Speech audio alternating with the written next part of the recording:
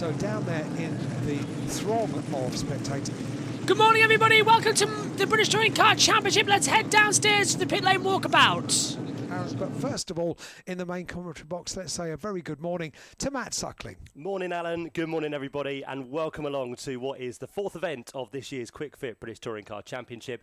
As you said, Alan, we are looking forward to a wonderful day of racing from 3 races of the Quick Fit British Touring Car Championship, and support action will come your way as well from the Porsche Carrera Cup of Great Britain, the Virtue Mini Challenge Trophy, and also a further race for the Viritools British F4 Championship. Beautiful weather here on Sunday, a little bit different to what we endured yesterday towards the end of it through British Touring Car qualifying. It was a challenge, It was, wasn't it? But luckily, you and David Anderson were on hand to keep us very much entertained throughout the afternoon. For, I think, 54 minutes in total, but we'll be releasing that as a 3-part podcast later in the... No, we won't. The other thing is we're going to have a little sort of on-air production meeting because I have just received news, only just received official confirmation. Normally, we have to stay quiet on the PA system here at Thruxton until when racing starts, so essentially 10:50 this morning. We have a latest update, an official update, that we can go live on the speakers here at Thruxton at 10:15. Ooh, so this is really good news. What we'll do is we will, because we're now on FM and online as well, but we'll go quiet for maybe 5 seconds, just heading up to 10:15, and then welcome all our guests here at Thruxton that are trackside as well. So that's just a short on-air production meeting. We've said good morning to Matt in the main commentary box. That's in the air traffic control tower overlooking the club chicane. Let's say good morning over at the complex, and I'm sure you've already got a great crowd there, to Josh Barrett. Morning, Josh. Good morning, Alan. Good morning, everybody. Hopefully that sounds okay to you, Alan. We're getting there. We are tweaking things as we speak. Okay, great. But yes, a huge crowd over here at the complex. A huge crowd to get to the commentary box here, which is great to see, and it's great that we've got the weather for it as well. Thanks very much indeed to Josh Barrett. And now, finally, we've got the man who's boots on the ground down in pit lane with what I would imagine is a very big crowd because they've been queuing for quite some time in the paddock. Good morning to Ian Waterhouse. Yes, good morning, Alan. Good morning, Josh. Good morning, Matt, and everybody tuning in, listening. Oh, my word, yes. It's carnage down here, but it's so nice to see. What a difference a day makes. This time yesterday, we were fearful of the clouds. Today, we got blue skies. It is absolutely glorious down here. And I think I'm going to have a bit of a fight on my hands to get through some of the crowd. Not literally. So I'm going to take a little walk, actually, if that's okay with you, Alan. No, please do. We'll stay with you. I'm actually down here. We can't go too far down because we know we lose a bit of signal, but I'm down. I've got Dexter Patterson here. I've got Max Hall. I really wanted to just jump in and say hello to, if I can. Sorry. Max, we can just have a very quick chat. Keep going. No, don't let me stop you from signing. The youngest driver on the grid, of course. What a difference a day makes. You must be looking forward to this a bit more today. Oh, mate, can't wait to get stuck into some racing today. How's the season gone for you? I had a bit of a shaky start, but hopefully we could turn it around. Excellent, top man. I'll let you crack on as well. Sorry, guys. Let me just move along. We've got Nicholas Hamilton here as well. Keep going, Nicholas. Don't let me stop you from signing the autographs. Yesterday was a bit challenging, wasn't it? Yeah, it was. Unfortunately, I couldn't see out of my windscreen, so I couldn't see any of the standing water that we had. So had to box, unfortunately. But yeah, it was a tough day, but it's a new day today, and the sun's out, so we'll see how we go. What do you make of Thruxton in the dry?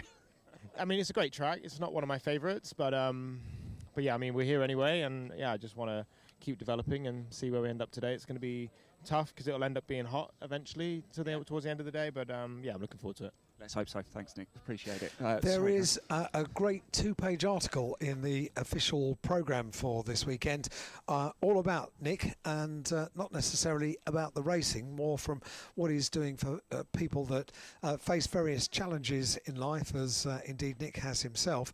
And Nick has worked incredibly hard to get to where he is, basically racing in the Premier Racing Championship in the UK, and with all the various challenges that Nick has had along the way, he's now trying to give a little bit back to other people that have challenges in their everyday life, to let them know that they can get involved in motorsport. And he's offering that opportunity this year to various young people. And there is a great article in the official programme all about Nick. We need to shout about this for as often as we possibly can. It's on page 36 and 37. Inspiring the Next Generation is the title, and that is precisely what Nick continues to do. Have you read Nick's autobiography, Ian? No, I haven't, but it is on my to-read list. So if you've got Spotify or Apple Music or any one of those kind of things, it's available as an audiobook, and I listened to it on Spotify. I didn't have to buy it; I could just listen to it, and it is if ever you wanted to be inspired by a human being, that is the book to listen to. I'll tell you something, actually, Alan. I'm a bit of a traditionalist. I like to turn a page. Do you? You know, I like the feel of turning a page. Yeah, I imagine there's a lot of people the same. There are many people that are saying, I just literally didn't really find the time to do it. But listening to Nick reading his own book while I was driving to various locations, I finished the book in pretty much a day and a half, and it was incredibly inspiring, as indeed he is. Do you know what? I might start it later. I do have Spotify, and I've got only a 50-minute drive home, so maybe I'll start that one. You'll do a goodly chapter of Nick's early life, and it kind of makes you want to turn the virtual page. That's for sure. Superb stuff, Alan. Whilst I'm down here, actually, I've got. I'm with a giant teddy bear, would you believe? Are you indeed? I am down here, and there's two young boys who are doing a wonderful job holding the buckets for Air Ambulances UK. I'm going to see if I can just have a quick chat with them, so stay with me a minute if that's all right. Let me. Oh my God, it's so busy down here. It's fantastic to see. This is what it's all about, isn't it? I'm wondering if I can just have a quick. Can I have a quick chat with these two young men as well? Is that okay? What a job you are doing. Who's your favourite driver? Max. Max. And who's your favourite driver? Max. Max. How old are you? 5. 5. How old are you? 7. And what do you want to do when you get older? Play for Real Madrid. I thought you were going to say be a touring car driver there, but fair enough. Do you want to be a touring car driver or play for Real Madrid? Say touring car driver. He's shaking his head. No, you guys are doing a fantastic job. Thank you so much. I don't know if the teddy bear can speak. Can the teddy bear speak? Can we hear hello? How are you doing, okay? Yes, I'm very well. A bit hot in there, is it? A little bit. It's all good fun. It's amazing to see all the kids here today and support a great charity, which is the Air Ambulance. Tell us more about the charity. So basically, it's a group of all the air ambulances across the UK. So it's all run by volunteers primarily, but lots of donations needed to keep running what is a fantastic service across keeping people healthy and safely. Yeah. Fantastic. I hope you get a bottle of water later as well. Thanks so much for that. It's a very well-educated teddy bear. Yes, yeah, I'm not going to give anything away. It is a real teddy bear, 100%. There's definitely not a man in that costume. You know, the Hampshire and Isle of Wight air ambulance is based here. You can see it parked up in the centre on the airport, the yellow and green helicopter, and it has been based here at Thruxton for many, many years. It's due to, I think, sometime next year, move its base down to slightly closer to Southampton, I understand, because it will make it easier to service the Isle of Wight. It's just a little bit too far, apparently, to service the Isle of Wight as quickly as they would like. And on Friday, Friday just gone, for the first day of the meeting, essentially, the air ambulance, the Hampshire and Isle of Wight air ambulance sort of fundraisers had the air ambulance simulator here, which is a quite superb helicopter simulator. And that's something that they do to raise money. They go to various events to raise money for what is a very, very busy air ambulance. Living down the road as I do, you see it in the sky multiple times per week, and it's an incredible job that they do. I believe they do a lot of sort of pilot training here as well, don't they? Is that right? Yes, they do. Yeah. It's a very busy place, is Thruxton. Not just about the motor racing over the course of a weekend, but very busy airport. Light airplanes coming and going all day throughout the week. And Matt Suckling is based up in air traffic control. I think the instruction that we always give to Matt Suckling in air traffic control is, if you see a button, don't press it. It's very busy up here. Do you know what? There's buttons that you don't want to press. There's switches you don't want to touch. There's leads you don't want to pull out. I've got to be in control, because you never know. It might bring a plane down. So I've got to make sure I don't touch anything over here. But it's a wonderful view we do get. And I can see already one of those helicopters about to approach the circuit by the looks of it. Well, do you know what, Matt? I was just about to say, we were talking about timing a little bit earlier, weren't we, in a meeting we had about an hour or so ago. And how perfect was that? Because literally one of the helicopters is just, I believe it's just taken off. Yeah, I think you're right there, Ian. It was the air ambulance as you were speaking about it.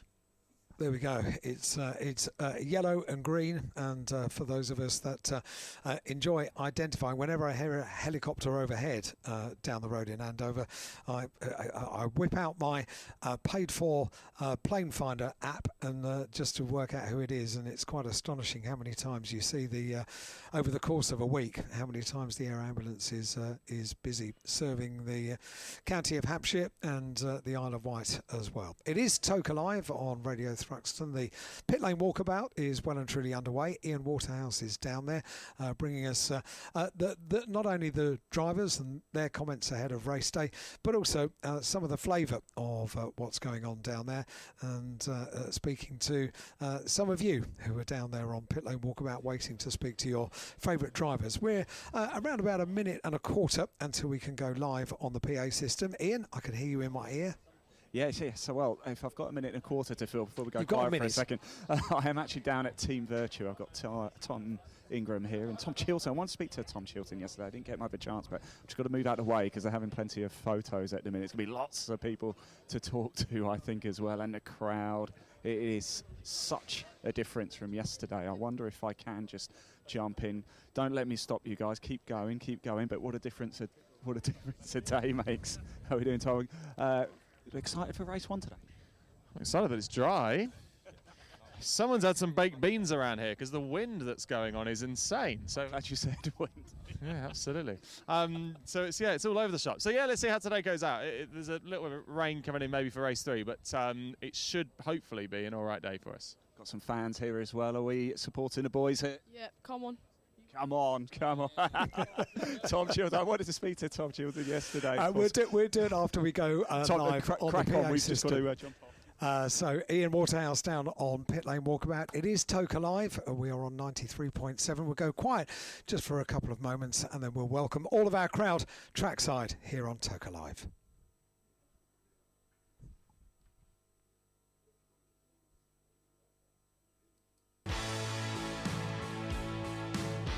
With all the latest BTCC news, action and insights, this is Toke Live. A very good morning to you and welcome to a sunny Thruxton here trackside. We welcome everybody on the PA speakers right the way around the fastest circuit on the calendar for the Quick Fit British Touring Car Championship, all settling in at their various vantage points, and there is an extra vantage points open this weekend, and I've spoken to quite a few people that have been watching on the other side of Woodham Hill on the approach to the club chicane, and it is definitely worth a visit if you're planning your day. Good morning, everyone. Welcome to Thruxton. Welcome to 3 rounds of the Quick Fit British Touring Car Championship and the supporting races as well. Racing gets underway at 10:50, so not too long to wait. 35 minutes until we have our first race of the day, and that will be for the Porsche Carrera Cup GB.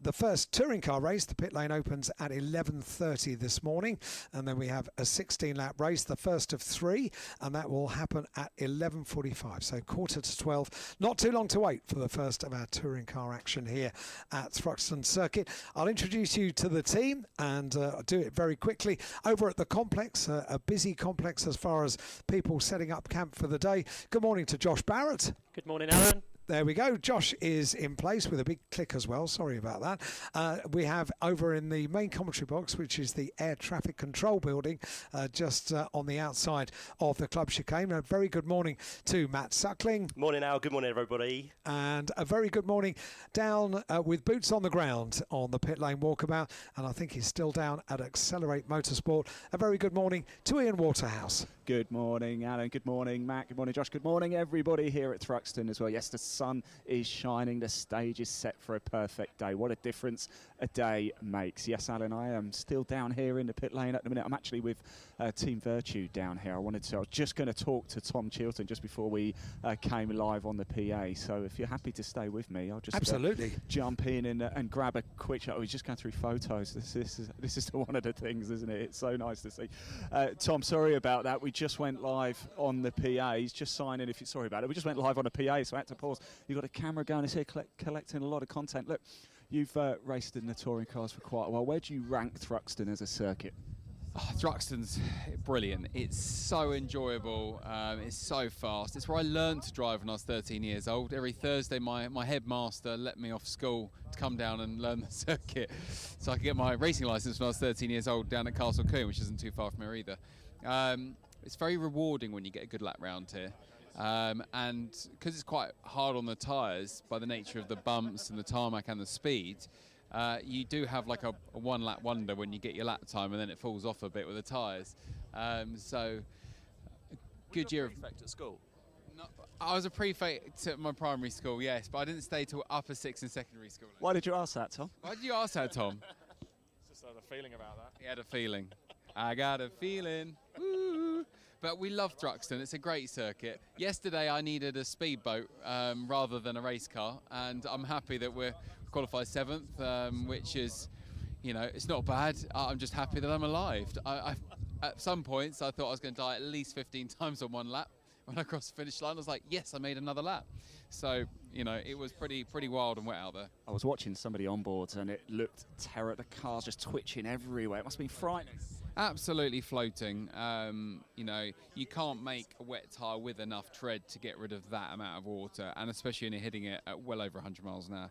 So you were just a passenger on some of them, and other parts you weren't, and that was really fun.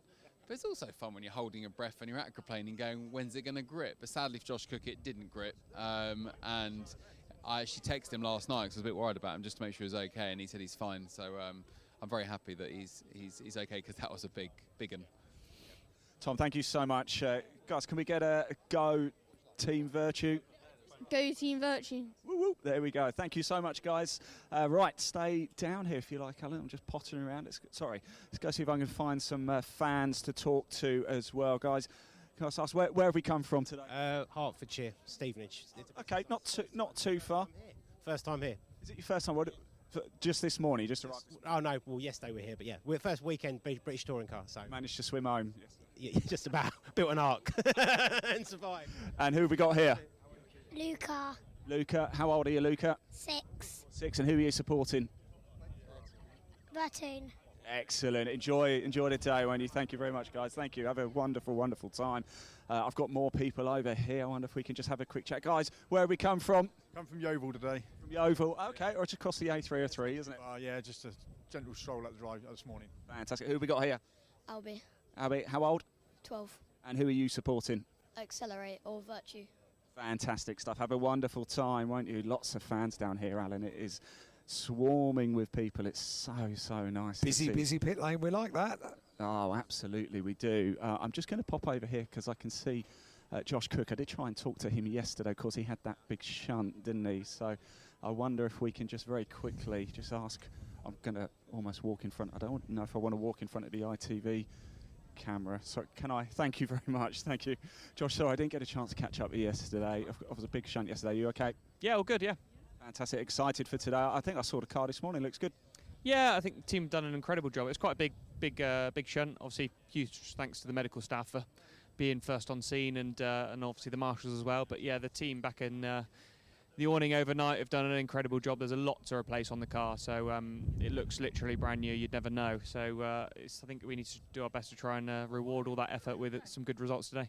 mate. We know you're capable of it round here. Of course, the king of Thruxton, isn't he, Alan? Race 3 win for Josh Cook then, if I was headline writing. Okay, well, it could be written in the stars. You never know. Let's keep moving through. Sorry, guys.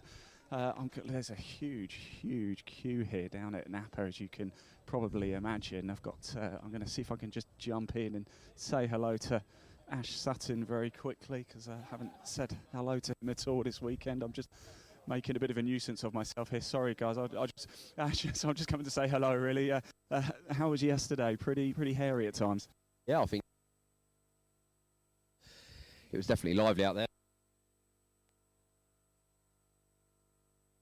There is mega, so yeah, see what today brings. Top man, thank you for talking to us. I'll let you guys crack on. I think that's about as far as I'm able to get down the pit lane, actually, Alan, without we were just losing what Ash was saying. Yeah. I'm just going to let's stay with me for a bit longer. Let me see if I can talk to some people. I've got another family here. Let's find out where they've come from. Guys, where have we come from today?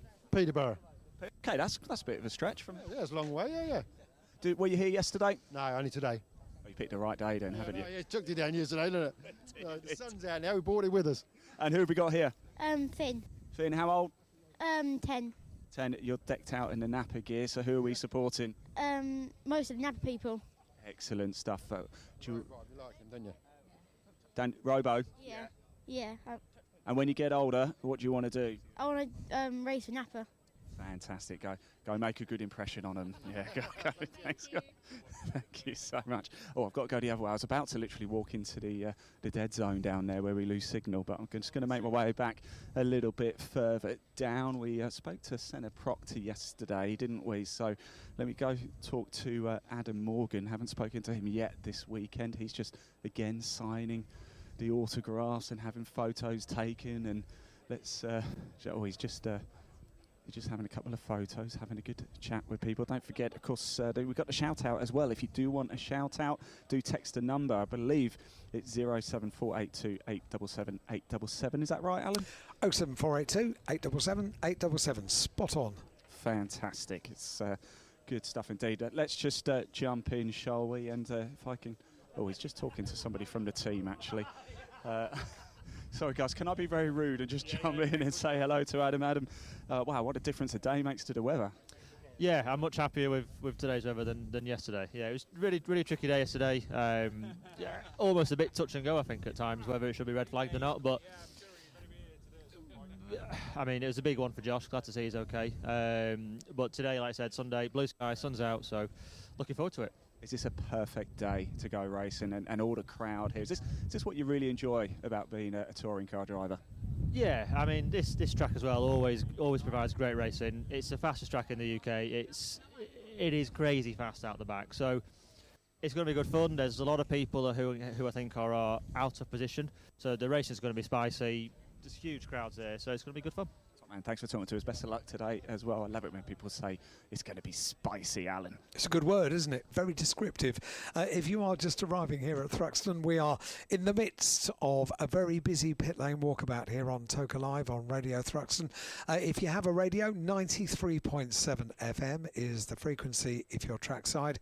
And of course, we broadcast around the world on the official BTCC website. Just get there via tokalive.net. Pop it into your browser and you can listen to us all day long on the live audio page of btcc.net, the official website of the Quick Fit British Touring Car Championship. And we will have Ian hopefully chatting to a few more down in the pit lane, not just drivers but also fans as well, down on a busy pit lane walkabout. But the news, if you're listening online, is that we have an incredibly different template for the day. We have blue skies, we have sunshine, and compared to yesterday when we had puddles and rubber ducks in the paddock and pit lane area, today we've got beautiful weather in prospect, which is what we kind of know the Thruxton meeting for the BTCC for over the years. We normally get great Hampshire weather, and we have it once again.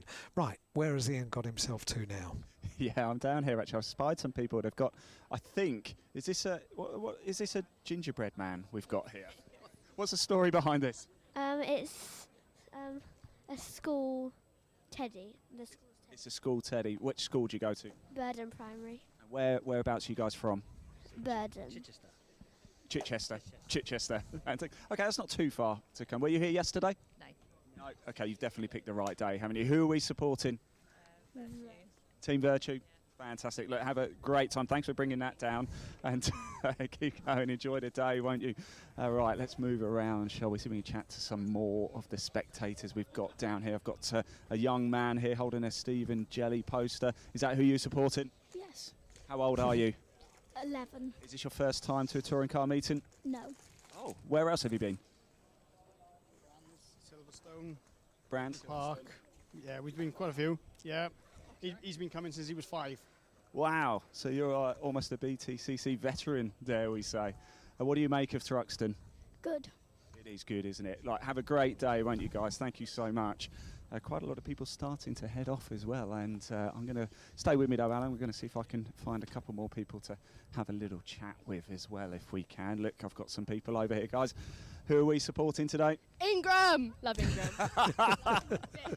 You love him to bits. Signed my bicep. I've never been happier in my life. He actually has as well. He actually has signed my bicep.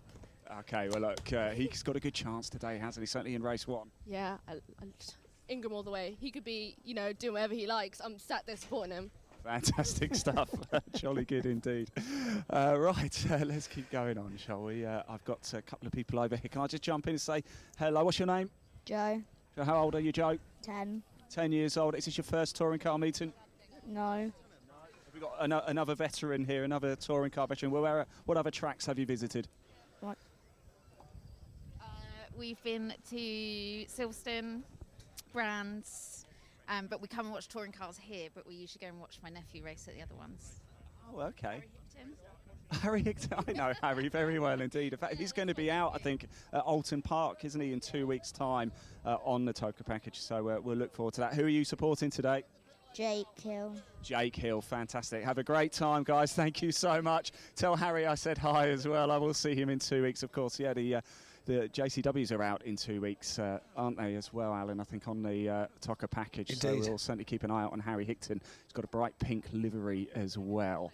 Right, it is starting to get a little bit quieter down here, and I can spy some Porsches over there if you want me to go have a chat with some of them. Pit Lane Walkabout coming to its conclusion in a couple of minutes. So, yeah, we tend to begin to get the crowds out a little bit earlier because it takes a while to get a very, very big crowd in pit lane back to the paddock and to get the pit lane ready for the first race of the day. So if Porsches are appearing in the assembly area, maybe now is a really good time, Ian, to head on over to the assembly area, speak to a few of the Porsche drivers for the Carrera Cup race 2, of which we will enjoy today. And Ian is our voice downstairs on the ground over the course of today for all of our support races, and I'll be heading down to pit lane for the 3 touring car races as well. On Toka Live on Radio Thruxton 93.7 FM, we are welcoming your messages here in the studio today. Even if you just want to say hi to someone, all you have to do is on WhatsApp. In fact, we've actually got a little ident that'll tell you exactly how to get in touch.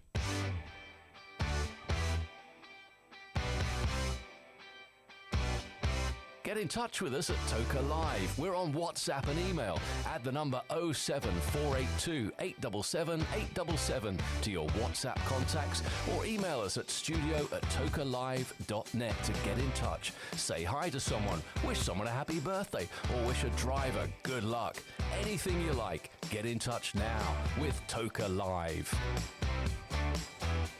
And we had loads of messages yesterday in the slightly tricky conditions, and Moira and Colin kept us entertained yesterday by Moira was keeping an eye from the club grandstand, Club Chicane grandstand, on Colin, that went out to explore the new viewing area and explore the beer tent as well, and she had her binoculars trained. Thank you, Moira and Colin, for keeping us entertained yesterday.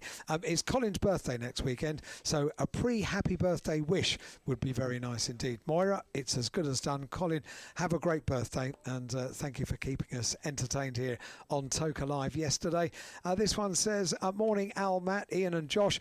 Top job by One Motorsport to get Josh Cook's Honda ready for today and getting myself ready into the zone to watch all the action, cheering on Robo as usual. And that comes from Andy Hopley. Thank you very much indeed, Hoppers. Thank you very much. This comes from Lee. Good morning, Alan. I'll be listening and watching from home today. Enjoy the blue skies. We have them for sure, Lee, and enjoy your day. This one says, good morning. It's John and Heather. We've only just dried out after yesterday. Team Napa all the way. Come on, Ash. Did a superb job yesterday. That's for sure. This message says, we're back again, Al. Good morning from Julian. Oh, yeah, Julian on the stag weekend, not dressed as a traffic cone this weekend. From Lisa, Graham and Paula, looking forward to Thruxton's super quick circuit and a great picture of you all about to enjoy your day. So I hear the chuckle from Matt in the background. Yeah, dressed as a traffic cone just a few weeks ago. What do you reckon we're going to get today, Al? Any different dressing up games? There was a stag do here at Thruxton yesterday with the stag dressed as a racing driver with a racing suit, complete with helmet. And do you know what? Although we giggled when we saw the pictures, I think probably, bearing in mind the weather that we endured in the afternoon, he was probably in the best seat in the house. Full helmet was the best way to stay dry. Yeah, we did need that yesterday afternoon, didn't we? A bit of protection. A lot of umbrellas were being used as well to keep people dry. The other place you can probably head today or yesterday to keep dry and maybe out in the sun today is that massive marquee over on Woodham Hill, because that will be the feature of many of the ITV cameras in the background through the club chicane today. So if you're heading over there, it's going to be a wonderful view, a brand new viewing opportunity here at Thruxton this weekend. I can already see out a lot of people taking the opportunity to head over there and check that one out. It's going to be busy, that's for sure. And if you are just arriving here at Thruxton, a very good morning to you. We're in the final countdown for our first race of the day. It is for the first of two races that we've got for you today here at Thruxton for the Porsche Carrera Cup GB. Already those cars are assembling down in the assembly area, and I fancy by now Ian Waterhouse with the radio mic will be there. I am, Alan, yes, indeed. And the cars are all here as well. And somebody I really want to talk to is Jonathan Beeson. He's the AM Championship leader at the minute. He's had a couple of wins this season, a couple of second places as well. In fact, I know him from a previous championship as well. I wonder if I can just, sorry guys, can I just jump in here? Jonathan, it's good to see you again, by the way. And season's going well for you. Yeah, interesting test session. It's a very fast circuit, very difficult circuit. First time here, so just doing my best, really. I suppose yesterday the conditions were so different. Not quite a write-off, but you've almost got to learn it all again, haven't you? Yeah, when you don't know what tyre you're using 10 minutes before the quali, and you just, it's just a tricky session, and just got to see what happens and go with it, really. It's good to see you again. Good luck out there as well. Thanks for talking to us. I'll just. He's just having a photo taken, so just before I shut the door on the camera, there we go. Let's move down. Let's chat to a couple more of the drivers, shall we? Who didn't we talk to yesterday? I think I can see Oliver Jackson over here. I wonder if we can just jump in for a quick chat. Ollie, we're just you're tall, aren't you? Or maybe I'm just really short. Yesterday, very, very difficult conditions, wasn't it? Difficult to judge. Yeah, it was. The track was completely different now when we've tested here on Friday and last week as well. So it's just after the rain, it was very green and car was completely different. So you only get one lap on the tyres right here as well in one of these. So it was a real challenge to try and judge it. What can we do today? Well, it's a little bit difficult to overtake around here beyond the first lap, so it's going to pan out who gets the best start, who's the most strategic on the way into the complex, and then it's just down to not making mistakes for the rest of the race, really. Excellent, thanks for talking to us. Best of luck out there as well. Sid, very quickly, Sid Smith again, it's good to see you. We've spoken quite a bit already, but smiling again, I see. So are you smiling because it's sunny today? Yeah, a bit better than yesterday, eh? No, I'll tell you what, we're feeling good. It's a bit further back from where we hope we started, but it's going to be a good hack, and we'll see what we can do. These cars are always fun around here. Half an hour this, trying to keep it on the track, it's always the best thing to do in the morning. So we'll see what happens, but literally, I don't know. So it's going to be a bit of fun. I know you're a bit racy, aren't we? It's going to be spicy today. We'll see what we can do. Anything that presents itself, we'll obviously go for, but obviously just as much we're going for a championship, so I can't set out the inside and write the car off. So got to be smart. Can't do that. No, not ideal at all. But yeah, just smart, controlled, and see what we can pick off really. But it's going to be a good race. It is. Thanks, Sid Smith there. Thanks for talking to us. Somebody I want to talk to just alongside him actually is Sebastian Hopkins, just before he gets his helmet on. Sorry. So I'm going to just interrupt you there before you get yourself ready and strapped into the car. Are you happy it's sunny today? I am happy it's sunny, because if it wasn't sunny, this would have then been the first time driving this thing properly in the wet. So wow. Yeah, I'm glad it's dry, and I think especially for the racing, it's a lot better that it is dry. So it should be good. What do you make of Thruxton? You got much experience around here? Yeah, I mean, the last time I did this was in a Ginetta Junior about 4 years ago. So to then come back here in a cup car, it's obviously very, very different. But it's amazing. You know, you get one lap to do it. Once the tyres start to go, it's pretty painful, if I'm honest with you. But it's unbelievably fast, so it's good fun. Top man, good fun indeed. We're going to have fun watching it as well. Good luck. Sebastian Hopkins there. Let's just move around. Our Pro-Am Championship leader, Max Coates, here as well. Just caught you before you put your helmet on, Max. And, you know, you're an experienced racer. Could you learn much from yesterday that you can bring in today? Or was it just, you know, go through the motions? I think after 2 laps, I think it'll start to feel progressively worse for the next 20. So enjoy the first 2. They'll be fun to drive, and then I think we'll be hanging on for the following 28 minutes. So it'll be good fun though. I'm looking forward to this. Got eyes a couple of places further up the grid. That's our target. So yeah, hopefully a good start. See how the tyres drop off, and try and pick our places up where we can. It's been a season of consistency so far for you, hasn't it? Just pick up the points, right? Yeah. Hopefully we can do that again. So yeah, top 6 would be nice here. Maybe a little bit further up the grid to guarantee us a reverse grid better position. So that's the target. Excellent, Max. Thank you there, Max Coates. Hello, you all right? Yes, very good, very good. Graves Motorsport there. I'm just moving a little bit further down as well. It's Andrew Rackstraw, the man on pole position for this race. He's also the Pro Championship leader. So we'll just grab one quick word with him. The drivers are putting their helmets on now and getting in the cars, so we're not too far away. But let me just jump in with Andrew. Dry conditions today, Andrew. This is a bit better, isn't it? Yeah, it's a bit better. Our first pole position, which is fantastic. I knew we had the pace. The team did an incredible job. We really worked hard for this one, so it just makes the racing a bit easier. It's never easy, but starting at the front makes your life and job a bit better. So we'll see. We'll take it as it comes. Our most important goal is scoring points. That's all you need to win the championship. So that's what we'll focus on. Obviously, we'll try to get the win and take it from there. Excellent. Andrew Rackstraw there, the man on pole points. Make prizes, gentlemen, today. Plenty of racing coming up. This is going to be the first of 2 races for the Porsche Carrera Cup GB, and it's going to be an absolute cracker. Ian Waterhouse, thank you very much indeed. Down in the assembly area in the build-up to the first of our races today, which gets underway in around about 10 minutes. Thank you very much indeed for all your messages so far this morning. With all the latest news, views and interviews, this is Toka Live. And you can get in touch very simply with WhatsApp. All you need is your message and your first name to 07482 877 877. If you've got slightly more to say, if you're listening online perhaps, you might want to send us an email. You can do so, studio@tokalive.net. But by far the easiest way to get a shout out, WhatsApp, a message plus your first name to 07482 877 877. This one says, can you please say happy 46th birthday to Mike? Thruxton always falls on his birthday, so we spend it in his happy place. He is, as always, rooting for Ash Sutton today.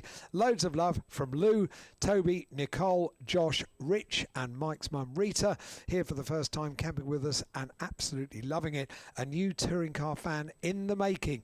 Happy birthday, Mike. Great to have you here at Thruxton.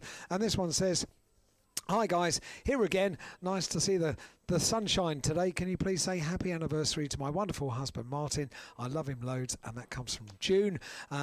This one says it's from Moira. Thanks for what you said about Nick Hamilton. Very inspirational. You are absolutely right, Moira. And Nick continues to aspire. This one says, good morning, Alan and team. Can you wish the Napa boys good luck? Also, Mel and Kitty in the Napa Hospitality, who are doing an amazing job. That comes with love from Richie, Megan, Alex, Evie and Louie, and the bump in Megan's tummy. Love you guys too. Keep up the great commentary. Well, that I'm not going to take any of the applause for that. That's down to our commentary team. Let's get over to them now in the build-up for our first race of the day. We'll speak in a moment over at the complex to Josh Barrett. Down in pit lane and on the podium will be Ian Waterhouse, who we've already heard from. But let's hear from, in the main commentary box, Matt Suckling.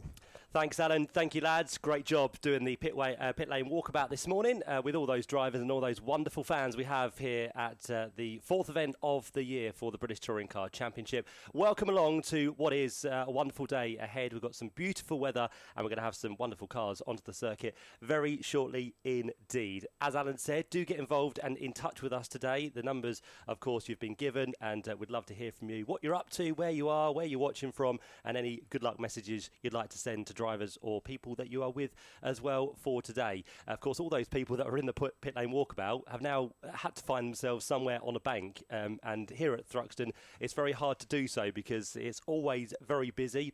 Especially in front of me down here at the Club Chicane. The grandstands are getting fuller. Woodham Hill and the new viewing area there is looking quite busy. And I can also tell you there are still cars queuing to get into the car park. So there are more and more people still arriving here on race day as the Porsche Carrera Cup of Great Britain cars head now on to the circuit. We're looking forward to the first of two races for them here at Thruxton today. They had their sole qualifying session yesterday, which determines the grid for this first race. And then the result, with a reversal of somewhere between 4 and 6, will give us the grid for race number 2 a little bit later on this afternoon. So as the cars head out, if you've never been to Thruxton, well, welcome along. It's a wonderful high-speed circuit down here in Hampshire. What I can see from my vantage point is the start-finish line. We see them run down towards Allard Corner. I then briefly lose them as they head their way in towards the complex, which is Campbell Cobb and Seagrave. Then all the way around the back of the circuit, you've got the likes of Noble, which is the fast left-hander, over towards the right-hander of Goodwood, and then they'll work their way back towards us here in the commentary box, where you'll find them head down towards Village, in towards the ever-faster Church Corner, and then it's a run through Brookland and up Woodham Hill to head onto the brakes. Very hard indeed in towards the Club Chicane, through the right, the left, the right, and then back onto the start-finish line to complete a lap here at Thruxton. So we can see quite a bit of the circuit. We do have the advantage point of some screens today, so if you've nestled yourself in front of one of those, you're going to see all the action around this Thruxton circuit. But for the places I can't see, luckily we have the man in the know, the man up there in the tower, and I'll say a very good morning to Josh Barrett. Good morning, Matt. Hope you're doing well, and it's a great crowd we've got down here at the complex. Looking forward to this race. Certainly are, yeah. So Josh is going to be overseeing things down there at the complex. A great vantage point up high above the crowds. And as he said, they'll be heading their way at unabated speed before they hit the brakes for Campbell, Cobb and Seagrave. And they head out onto the fast outskirts of the circuit out there to the furthest ends that we have here from the commentary box. So the Porsche's now working their way on to the grid. They'll have a few minutes before they head off onto their green flag lap, and for the first of their two races today, they'll be looking forward to 22 laps of racing, or a maximum of 30 minutes, whichever comes first. If we don't have a safety car, it will surely be the 22 laps with the fine weather we have here today at Thruxton as well. If you've never seen these cars, they are immense. They are the Porsche GT3 911. They've been now with us here in the championship since 2022, and a wonderful car it does make. And last time out at Snetterton in race number 1, we did celebrate the 400th race for the Porsche Carrera Cup of Great Britain. And funny enough, the junior driver that we have now into his second year, James Wallace, was running the number 400 on the car for that race and that weekend. And lo and behold, he came through to win that first race. So it was all meant to be 400 on the car, 400th race for the Porsche Carrera Cup of Great Britain. And all of those races have been run on the Toka package. So been around for many, many years. In the early noughties, they joined the package, and they've always been a great addition with these high-speed cars which head around. The 4-litre engine producing somewhere in the region of 510 brake horsepower, and here at this circuit they'll be hitting in the region of around about 160 miles per hour at the fastest points of the circuit. So get ready to hold your breath and take every bit of action in from these cars. As I said, very shortly they'll be heading off onto that green flag lap with the countdown now on the grid. 2-minute board has been shown. 1-minute board is about to be held aloft, which means all team members need to be clear of the grid, which they now are. So we're going to leave the drivers to their own devices, and the cars will be fired into life in the next few seconds, and we'll be heading off onto the green flag lap. Coming here this weekend, just to give you the background on the championship, well, Andrew Rackstraw so far this season in the professional category, the pro category, the first of 3 we have within the Porsche Carrera Cup of Great Britain. He has accumulated 2 wins. One of those was an overall win. The other one was just a class win for Andrew Rackstraw. So he comes here on 36 points in that number 40 machine. James Wallace, who took that win at Snetterton, his maiden win within the Porsche Carrera Cup of Great Britain. He runs with JTR and sits on 26 points in the pro category. And Sid Smith, the youngster from Essex for Team Parker Racing, comes here 3rd in the championship on 22 points. We also have 2 other categories, those being the Pro-Am and the AMS. The Pro-Am led by Max Coates, who took his first win in the championship last time out at Snetterton as well. Brand new winner, which is great to have. And bear in mind that Max Coates races within the Pro-Am category. That was a massive achievement. First time that's been done since actually Abby Eaton recorded that overall win at Silverstone towards the end of last year. So it doesn't get done that often, but Max Coates was definitely on the pace at Snetterton last time out. So he comes here to Thruxton on 31 points, and joint second within Pro-Am is going to be Ollie White and Josh Stanton on 30 points. And then in the AM category, just to wrap that up quickly, Jonathan Beeson, who's had 2 class wins, he heads the way on 42 points, and Cole Caver sits there on 38, Josh. Yeah, the thing we had, of course, at Snetterton was the whole podium was locked out by Pro-Am, wasn't it? Which is, I think, everyone from Porsche thought that was the first time that had happened. So we'll see if that happens this time, or if the pro drivers who were qualifying at the front yesterday, Matt, who will race at the front. We heard from Sid Smith, I'm sure disappointed after, I think track limits was a problem for him yesterday, and so he's much further down the grid than he was last time out. Yeah, he found himself towards the back of the qualifying order, right towards the end actually. He got a quick lap in towards the last few minutes, but yeah, Sid Smith definitely struggling in his number 99 machine, but we'll see what he can do from where he starts on the grid. And talking about the grid, we can now give that to you. If you've got yourselves a weekend programme, which we very much urge you to do, they are well worth buying. A great souvenir to take away from the weekend. Different places around the circuit you can buy your race programme, and I'll have all the information about championships and background on what's happened so far this year, and of course the entry list and space for grids and results as well. So page 47 is where you can find the entry list for this one. And the grid lines up as follows. After qualifying yesterday, number 40, Andrew Rackstraw, is on pole position. He'll start alongside number 10, Will Martin, with the Eden Motorsport team. So 40 and 10, row 1. Row 2 then sees 400, James Wallace, joined by last year's champion, number 1, George Gamble. The third row lines up with number 52, which is Angus Whiteside, alongside number 71, which is Max Coates. The fourth row then headed by number 18, Seb Hopkins, who we heard from down there in Parc Ferme with Ian, and number 99, who Josh mentioned, Sid Smith, not the best at qualifying, down 8th on the grid. The fifth row then lines up with 48, Ollie Jackson, joined by number 30, the rookie Will Jenkins. The sixth row, number 59, Josh Stanton, and 94, Ollie White alongside. And the final row of the grid is the all-AM row of 44, Jonathan Beeson, and 22, Cole Cavers, to give us our first grid of the day here at Thruxton. It's going to be round 5 of the Porsche Carrera Cup of Great Britain. 22 laps to look forward to. Red lights go out now, and away go the cars. It's a great start from James Wallace once again. The pink machine gets himself almost alongside Will Martin down towards the first corner at Allard, but it's going to be, by the looks of it, Andrew Rackstraw, who just keeps at bay Will Martin for the time being. And also a good start from George Gamble, who's going to be side by side down towards the complex. But James Wallace able to shut that move off. Andrew Rackstraw's gone in really deep though, but he's been able to hold Will Martin off through the first part of the complex at the very least, and I think he's good to go then on the run down towards Noble Corner. So it's Rackstraw that leads, from Will Martin, but James Wallace, who made that really good start, as you described, Matt, is now under huge amounts of pressure from George Gamble as they go through the left-hander at Noble. Yeah, behind the bank they then do disappear, but you're right. Yeah, James Wallace briefly there under attack from George Gamble.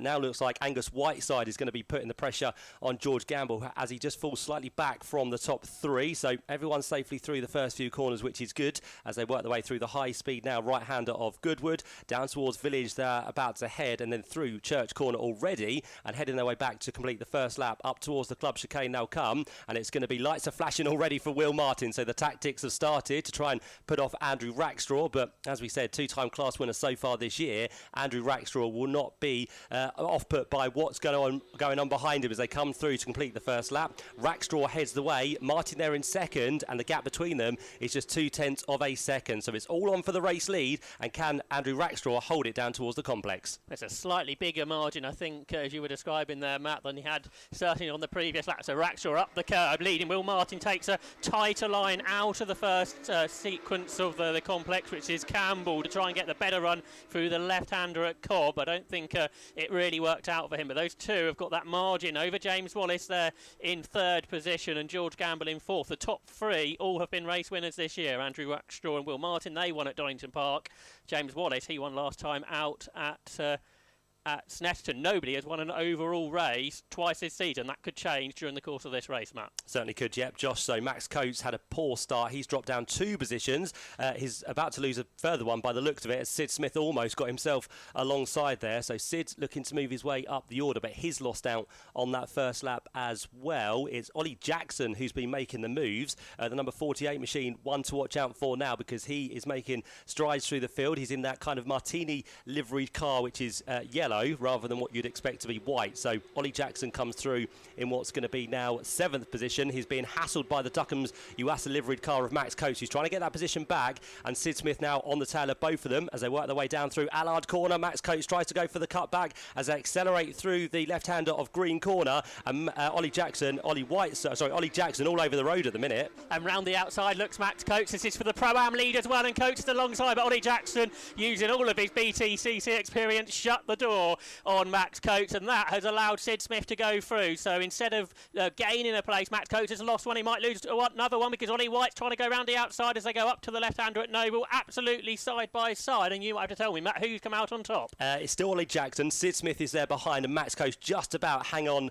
from Ollie White there. But this is a brilliant battle between these 5 cars now. We might have a 6th one to join them before too much longer, because I think Will Jenkins, the rookie, is not too far back at the minute as well. So all of those cars starting to concertina together as they head once again towards Woodham Hill for what's going to be the 3rd time of asking. Out front, by the way, Andrew Rackstraw still does lead this race ahead of Will Martin. The gap yo-yoing at the minute between the two of them. Last time round it was just over 0.6 of a second, but much closer on this occasion. So Will Martin is having a lap breather and going for it once again. We'll keep an eye on that one, and also what happens between Ollie Jackson and his new competitor now behind, which is Sid Smith. He obviously, from points point of view, Sid Smith not so much of a problem because he's the Pro Division. Big dive up the inside for a 3rd position there, and James Wallace almost had a position loss, but George Gamble managed to sort of break enough not to get into the side of James Wallace. That got a very tight moment, but that has a meant Angus Whiteside is challenging George Gamble up to the left-hander at Noble. That got all very tight, Matt, as George Gamble looked up the inside of James Wallace. The two of them just about avoided contact. And this is a thing, isn't it, with such a competitive field once again this year. If you make a mistake, you're going to have someone right on your bumper trying to make the move to get past you. So Angus Whiteside almost got the job done. Here comes Sid Smith further back to try and get himself past now Ollie Jackson. We look over towards Church Corner. He can't quite get to the inside through that fast right-hander. So Sid Smith sits in tow for the time being. He loses a little bit through the right-hander and now has to defend from Max Coates, who's going to come and try to attack as they head down towards the club chicane. So Sid Smith in the 99 green and white machine has to go defensive in towards the final corner, and Max Coates in that yellow and blue car is trying to work his way through, but doesn't quite get the job done on this occasion. Meantime, Josh, you've got the leaders back together.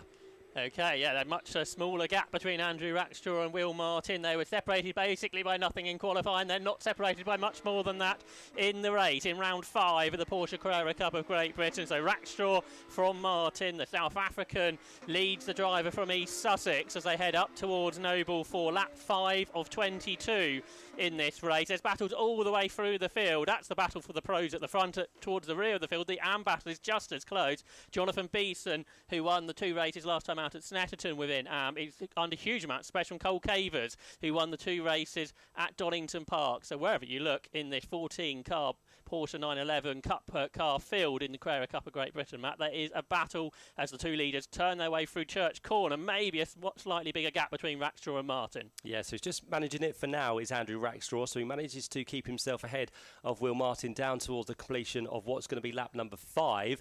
Sid Smith now is on the tactic game of flashing his lights to try and get past the car ahead.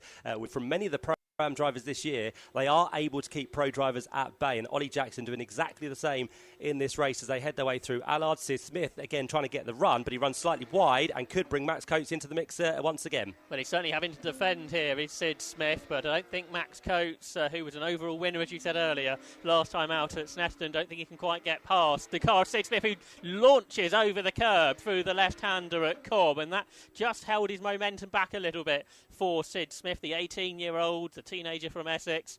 But Max Coates was not able to do anything about that. Max Coates, who's been racing on the Toka package for so many seasons, originally back in Clio's. He did that one event back in 2015 in the British Touring Car Championship, and more recently in Porsches. And the Pro-Am Championship, so close as well, isn't it, Matt? Just 3 points between the top 4, Max Coates, Ollie White, Josh Stanton and Ollie Jackson. So every position is going to really matter within that championship. So that's why Max Coates wants to get up to Ollie Jackson. Here comes Will Martin looking for the lead of the race. That's his first real opportunity to try and go round the outside in towards the club chicane. But again, Andrew Rackstraw had the preferred line into the corner, so he holds on for it for the time being. Just wondering if Ollie Jackson's tyres here might just start to be going off, because he is really struggling. He runs wide through the club chicane, and Sid Smith again is going to have another little bite at the rear tail as they work their way through Allard Corner. But Sid Smith, if he needs to get this done, he needs to get it done quick, because he's losing ground to all of those drivers ahead of him. Yeah, that's right. Big defensive move down here from Ollie Jackson. Sid Smith, I think, might have just touched the back of Ollie Jackson's car there. Jackson therefore run wide. He's up the curb now, and Sid Smith goes round the outside. This is going to give Max Coates the opportunity for the Pro-Am lead. The two of them are side by side now as they go up towards Noble. On the left-hand side of the circuit, that's the inside is Ollie Jackson. On the outside is Max Coates. Jackson hangs on. He's still just in the Pro-Am lead. Yeah, Ollie Jackson did have that buffer, didn't he, with Sid Smith behind to keep Max Coates away from taking the Pro-Am lead of this race. But now they're going to be tied together. On the big screens, you can see the replay of what Josh described down towards the complex. Yeah, there's a small list of touches on the back of Ollie Jackson, and with that, Ollie Jackson then didn't want to run Sid Smith out wide. He was more focused on what Max Coates was doing to try and keep him at bay. So I think that's his main priority in this race. As much as drivers want to keep themselves in the overall order, it's all about your class position and those class points as well. Leaders through, Rackstraw still leads. The gap has not changed, just over 0.2 of a second between him and Will Martin. But is that going to crack at some point between Andrew Rackstraw and Will Martin? We'll have to wait and see, with almost a third of this race completed. And as the drivers were saying to Ian Waterhouse before the race, it's really all about the tyres and how you are able to look after them, because already we're seeing the lap times are over a second off what they were immediately. Max Coates said after lap 2, it's all about the tyres, and you may well be right, Matt, that Ollie Jackson's just struggling a little bit at this stage. But if he can stay ahead of Max Coates, that's all that matters, and that's currently what he's able to do. So that's the battle for 8th overall, 48 Ollie Jackson, 71 Max Coates. They're battling for the Pro-Am lead. Yeah, Rackstraw's pushing the limits as well, really wide through Noble. Just managed to keep it on the tarmac, but just flirting with the edge of the circuit there. So Rackstraw, again, really having to make sure he keeps himself ahead of Will Martin. And as we mentioned, one small mistake will let your competitor through, so he has to be wary of that. And, of course, up Woodham Hill, you get a great toe down towards the club chicane. So, again, Rackstraw will be under attack in towards the final corner, but as long as he can defend down towards Allard, he should be okay. But a little bit more leery as well now from Rackstraw. So Will Martin just keeping control of his car, making Rackstraw go wide at some of the corners, and this is the closest it's been between the two of them for some time now. So again, is Will Martin feeling brave enough to try and make that move? Doesn't look like it. Rackstraw doesn't feel the need to defend. These are the two drivers on the grid who have won in this championship at Thruxton before. Will Martin has won twice. He won here last year. He won back in 2020 as well. Andrew Rackstraw was also a winner here 1 year ago. And those two have pulled away by the region of over 3 seconds to the best of the rest, which is James Wallace, who has kept number 400 for this weekend, the number that he won with 2 weeks ago in the 400th Porsche Carrera Cup of Great Britain race at Snetterton. This is race 402 of the championship, and it's Andrew Rackstraw who leads by that tiny margin all the time over Will Martin. Yeah, 3 separate battles at the minute, effectively. One for the race lead. We've got that one for the Pro-Am lead as well. And, of course, the AMs are having a good battle, although Jonathan Beeson over the last couple of laps has just extended to over a second now from Kyle Cavers. So that is what we have for the 3 respective classes within the Porsche Carrera Cup of Great Britain. Leaders down towards us once again. Rackstraw and Will Martin, your top 2. They're about 3.5 seconds clear of the man who vacates the final step on the podium at the minute, so he sits there ahead of George Gamble, and behind him Angus Whiteside, and they're also being caught here by Seb Hopkins, so it's a 4-way scrap for a place on the podium as the top 2 concertina back together. Yeah, there was a bit of a challenge this time, Matt, into the complex from Will Martin. He was looking down the inside of Andrew Rackstraw. First time we've really seen that from him. He's very sideways though, out of the complex, out of Seagrave corner. He was full opposite lock right up against the white line was Will Martin. He just about avoided going on the grass, but that was the first real challenge we saw for the race lead in round 5 of the championship down this end of the circuit from Will Martin, the 22-year-old driver who's won in this championship 10 times over his career. He's been racing the championship for some time now, has Will Martin. Yet to win the championship this year. He's certainly in the battle for the championship. He's in the battle for the lead of the race, Matt, as they head up Woodham Hill. Yeah, in contention at the end of last year as well was Will Martin, but just fell away from him, unfortunately, at the final round at Brands Hatch. The lights are flashing once again for Will Martin, and we've just received our first black and white track limit warning of the race. So we've got these brand new Ultra HD 8K cameras in place at certain parts around the track. Race officials overlooking those to make sure drivers don't go beyond the white line. George Gamble has received one of those so far in this race. Any more, that could be under contention for a penalty for that driver. More battling going on now. We've got the 94 machine of what's going to be Ollie White. He is feeling the pressure from Josh Stanton. This all for what's going to be 3rd place in Pro-Am. Let's have a look at that then as that makes its way down towards the complex for the lead of Pro-Am. A much bigger margin between Ollie Jackson and Max Cope. But the 3rd position, as you say, Matt, much closer between White and Stanton. And it's those 4 at the front of Pro-Am battling for the championship in the early stages of the 2025 season. No move made, though, through here. Josh Stanton still behind Ollie White. So it's the Eden Motorsport car still ahead in that little battle. Just keeping an eye on the leaders as they work their way through Church Corner. Still a relatively safe gap, I think it's fair to say, for Andrew Rackstraw. So he will be okay, I think, up towards Woodham Hill for what's going to be the 11th time of asking.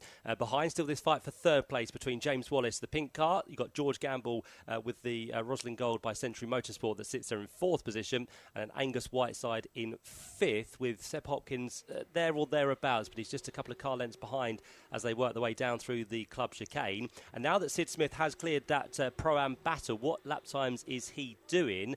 Last time round, in fact, he did his best lap of the race, a 1:13.969, which was over half a second quicker than those ahead. So I think Sid Smith, Josh, could be on the charge and trying to make his way up into this fight for 3rd place. Yeah, he's one of the fastest drivers on the circuit. Now he's got to the front of that battle he was in the early stages. On my screen, we've got a notification that George Gamble is getting a penalty for track limits. You mentioned, I think just one lap ago, Matt, that he can't do a track limit violation again. I'm afraid he has just done that. So last year's champion is going to be given a 5-second track limit penalty.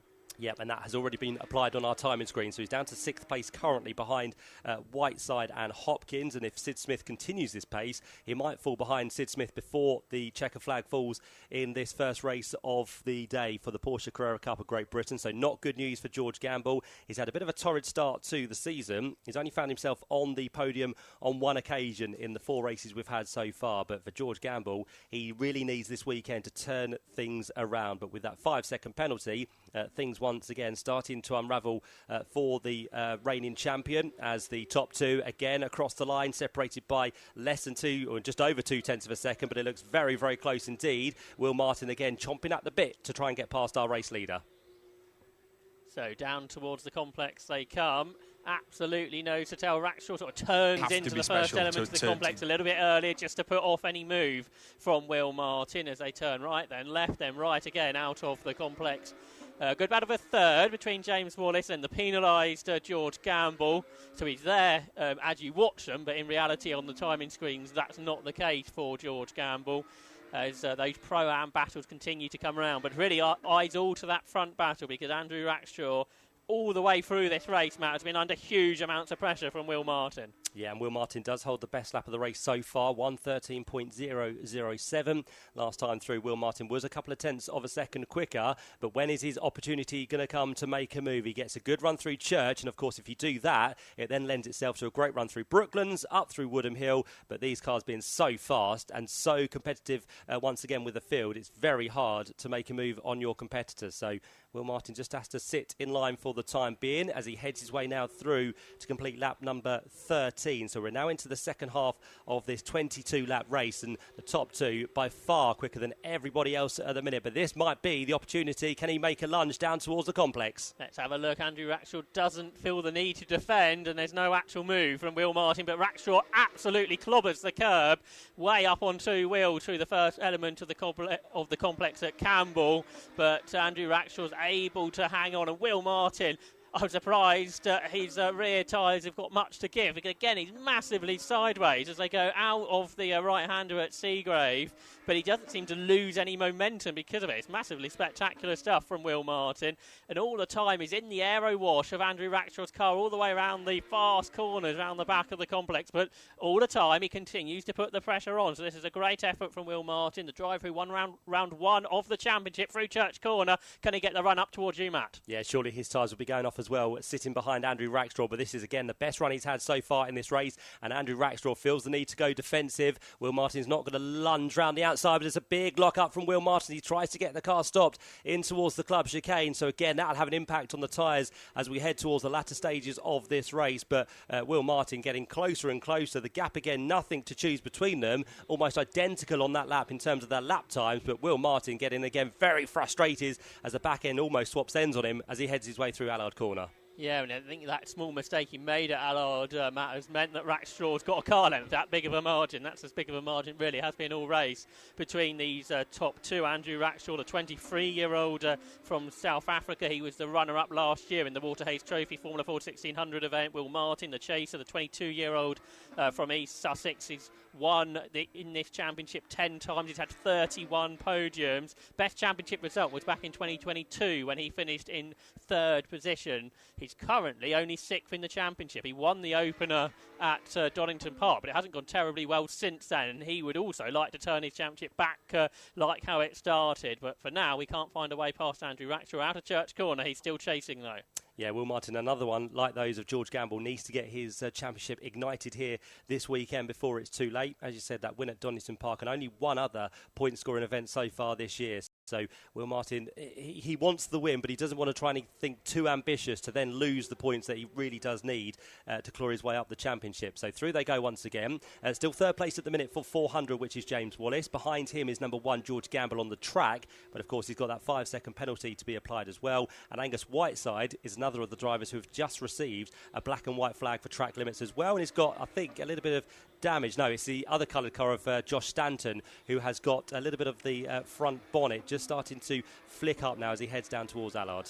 OK, have a look out for that. Also hearing, Matt, that car number 30, Will Jenkins, is getting a 5-second penalty for track limits. So that's starting to become a story. Yeah, indeed. That little sort of front radiator section of the car on Josh Stanton's car that's just flipped up. That isn't going to do much good for his aerodynamics, is it, for number 59, Josh Stanton, the 25-year-old. He turns 26 tomorrow, the driver from Oxfordshire, Josh Stanton, but that is not a good early birthday present. No, you can almost say that Josh Stanton is sneering his nose at the back of the car ahead of him, isn't he, with that little bit of flapping now going on. It might just have a drag as they work their way down the fast straights here of Thruxton. But back to our race leaders. Andrew Rackstraw still heads the field. This is a great defensive drive from our race leader, but can he hang on for the next few laps? We are heading towards the end of the 22-lap race. Lap number 16 has now been ticked off, and I would also add to the mix here that George Gamble might just be starting to work his way back towards James Wallace, which could be quite crucial, because if he gets ahead, he might then be able to pull a gap which doesn't lose him as many places as he currently is. That's right.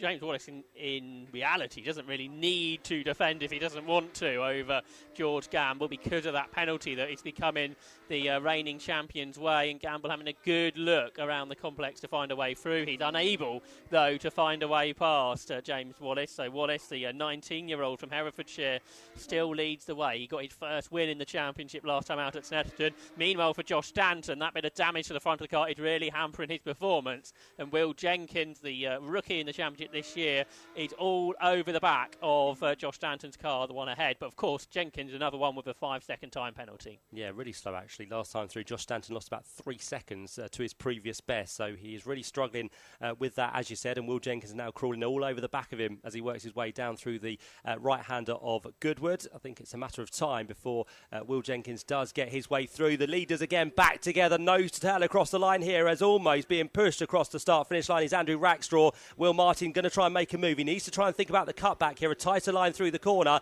and this might be his best opportunity, but I still think he's too far back, Josh. Let's have a look. Rackstraw puts his car in the middle of the road just to put off any move from Will Martin, but Martin then gets into the back of Rackstraw as they go out the first part of the complex, all over the curb through the second part of the complex for Will Martin. I don't think Will Martin meant to do that. He was carrying so much more speed through the right-hander at Campbell. Rackstraw didn't get on the power as early as he was expecting. He bumped into the back of the race leader, and it's not always a good thing to do that in Porsche racing, because the radiators are quite vulnerable at the front of these 911 GT3 Cup cars, so that's something to watch. But that's not going to put Will Martin off for now. He's still all over the back of Andrew Rackstraw on lap 18 of 22. Yeah, I'm sure he's going to give it another go before too much longer. The move for Will Jenkins has just been made as well, by the looks of it, on Josh Stanton towards the end of that previous lap. So Will Jenkins gets his Vera Tools livery car through, still carrying that 5-second penalty, of course. So he now needs to start pulling up the road to make sure he stays ahead of Josh Stanton at the end of the race. But the race leaders back with us once again, and as we keep saying, Andrew Rackstraw doing a grand job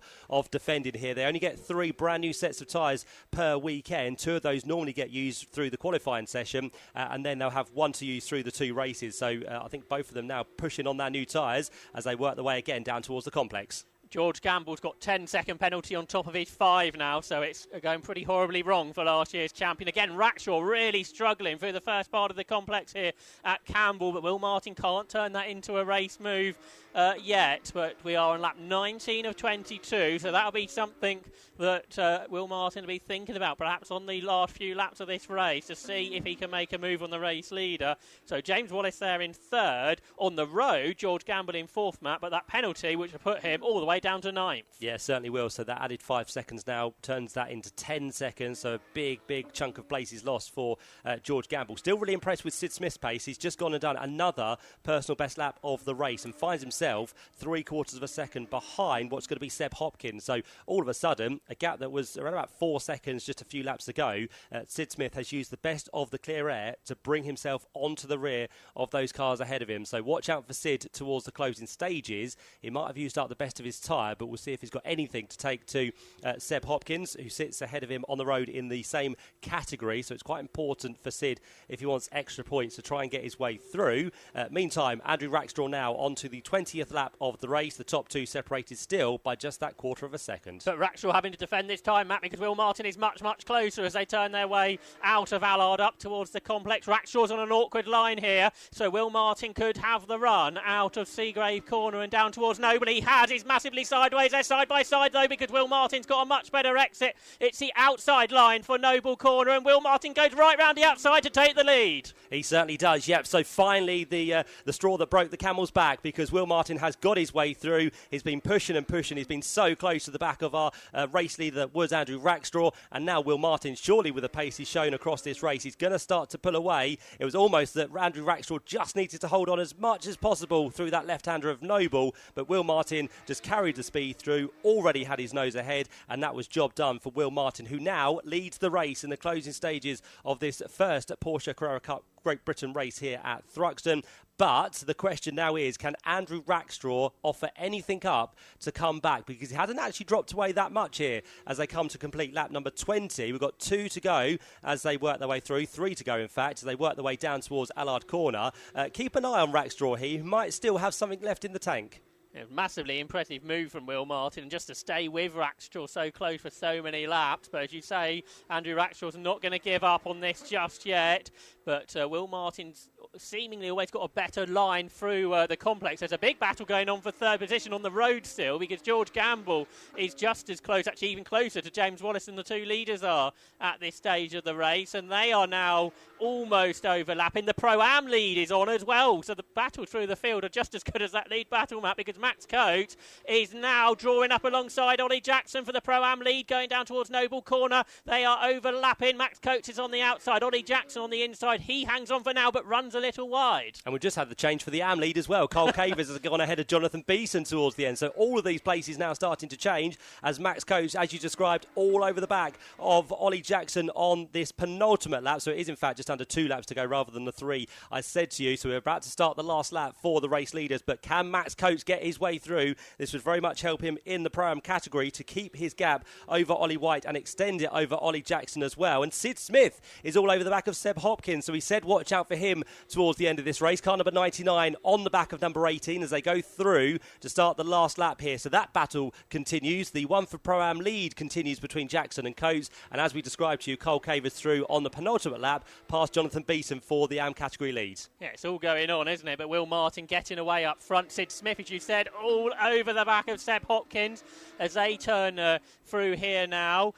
Looking back to that Pro-Am battle, Ollie Jackson is in head, a little bit more convincingly than he was 1 lap ago from Max Coates. But for Will Martin, Matt, he's already heading round the back of the circuit for the final lap in round 5 of the championship. Yeah, and he has extended that gap, hasn't he, to over a second now. So once he got clear of Rackstraw, Andrew tried to keep himself there as best as he possibly could. But in the end, it was Martin who's had the pace. He finally got himself through. He found that smallest of gap on the exit of the complex and on the outside of Noble. Brave man to do that, but he got the job done, and he's never looked back since over those last couple of laps. But for Will Martin, who really needed a turnaround here this weekend, it looks like it's going to come for the Eden Motorsport team. Will Martin, who took the opening victory of the season at Donington Park, he'll take round 5 here at Thruxton. He crosses a line, and a double winner this year for Will Martin in the Porsche Carrera Cup of Great Britain. Second place goes the way of Andrew Rackstraw, who in the end fell 1.7 seconds adrift of our race leader, and James Wallace will get himself onto the podium. Meantime, for Pro-Am, it's going to be ever closer between Ollie Jackson and Max Coates, but again, a great defensive drive for Ollie Jackson to take the victory in class over Max Coates, and now I'm sure congratulate each other after this one. And finally for the AMs, it looks like Cole Cavers will just about hold on. He's right behind Josh Stanton on the way down towards the club chicane. Josh, of course, with that front grille just flipping up on the car, which has really slowed him down towards the end of this race. Cole Cavers won't quite get through, but he will pick up a victory within the AM class for what's going to be the 3rd time this year. So it's 3 wins to Cole Cavers, 2 to Jonathan Beeson, and a cracking battle there as well. So we might not have as many cars as we'd wish for on the grid, but still the racing is top notch for this championship as ever, which celebrated, as we said, its 400th race victory, 400th race last time out at Snetterton. So a brilliant, brilliant race there. Will Martin, your victor, ahead of Andrew Rackstraw by 1.7 seconds. 3rd place goes the way of James Wallace, who gets himself onto the pro podium for what's going to be the 3rd time now this season. And then behind them, we've got Angus Whiteside, who picked up 4th place after the penalty for George Gamble. 5th place went the way of Seb Hopkins in the first of the rookies home as well. So a great job there for the Team Parker driver. Then we had Sid Smith, finally got past the Pro-Am battle, but couldn't quite make any inroads in the cars ahead of him. But he did bring the gap down, which was a great drive from the Essex lad. And of course, he gets himself now in that kind of 3 places where we might have him being reversed for race number 2. So between 4 and 6 cars do get reversed for that one. So Sid Smith is 6th. 7th place goes the way of 48, which is Ollie Jackson, and picks up Pro-Am victory here in race number 1. So that's going to be a first victory, actually, in class for Ollie Jackson. So congratulations to him. Max Coates comes through 8th place, 2nd within Pro-Am. And then behind that, with the 10 seconds applied, George Gamble drops down to 9th place. Ollie White completes the top 10. And then with a 5-second penalty, it's Will Jenkins in 11th. 12th place for Josh Stanton. Cole Cavers is our AM winner for the 3rd time this year. And 14th place and 2nd in the AMs is going to be Jonathan Beeson. So many congratulations to all of them. And thankfully, all of them made them to the checker flag as well. Thanks to Simon Jackson for popping up to the box and writing all the notes for these races. He'll be looking and writing the words from that one. But for now, the drivers making their way down into Parc Ferme, where very shortly we'll have the drivers chatting to Ian Waterhouse. We'll have a podium to look forward to as well. And it looks like it's a very happy Will Martin down there with Ian. Yes, it is indeed Will Martin. I mean, that was I'll let you get your helmet off first if you like, but that was a great example of biding your time and a fantastic move there to get the victory. Fantastic racing all across as well. Congratulations to Ollie Jackson. It's his first win in the Pro-Am category, and Cole Cavers wins a 3rd in the AM. And wow, Will, that was biding your time, weren't you? Yeah, definitely. You know, around here in these cars, it's so hard to follow. But you know, we made the best of what we've got and just stayed put behind him until the mistake came, and eventually it did. Well, talk us through that move. Yeah, so, you know, we were close coming out of the last chicane, and it was sort of setting up from there. He went a bit defensive, and I knew that on the exit I could get a good run going to Noble. But yeah, I'm just really pleased with that. I'd like to say a massive thank you to the team and all my sponsors. It's been an incredible year so far. Congratulations, Will. Fantastic stuff indeed. Just stay with us a little bit longer, shall we? We'll see who else we can go and have a quick chat to. I've got Cole Cavers over here as well, the AM winner. He's just chatting to Jonathan Beeson, these two going toe-to-toe in the AM category. Carl, I'll just let you get your helmet off for a second if you like. And we've seen battles all through the grid in that race. It was absolutely fantastic. A great way to start our sunny Sunday here at Thruxton. 3rd win in the AM category, Carl. Means a lot. You know what? I'm not sure if I have, because I think I got a 5-second penalty for track limits. But it was a great race. You know, JB did a great job. He'd make a little mistake. I'd make a little mistake. It's just great to have someone to race with, and I really enjoyed it. I'll tell you what, we'll check that, because when it came over the line, there didn't seem to be one, but don't take word from me. I was in front over the line, but I think I might have got track limit infringement, but we'll see. We will see indeed, and who knows, we'll definitely be giving you something on a podium anyway. Anyway, good stuff there. We'll have to check that, Matt and Josh, won't we, to see. I didn't see anything pop up on TSL. I don't know if you guys did. No, it came through as the AM victory, didn't it? So whether he got mistaken by a no black red and white blob. flag. No red blob. No, he's all good. I think he's all right. But we think you're okay, Carl. We think you're okay. But again, don't take our word for it. No, we're not the official word. I checked with the Porsche Motorsport people before the podium, Ian. But yeah, nothing on TSL at the checkered flag. Okay, thank you very much, Alan. I appreciate that a lot. We are going to head over very shortly. Just stay with me a sec, because I've got Ollie Jackson over here. He's just having a quick chat. Sorry, guys, I've got to interrupt. So, Ollie, congratulations. First win in your category. How do you feel? Yeah, really good. Yeah, well, tired, actually. Yeah, and slightly emotional. But, yeah, that's good. But, yeah, no, Max was a lot stronger than me at the end. And so I had to fight for it all the way. So no, good race, though. You made that Porsche pretty wide, didn't you, in the closing stages? Well, people tell me I'm notorious for making a racing car wide, so I like to think it was fair, though, so hopefully it was everybody's as happy with the result as I was. Fantastic. We're going to give you a big pot in a minute as well. Ollie Jackson there, great stuff. Gentlemen, I'm going to make my way over to the podium for the ceremony very shortly. Perfect. I'll see you in a minute. Thanks, Ian.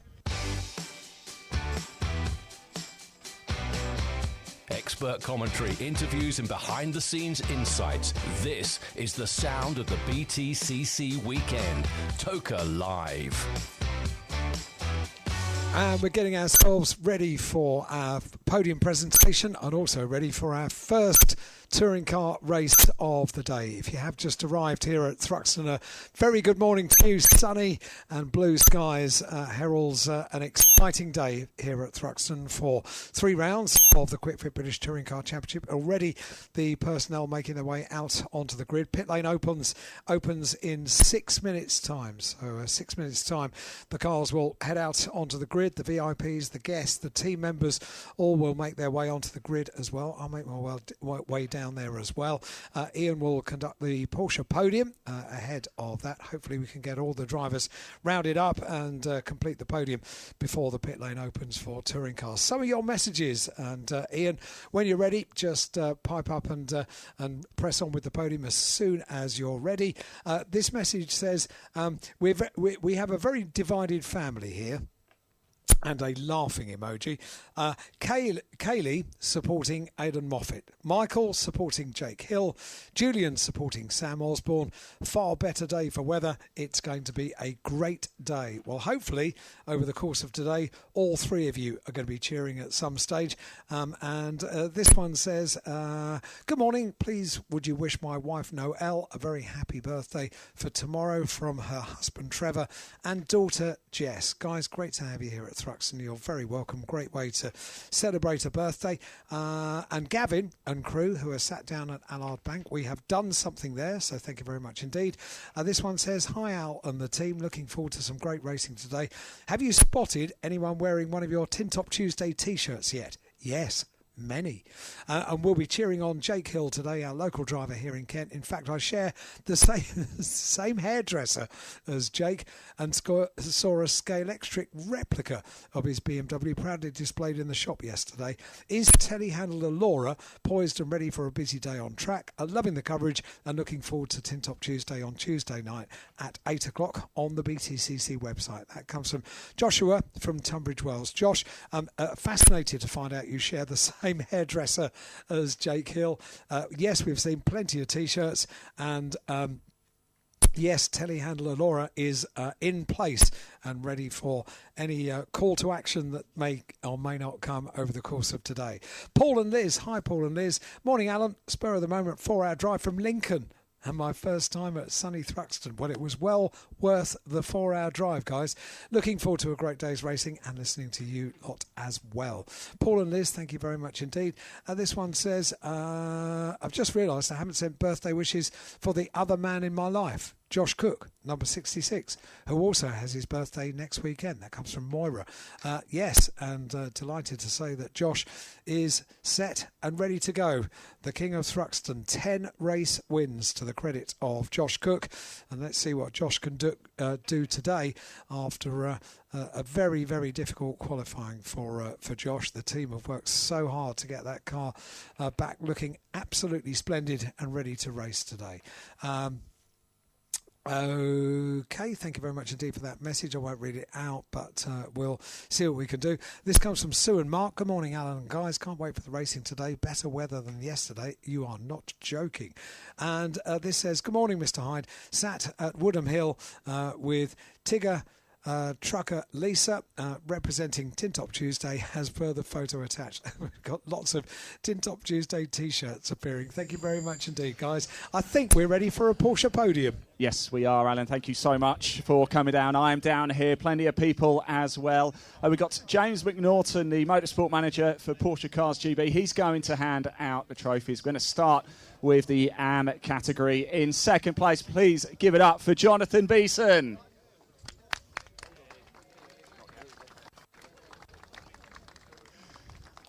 Congratulations there to Jonathan. 2 wins for him in the AM category so far this season. But the winner of the AM category in his 3rd win for Carl Cavers.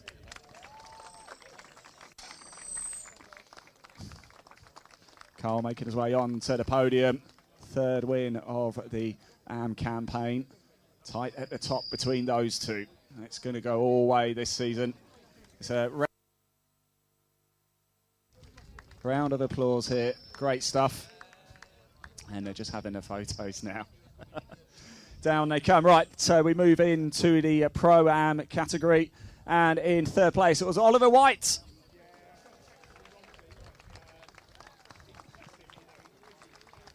Up he goes now. Collects his trophy from James McNaughton. And in second place, Max Coates.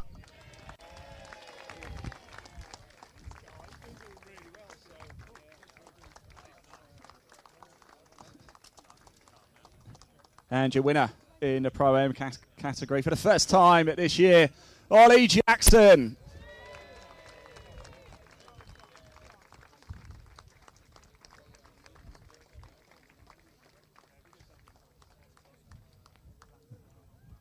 Well, we're just going through the customary photos. Congratulations there. Oliver White in third, Max Coates second, and a first win in the Pro-Am category for Ollie Jackson in 2025, round 5 of the Porsche Carrera Cup GB.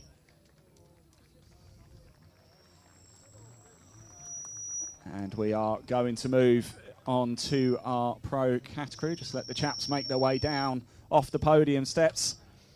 And in third place, it was James Wallace. Congratulations, James.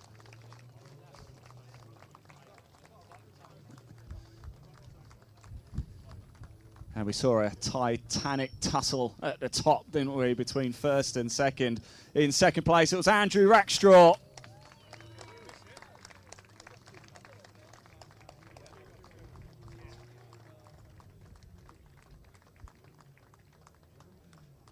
Congratulations, Andrew, and your winner. Second Pro win of the season for Will Martin.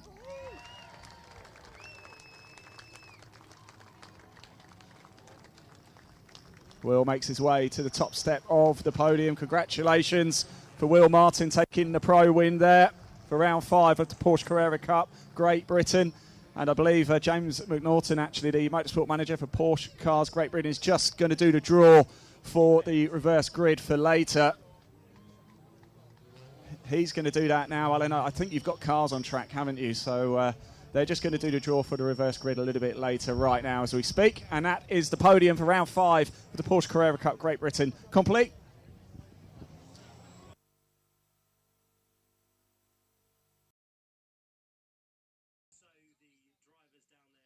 Well, welcome everybody watching here on JB Motorsports as we get ready for the first racing action of the day for the QuickFit British Touring Car Championship.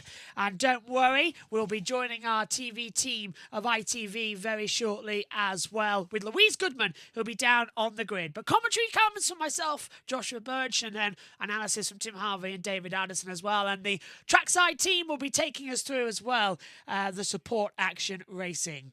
What a fantastic qualifying we had yesterday, I must just point out as well. It was absolutely superb. Not one bit of drama, not one bit of differential. It was sheer poetry. We can't wait to see what we're going to have coming into this one, because anything can happen, and it usually does.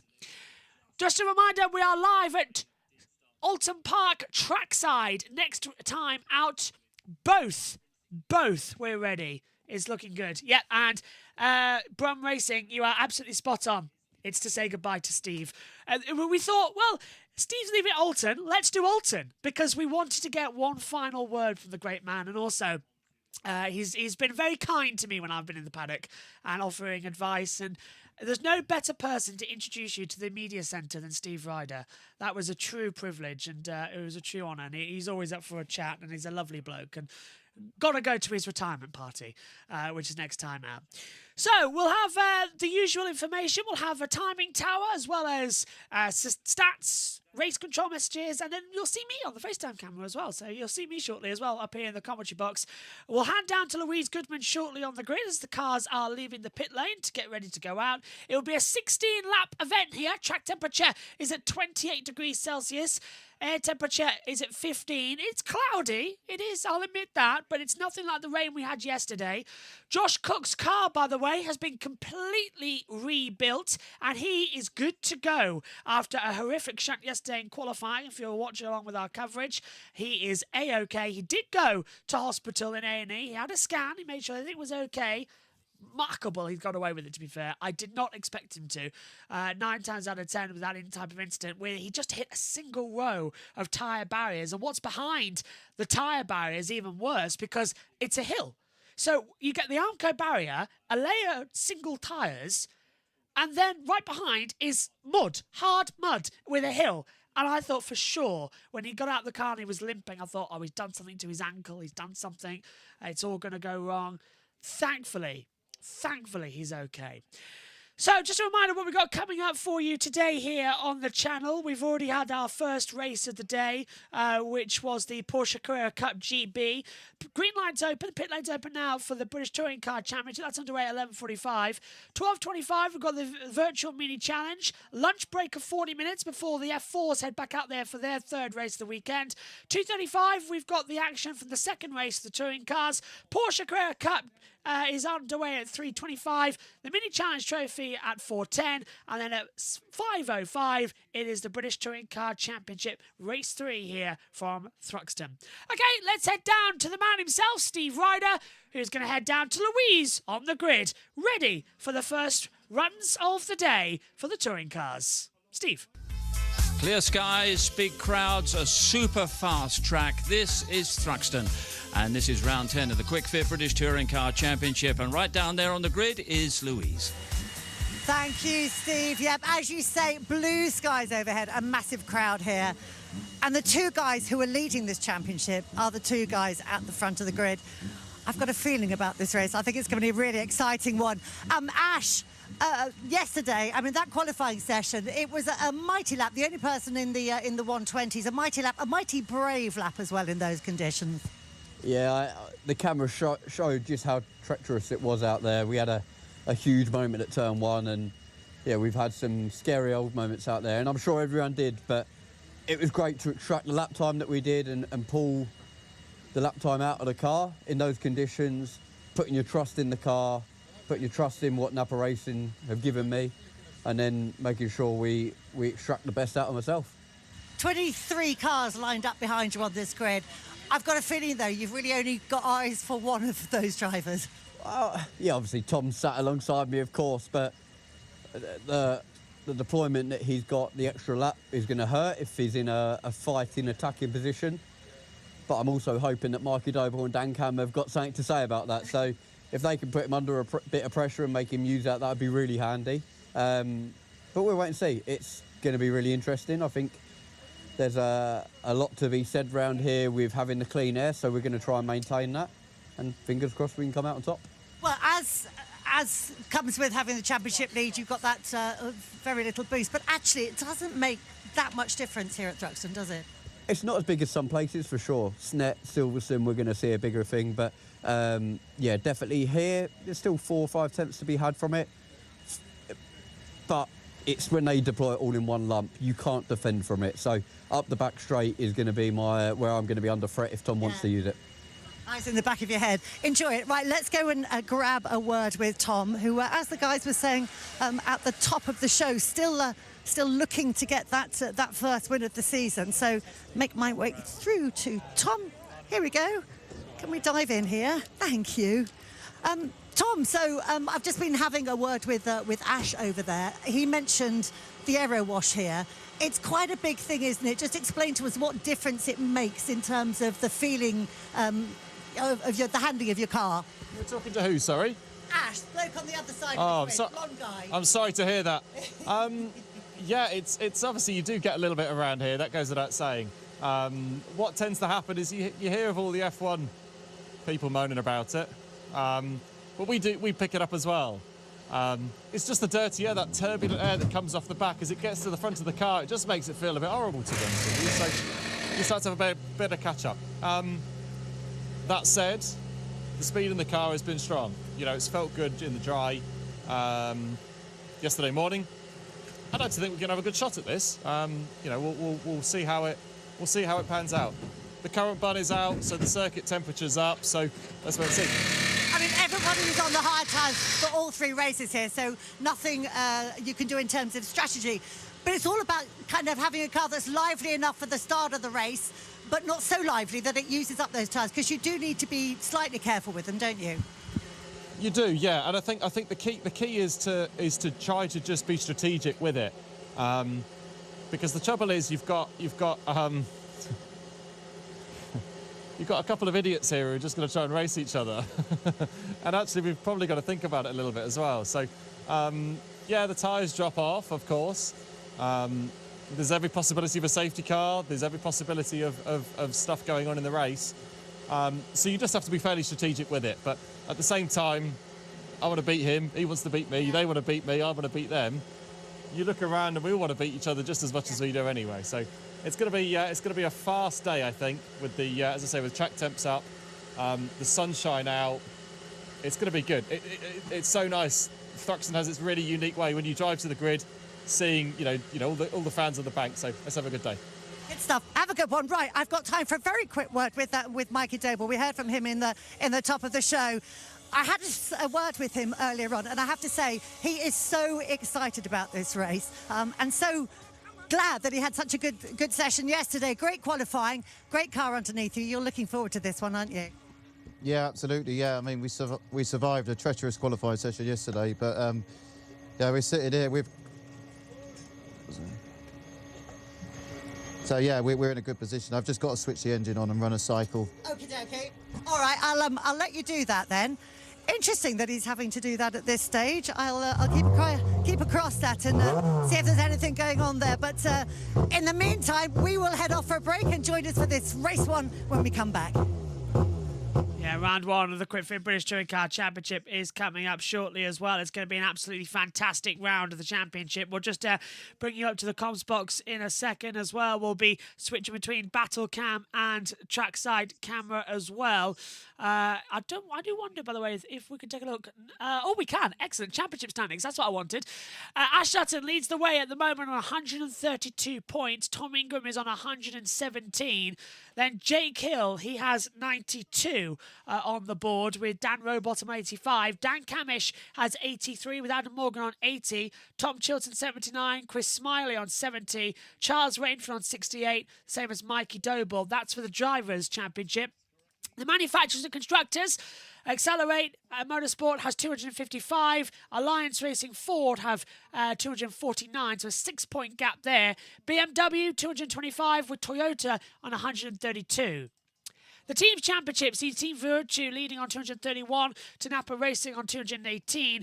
The LKQ Eurocar Pass with WSR on 138, Restart Racing on 128, One Motorsport 99, Laser Tools Racing with MB Motorsport is on 98, Motor Parts Direct with PowerMax Racing 83, WSR themselves 65, Toyota Gazoo Racing UK with IAA on 64, and Rocket Racing with Unlimited Motorsports on 48. In the Independence Trophy, Mikey Doble leads on 143 to Chris Smiley on 141. Josh Cook has 129 with Dan Lloyd on 99. Stephen Jelly has 89 with Dexter Patterson on 86. Nick Hamilton on 78. Max Hall on 67. Nick Holstead is on 44. In the independent teams, Restart Racing on 162 to Motor Parts Direct with PowerMax Racing on 155. One Motorsport on 143 with Rocket Racing and Limited Motorsport 108. And Powder Monkey Brewing Co. with Essie Doc on 94. The Jack Sears Trophies, where things gets interesting as well. Dal Dion leading that one on 140 with Charles Rainford on 133. Ronan Pearson has 129 with Sam Osborne on 118. Dexter Patterson is on 90 with James Dorlin 88. Nick Hamilton has 70 with Max Hall on 69. Nick Holstead 34. And Ryan Beansley is on 30 from his one-off appearance last time out of the championship. Well, we're almost underway then for this round of the championship to get going. The planned start is in a few moments' time as we take a look now at the classification as it'll pop up throughout the race. We'll welcome you, if I press the right button, hopefully. Nope, there we go. Number 2. 2 for touring cars. Hello, welcome into the commentary box. Now, yesterday in qualifying, it was a very, very wet session. We started off in the 121s, but Q3, even though it was wetter, the cars did get faster. We went to a 120.786. That was set by Ash Sutton. He has pole position for this event. Alongside him is Tom Ingram on row 1. Then it's Dan Camish and Mikey Doble, James Dorlin, Senna Proctor, Tom Chilton and Jake Hill, Gordon Shedden, Dan Rowbottom, Charles Rainford, Dexter Patterson, Dal Dion, Josh Cook, Dan Lloyd, Adam Morgan, Chris Smiley, Max Hall, Stephen Jelly, Aidan Moffat, Sam Osborne, Ronan Pearson, Aaron Taylor-Smith and Nick Hamilton lining up at the back of the field. That's how it all works out coming into this one. You can see it's cloudy, but there's a bit of sunshine coming actually on the start-finish straight. That's beneficial news from what we're hearing, actually. So it's not actually as all bad as we were thinking. Thruxton is a 2.3560 mile circuit. That's 3.791 kilometres. Turn 1 is a right-hander at Allard before Campbell and Cobb chicane. Into Seagrave, then you open up to the backstretch at Noble, Goodwood, Village, where we saw a lot of accidents yesterday with aquaplaning. There's still a bit of standing water on the grass in that area. It's still very muddy, so if anybody gets offline there, expect them to just go whoosh straight off the field. Church, the fastest corner in Britain, flat out, inside right, fingers crossed you don't have an accident there. Through then Woodham Hill, and the club chicane leads you back on to the end here. It's a flat circuit, it's a former airfield, very similar to Silverstone, classical Silverstone, with how much speed you can carry around here. Whereas Silverstone and circuits like that have had alterations over the years to make them into a professional racing circuit. Thruxton is a professional racing circuit, but it's very much retained its roots of being on the outside of the airfield. Go to Thruxton on the inside, you can still see the old bits as well. But it's a wonderful circuit, it's a wonderful atmosphere to build up as well. Formation lap is about to start. We're underway then for the first race of the day, and it is round... Well, here we go then. Can you believe it already? It's round 10 of the Quick Fit British Touring Car Championship. Next time out, we're halfway in the season. It doesn't make any sense how quickly this year is going, but it is Ash Sutton, pole position, championship lead as well. Let's say good afternoon to David Addison and Tim Harvey, but first of all, to Steve Ryder. Thruxton all set for round 10 of the Quick Fit British Touring Car Championship. Straight to our commentators, Tim Harvey and David Addison. So, on a dry and sunny day, we have a really interesting grid to look forward to. We've got Ash Sutton on pole position, and is this going to be his day? Is this going to be his first race? It could well be. I mean, the signs are it is, but I really think this is going to be a humdinger of a race. I'm so looking forward to it. I hope Ingram can split those two Napa cars at the front and really make a race of it. That Hyundai should be very quick round here. Should indeed. So Ash Sutton starting on pole position. Before we go racing, let's go to 16th on the grid and say good morning to Adam Morgan. Adam, tough day yesterday, but this is a bit more like it in the dry, isn't it? Well, we're hoping to. No one to blame really apart from myself, so we'll go away and look at that for future events. But today is, like you say, blue sky, sun's out. These are more our conditions, so we're looking to move forward. And move forward you should. I mean, this car has been an absolute weapon this season, so there are lots of places to be gained in this race, aren't there? There is, yeah. There's some people up and down the grid out of position, so it's going to be an interesting race, but we'll, like you said, the car is fast. I'm feeling good, so head down and move forward. Excellent. Good luck, Adam. Thank you. So Adam Morgan then starting, as I say, 16th on the grid, 6th in the championship. That means he's got 6 laps worth of the Toka Turbo Boost. Remember that the boost allocated on where you are in the championship. As far as the grid is concerned, Ash Sutton starts on pole position. Tom Ingram with him at the front. 1 lap and 2 laps of boost, respectively. Second row, Dan Camish, he has got more boost than those ahead, and Mikey Doble lining up with him with a full allocation, bearing in mind that he is outside that top 8 in the championship. James Dorlin, having never driven the car in the wet, got 5th in qualifying. Brilliant job yesterday, and a great return for Senna Proctor 6th, despite an alternator failure towards the end of the session. Row 4, Tom Chilton. He's got 7 laps worth of boost. Then you've got Jake Hill, he's got 3 laps. Gordon Shedden comes next. He had an intermittent power delivery issue yesterday, so there's more to come from that car today. Dan Robotham, 4 laps of boost, a winner this year. He is next, ahead of Charles Rainford, a winner this year. Dexter Patterson next. Then you've got Darryl De Leon, a winner this year. And Josh Cook, after a big off yesterday, had a trip to A&E, an all-nighter from the team, but he's on the grid, one to watch. Dan Lloyd next. And then Adam Morgan, 6th in the championship, 6 laps worth of boost. He's ahead of Chris Smiley and Max Hall. Then you've got Stephen Jelly and Aidan Moffat, ahead in turn of Sam Osborne and Ronan Pearson, with Aaron Taylor-Smith and Nicholas Hamilton rounding out the grid. As ever, with the new qualifying format, there are people out of position, so there's a lot to look for in this race. Yes, and no option tyres. Everybody on the hard tyre for Thruxton. This is your boost allocation in laps. Remember, it's not in seconds now as qualifying, it's in laps.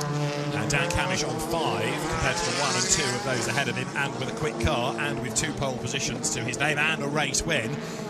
Is he the dark horse to win this race? Yeah, he could be if he manages to use it at the right time or force the others to use it and run out. Then he could well be in the pound seat.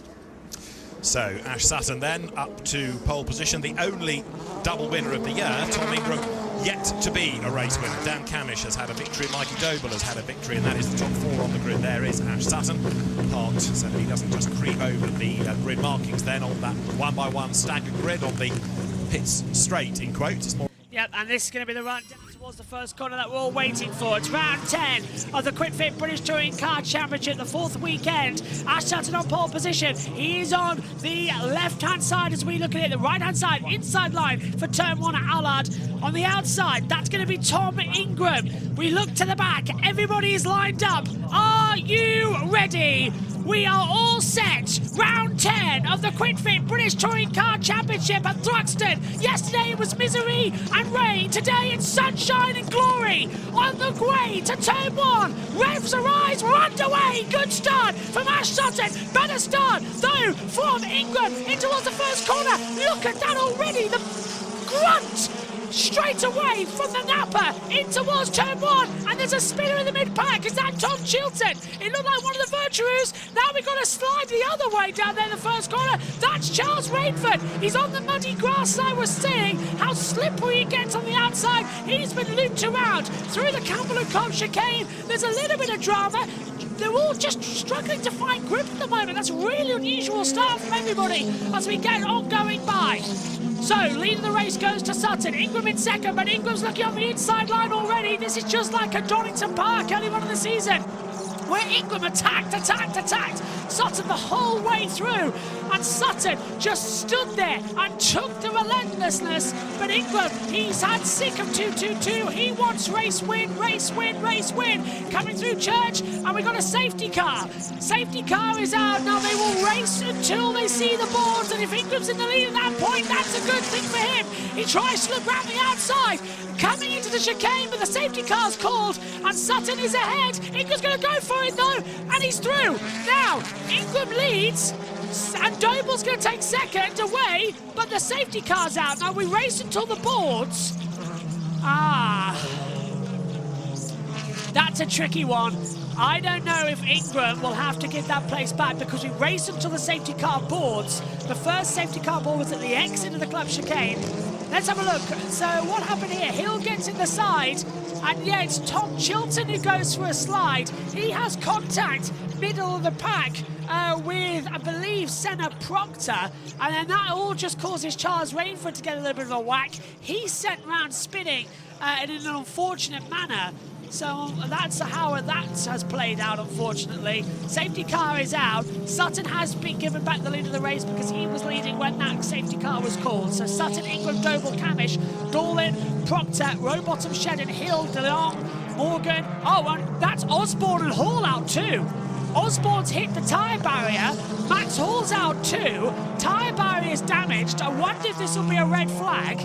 It's not as badly damaged as what we saw, but it is damaged enough that it might warrant a stoppage to the race. So multiple out of the race, unfortunately, as things stand. Not the way we wanted to start this one. And the safety car deployed. That could be a red flag situation. Let's see what David and Tim made of it. His car, it could of course be on the right hand side, but I couldn't see it. So hopefully they're both okay. Yeah, it looks like he's getting out of the car now. Sam Osborne in the background, he's out of the car, but the car is nosed into the barrier, so that will definitely have front damage. Maxwell just checking a few things on the car. The Napa Racing, Alliance Racing team in the pit lane looking on slightly concerned. We'll go back to the car. This is off the start from Pearson, watching in front. That's Max Hall. Osborne is just in front. Aaron Taylor-Smith has come into shot in the Toyota on the right. Obviously got Charles Rainford has come across the grid already on the right, so that doesn't affect them. Max Hall on the left look goes all the way around the outside into the complex, which is the right thing to do when you're at the back and the gap opens up for you. They're very tight together as they come through Campbell Cobb. Seagrave is the exit. The next one is the left-hand of Noble, and it's through Noble and Goodwood, I think, that the incident occurs. Looking ahead. Can I see? Oh, it looks like Osborne lost it on the right. Osborne lost it. Oh no, that's Hall. Max Hall's lost it on the right and come back across the road and collected Osborne. Very unfortunate. That's a cold right rear tyre on Max Hall's car, why he's lost it. But this is on board with Adam Morgan. Remember, he started down in 16th. Gets a good start. He's got... There's Rainford on the grass, straight across on the right, tries to catch the slide. Big scary moment for Rainford, so Morgan should be ahead of that drama that's triggered the safety car. He's up to 11th, incidentally, by the end of the opening lap. He gets involved there with Dexter Patterson, does Adam Morgan. And there you can see cars need moving, barrier repair work to be done. This might take a few laps yet, so driver's currently behind the safety car, and Max Hall's car being retrieved. The drivers will go to the medical centre, of course, no matter how large or small an incident, just to be checked over. I won't be surprised, you know, if we get a red flag to this event because of what's happening out there. Let's check it with Adam. It all looked quite frantic. You had BMWs spinning across the road in front of you and everything. Yeah, that was pretty hectic to begin with, but yeah, in those situations you just got to try and make the most of it. Try and pick your gaps, make sure it's safe. But yeah, it's not a bad first couple of laps up into P11, like you say. So we'll try and get our head down and keep on going. What can you do now while the safety car is out? Is there anything you can adjust in the car? Is it just a case of sit there and wait for the restart? Can you use the time? You've got to manage these tyres, manage the brakes. We know how abrasive it is around here, so you want to keep the temperature up in the tyres, but at the same time you don't want to take any life out of the front. So it's a constant management is around Thruxton. You're constantly looking after stuff, but it looks like it might be a lengthy safety car, so we can build it back up a bit nearer the time. All right, we'll leave you to that management process for now. Cheers, Adam. Thank you. So Adam Morgan is in place. Quickly to mention behind him, 12, Josh Cook, good first lap from him. Yeah, very good. Don't forget, Josh Cook's had no time in that car since it's been rebuilt. He couldn't even do a shakedown or anything, so One Motorsport have done an excellent job of getting that car fixed. A disgruntled Sam Osborne walks across to the incident sport vehicle for a lift back to the pits. Just at the front though, remember Ingram had got round the outside of Sutton, but he's given that place back to Sutton, so it's Sutton that's leading on the road now. Of course, it was at the chicane last year that Ingram took a place and did give it back, and subsequently lost the win. True enough, so leaving nothing to chance this year. You're on board with Dan Rowbottom at the minute. He's 7th place. This is a replay of his start. On board with Rowbottom. Not the best start, look. He's lost several positions, not only to the fast-starting rear-wheel drive BMWs, but also to the front-wheel drive cars in front of him. Oh, that was a big old moment. Whoa. So was that.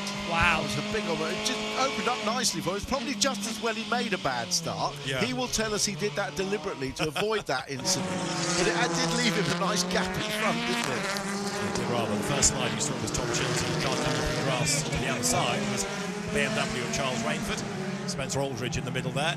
Tom Ingram's race engineer looking on in the Team Virtue pit.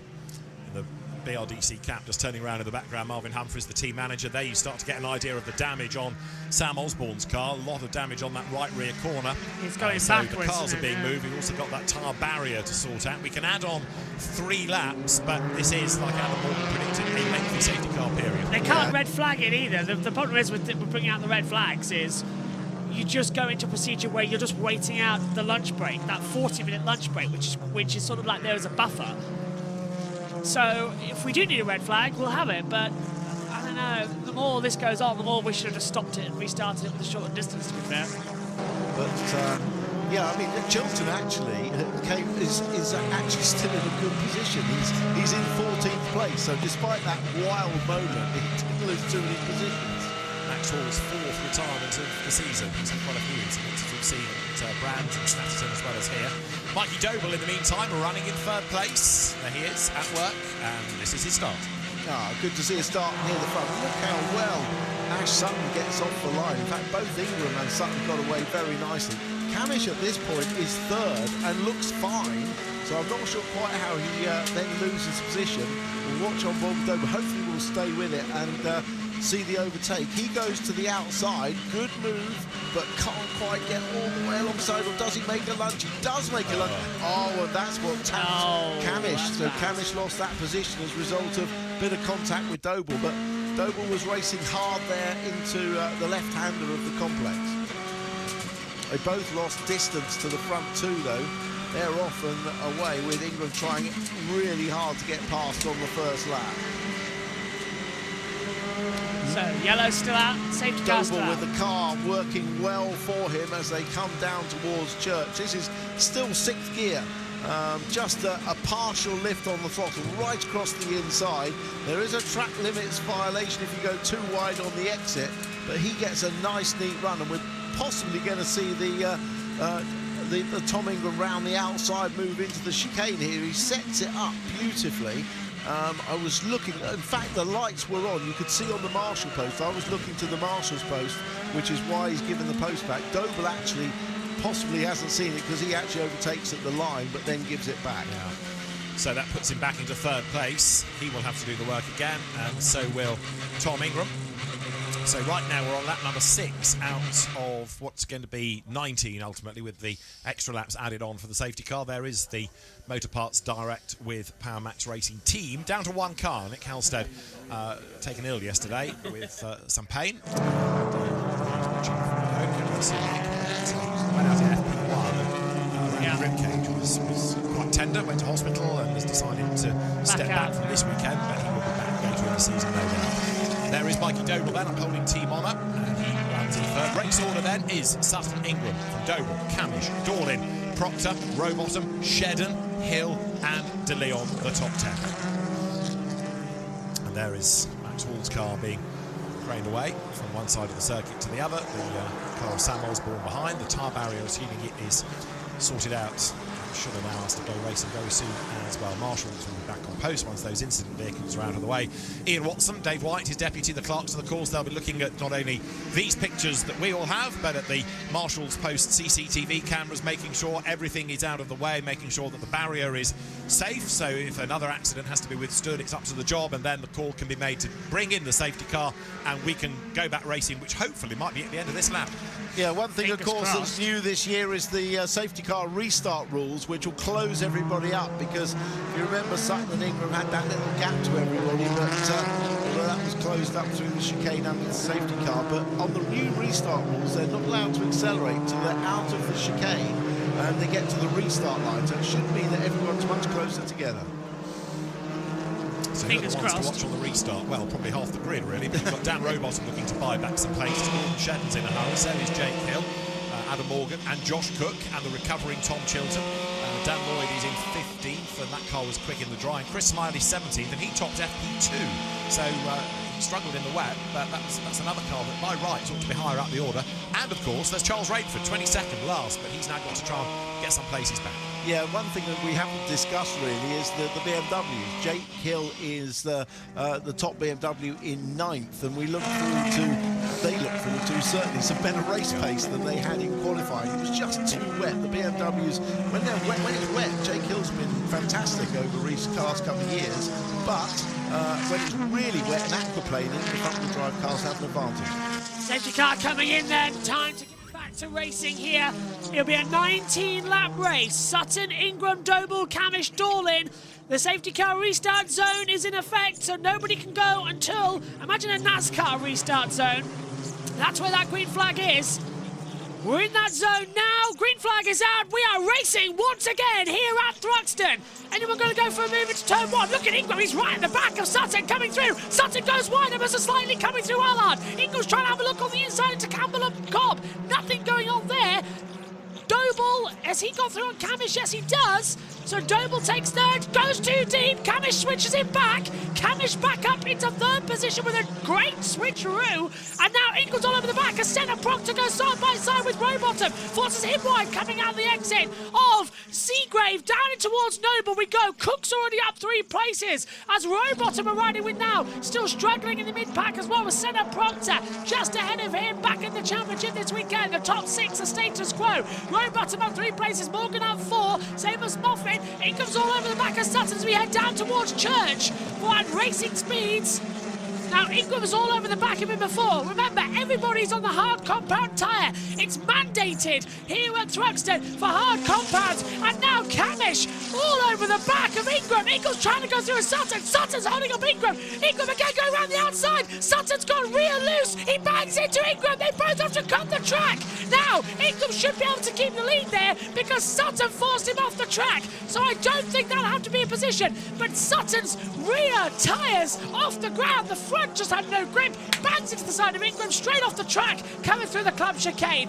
Nothing Ingram could do there. I think that's okay. He'll claim, look, he forced him off the track. He'll try and get the time back, but Camish should be a bit furious as well. Hill gets a bump from the back of centre Proctor. Shedden side by side with Josh Cook, who's on the inside of Proctor, and they're 3 wide. Coming through Campbell and Cobb into Seagrave, and Proctor gets hit by Shedden. Cook goes underneath. 3 wide as we come down towards Noble, and Cook goes through.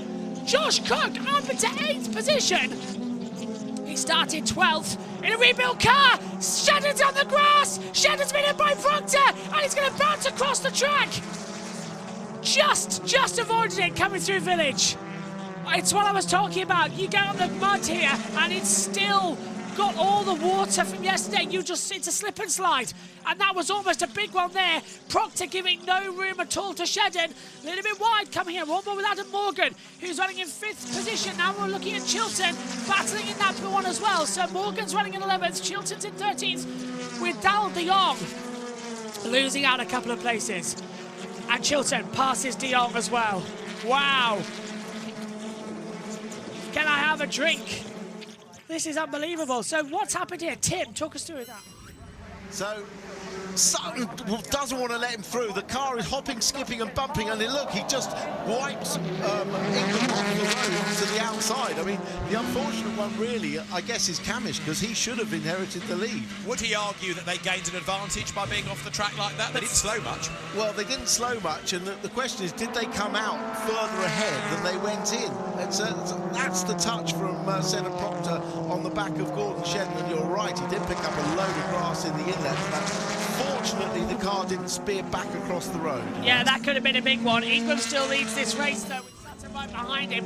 Camish has now dropped to 2nd behind this little battle as we come through Church down towards Woodham Hill and Club, and the chicane and Club, the last 2 corners on this track. Ingram leading, but he's got Sutton directly behind him as they come in towards the braking zone. It's down Napa feeling a bit more nippy on the inside this time. Ingram locks up on the front end of the tyre as well. The front right just locking ever so slightly. That'll allow Sutton to have a bit of a go. Ingram's used one of his 2 laps of hybrid boost. Sutton hasn't used any of his. Camish used 2 of 5. Dover 1 of 8. Rowbottom 2 of 4. Chilton 2 of 7. And 2 of 3 for Hills. Hills really in trouble. That BMW does not like the hard compound tyre. We saw this at Donington Park. We saw this at Brands Hatch. Now we're seeing it here. We didn't see that much at Snetterton, however, which was good news. But that hard tyre compound that we've got here this weekend, it doesn't like it. As on the inside, Rowbottom makes the move on James Dorlin, and Dorlin tries to get the switch back, but Rowbottom has him covered for 5th position. And now we ride with the other Toyota Gazoo Racing. This is going to be, this is further back, so that's Dexter Patterson. We're on board with Gordon Shedden, who's down now in 21st position. Hall and Osborne out. Hamilton runs in 22nd, and now we're looking at Jake Hill, who's under attack from, that Cook's gone through on Hill. That's Dorlin. No, Hill's past Dorlin. There we go. So Hill's up to 6th. Dorlin's down to 7th. As we take a look, so this is down at the Campbell Cobb chicane. Dorlin's going to take a little bit wide through. Yeah, too much curb on the intro into Cobb, but I'll just find the inside line in Seagrave and slips back through. Great move there on the inside from Jake Hill. I think Proctor having a go as well. Cook has got through on Dorlin. Proctor's going to try and have a little find through as well soon. Ingram leads, Sutton 2nd as lap time deleted.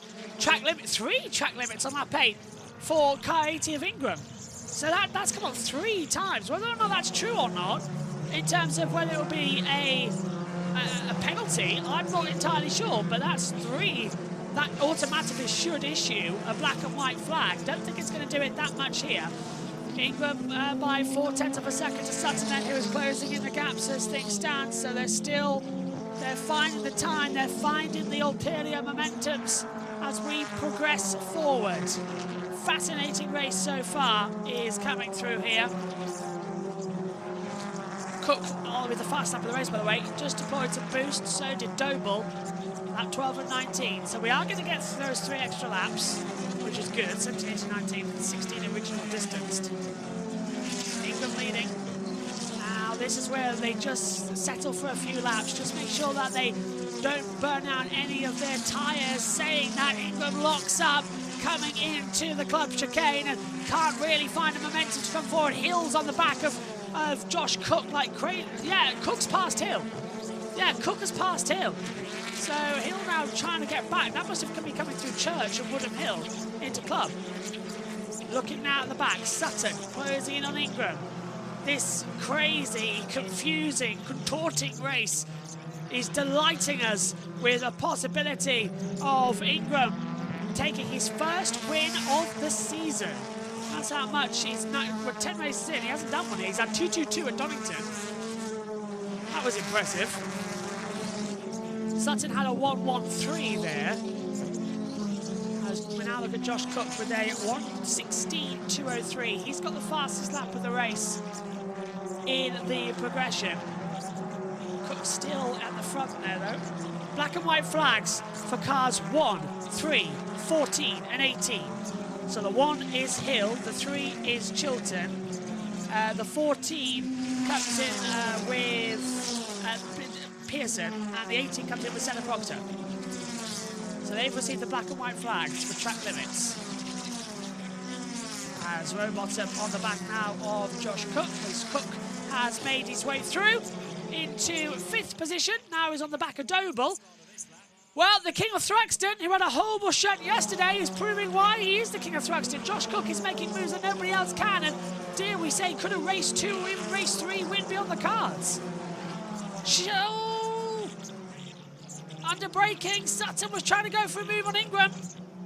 Down to the Campbell Cobb chicane. Didn't really want to pay out that way, unfortunately. Ingram just drifts it wide. Sutton still on the power. Down we come, through Noble. Then Goodwood, flick the car in. Once more, rear end of that Napa has not looked stable at all. Sutton is sliding around. Kind of wish I was trackside for this one now. I'd go and ask him what was going on with your rear end of the tyre as well, but we'll keep an eye on it. We'll be trackside at Alton Park. Myself, Tom Cans and LA Wilshaw will be in the commentary. And we'll be patrolling the pits, getting all the news, views and opinions. As again, Ingram continuing locking up on that front right, coming into the chicane. Yesterday was wet. This is the first dry running we've had here all weekend long. So they have no idea how these cars are going to react. They've got historical data, but it's different this year. No hybrid, back to pure power. Synthetic fuels, yes, that also is an increase as Rowbottom gets ahead of Doble. Is Doble going to try and keep it on the outside? No, he's backed out. Hill actually got through on Doble as well. Doble's lost to several places. Oh, he's stopping. Doble's stopping, he's pulling off. Mikey Doble for Paramax Racing in that Vauxhall. Their weekend goes from bad to worse. And the car's steaming, and he is out of the race. So that's unfortunate. That was not needed at all, as Sutton closing in on the back of Ingram as they continue to pounce, sweeping through at Church and then heading down to club. Reminder on JB Motorsports, we've got MotoGP coming up shortly as well. From Aragon. I thought Sutton was going to go for a move there. Sutton's lost his quick fit bumper. As I was noticed. He hasn't got it on. He's lost it. Mikey Doble pulls in out. So there we go. He is out of the race. Let's hope he can get back in for race 2. Oh, hello. Sutton has used his boost. He has got none left. He's used his one and only lap of Toka boost. Ingram has another lap to play for, so Ingram's got this one. I know it shouldn't make that big of a difference, but Sutton having to deploy that is going to mean that Ingram now can defend a lot easier. He's got 15 seconds to play with over a one-lap distance. Is Sutton going to let Camish through here? He is! He is! I don't believe it! Sutton has let Dan Camish through! But now he's having another go with him. Well, that is unbelievable. Sutton, the championship leader, has just let Dan Camish through. Reaction from my TV. Tries to, if you like, benefit from the slipstream and drag him around as the car of Nicholas Hamilton has pitted, incidentally. But now that's Sutton, I think, releasing Camish for Napa Racing to see what somebody else from the team could do about it. Well, I noticed on the last lap on this, what we call a straight, wow, Proctor! Really wide there, losing time. Coming up, that was Senna Proctor. But yeah, on the last lap here, coming up the Woodham straight or Woodham Hill, I saw Sutton losing time. So I don't know if he had a he was going for side by side. Jake Kidd and Dan Rowbottom get into each other. Yeah, that was Rowbottom fending off the challenge of Hill. Right, Ingram to Camish is 1.8 seconds. Sutton is being caught now by Cook for the podium. So Shedden's on the back of Patterson as well, over that 19th position as Nick Hamilton's come into the pit lane. Shedden takes 20th on the inside line, so job done. This is lap 17 of 19. And now Cook, unfortunately, closing in on the back here of Sutton. So a podium might be on. The gap now 1.7 seconds.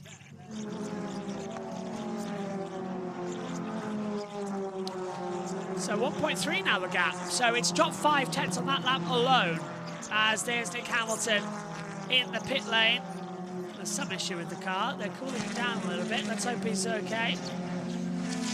Through Church and then down through Woodham Hill. Well, for an opening touring car race of the day, it's had just a little bit of everything. I think it's been absolutely superb. As Hill under attack now as well from Dorlin. Hill's used all 3 laps of his Toka boost, so he's got nothing left. Gap now 0.8 of a second between Sutton and Cook. Now 0.6. It's in just one single lap. Cook has gained 1.1 seconds on Sutton. So yeah, that's Josh Cook then taking a podium place here in the opening race. Smashed his car up yesterday. It's going to finish in 3rd. Unbelievable stuff right now as they come in. Dorlin's got 2 more laps of boost, so this lap and the last lap he's got covered. So Rowbottom and Hill might be in a bit of trouble here. Dorlin might take 5th position for Toyota Corolla. And there might be something, as here's Sutton with Josh Cook all over the back of him. And Chilton has a 10-second time penalty for track limits that's flashed up on our monitors up here in the commentary box. Josh Cook is trying to go through on the inside of Church. Sutton's going to offer no resistance, and Josh Cook goes through. Sutton trying to push the back of him. Coming through Church, down Woodham Hill. Josh Cook smashed his car up yesterday, starting 12th on the grid. The king of Thruxton is already back up into 3rd. And a little flash in the lights to Sutton there saying, thanks, mate. Didn't make that one hard. Sutton knows he couldn't defend it. He did try his best, but that was good. Respectful racing between the two. Sutton tried, but Cook had it covered. Chilton then, with that time penalty, will be served. Dorlin has got ahead. Dorlin has passed. Well, it's down to Morgan, so, oh, hello, this might be something. Cook's used all his hybrid boost as well, so this last lap is just between Cook and Sutton for pure pace. Dorlin's under pressure then here as well from Adam Morgan. Morgan's trying to swing around the outside, coming into Campbell and Cobb. They've both got the same amount of boost left, just a single lap of 15 seconds, so it's not going to be anything yet. But Tingram's going to take his first win of the season if he can just hold it together. Looking to the inside line, Morgan's trying to have a little go. Well, it has been a beautiful race. And that is exactly what we like to see. Just cool, calm, collected, and know it where it needs to be. What an amazing race we have lined up later on. You can't stop him. You can't fight him. Tom Ingram, 2 second places, 4 thirds. He will exit the last corner, and for the first time in 2025, Tom Ingram wins round 10 of the Quick Fit British Touring Car Championship, his first win of the season. Ash Sutton will finish in 2nd place. Josh Cook, who smashed his car up yesterday, will take an amazing 3rd place. Sutton 4th. Oh, so yes, Camish 2nd, Cook 3rd, Sutton 4th, Rowbottom 5th, Hill 6th, Dorlin 7th, Morgan 8th, Proctor 9th, De Jong 10th. But Tom Ingram takes it, and if I'm not very much mistaken, this is why I was confused, the gap in the championship, Sutton 147, Ingram 138. So it's closing there. We'll go through that shortly, actually, with the full orders. Tingram wins it in an amazing round 10, and Josh Cook, who smashed his car up yesterday, finishes third. The king of Thruxton deserves a round of applause for that. Let's take it down to ITV. As well as the race win. Doesn't get the fastest lap point. That goes the way of Josh Cook, as Tim was saying during the race.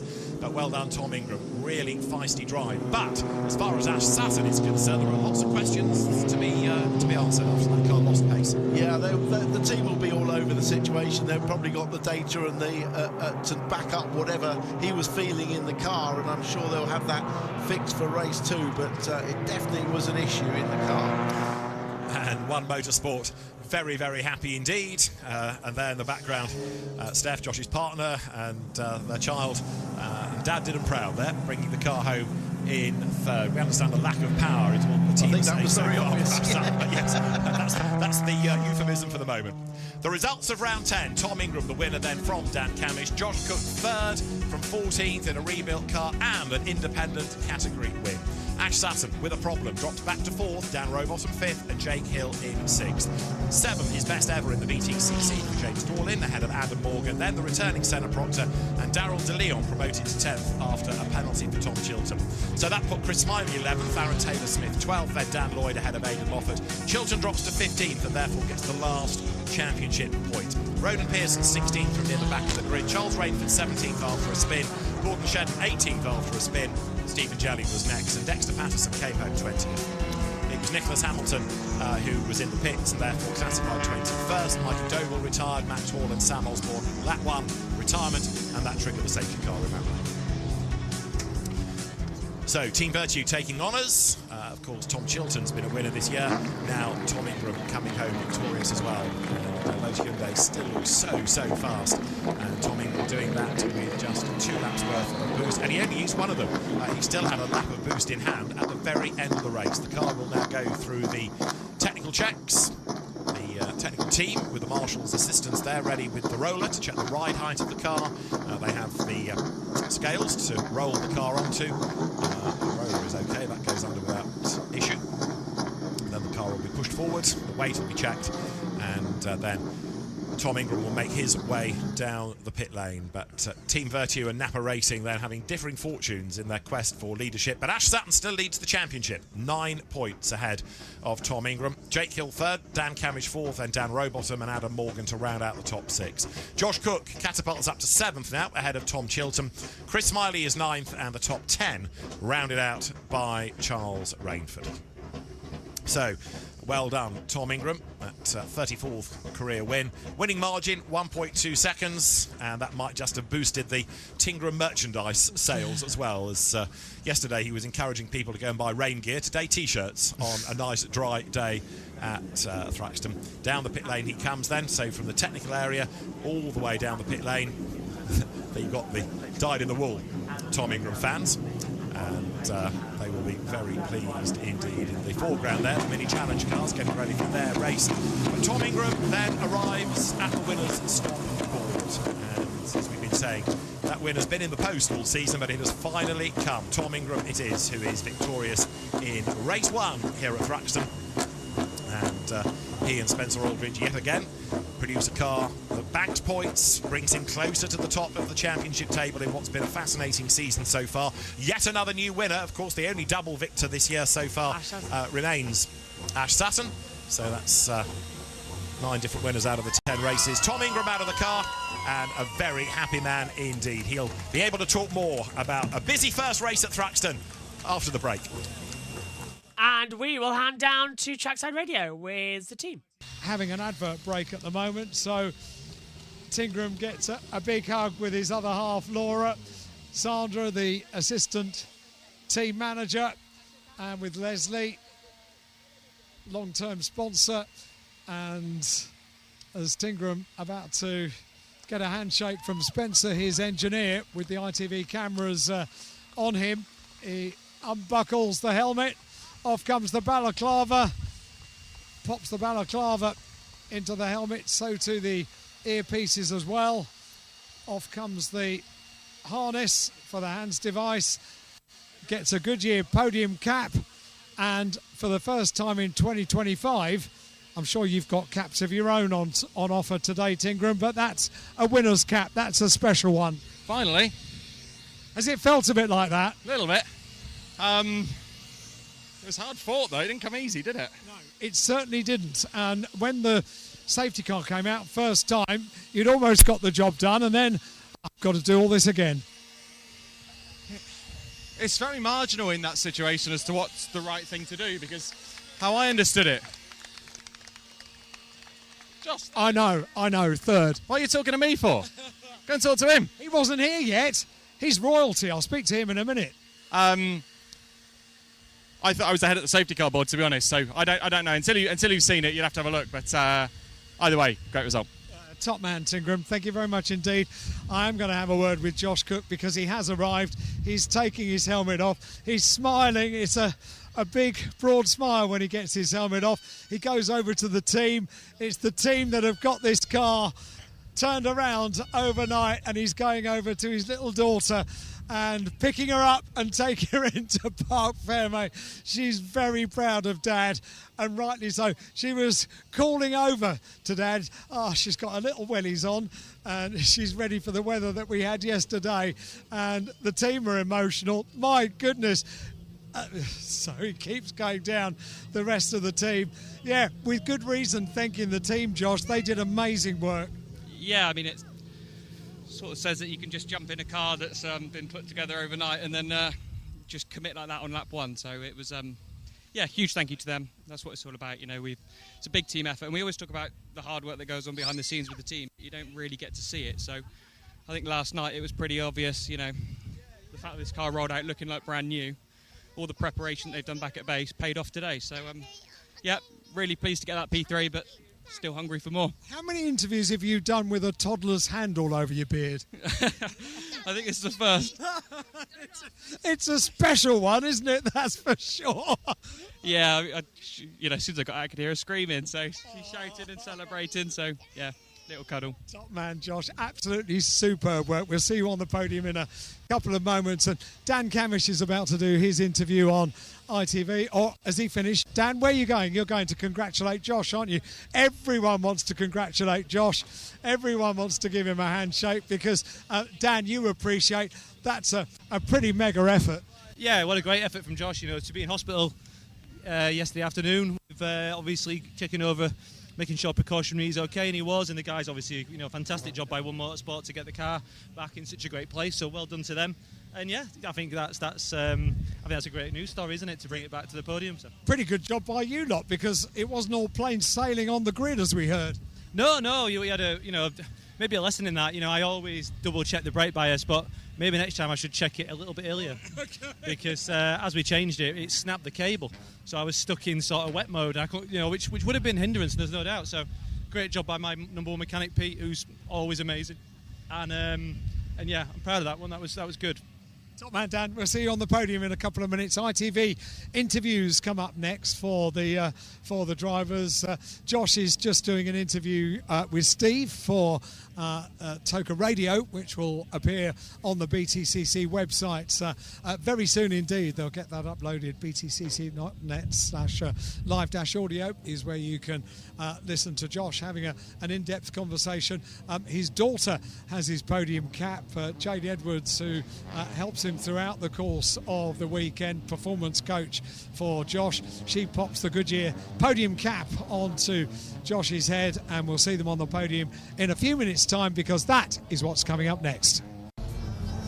Round 10 of the Quick Fit British Touring Car Championship at Thruxton. Good start from Ash Sutton. Tom Ingram applying the pressure, but at the chicane, Ingram got past Sutton, and this was okay according to the stewards, and Ingram was away. The unfortunate Gordon Shedden was collected, outwit Mikey Doble as well. Camish passed Sutton, who seemed to be in trouble with a lack of power, and the injured Josh Cook, he grabbed a place on the podium, getting past Sutton on the penultimate lap. But a first win of the season for Tom Ingram from Dan Camish and Josh Cook, and at last he's a winner in 2025.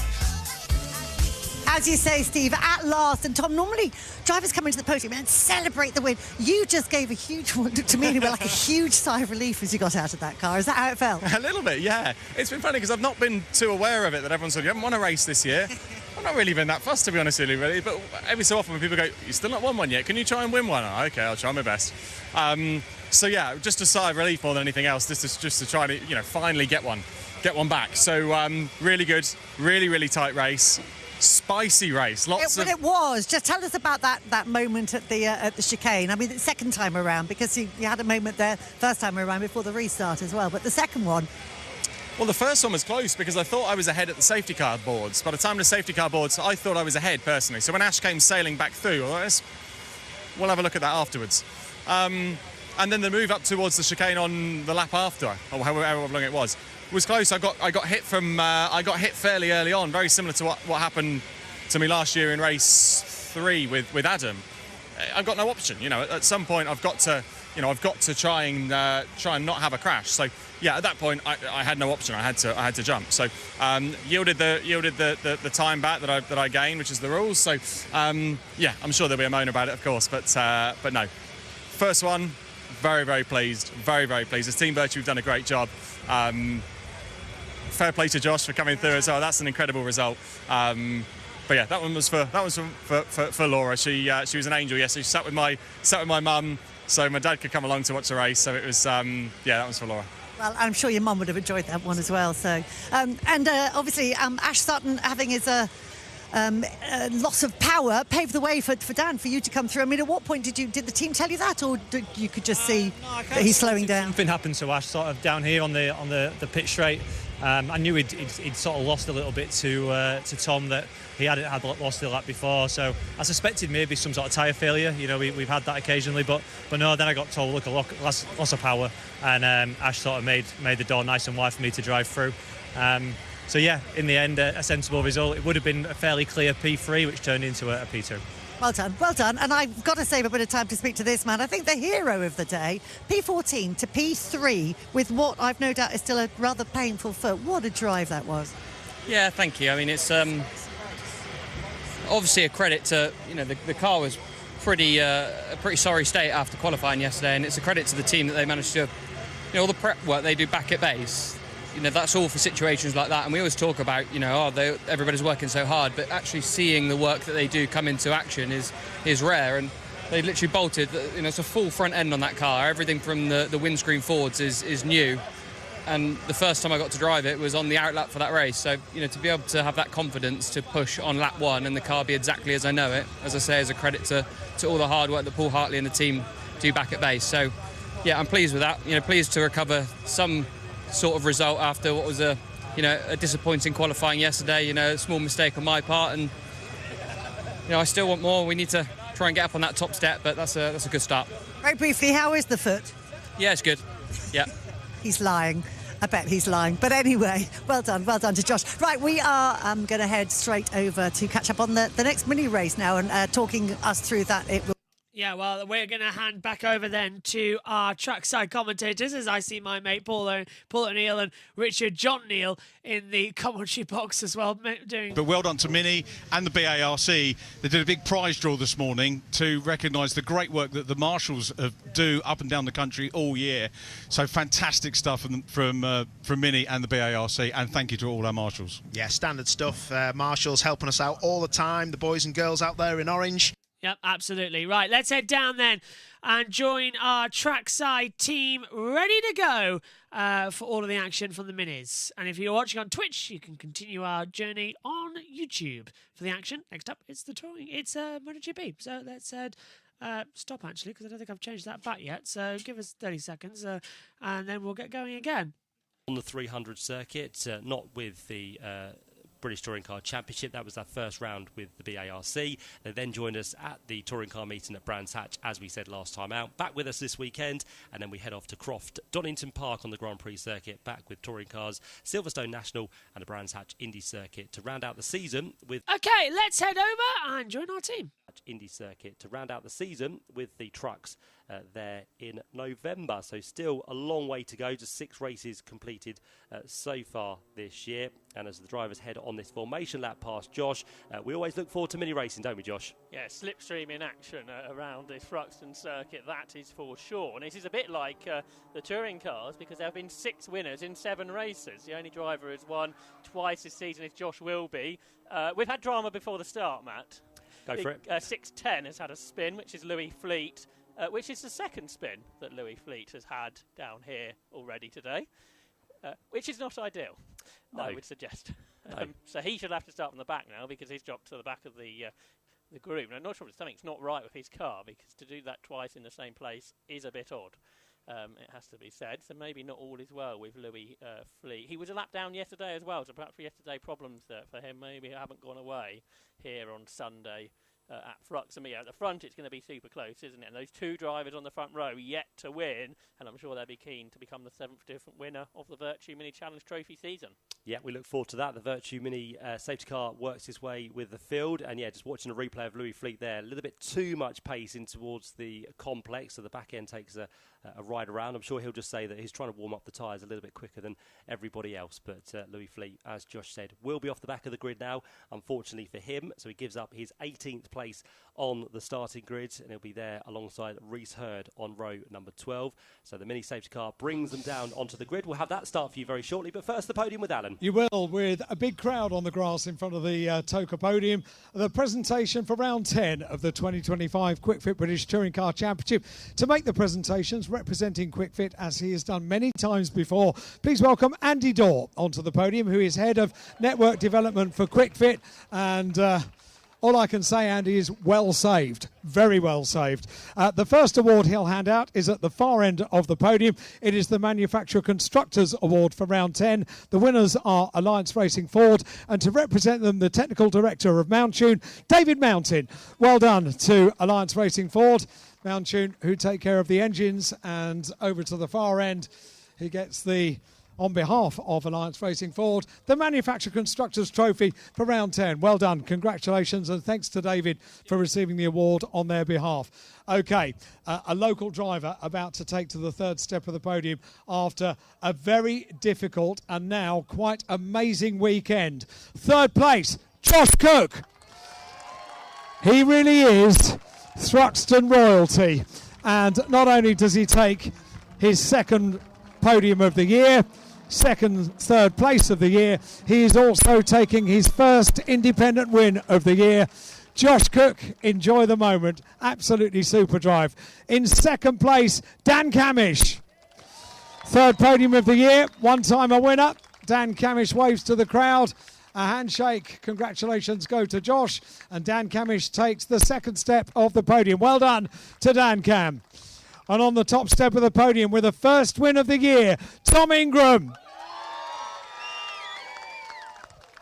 Big cheer for Tingram. They're your people, Tom. A handshake with Josh and with Dan. And Tingram climbs aboard the top step of the podium, gets a handshake from Andy, and then the winner's trophy in the hands of Tom Ingram. And now the national anthem for the winning driver.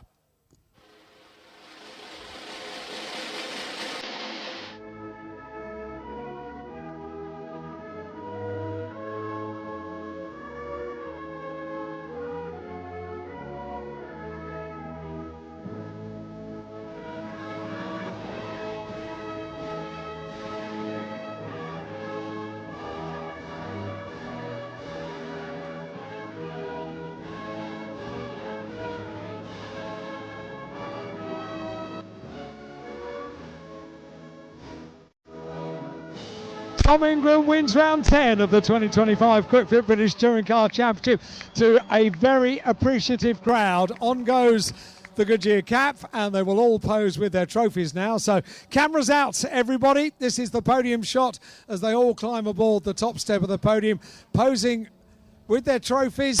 The podium for round 10 of the championship. Trophies go down, bottles in hand, because now they will celebrate with champagne.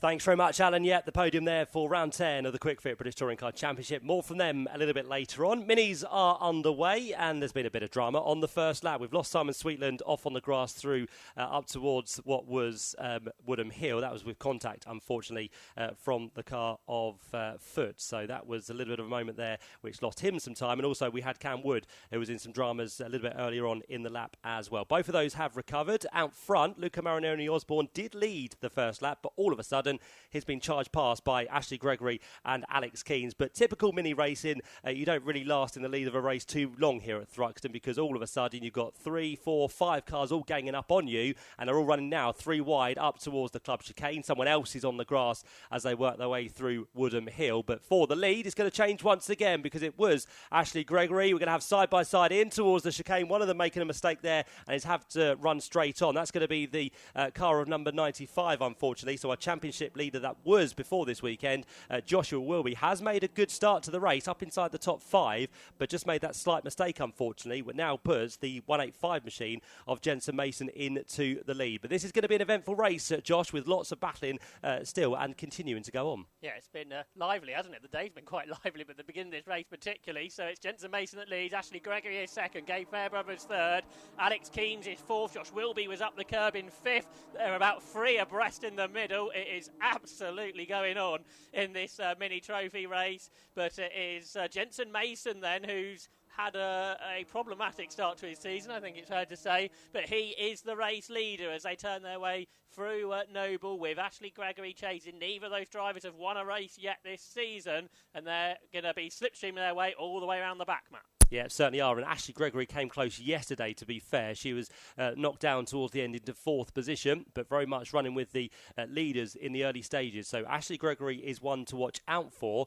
But as you said, yeah, not the best of seasons for Jensen Mason, but he did take 2 wins here last year in Fiesta Juniors in what were wet conditions. So he knows the track well in different conditions. But yeah, a circuit he's always gone very well at indeed. So he leads the pack for the time being, comes back down towards the club chicane, but he's not going to lead for too much longer, because as expected, Ashley Gregory gets the toe, gets past and gets into the lead as they negotiate club chicane for what's going to be the 3rd time of asking. Behind them we now have the 11 machine of Gabe Fairbrother, so the man who started this race from 6th on the grid, won yesterday in race number 1, now sits on the podium as it stands. And then Alex Keynes and what's going to be Josh Wilby, those 2 drivers who are fighting so far in these early stages of the season for the overall championship lead. But towards you, Josh, Ashley Gregory now leads. She does indeed, but with a pack of 5 in this lead group. So it's Ashley Gregory, Jensen Mason, Gabe Fairbrother, Alex Keynes and Josh Wilby is the lead battle at this stage, and Jensen Mason is right on the bumper of Ashley Gregory as they go through the right-hander at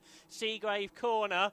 And Jensen Mason knows he needs to be very cautious in close combat with other drivers this season in the Virtue Mini Challenge as they turn their way through the left-hander at Noble Corner then. So it's Ashley Gregory at the lead, but this time it's her that is giving the slipstream off to those behind. Yeah, Jensen Mason had a little bit of a brief look there as they worked their way through the right-hander of Goodwood, but again, you don't really want to be leading. It's a bit like Caterham racing, where you kind of sit there somewhere with inside the top 5 and you make your move towards the end of the race, and it's exactly what you do in mini racing as well. But so far they've all had a kind of chance to lead the race. They've all taken the opportunity to do so, but it is, as you said, the top 5 which are now starting to break away. Jensen Mason goes for a move out of the toe from Ashley Gregory, so it's a drag race almost between these 2 cars, and it does benefit Jensen Mason with a bit of a push as well from the number 11 machine from behind. So Gabe Fairbrother goes through past Ashley Gregory. Alex Keynes goes through now ahead of Ashley Gregory in the number 22 machine, and all of a sudden, from leading just 2 corners ago,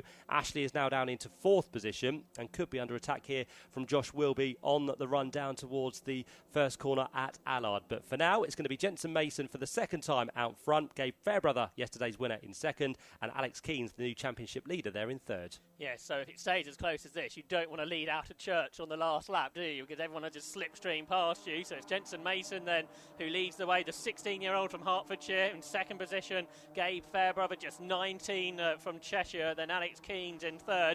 He's not a teenager anymore, he's 22, but he's still a student. It's a very young grid, the Virtue Mini Challenge Trophy Championship this year, with predominantly teenagers or very early 20s drivers, but they put on these great races, don't they, Matt? Certainly do, yeah. This being the first rung on the mini ladder, effectively. So all the drivers starting to work their way through the ranks, whether they spend a couple of years in this championship, move on to the JCWs, and then vie to be within the British Touring Car Championship as best as they possibly can. Matt, Josh, sorry to interrupt. I've got a bit of a despondent Louis Fleet with me here in the pits. Louis, what's happened? I don't really know, to be honest, mate. Just couldn't drive it, undrivable. Could smell a bit of fuel as well, though, so whether that were getting up tyres or not, I don't know. But so we parked it up, we're out. Driving faster stuff like that. Fingers crossed we're out for later, Louis. Thank you. Thanks, Ian. Yeah, that could have been the reason he spun it on the formation lap as well there with some fuel on the tyres. Yeah, he spun again at the start of the race. So. Oh, did he? Okay, yeah. So that would be a good call to get that car into the pit lane and not do too much damage at quicker speed. So top 5 go through. Covering those top 5 is just over a second, so nothing to choose between them. You've then got a sextet behind who are fighting for what's going to be 6th position. That battle at the minute led by Leo Purchase in the 171 machine. But for this lap, Josh, Jensen Mason has managed to lead a whole lap. Wow. And they're in basically the same order, aren't they, than they were a lap ago. In the second group, watch for number 38, Olivier Algieri, started 20th.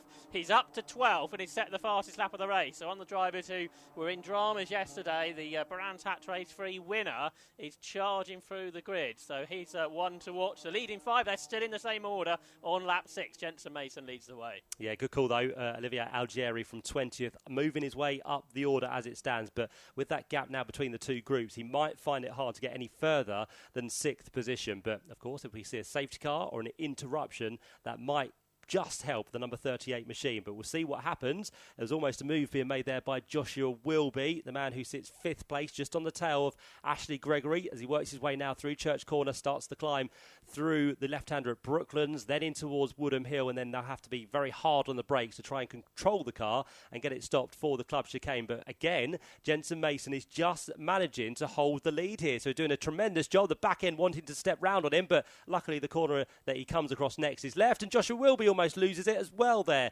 Too much steering into that car, which means he now drops off the back of Ashley Gregory, who was also across the chicane there at the same time. So getting very close between all of them. There's more battling going on further down with Murray Richardson and the 138 machine of Henry Foote. They battle at the minute just outside the top 15.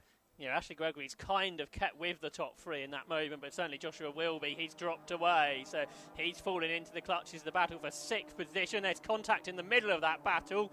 Damage now on number 96, which is Ronnie Smith. He had a coming together with the driver who did start from pole, but his race hasn't gone to plan for Luca Marioni Osborne.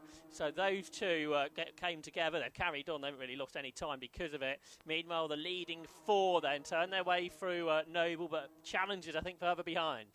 Certainly is, yep. So it's the number 40 machine now running side by side. So this is going to be James Sherrington, who is one of those who runs within the Rookie Cup, currently up against the 46 machine of Paul Manning, who gets a bit of contact there with our pole sitter, Luca Marinoni Osborne. Off he goes. Almost needs a ticket to get back into the circuit. He's that far off. He finds not grass, but now weeds by the looks of it. So Luca Marinoni Osborne will rejoin, but that was a scary moment. I think any other part of the circuit, that could have been a big impact with some tyres, but he does survive. He'll find the track eventually, hopefully sometime before the end of the race. But out front, Jensen Mason is still the leader as he comes through now. Almost a trio for the lead on this scenario, because he's got behind him Gabe Fairbrother, looking for his 2nd victory in as many races as he works his way across the line. And there's more drama behind. We've got more cars across the grass. That's James Sherrington, who is one of those potentially involved with what happened with Luca Marinoni Osborne. So halfway stage of this race, things again getting a little bit tetchy out there. It's definitely lively stuff, this, isn't it?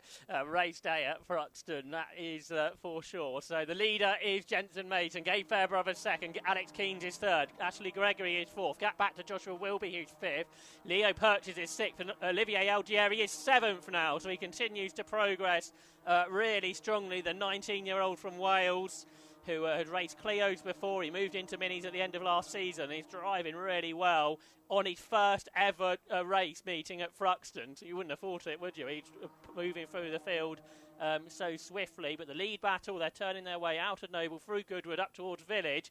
And Jensen Mason, well, he's led for about 3 laps now, Matt. He has, yeah. He's ticking those laps off, isn't it? And, of course, the more he leads, the closer he gets towards the end of the race as well. And to be fair, with those two battling behind him, he's just starting to create a gap between himself and the two in second and third place. Of course, here at Thruxton, we do know that there is going to be slipstream and a plenty, so he won't have that gap for long, and that is now proven as they come back towards us for the 8th time of asking. Jensen Mason has to go defensive, but can Gabe Fairbrother dive out at the last minute? Don't think he will. He's trying to push almost the race leader along here to bridge the gap even further between these 3 cars and Ashley Gregory, which still sits there in 4th position. But Ashley now gets her foot down and starts to close the gap to the trio at the head of the field. So it's going to be a 4-way fight for the lead once more by the looks of it as they head their way through Allard Corner. And we'll keep an eye on the lap times of Josh Wilby, because with clear air, he might just be able to get himself back into contention.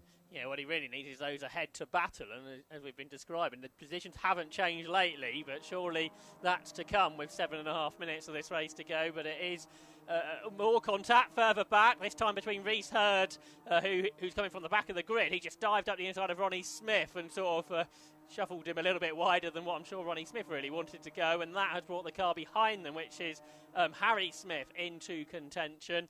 But for Jensen Mason, the, as you said, Fiesta Junior race winner here 1 year ago, he leads in the Virtue Mini Challenge Trophy. Yeah, we did speak about those quick drivers coming from the back, and I think all of them have now made themselves at least inside the top 12. Of course, Harry Smith up to what's going to be now 10th place. You've got Olivier Algieri up into 7th, and Reese Hurd is the other one, as you said, from the back of the grid, now up into 8th place. So all of those expected to do well are definitely doing that. So some pace coming from the back. They've still got 6.5 minutes to go within this one, and they have still got some places to try and take away if they wish to do so. So keep an eye on those cars. Harry Smith in car number 10, Reese Hurd is car number 59, and Olivia Algieri is car number 38 as they work their way up Woodham Hill. There's one car actually with the front bonnet, which is just starting to creep open actually on the left-hand side. Someone takes a shortcut through the chicane as well, which is Reese Hurd. The one with the bonnet just starting to flick up there is in fact Ronnie Smith. He's got damage to the front left. He's got 2 things trailing from the rear end as well, so he has definitely been in the wars in this race, and he's going to lose a further position on the inside down through Allard's Corner. Yeah, he's had a couple of incidents down here. There might have been others further around the circuit. It's side by side for 6th, and that's Olivier Algieri. He's got another place. He's now gone past Leo Purchase as they came here into the complex. Yeah, you've got 2 damaged cars there, really, haven't you? You've got... it's both the Smiths, isn't it? Harry Smith's got quite a lot of front damage, and then Ronnie Smith sort of damaged on multiple corners of his car. But they found themselves together and battling. But for the lead of the race, it feels like Gabe Fairbrother is building up to a challenge. He won the race yesterday. He'd like to become the first driver to win twice at the same circuit this season. Certainly would, yep. So he's building up to the climax of this race as we've got Reese Hurd now trying to make a move on the inside of Ronnie Smith, and now we've got the left front on Harry Smith's car starting to lift as well. So that's going to be even worse, I think, than Ronnie's by the looks of it. So down towards the right-hander of Church they go, almost 3 wide, and there goes the bonnet. So Harry Smith, finally the pin has extinguished itself from the car. The bonnet goes up and he's got no view whatsoever now on the circuit. He's got a little bit of a gap he can creep through, but that's not going to help him whatsoever. So what a place to do it, Matt. Oh, exactly, yeah. But luckily he made it through the corner before it actually went. So Harry Smith, I'm sure, will be destined for the pit lane. I don't think it'll be too long until Ronnie Smith does exactly the same, because that is very loose on the left front. So Harry Smith is going to be for the pit lane. Reese Hurd, while all this is going on, is now up into what's going to be 8th position. And bizarrely, Harry Smith carries on his way. So he can see something, which is, I'm sure, a positive. We'll have a look at that. Meanwhile, that lead battle, Joshua Wilby is catching the driver there in 5th position. He's now only a second behind the leading 4, so he's very nearly there. Like you say, the bonnet on Ronnie Smith's car, that's not going to last much longer. And then, as you say, the other Smith, which is Harry Smith, well, it is a decent gap underneath the bonnet, to be fair. But it's the aero's certainly all wrong on that Mini Cooper, that is for sure. And yeah, a limited visibility for the 17-year-old. I guess at 17 you're not scared of that very much. So for Harry Smith, he pushes on. Yeah, and he'll have the adrenaline in it as well, but I'm sure that's a case he'll use when he has to march his way up to the officials after this race. Say, yeah, I had a gap. I could definitely see what was going on. But, yeah, Harry Smith does continue trying to get a finish out of this race. 3.5 minutes to go. We've got the yellow and red flag out down through Church. Just to remind drivers there might be some debris on the circuit. But as you mentioned, Josh, that the build-up is coming to this one. Gabe Fairbrother has just kept himself in the tow for the last few laps now. He hasn't gone for the race lead, but he's just kind of vying up what might happen on the last lap. The only thing about this, if we do get a stoppage, of course, you find yourself in second place, and you want to find yourself in the lead, because if anything does happen, this might bring the race to a close a little bit earlier than expected. So off we go. 4 for the lead now. Joshua Wilby is almost there. Last time through, he did a personal best of a 1:31.6, which was 0.3 of a second quicker. He's now less than a second behind the 4 out front. And I think this is the penultimate lap of the race, lap 12 of possibly just 13. And it is then Mason, Fairbrother, Keynes, Gregory, 4 of them, nose to tail for the lead. Small gap to Wilby, then a slightly larger one to Olivier Algieri in 7th, and in 6th rather, than Leo Purchase in 7th place. I think Ronnie Smith for the pit lane, unsurprisingly. Have we had... Yeah, Harry Smith, is he carrying on? He is, isn't he? He's just coming down here. He's getting the black flag. He might not be able to see the black flag. Somehow he's seen enough to go around the circuit, though, Matt. Certainly will, yep. So out front, it is still going to be that of Jensen Mason as he works his way. Brother and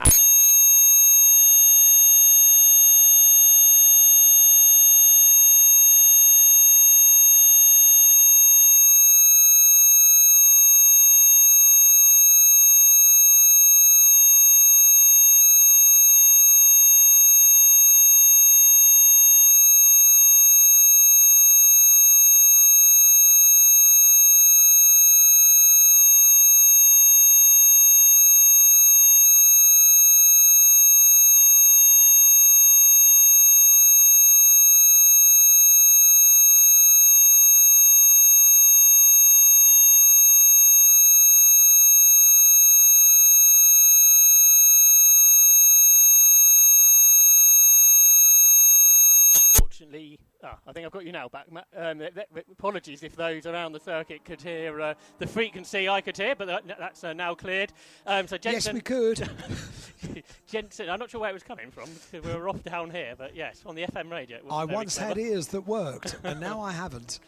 Yeah, hopefully everyone around the track have got ears that are working. Big gap up front for Jensen Mason. I think it's changed for second, though, Matt, and hopefully if you've got ears left, you can tell us what's going on.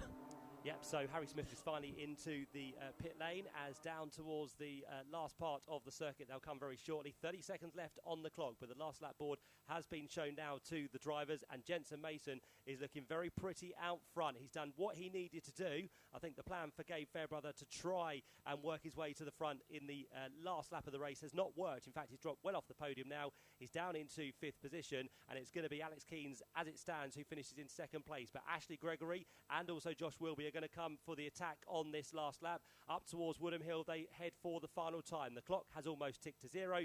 Jensen Mason, who won here in Fiesta Juniors last season, could be on for the victory. The gap closes right down between all of them. Josh Wilby squeezes his way through on the rival of the championship, Alex Keynes, but the checker flag at the ready, and it's going to be Jensen Mason who takes his first victory in the Mini Challenge Trophy here at Thruxton.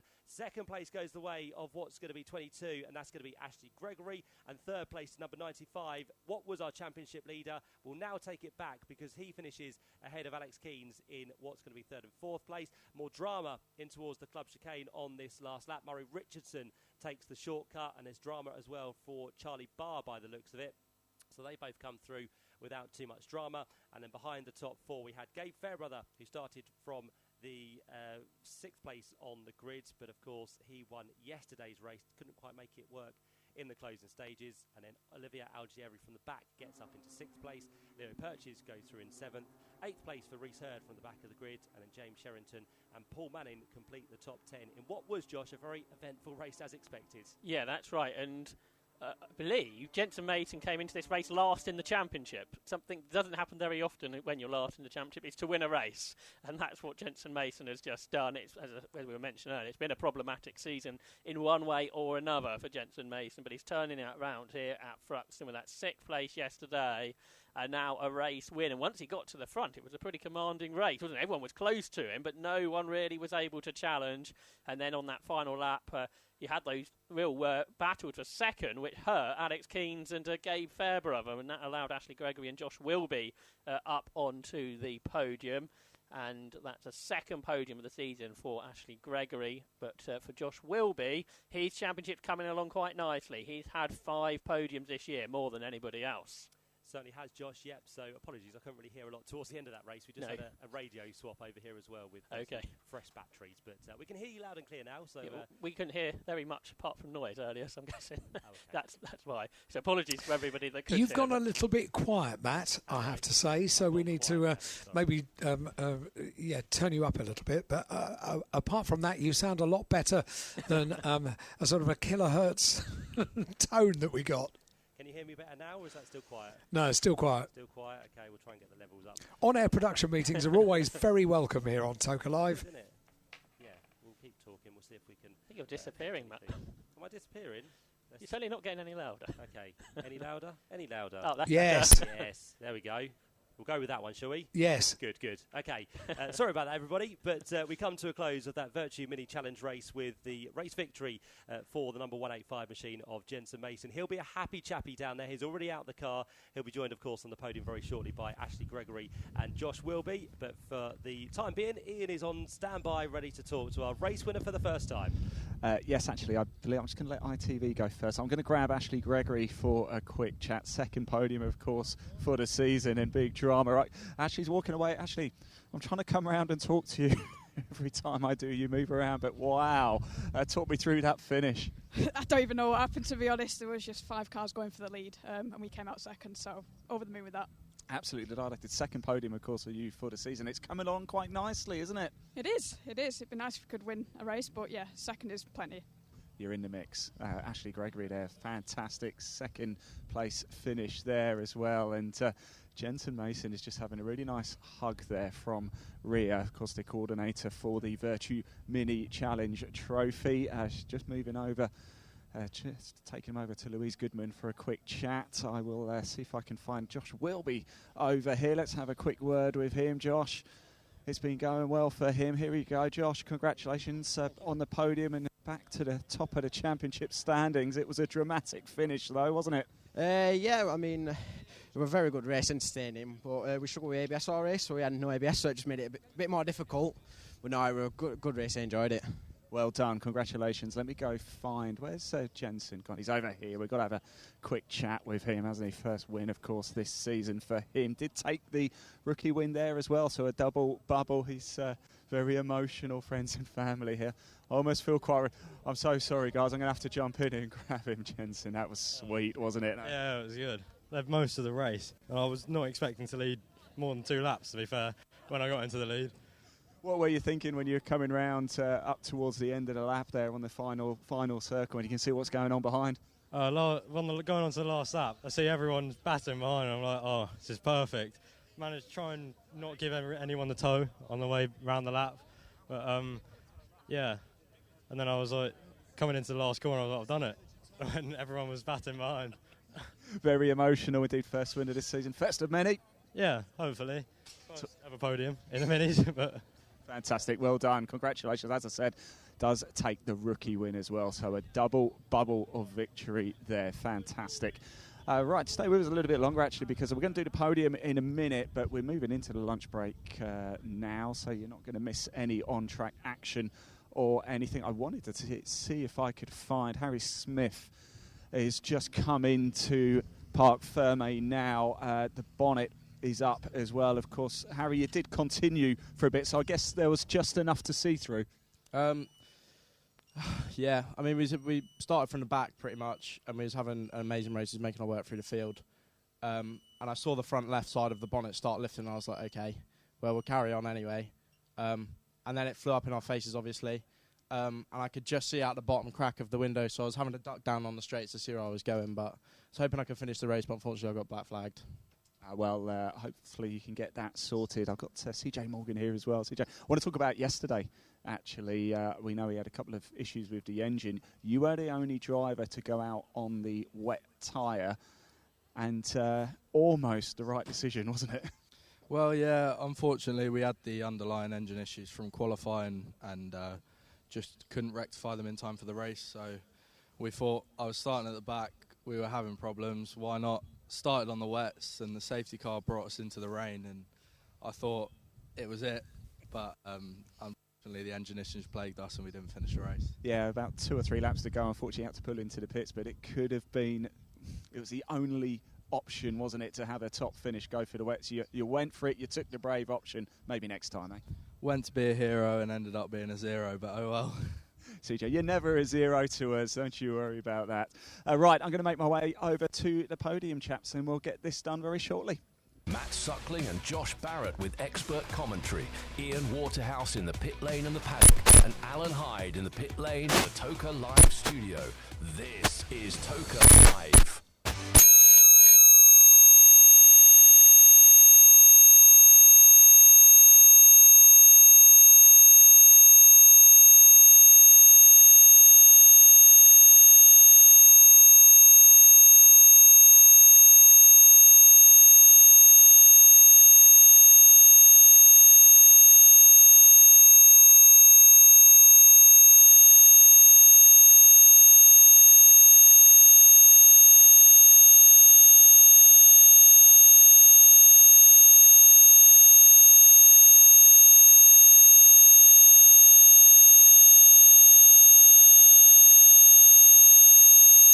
Online.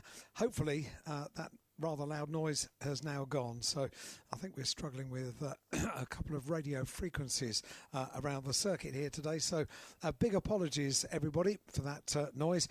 Nothing to do with us here in the studio, I'm pleased to say. So we shall crack on and say hello to some of the people that have been writing in today, because on WhatsApp we're taking your messages all day today. All we need on WhatsApp is your message plus your name, only your first name, that's all we need, not surnames, to 07482 877 877. Message plus your name to 07482 877 877, and we'll get your message on air. This one says, morning all, looking forward to some great racing, very happy Cookie is okay. I think he's better than okay now we've had our first race. Please say hi to Sam, Susie, Beck and James. We are boiling sitting down at Allard's. Well, it's a better problem to have than the problem we had yesterday, that's for sure. Hang on. This one says, can we have a shout out at Thruxton today, please? A big happy 30th birthday to Andrew for Tuesday. Enjoy your day. That comes with big love from Chris, Zoe, Aidan, Will, Tom, Tia and Carlos. Great to have you all here, everybody. Thank you very much indeed for writing in. This one says, excellent racing from number 10 in the minis. Great overtaking with the bonnet up. Great fun for the crowd as well. And this one says, hello, please say hello to Bobby. He absolutely loves coming to Thruxton for the BTCC every year. What a day so far. And guess what? We've got 2 more races for the Quick Fit British Touring Car Championship to look forward to. We are into the lunch break. We do have a podium presentation which is coming up for you, and we'll bring it live with Ian Waterhouse on Toka Live on Radio Thruxton. But now, because we are into the lunch break, this is a really good time to get your messages in, and all you have to do is to WhatsApp us the message plus your name to 07482 877 877. That's how you get in touch with us here at Toka Live, or you can email us studio@tokalive.net. It's the official sound of the Quick Fit British Touring Car Championship for the whole of this year in 2025. Right, in fact, as we say that, we've immediately got another message. It says, can we say happy birthday to Vernon and Lane? She is 67 today and absolutely loves the BTCC. Thank you. You are more than welcome, but don't forget to put your name on the message.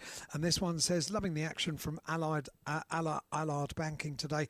Go Ash. Please say hello to Ash's biggest fan, Oliver, from Uncle Beans and Daddy Tetley. Thank you, everyone. And if you do want to get in touch, do it now. Now is a really good time when we don't have cars going around the circuit, because before too too long, in fact just over half an hour, we will resume racing, and we'll do so with the one and only race today, because they had 2 yesterday, for the Vera Tools F4 British Championship certified by FIA. Getting some great shots as well of all of you on the banking around the circuit, and of course we've got that extra banking at Woodham Hill in operation. To any of you that come to Thruxton regularly, Woodham Hill is quite a hill. You tend not to notice it in a car, and when you walk up it or cycle up it, as I have done during 2020, using Thruxton Circuit as my local exercise for the day, bringing my bike down here and riding up it, I used to wobble quite a lot, then get up and walk it up to the club chicane, because it is quite a steep hill up Woodham Hill, but a great vantage point, and many of you enjoying that view over the course of this weekend so far. This one says, hello, please say wakey wakey to Dave. That comes from Mackie, who presumably is watching someone enjoying the weather today and having a nice doze on the banks around Thruxton Circuit, which is a very good thing to do. If you were here yesterday, there wasn't much dozing on the banking going on. Quite a lot of sheltering from the rain yesterday, but today a different story altogether. So, lunch break, opportunity for the marshals to get some kind of sustenance and get them ready for a full afternoon of racing. And so too for all of you. So many points around the circuit to get some food and drink over the course of today and get yourself fortified for a good afternoon of racing. So, Ian Waterhouse is about to conduct our podium presentation. Let's see where Ian is now. I'm on the podium. I'm just waiting for some at the minute. They'll be over very shortly, no doubt. So just bear with me a minute or two, and then we can get the podium for round 8 of the Virtue Mini Challenge Trophy underway. And it was a fantastic race, wasn't it? Another one coming up a little bit later for the Virtue Mini Challenge. I'm very much looking forward to that. The way the afternoon looks is Vera Tools F4 British Championship certified by FIA at 20-2. Then we have the pit lane opening at 2:20 for the second race for the BTCC, the Quick Fit British Touring Car Championship. Second race gets underway at 25-3. Second race of the day, and what a thriller it was, got our racing underway today for the Porsche Carrera Cup GB. They'll be racing once again at 3:25. At 4:10, we've got the Virtue Mini Challenge Trophy, second race of today, third race of the weekend, and our final race, pit lane opens for the touring cars at 10:05, and the race gets underway 15 minutes later at 5:05. That's the way the afternoon looks. If you want to keep the timetable with you, all you need to do is arm yourselves with a race weekend programme. They're priced at £7. It's the official limited edition souvenir programme for this round, for rounds 10, 11 and 12 of the championship.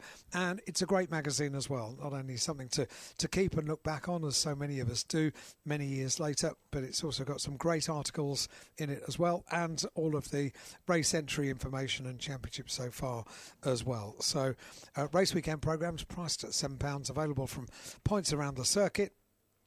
And in due course, we will be conducting our podium presentation and hearing from a few drivers with Ian around the Thruxton paddock and pit lane. Alan. I think I can hear. Who can I hear in the background? That's me, Alan. Can you hear me? Yes, but very, very quietly. Okay. I think Gavin's on that to try and turn us back up. Just very quickly, we've had a message from the Thruxton team who have just said there is a car with 2 dogs in it, and that car needs to go with the drivers to be returned to it. So if you've got a Volvo XC90, then can you please return to it? Registration GY22KLM. GY22KLM. There are 2 dogs in it. They're going to give you 10 minutes. If you're not back to that car, they will be breaking in. So sorry to bring that to you, but there are 2 dogs in a car which need to be removed as soon as possible. No information like that, Matt. You can interrupt me whatever I'm saying. That's the perhaps the most important thing to bring over. So if you are the owner of that car, return to it immediately, please. Absolutely immediately. Ian Waterhouse is on the podium. Yes, I am, Alan. Thank you very much. The drivers come over. We are ready to get this underway now. The podium for round 8 of the Virtue Mini Challenge Trophy. And we've got a very special guest. Jack Dean, the assistant sales manager from Virtue Mini Yeovil, is going to hand the trophies out. Here he comes. Let's give him a round of applause. All right, Jack. Okay, now, as our Graduate and Rookie Cup winners are also in the top 3, we're just going to go straight to the top 3 podium. So can we please give it up for your 3rd place driver? First in the Graduate, it's Josh Wilby. Well done, Josh.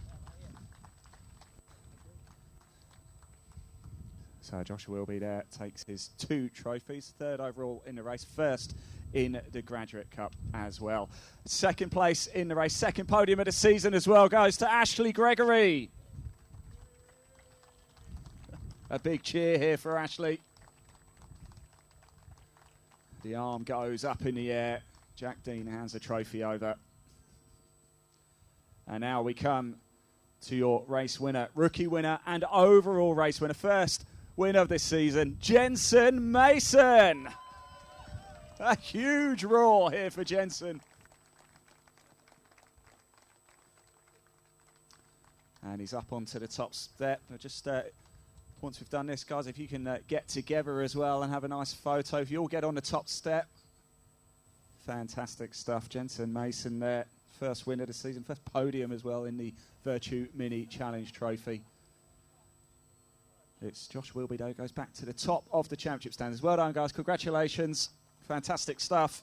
Round 9 coming up a little bit later as well. That does conclude the podium for round 8 of the Virtue Mini Challenge Trophy. And what a race it was. Matt Suckling and Josh Barrett with expert commentary. Ian Waterhouse in the pit lane and the paddock. And Alan Hyde in the pit lane and the Toka Live studio.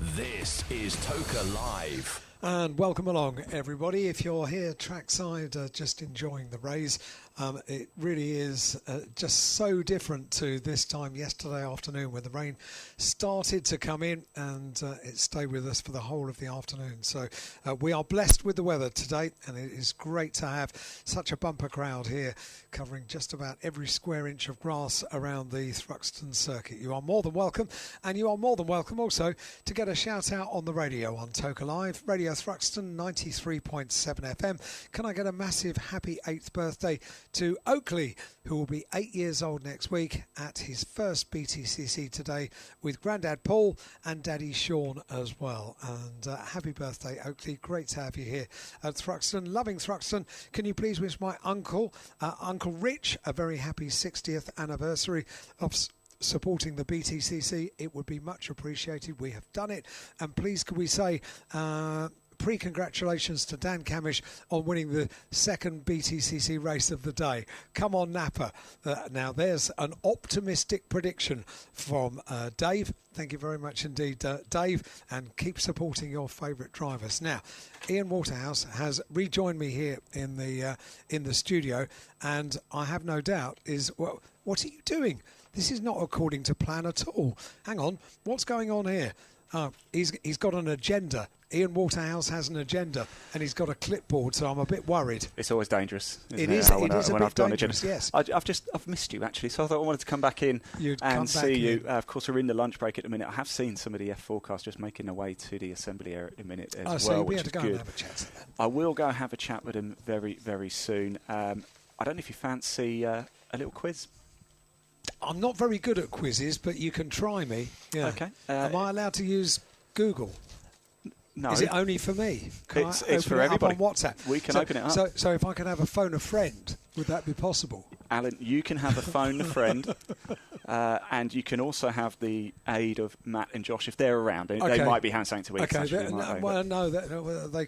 They can put down their food if it means helping me. Yeah. We're here for you, Al. We could open this up on a WhatsApp chat as well, couldn't we? Yeah, we can. Yeah. I reckon so. Now, the first question is this. Okay, so everybody around the circuit, everybody listening on radio as well, if you do want to have a little guess as well, please do get your messages in. Help me, please. Help Alan Hyde. Right. In 1993, yes, here at Thruxton, yes, an unofficial lap record, yes, was set at 57.6 seconds. Who did it? Damon Hill. Wow. Don't worry about giving people a chance to message in, Alan. Sorry about that. It just so happened I was here and interviewed Damon, I think, before and after that lap. So, wow. So there you go. Okay. Long memory. Well done. This. Come on, give me more. Give me more. Okay. Yeah. What car was he in, first of all? A Williams. It was, the F1 Williams, the FW15C, the Renault. And the story of that was quite interesting because the car was here, I think, for the Thruxton Silver Jubilee meeting. And they were getting quite complicated, Formula One cars, so it required quite a lot of laptops being plugged into it just to start the car. And when it was at the Silver Jubilee meeting, it didn't start. So they were terribly upset, the team were terribly upset, and they said, OK, we will come back this year and we'll do it. And they did. Fantastic. I'm very, very impressed indeed. Right, question 2. That might be worth giving people just maybe 30 seconds or so to see if they can get their messages in. Sorry, I was just excited that I was about to get one right. Yeah, it could all be downhill from here. Right, who won the first touring car race at Thruxton in 1968? Now, you definitely weren't there for that one. No, I was 2 years old. I don't think I knew about the BTCC at that stage. So I think we'll throw this one open to Josh. My guess would be an Australian. Would it be Frank Gardner? No. No, okay, I'm out now. Just onto my sources are correct. I was thinking who might have been a race winner around the late 60s, and that was my... Jolly good guess, Josh. Back to your sandwich. That's what about Matt in the main commentary box? Well, I don't really know, to be fair, so it's way before my time. Yeah. I'm going to go just with the name that lends itself to the touring car, Jack Sears. I'll tell you the answer. It was Brian Muir, and he was in a Ford Falcon Sprint. What a touring car that was. What a touring car that was. Our phone and friends are not being terribly helpful on WhatsApp, that's for sure. Message plus your name to 07482 877 877 if you can help us in these questions. We're next to the media centre. They can hear us. I can't believe that no journalists have rushed in to help. I know, right? I think they're quite enjoying watching you squirm a bit. I think they probably are. Right, next. All right, third question. Okay, third question. I have another one for you here. Now, I'm sure Josh and Matt will remember this, and a lot of people around the circuit as well are listening in. The 1997 TOCA Touring Car PlayStation game. Yes. Yeah. Fantastic game, by the way. It is superb. How many copies do you think it sold in Europe in its first 6 months? Now, I will make this multiple choice to help out. Do you think it was A, 100,000 copies? Okay. B, 600,000 copies? Okay. Or C, 1.5 million copies in Europe in its first 6 months? What do you think, Matt? I'm going to go for C. Are you? I'm going to be ambitious. Okay. Let us know on the WhatsApp. What's the number, Alan? 07482 877 877 07482 877 877. It was exceptionally popular. It was incredibly popular. It was a superb game. I personally have a copy of it. I've still got a PS2, so I can still play it if I need to. I can just see you there, actually, with the control. In fact, I thought you were going to set another monitor up today. So do you know the worrying thing about this is that so I'm not very good with a controller on a game console. So I decided, because this was 1997, you couldn't really buy steering wheels for computer games and whatnot. So I made one. I made it with... I don't know, I'm not surprised.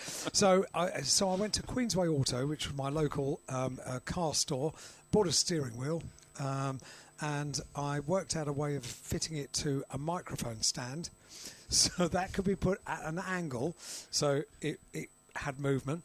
I put a potentiometer, electronics, on the back of it, and an accelerator pedal was a taken apart wah-wah pedal for a guitar. Wow! Okay. And it worked, but not for long. And it was all mounted on a bedside cabinet. So all of which covers up the fact that I don't know the answer. So I'm going to go for B. For B, 600,000. Yeah. Matt, you went for 1.5 million, didn't you? Did you have a go? Did you guess? Should I just be different and say A? Even though I don't think that's the answer. Well, say what you think the answer is.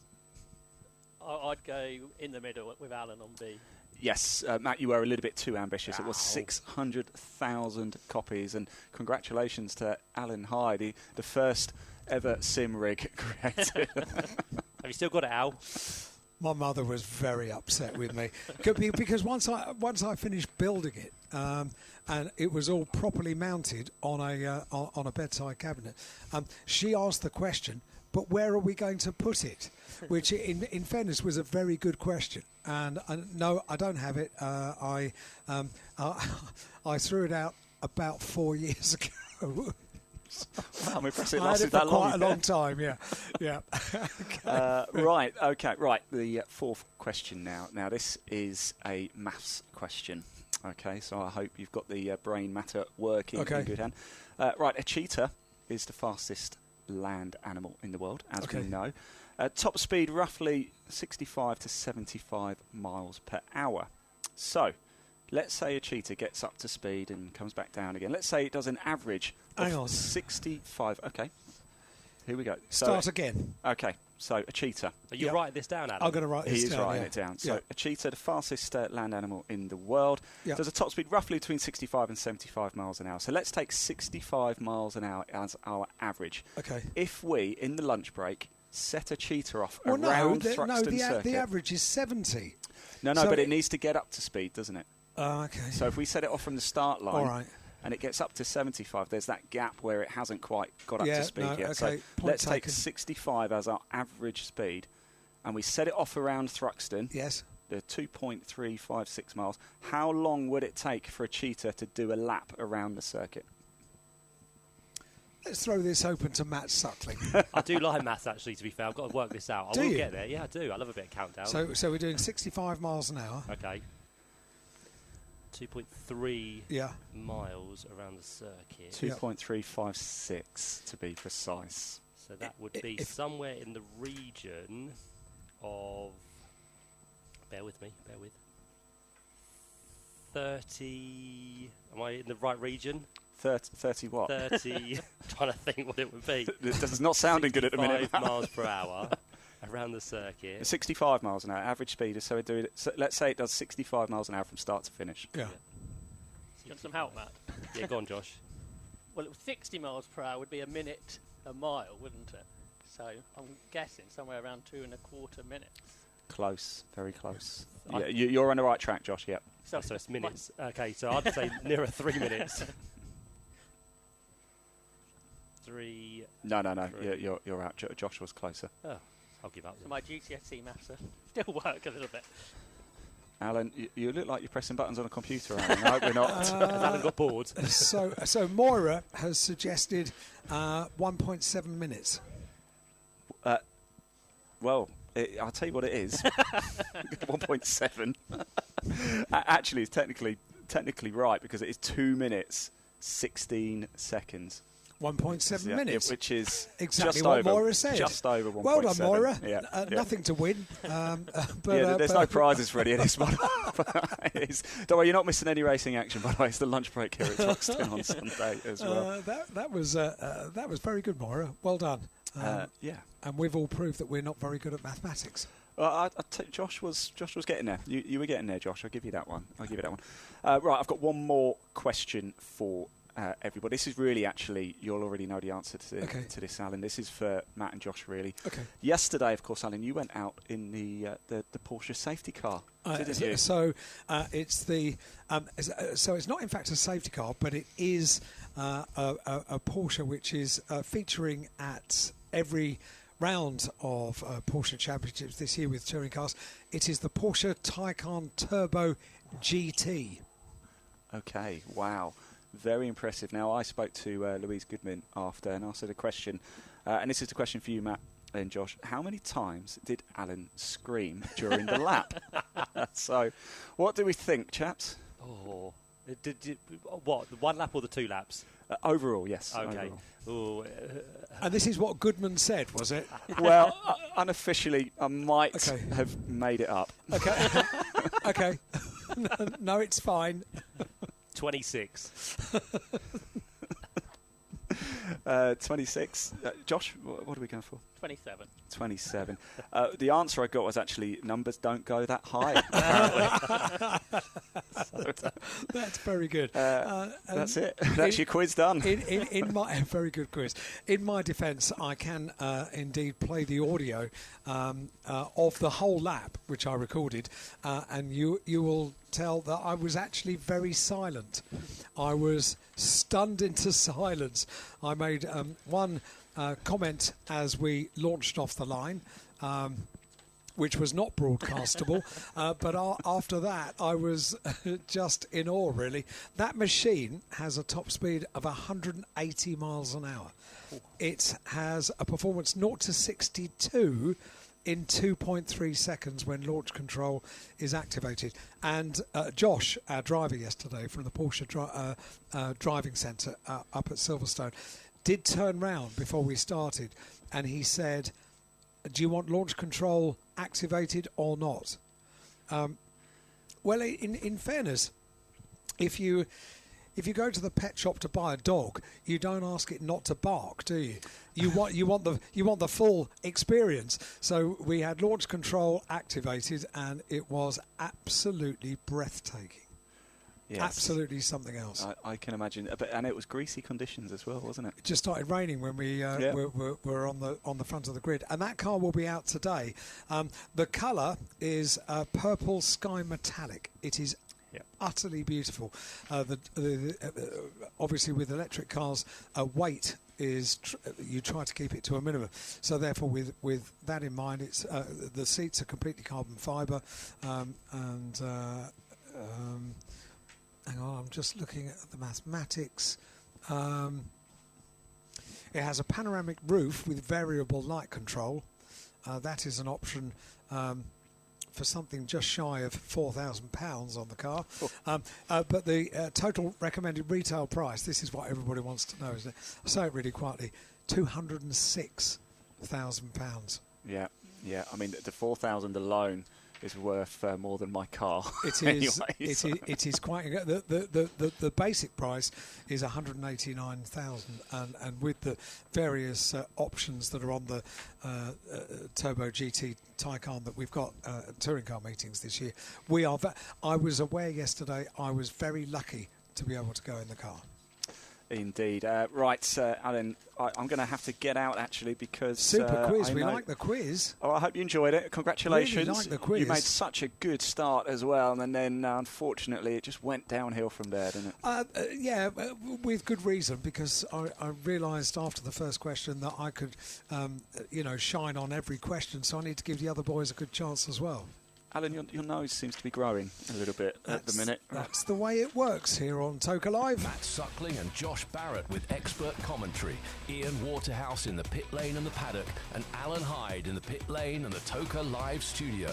This is Toker Live. Ian's going to go out and about now because very soon cars are going to be arriving in assembly area. They'll be there already, and Ian will get the chance to have a chat to them because the race due to get underway very soon indeed. 25 minutes for the Vera Tools F4 British Championship, certified by FIA. And Adders is poised. David Addison from ITV, just in case we need to bring him in. Don't go far away. Thank you very much indeed. David and I chatted for 54 minutes and counting yesterday. Yeah, and it will. Our conversation will appear as a lengthy podcast later in the month. Adders, very quickly, sit yourself down if you wouldn't mind. I just want to get your thoughts because you've been talking on. I didn't mean to interrupt. ITV. No, but I just want to get your thoughts. Script writing. You couldn't have written the script for Josh Cook today. Outstanding. Wasn't it just? Yeah. I mean, there's something about Thruxton barriers that if you hit them hard enough, they make your car go better. Do you remember Dan Welch many years ago? He went off at the chicane and we thought, oh, that's not looking good. And in the next race, it went quicker than ever.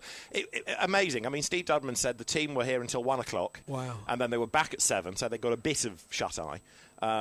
Josh was in A&E last night having his ankle checked out. And, yeah, adrenaline is a marvellous thing. We know that car works well around here, and we know that Josh is a star around here. But even so, that car hasn't had the pace this year.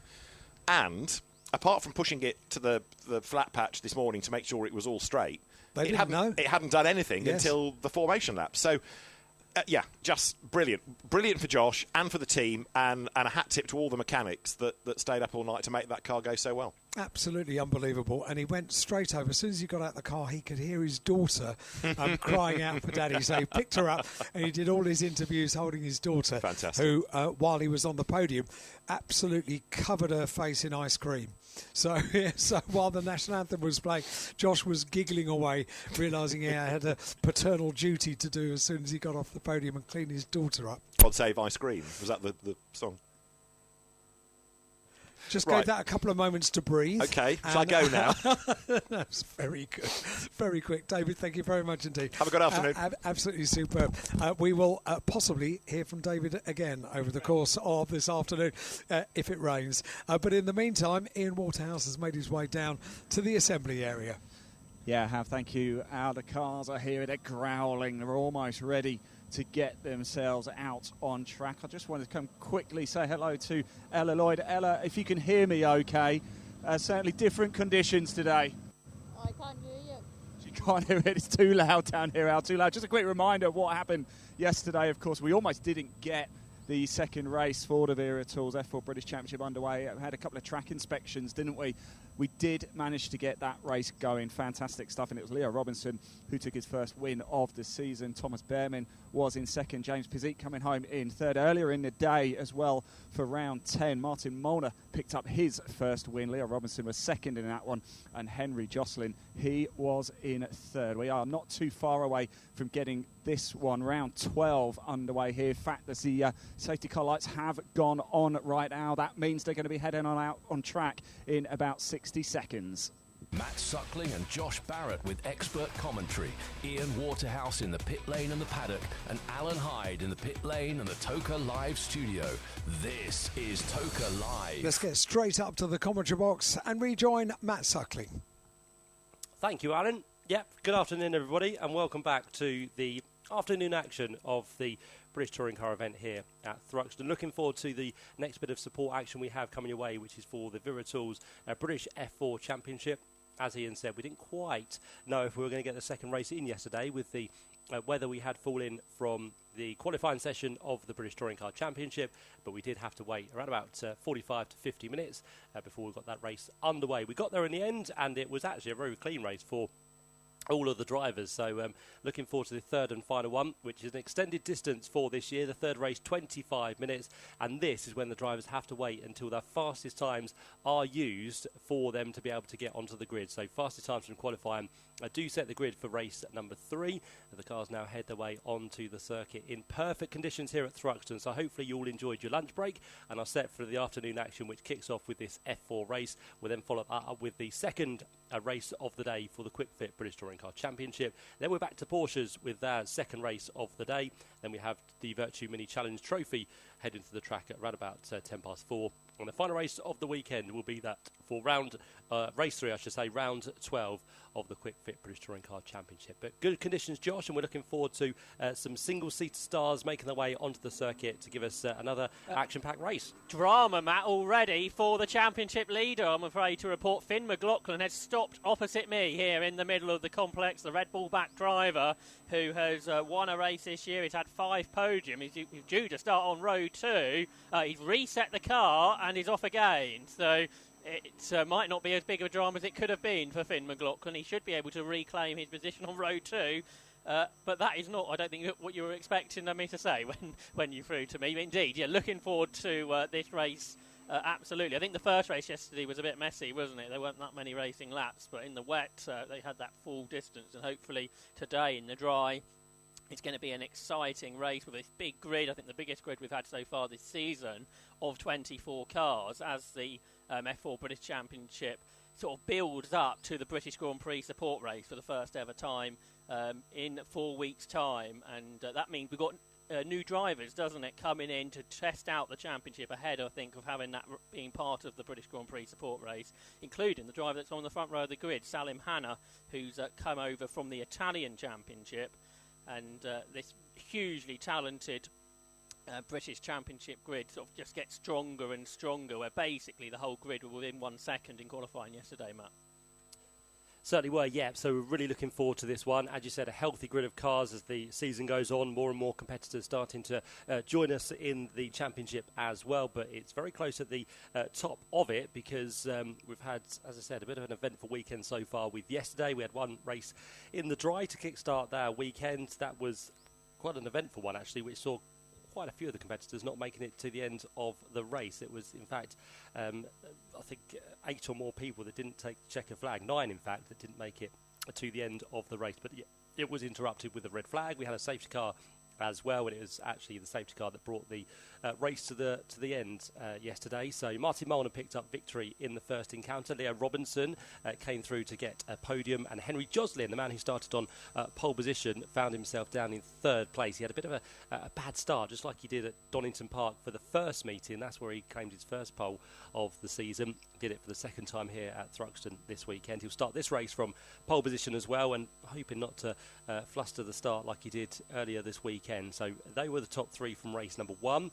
Race number 2 was the one which was held in wet conditions, not as wet as they could have been, because the officials here at Thruxton did a grand job to make sure all the track was clear, cleaned up, and as dry as it possibly could be for all the young stars to head out there and have a good hard-fought race, which they did. As we mentioned, 24 started and 24 made it to the end of the race. No interruptions whatsoever, and it was Leo Robinson with the high-tech TTR team who came through as a victor for the first time this season. He had his teammate Thomas Behrman behind him to make it a high-tech 1-2, and it was Rodin Motorsport and Jimmy Bezique who came through in 3rd place. And Jimmy's had a bit of an up-and-down roller-coaster ride so far this year. The previous meeting at Snetterton was one really to forget for the youngster, but the Australian now working his way back towards the top of the championship. Not quite there yet, but if things go his way in this 3rd and final race, he could very much have a chance of at least jumping up into 2nd position. But for now, Finn McLaughlin, the high-tech driver who, as Josh described, had a little bit of a moment with that lap to the grid.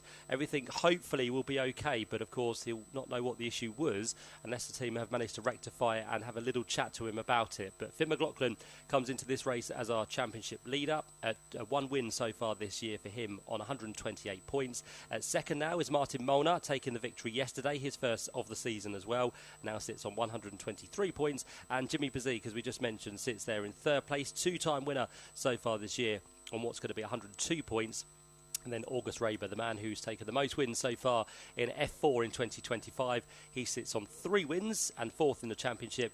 The Swedish driver on 89 points as it currently stands. So that's how things look as we head into this 3rd and final 25-minute race of the weekend. Let's run you through how the grid lines up then. As we said, the fastest times in qualifying do set the grid for this one. Page 43 in your programme is where you can find the entry list. And it's going to be number 26, Henry Joslin, who starts from pole position. Alongside him, number 88, making a debut this weekend, Salim Hanna. They make up the front row of the grid. Row 2 then sees number 24, one of yesterday's winner, which is Martin Molnar, and number 5, Finn McLaughlin, who had that issue with the lap to the grid, is going to be there. But let's see how he gets away from the line for this green flag lap.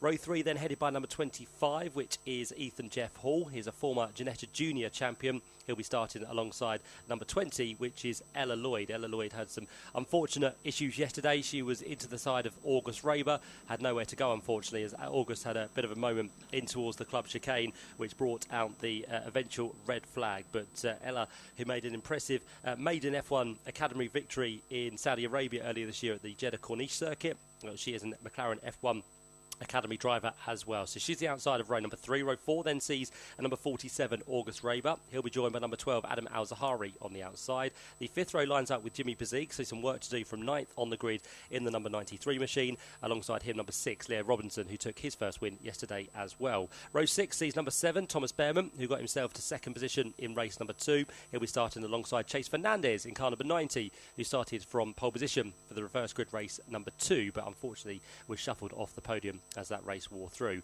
The 7th race sees number 23, one of the youngest drivers within the field, Theo Palmer, and 21, Tommy Harfield, who races within the Challenge Cup for this year, a new Challenge Cup initiative which brings drivers to the championship who are only partaking in 7 of the 10 rounds. Those 7 rounds have to be nominated before the year gets underway, and it's for those who can't make a full commitment to the championship to have something to go for. So Tommy Harfield will be in the Challenge Cup, 14th on the grid. Row 8 then lines up with number 42, which is Rowan Campbell-Pillim.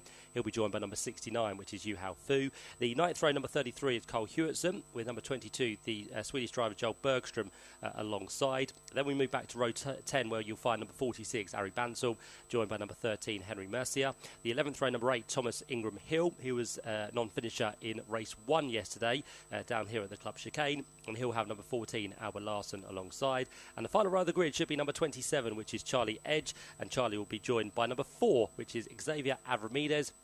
Xavier, who was a man who brought out the red flag in qualifying, so didn't get any representable times into that session. So every race so far this weekend, he has been off the back of the grid. He has made progress though, because in race 1 he got himself up to 10th position, and in race 2 yesterday Xavier got himself into 13th position. So there are plenty of places to be made from the back of the grid. There's more time for Xavier to do that in this race as well, so we'll look forward to seeing what he can do from the 24th position in car number 4, which now brings its way into its place on the grid. So it's high-tech towards the back. It's the number 26 machine of Henry Joslin on pole position for Fortec Motorsport.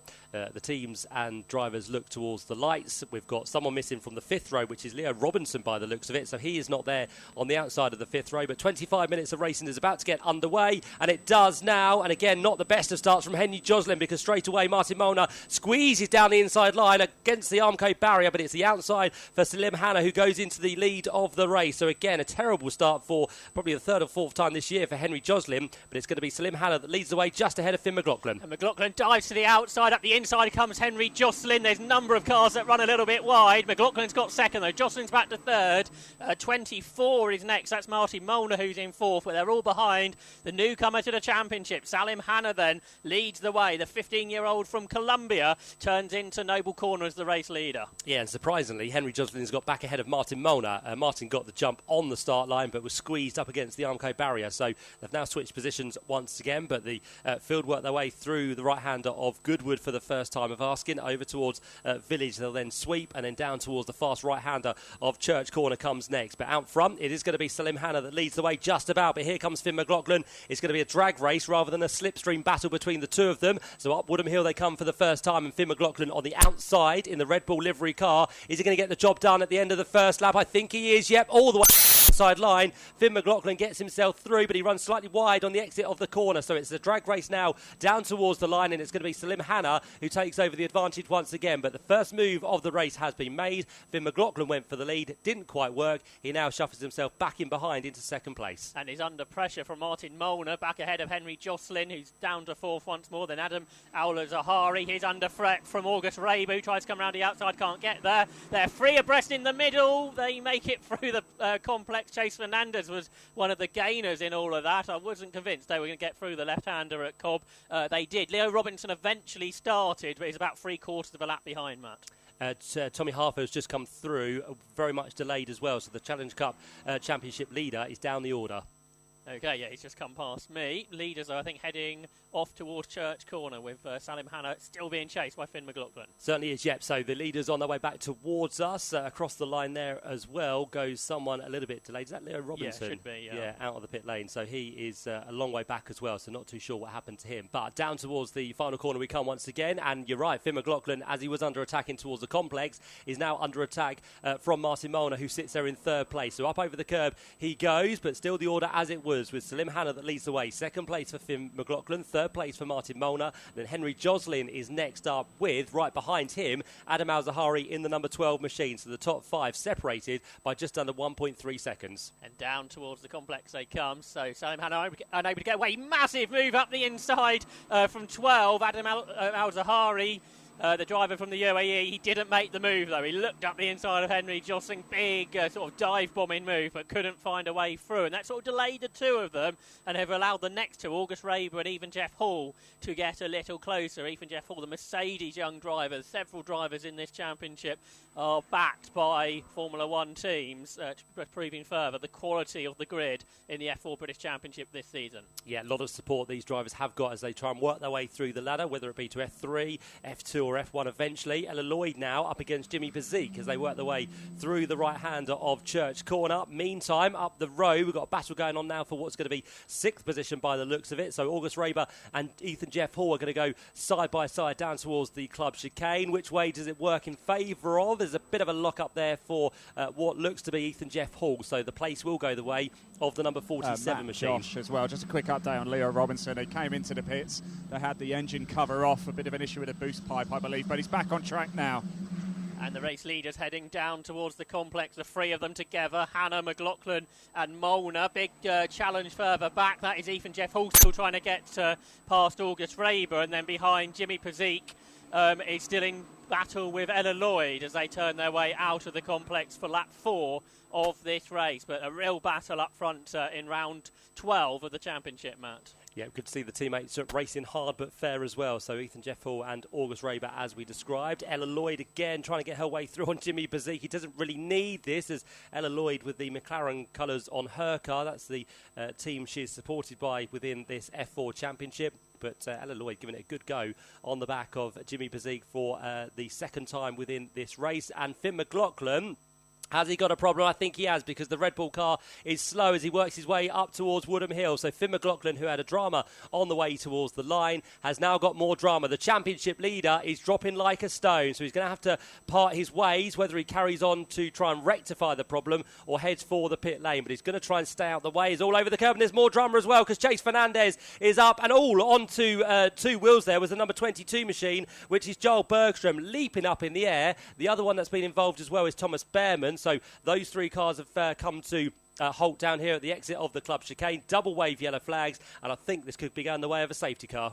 Yeah, it sounds that way, doesn't it? So it's another dramatic moment on this Thruxton race day. Finn McLaughlin is back up to speed, as you were suggesting, Matt. He's there in 11th position, and he seems to be back up to speed, as you can see that safety car's heading out, chaps. Safety car is heading out.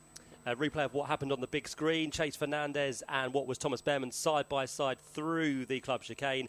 Thomas Behrman just into the side of Chase Fernandez, and with that Joel Bergstrom came through, nowhere to go, just leaped over the back of Thomas Behrman's car, using that effectively as a bit of a ramp. And with that, as I said, Joel Bergstrom up onto all 4 wheels off the ground, and then he went into the barrier as well. Chase Fernandez has been let go, so he's managed to fire the car back up. The marshals have pushed Thomas Behrman away. The 2 cars that now remain are Thomas Behrman and that of 22 Joel Bergstrom. But as we mentioned, safety car has been deployed, so the field now will come under the control of that, and we have a little bit of a chance, Josh, for a bit of a breather. That's right.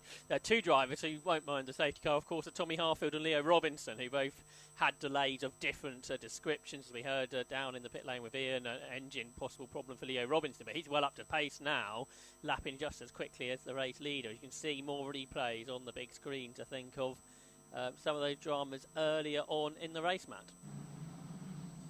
Chase Fernandez is down in the pits as well. They are just flapping that rear wing just to make sure it's safe to go back out again. I'll keep an eye on it for you. Yeah, so the replay again of that incident, and what it actually was, Chase Fernandez was on the racing line. Thomas Behrman had been squeezed to the apex of the final part of the club chicane, but of course he got on those little orange bumps, and with that he had no control of the front of the car, so couldn't really turn it, and then went into the side of Chase Fernandez. And as we said, Joel Bergstrom was the innocent party, effectively. Yeah, and Chase Fernandez has gotten out of the car, so it looks like that is a retirement. So Chase Fernandez will not be taking any further part. Bit of a shame for him yesterday. As we said, started from pole position in race number 2 and dropped his way down the field. He was looking for another win this season, but the man who's moved from Ginetta Juniors into single-seaters for a full campaign this year, not really having the rub of the green as it stands. So he is in the pit lane as Ian described, and the field already now under the safety car with 17.5 minutes to go. So 17.5 minutes. It will give us hopefully still just about half the race to go when we get back to green flag racing. But the drivers down here getting a round of applause from the crowd just on the exit of the pit lane, and we've got our wonderful recovery team back in action. I think Pat Blankney is going to be one of those, so the telehandler comes into action. Already Thomas Behrman's car is being towed away. I don't think that had too much damage on suspension, so just the rear wing, which has almost disappeared on Thomas Behrman's car, and then the lift for, as we said, Joel Bergstrom in car number 22. So as we run under this safety car, it is going to be still Salim Hanna who leads the way in car number 88. Second place for number 24 is going to be Martin Molnar. Third place now for number 26 is that of Henry Joslin, who started from pole position. Behind them, number 12 is Adam Al-Zahari, and then we find August Raber in the 47 machine. Next up in 6th place, his teammate, which is Ethan Jeff Hall in car number 25, and then 93 comes next in 7th place, which is Jimmy Bezique, having that great battle with Ella Lloyd, who still leads the Challenge Cup, and I'm sure they're going to return to battle once we see the green flags once again. And then Rowan Campbell-Pillin in 9th, and Cole Hewitson finds himself in 10th place as it stands in that number 33 machine. But shouldn't be too much longer till the car of Joel Bergstrom is recovered, and we should be back to green flag racing. If not this lap, I would very much say the lap after we should be good to go. This is another championship map that's had several different winners this year. We've had 7 winners in the first 11 races, and of course the current race leader is not one of those. So Salim Hanna looking to become the 8th different winner in the Vera Tools F4 British Championship, certified by the FIA. So yet another TOCA Championship in 2025, which is ultra competitive, where so many different drivers have come away with race victories still in the first half of the year.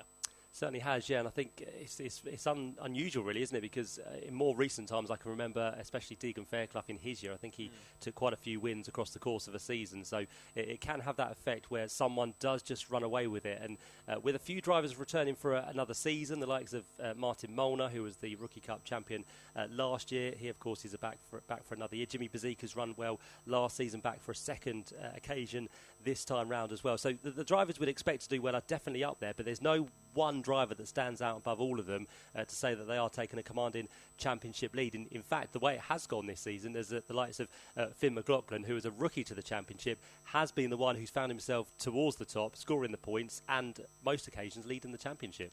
Yeah, that's right. As you mentioned earlier, 5 points leading coming into this race, but of course with that problem he had just before the safety car, really, that's dropped him out of a points-paying position. That could allow Martin Molnar to reclaim the championship lead. McLaughlin and Molnar have been more consistent than the others. They've both had 5 podiums and 7 top 6 finishes, whereas August Raber, he's had more wins than anyone else. He's had 3 wins, where McLaughlin and Molnar have only won once.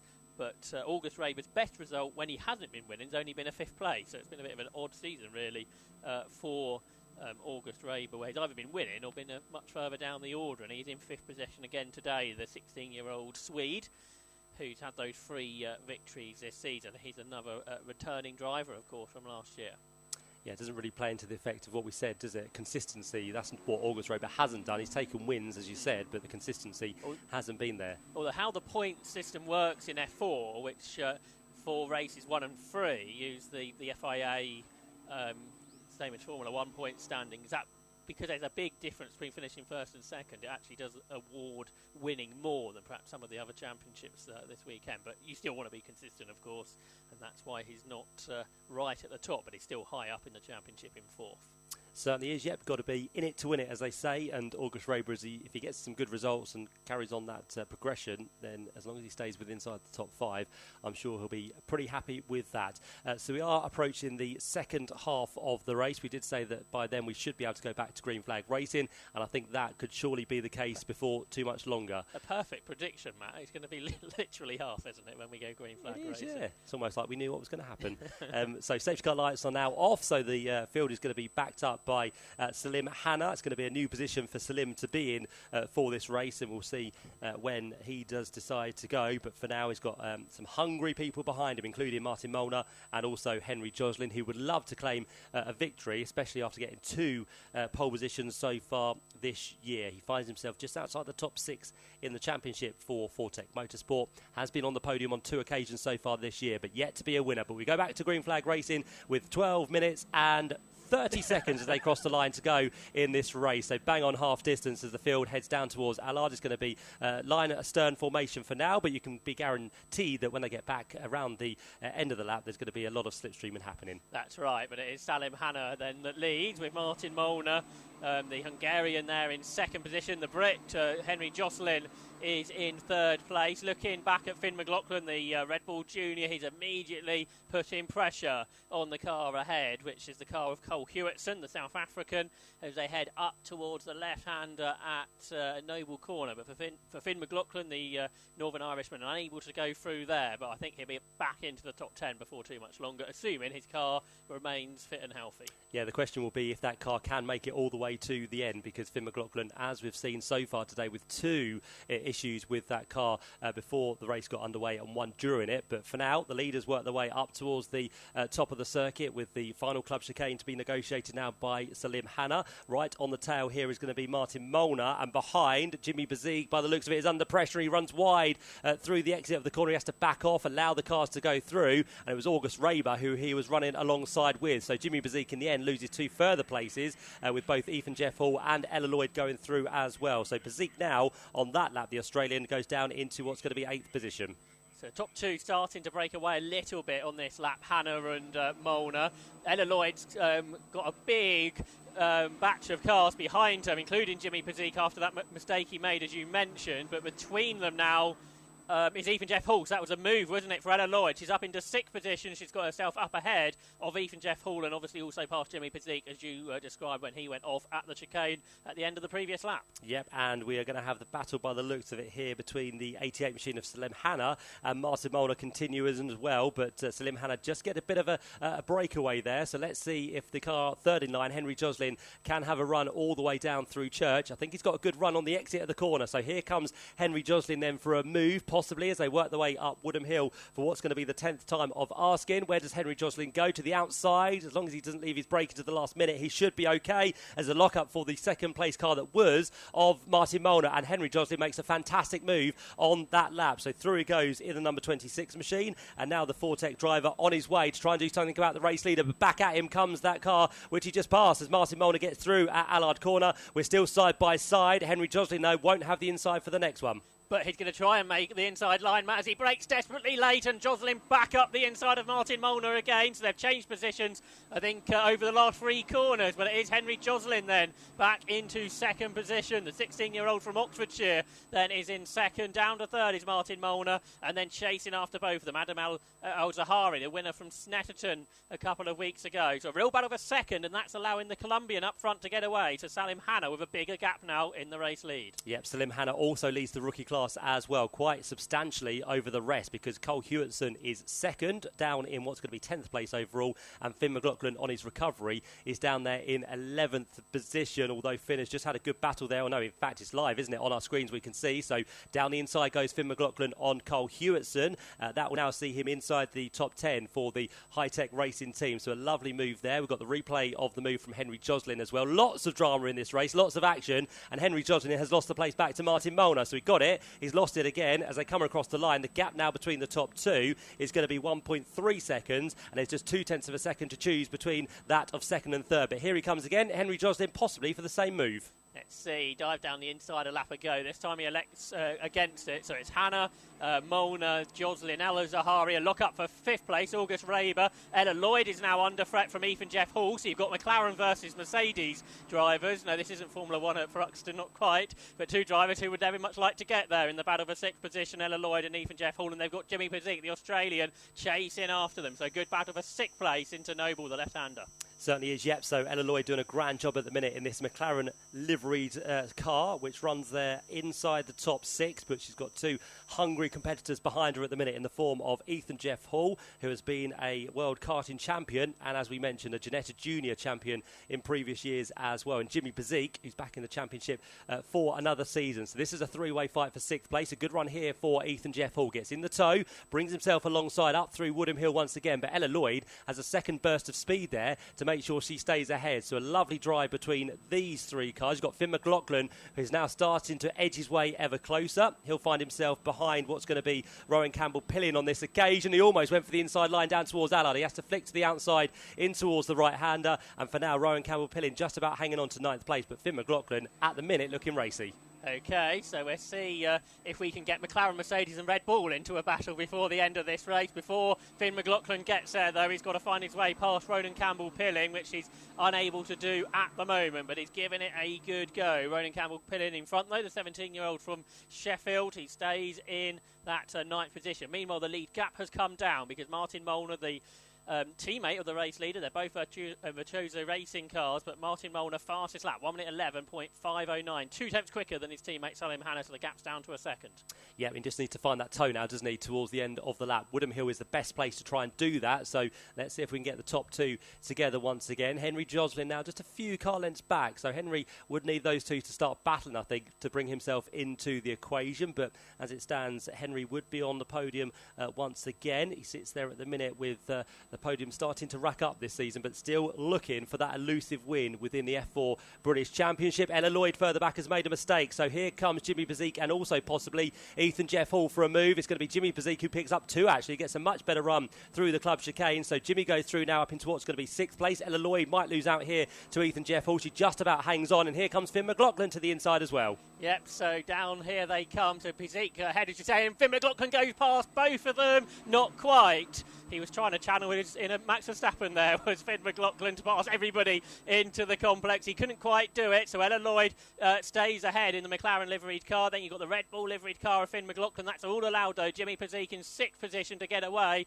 So it's the battle for 7th place, which features, 8 cars, I think, Matt, led by Ella Lloyd. Yep, she's still just about hanging on, which is absolutely fantastic. So a really good drive here from Ella at the minute. She is sitting what is going to be the 2nd place car within the Challenge Cup as well, because Salim Hanna out front is the man who continues to lead that one. The gap out front was 9 tenths of a second last time through, but I would just add that Martin Molnar might just about to be closing in here, because as they head up towards the line, let's see if it's less than 9 tenths of a second between the two of them, with just over 5 minutes of this race to go. It's down by fractions of a second, to be fair, so he is making inroads, but not to the extent he probably would have wanted. And this mammoth group for what's going to be 6th on backwards now heads across the line with a battle for 10th place is going to be the next one, and that's between what's going to be Rowan Campbell-Pilling and Ethan Jeff Hall. Yeah, so Ethan Jeff Hall's really been losing out, hasn't he? Just ahead of them, McLaughlin to the outside of Ella Lloyd, but Ella Lloyd's not going to give up that position lightly, so she stays ahead for now. Ethan Jeff Hall this time is under pressure from Ari Bansal, the debutant this weekend from India. There's been a collision behind. There's a couple that have gone off. One of them is a Chris Dittman racing car. Might have been the recovering Tommy Hartfield. The other car is one of the Excel cars, and that's rotated. So 2 cars off down here, Matt. Yeah, the other one, Theo Palmer, so good spot there, Josh. Both of those come into contact, and Tommy Harfield trying to work his way back through comes to blow, unfortunately. So what has been a great start to the season in the Challenge Cup is no longer, and it was a big dive down the inside line. In fact, it was then a little bit of a wobble from Tommy Harfield, which just clipped the rear of Theo Palmer. So an unfortunate incident, but both of those cars, by the looks of it, will be out as the leaders come through. Palmer's carried on, but the CDR car of Harfield hasn't moved, so that could be a problem. Finn McLaughlin has just sent to the outside of him and through the shortcut Rowan Campbell-Pilling, so a bit of a change up there, but Finn McLaughlin still cannot find a way past Ella Lloyd. A great defence, as we keep saying, runs at the minute just inside the top 7. Okay, so I don't think there's a yellow into the... Oh, there is a yellow flashing board, isn't there, rather than yellow flags. That caught me out to start with, so there is a yellow zone through the complex at the moment, but Ella Lloyd, as you say, still at the head of this group, ahead of Finn McLaughlin and even Jeff Hall, as they go out of the corner into that green flag zone. It's actually Ethan Jeff Hall who has the best run of all, and he draws up alongside Finn McLaughlin, but can't quite go through. Meanwhile, Ella Lloyd's still ahead of both of them in 7th place with just 3.5 minutes of this race to go. Yeah, Martin Molnar in 2nd place has just gone and done the quickest lap of the weekend, a 1:11.399. Yesterday we had a few inclement weather conditions, especially in race number 2, so that is a very good lap from Martin Molnar. Into the pit lane has come Theo Palmer with a left rear puncher, so that will be done for him, I think, with just a couple of minutes left in this race, and the gap out front is starting to close down. Half a second between the top 2 last time round. Quickest lap, of course, from Martin Molnar. He goes through this time to be less than half a second, so we are on with about 3 laps to go, I'd say, for the drivers as we get very congested in towards the club chicane. It's Cole Hewitson who shortcuts it this time, and Yu Hao Fu is going to make a move on Rowan Campbell-Pillin on the run down towards Allard. Okay, meanwhile the leaders come through, as you say, with that much smaller gap between them as they go through this yellow flag zone at the complex. And so that battle that you had at Allard has had to sort itself out, and I think they have done, with Ari Bansal there just as the final person in the top 10 points paying positions.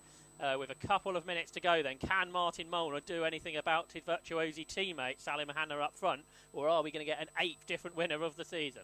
Yeah, looking good, isn't it, for Salim Hanna at the minute? A great way to start the campaign here in F4 with the 3 races we've had so far this weekend. This would be the best so far for Salim, but Martin Molnar, who took a victory yesterday, would be looking for a 2nd of the weekend and a 2nd of the year as well. But we'll see how that all shapes out as they work their way through the club chicane. Just under 2 minutes to go, so it will be 2 laps.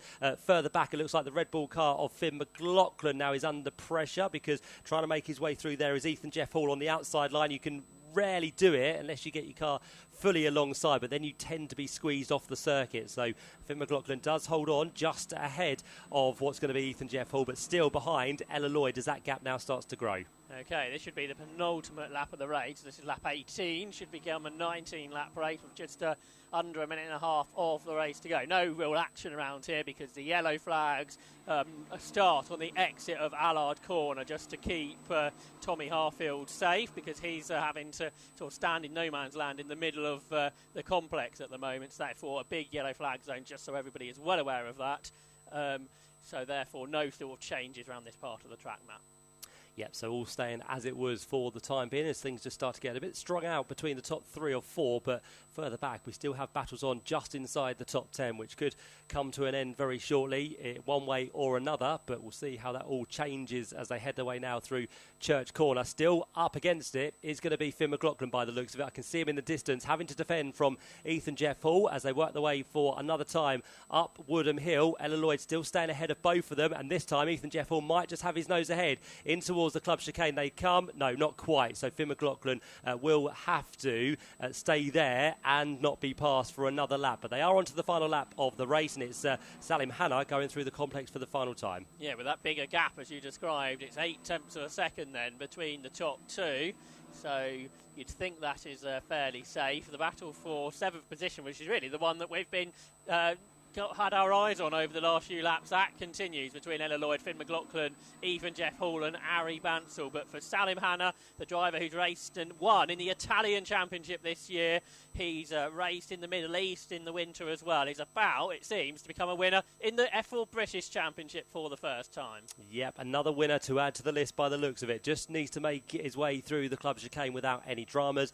Coming to one of the fastest circuits in the UK, and Salim Hanna has adapted very well to the British F4 car. Going to finish ahead of his teammate, which is going to be Martin Molnar, who was a victory yesterday, but first weekend in the British F4 Championship for Salim Hanna, and he takes his first victory in race number 3 of the weekend. A tremendous job there for Salim Hanna. Second goes the way of Martin Molnar. It's Fortec Motorsport through next in 3rd place with Henry Joslin, and then behind that is going to be Adam Al-Zahari and August Raber. Jimmy Bazik gets 6th place, and the fight for 7th place comes across the line just in the hands of Ella Lloyd, followed by Finn McLaughlin, and then in 9th place Ethan Jeff Hall. He dropped a couple of positions towards the end but still hangs on for some good points inside the top 10, and for 10th place it's going to be number 46, which is Ari Bansal. But what a tremendous race there it was for Salim Hanna, as you said, Josh, from the Italian Championship to the British Championship. Comes to a very difficult Thruxton circuit, which is very, very fast. You've got a lot of defending to do, but takes a victory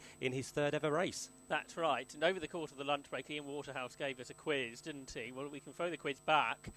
When was the last Colombian to win at Thruxton? Because that's what we've got today in Salim Hanna, and I suspect it's been a little while since... You're brutal, Josh. Brutal. Any guesses? I don't know the answer, so... I was wondering if Juan Pablo Montoya won here. That was my only guess.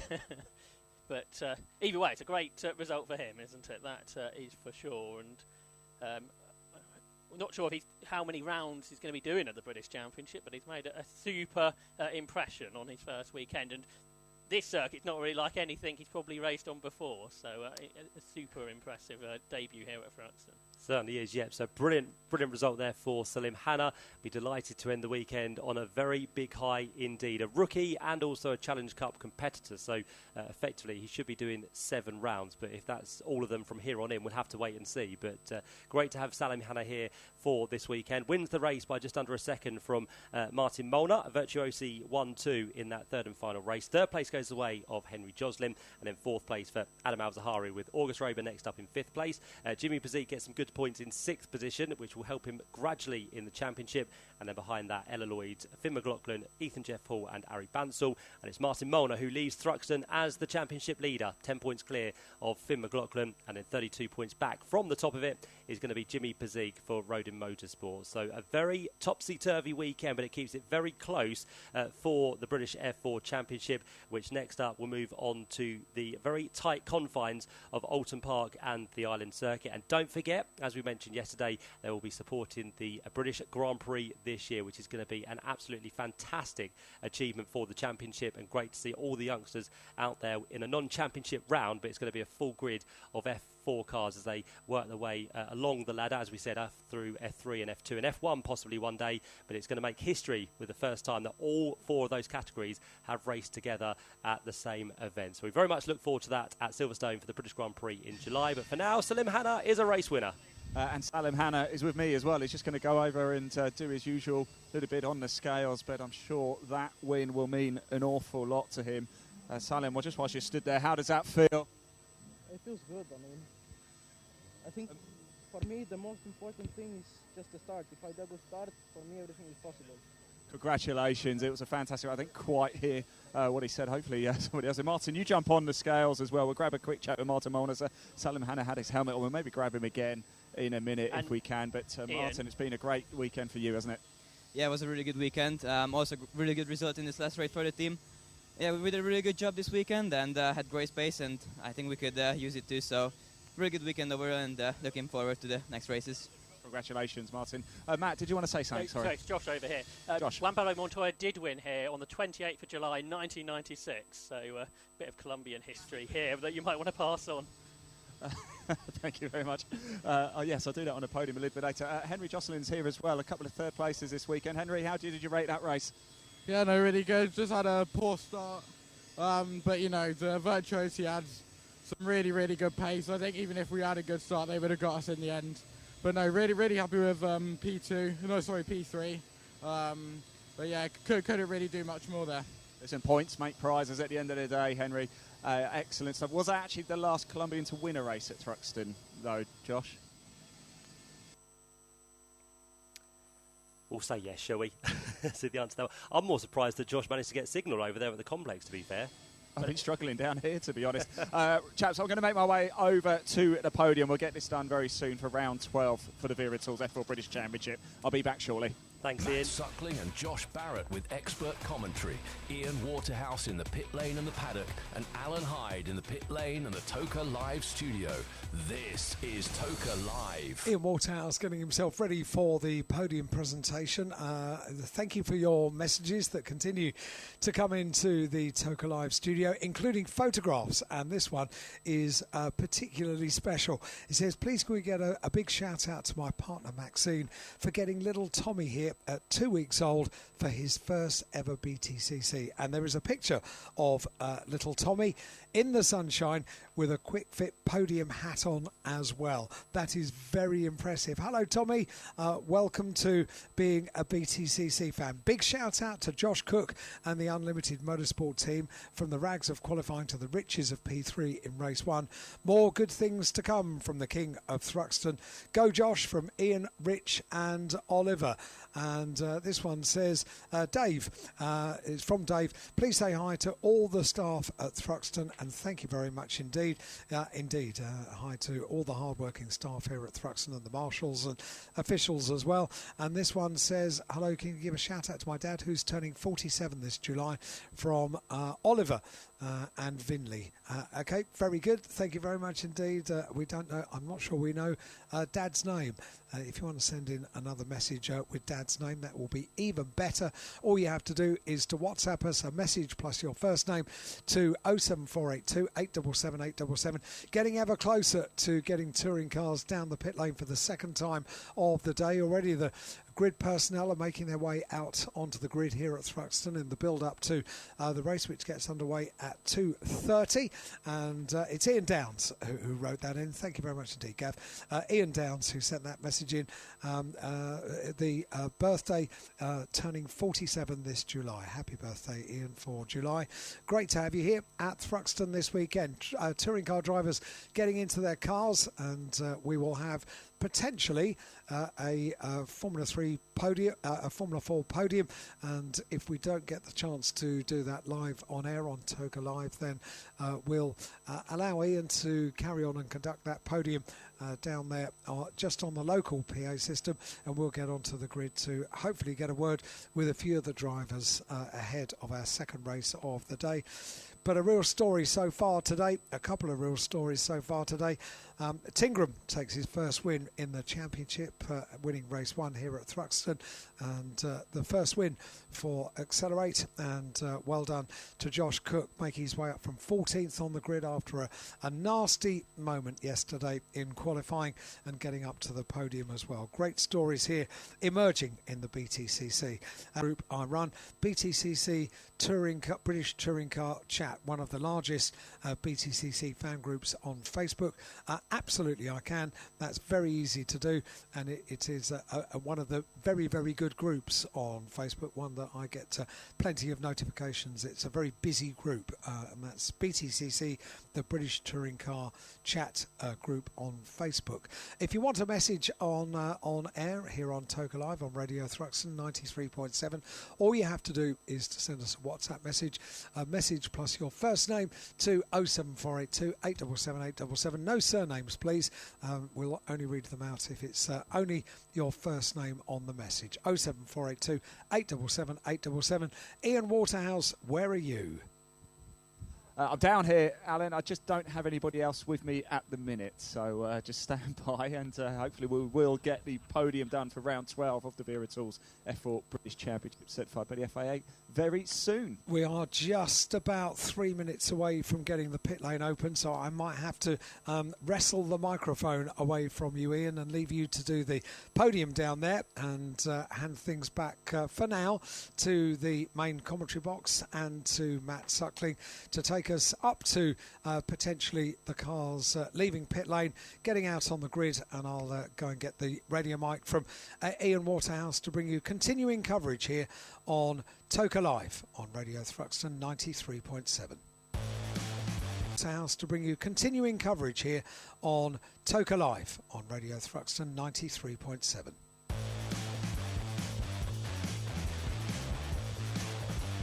With all the latest news, views and interviews, this is Toka Live. On 93.7 here at Thruxton, let's get back to the commentary box and rejoin Matt. Thanks, Alan. Yep, great to hear from your messages so far. Do keep them coming. We're going to try and get through as many as we can before the end of the day. As Alan said, head along to your WhatsApp, type this number in, 07482 877 877. Save that for the rest of the year. Toka Live is what you can save it as, and wherever you may join us around the world, around the UK, around the circuits, you can send us those messages across the course of a BTCC weekend. If you want to send us an email, studio@tokalive.net is the place for you to send those to, and keep them coming. Loving to hear from all of you, wherever you may be, whatever you may be up to. It's lovely to have your input across the course of these weekends as well. So, as Alan said, more people starting to make their way onto the grid. It was a very busy first grid that we had before the race got underway, and there's more guests and VIPs that are making their way down there as well to try and catch up with their favourite drivers, taking all the atmosphere and get set for what's going to be another cracking cracker, I'm sure, of a BTCC race. There was lots of action in race number 1, and we did say that we haven't got the option tyre this weekend, but without that, it doesn't make any real difference, because here at Thruxton, we always have superb racing. So it was a great fought race between Tom Ingram and Ash Sutton in the early stages. At the end of that first lap, we did have the safety car because of the incident between Sam Osborne and Max Hall. That was cleared up, and we went racing for an extra 3 laps, so 19 laps in total. But it was Tom Ingram who finally muscled his way through on Ash Sutton. There were some dramas for his car. We saw him drop down after using his 1 lap of boost, but at the end of the race, straight away, Ash Sutton was back into the pit lane to try and get that problem resolved as quick as he could. He knew there was a problem, and the team wanted to be on it straight away, because here at Thruxton, it's a condensed day. Of course, we start a little bit later. We have a shorter lunch break as well, so the racing for the touring car drivers comes thick and fast, and it leaves little for the teams and drivers to get the cars sorted out on. So we'll see what happens this time round, but hopefully everything is good for Ash Sutton, and we'll see what he can come up with where he starts on the grid. But it was Tom Ingram who came through for his first victory of the 2025 season. So for now, it does give us what's going to be 9 different winners from the first 10 races of the year. So it's absolutely as close as you could call it. And again, we could have some more new winners this weekend as well in races 2 and 3. Lots to look forward to as the cars are now going to be released from the pit lane.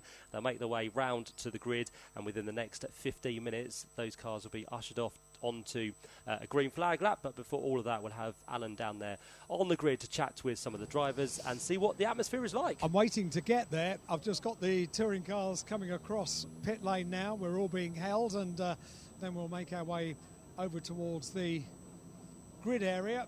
Last few cars making their way down now, and still a few more. Doctor's car I can see in the distance, which means as soon as that has passed us by, the teams with all of their equipment will make their way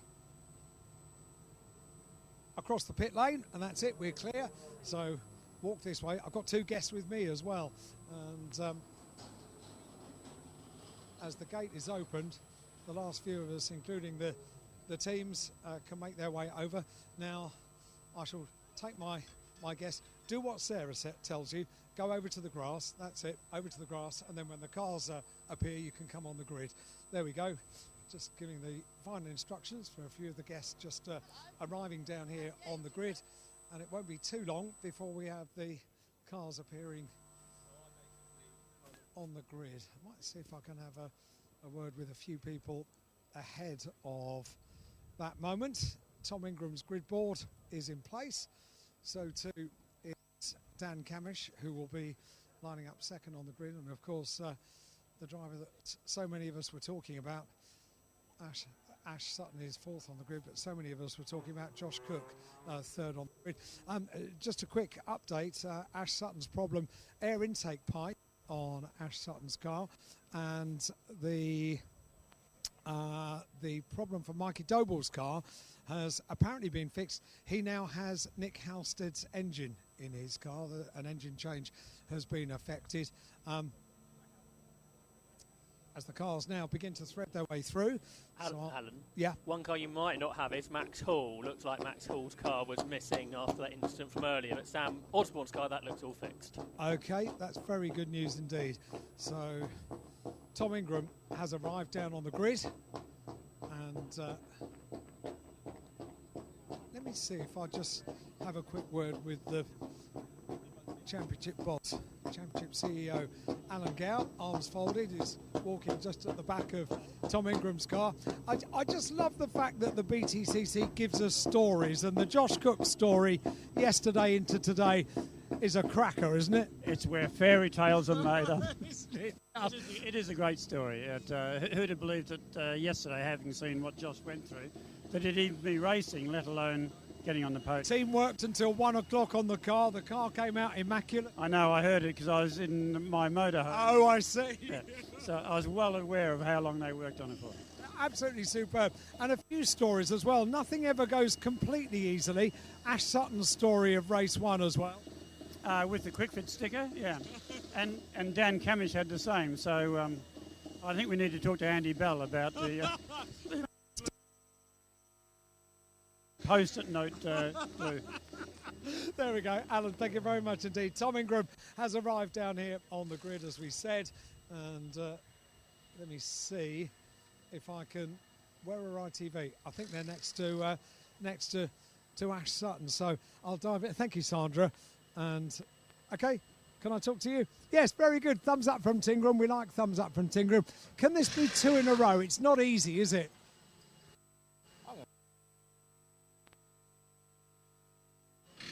Oh, my microphone didn't work. Say that again, Tingers. I said, yeah. Yeah, of course they are going to give it a go. I see why Ash, yeah, can't actually see the lights here. Yeah. So that becomes more difficult now. You see, your theory in qualifying yesterday, second on the grid, brilliant. Yeah, everyone thought I was an idiot. You've got it all to do again, but a great way to have started your day. Yeah, really good. Yeah, really good way to start the day. Came with a bit of a tussle between Fashley and I. We like tussles. Yeah, of course we do.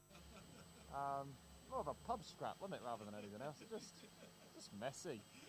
More like a sort of a pub scrap on a Saturday afternoon in Andover. Bit of a brawl. I mean, I've never had a pub scrap in Andover, but... Nor have I, actually, and I do live in Andover, so... Yeah. Anyway, I digress. We're going to have a good day. We've had a good start to the day. This one's going to go lovely, and then we're going to have a lovely race through. And Tom, thank you very much indeed. Good to have a chat to Tom Ingram down on pole position. Let me see. Hopefully you got the most of that. The radio mic just struggling a little bit down on the grid. Dan Camish, good news for Dan Camish fans is that they're not rushing around the car to, repairing brake cables at this stage. Okay, well, let's get ready to head back to Steve Ryder for On the Grid with Louise. So the result of round 10 is now the grid for round 11, which is just a few minutes away here at Thruxton. So Tom Ingram will line up on pole position alongside Dan Camish. On row 2, Josh Cook and Ash Sutton. Row 3, Dan Rowbottom and Jay Kill. Tom Ingram now just 9 points behind Ash Sutton in the championship standings. The cars are on the grid. Louise is down there, and I think she's somewhere around row 2. I am indeed, Steve. I'm down by Ash Sutton's car. You're looking at the front of the car, and it was actually this little number plate, this sticker here, was what caused the issue for Ash in that last race. Ash was one of 4 drivers who the number plate came off, and in Ash's case, it's basically your car ate your number plate, didn't it, which cooked your radiator. Yeah, it got a little bit peckish, didn't it? So what's the chances of that? The quick fit sticker being sucked into the intake and, yeah, ultimately blocking the path there, which caused a few other issues. So it's all fixed now, but it's just a bit of rotten luck, but makes this race a little bit more entertaining. Well, it was an entertaining race already, as it was. I mean, a great battle between yourself and Tom at the front. Got very lively at the chicane. Just tell us about that moment when you sort of used him to stop yourself going off. Is that me being a bit mean, or...? No, it's not. I mean, ultimately, me and Tom just touched as I hit the brake, sent the car into this horrible snap of oversteer, and thankfully Tom was there. So he kept me straight and narrow, but obviously we both jumped the chicane. It's just one of those little racing incidents under a bit of braking, under a bit of pressure. So yeah, we were ultimately, if we got that issue, we were always going to be on the back foot, but pleased we managed P4 ultimately with the issue, and puts us in a sensible place now. Good stuff. Hope this one is trouble-free. Obviously, Ash wasn't the only one who had a few problems in that race. Paul is down at the back of the grid with another driver who had a little coming together. Paul, over to you. Thanks, Lou. Yeah, it's not great when you're having to talk to me, obviously, because we're at the back of the grid. Senna Proctor having a little bit of contact with Gordon Shedden. Gordon, you have just got no luck at all. You're second only to Josh Cook with wins round here with 7. It's not where you want to be, is it? No. We had a good start. There was quite a lot happening at the start of that race, but yeah, Proctor got excited and got rid of me out at Goodwood. So it destroys our weekend yet again, which is just the frustrating part of it. So, we got what we got now. We'll make the best of, but it's a tough ask out there at the minute with what we've got. What about the car in general? I know you had big problems with it at Brands Hatch. Have you gone forward with setup, found a problem? What's the score? 'Cause you look pretty racy. Yeah, to be fair, the handling of the car is really good. It's just slow as anything in a straight line compared to some. I mean, it's just mind-blowing what the speed that some things just drive past you in a straight line. So, we're trying to do everything that we can, but it's that's a tricky one to turn around quickly. But handling-wise, I'm happy. I think the car's in a good place. We've improved it a lot, but yeah, we've got some limitations at the minute. Top man, well, the best of luck, mate. We'll leave you to it. Back to you, Lou. Thank you, Paul. I've moved down the row. I'm down with Jake Hill now. We spoke briefly after qualifying yesterday. Nobody enjoyed that session, but it was particularly troublesome for you guys, wasn't it? Yeah, it was tricky, Lou. It was just so much standing water that, for us, we just got to get out the throttle to stop the car from spearing off, off the road. But, new day today. Race 1 wasn't too bad. We went forward 2 places, which was good. And now, looking to try and sneak a podium in this one.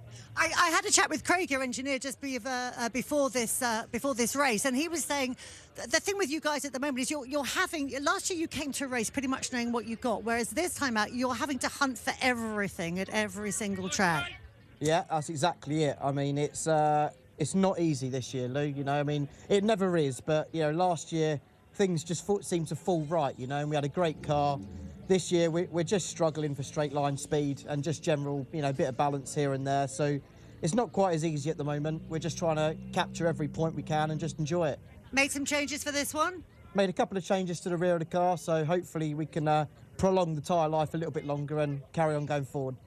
Good stuff. Right, I think I've got time left for another quick word with James Dorling. We spoke to him ahead of our first race today. His best qualifying position so far, up in the top 6, and a really good result as well, finishing P7. James, I've no doubt you're quite happy with that result. Yeah, like I said to you earlier, it was a case of trying to hold position really after the good quality we had yesterday. This is where we should be and where we deserve to be. So. This race is, for me, about trying to move forwards. This is, yes, still the best weekend we've had up to date, but I want to be battling for a podium, so I'm giving it everything in this one.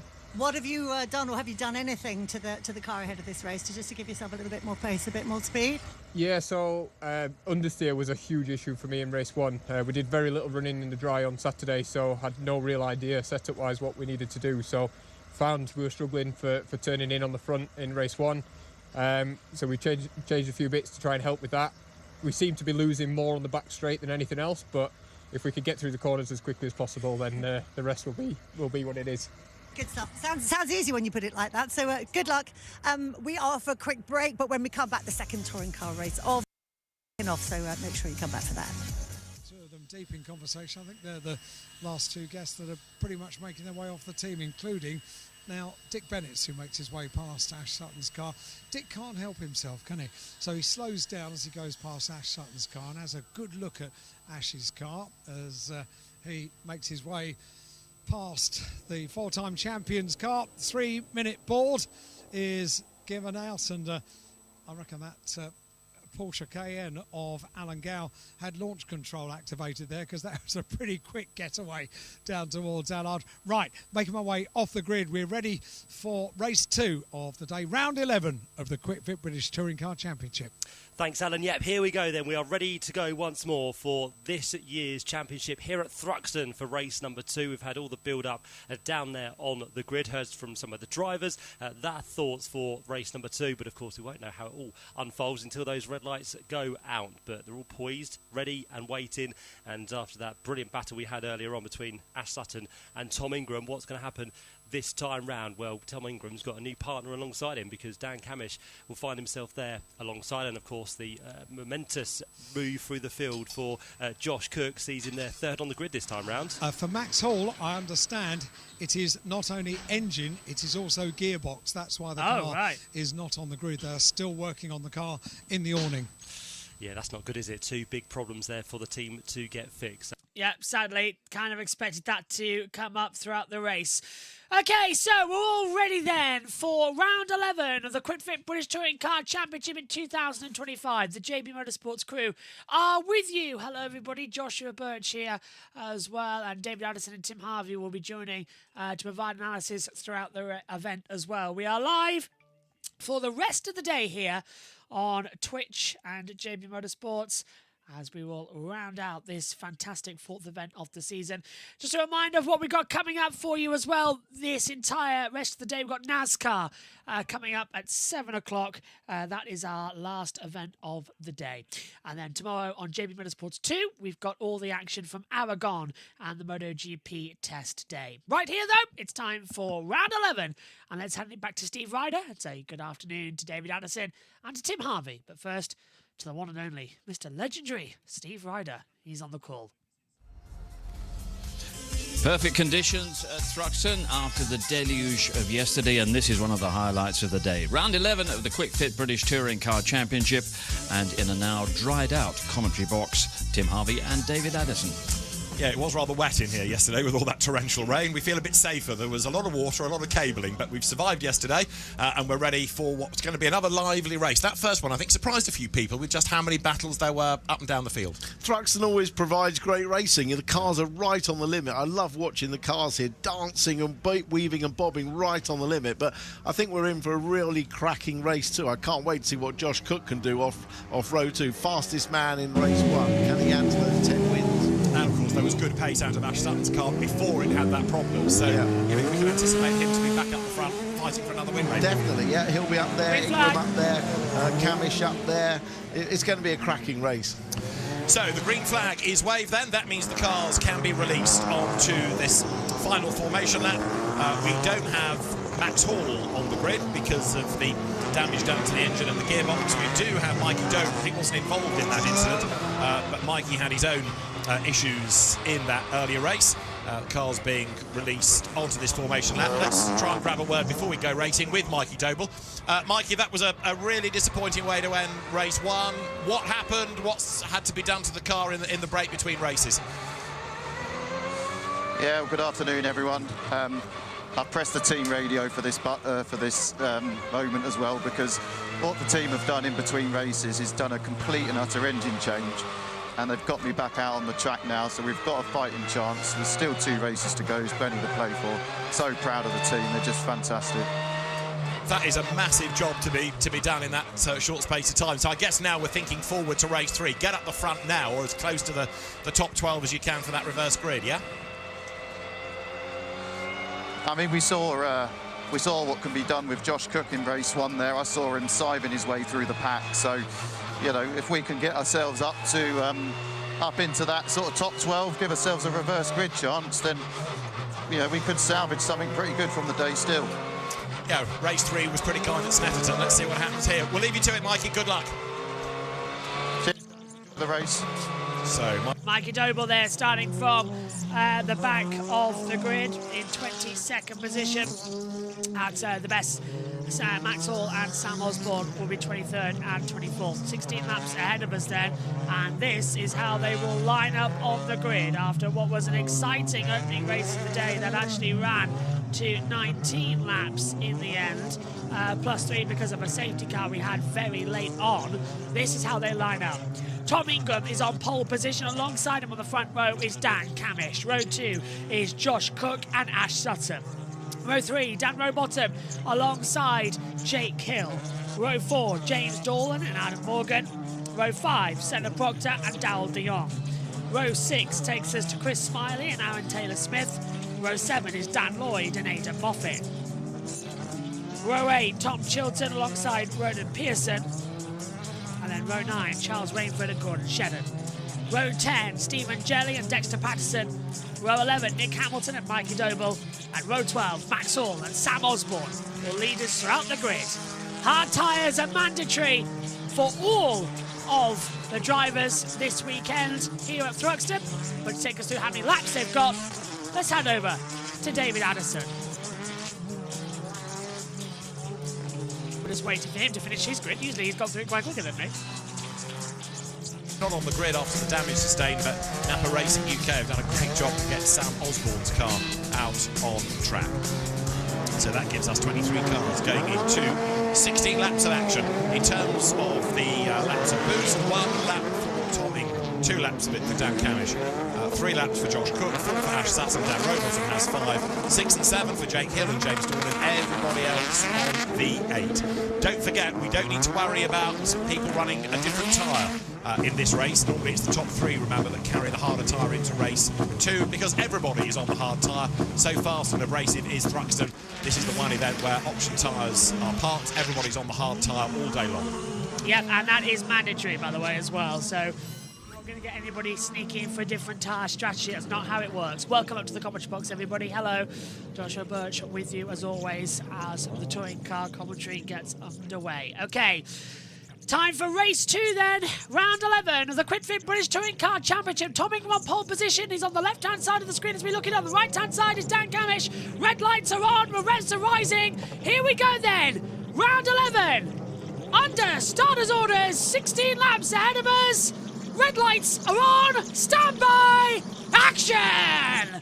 Much better start this time from Ash Sutton. Dan Gamish barely gets away. Sutton splits between Josh Cook and now goes to the inside line of Ingram. Stunning start from Ash Sutton. He has the lead as we head down towards Campbell and Cobb. He has used that boost off the line. Josh Cook, the king of Thruxton, looking to the inside line. Can he go through? No, he can't. Takes on third position for 3 wide. The 2 Nampa trying to go through. There's a bit of contact there. Sutton keeps through. Ingram gets a boost from Josh Cook. Josh Cook is loose after being tagged by Rowbottom. And coming in as well with the outside of Sutton. That was intense stuff. Who's got the lead of the race? I've got it Ingram, but it's not. Sutton leads. Ingram, Cook, Rowbottom, Camish. And for some reason, the timing tower not keeping up with who's where. Now, it shouldn't be a red flag because we're all good. Somebody's off at the back. And Max Hall. Okay, so we'll keep an eye on him because his transponder stopped at turn 5. Sutton leads 3 places on the start. Brilliant getaway. Battle further back between Morgan and Dorlin.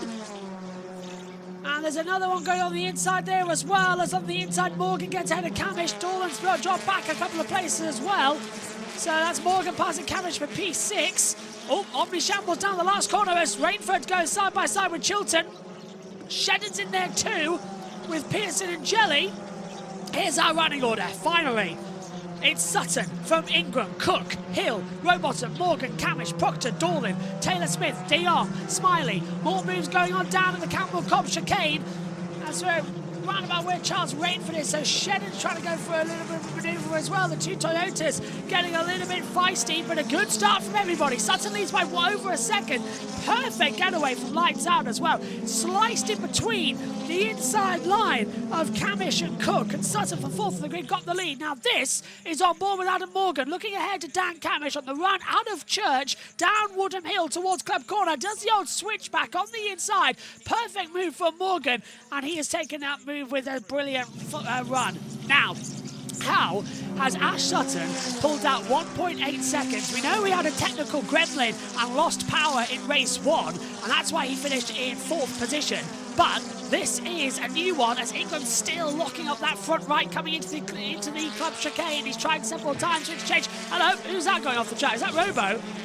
I think Dan Rowbottom has just cut the corner. We'll wait to see if he goes over the line.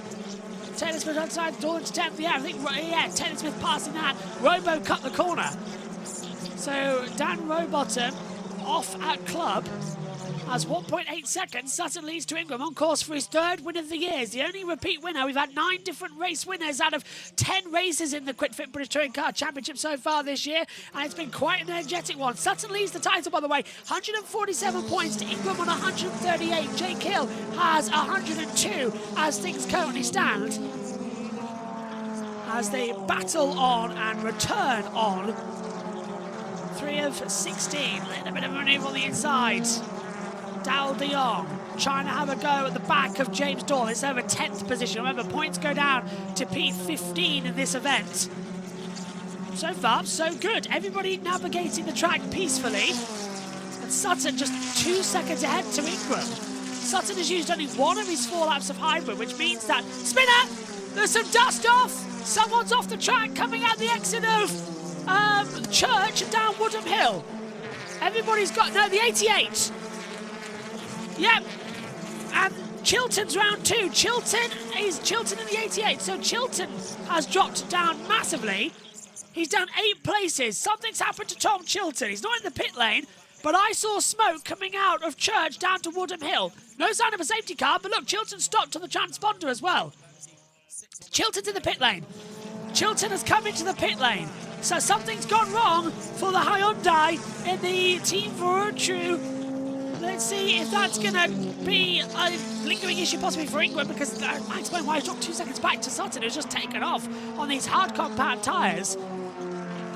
Hill in a position with Rowbottom still doing battle. No race control messages telling us any other fights of information. Everyone looks to be okay on the restart, which I suppose is the best news possible. Mikey Doble's up to 16th, and there is Ingram. Yeah, look. Sorry, this is Chilton. Chilton's got, I think he's had a puncture. I think the left front's had a puncture, and he's come in. That might explain the dust we saw. As we now see Darrell de Jong making me around the outside of Aaron Taylor-Smith, coming into the club chicane. Very nicely done as well. Darrell de Jong in the BMW just suits so much more. He's had such a perfect start to this weekend. It's almost unbelievable how much of a good getaway he's actually had.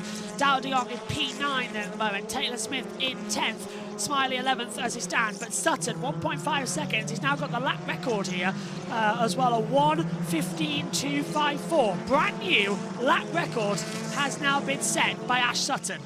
Wow, 1:15.254. Well, we do know he likes to make a bit of a show off, doesn't he? He's pulled out 1.5 of a second gap at the moment as Gordon Shedden comes in, and they're still taking grass out of that air intake of the radiator at the front. So, 2 bad races running for Gordon Shedden, unfortunately, after he got hit this morning by Senna Proctor coming out of Goodwood. And almost caused an airplane accident as well. That time comparison, Sutton last time by was a 1:16.363. Ingram was 0.246 faster with a 1:16.058. Over the line they come once again then. Sutton leading. And now a bit of a quiet race, this one, actually. I've done it now. We'll probably have an airplane-style accident somewhere across the line. But I am enjoying it. I hope you are too, as there's still a lot of action to contend with. Into the braking zone. Just a snap on the inside line. 1.4 seconds for Sutton leading at the moment. So Cook is a 1:15.978. Best lap last time, though, 1:16.4. But Ingram, 1:16.058 last time by, 10th quicker than Sutton again. So lap times are just slowly improving. You can tell with our monitors up here in the commentary box with the timing deltas. Ingram's still in P2. And we've got a replay now here on our TV feed. What are we seeing? Oh, there's Chilton spinning. That was the dust. Exeter Church. The rear tyre just went round and he just went. So that is the smoke and dust we saw being kicked up in the Exeter Church. It was Chilton losing it, and lucky that no one collected him. It's the fastest corner in Britain. They actually had to put in some safeguards. We had some horrendous accidents here about 10 years ago, and it resulted in putting in new infrastructure around the circuit to make it a little bit more safer. But Thruxton is the hardest circuit on the calendar for the touring cars, and it is a utter delight as well. Although long live Donington to start the season, because that means we get to go trackside. Doble and Rainford. Rainford and Doble still swapping over places. Hill again with Rowbottom just behind him. This is over 4th and 5th position. Dan Rowbottom on the inside line, gets ahead. Hill didn't see that one coming through into Seagrave, and he's pushed Hill off the track. Robo up to 4th, and now Hill's under pressure from Adam Morgan. Morgan's going to be on the track coming through into Goodwood. Thought he was just trying to reel him in a little bit. He was trying just ever so slightly, but not too much of a disadvantage. What's this coming through? Black and white flag for the 16, the 22, the 27 and the 32. All now getting information on our timing monitors for race control issues as well. Robo still closing and still having more and more traction. Hill again, left and right, trying to find some momentum. He's blocking, but Morgan's got the outside line coming into the club chicane. We know that's a difficult one if Hill locks up here, and he does tag him. I knew that was coming in a month of Sundays, and Morgan's going to go bang through the Tech Pro. And, well, that's Jake Hill, unfortunately, being a bit reckless there. Adam Morgan controlled the slide, had nowhere else to go, had to go through the polystyrene blocks. I wonder if that might trigger a safety car. They're off the circuit line, but it's about having it. The same reason we have tyre barriers. The Tech Pro barriers, you have to have them there. Right, let's take another look at it. Let's go down to Tim. Did Jake Hill hit him, and should he give the place back? Let's have a look. There was certainly contact, but whose fault was it if you can apportion blame? Well, let's stay with Adam Morgan. Here he comes then. He's run out of boost at about this point. He's on the outside heading up to the chicane. Morgan's got his nose in front. There's the contact. Yeah, I mean, he did brake later, didn't he? So he was marginally in front and decided to go right through the middle, split those two barriers. And this is a better look at it. Look, just in front on the brakes. And, well, I mean, in fairness, Jake was sort of going in a straight line and Morgan was slightly turning into the corner, but could Hill have turned in a bit more? I don't know. Oh, no. Oh. So we've got another overheating engine for Doble. Mikey Doble then in the Second pit lane. one. We've also just... Chilton in the pit lane as well. Look at the grass in the front of those cars. That's Rowbottom's car, full of grass. And Hill's the same. Surely can't continue. But how has that got there? They've both been off, presumably. Hill too, so Jake look. Hill is back ahead, and they've had a moment somewhere. Yeah, because Hill's got it too. Hill has got grass in his BMW radiator duct, and so has Robo. So where on earth have them two gone off? As I said, the grass here is wet. It's muddy as well from the torrential rain we had yesterday. So it's going to be covering up like a... It's going to be covering up everything on the air intake, so there's going to be absolutely nothing left of traction. I'm surprised about that. I thought we might have something a bit different. Sutton leads by 2 seconds to Ingram, who's got a half a second to Cook, so it looks like just a reverse. Sutton's going to break through and take a victory here. Hill sliding ever so slightly, and so is Robo, coming at the exit of Village as we head down towards Church. Fastest corner in Britain, flick the car in, control the slide. I'd love to go stand there for a session. It must be absolutely terrifying as they come back through. Braking hard. Again, Ingram locks up the front left coming through the club chicane. Josh Cook is all over the back of him. I get the feeling that Ingram is holding up Cookie and he could make the move stick soon because he's running out of time, is Josh Cook, to catch Ash Sutton to try and take a win. Cook is king of Thruxton. I wonder what his performance coach is feeling right now. Jade Edwards watching it in the garage before she runs back to the ITV compound. It's a nerve-wracking feature, it's a nerve-wracking feeling, trying to get it right. And Cook's still sliding out and Ingram holding that position forward. 4/10 at the moment. They've lifted off, you can hear the downshift actually. Right, here we go. Where's the off moment? Oh, Ingram touched the grass, exit. And, oh, so everyone's snapping. Hill went off and gets a showering from Rowbottom. And that is again coming at the exit of Noble in towards Goodwood. So everyone's running wide. Fluid on the track. Yeah, Because some came fluid. through there out of shape. Every one of them came through out of shape. So that I come think from Doble? That's what happened. And this was then Jake Hill getting the move done, coming up Woodham Hill. But yeah, a wild ride for Rowbottom. 2 seconds then is the margin that Ash Sutton has over the opposition. There's Ingram's second, trying to get away from Cook once again. Yeah, and oh, hello, this is again Robo trying on the inside of Hill, down to the club chicane. A little bit of a drama between the two, but explain if Doble's dropped some oil, which is why he's in the pit lane again. Osborne is 21st, Chilton's out of the race, so 3 retirements, 21 just left running out here on lap 11 of 16. Through Allard, down towards Campbell and Cobb, the turn 2 and 3 chicane, braking hard, flicks the car in. Is Robo going to sense an opportunity? Interesting enough, Hill's out of hybrid. Now, Jake Hill had 6 laps of hybrid power to use across this event. He's used them all by lap 11. Robo had 5 laps, and he's still got some to use. He's on token boost now, but I can't tell you exactly how many laps of boost he's got left. But Hill's used it all. Sutton, on that last lap, was slower. Ingram was 0.3 of a second faster. Not a worry, just a massive uh-oh, Spielio type of moment. If they decide that it needs to change over a little bit more. Hill, a little bit wider.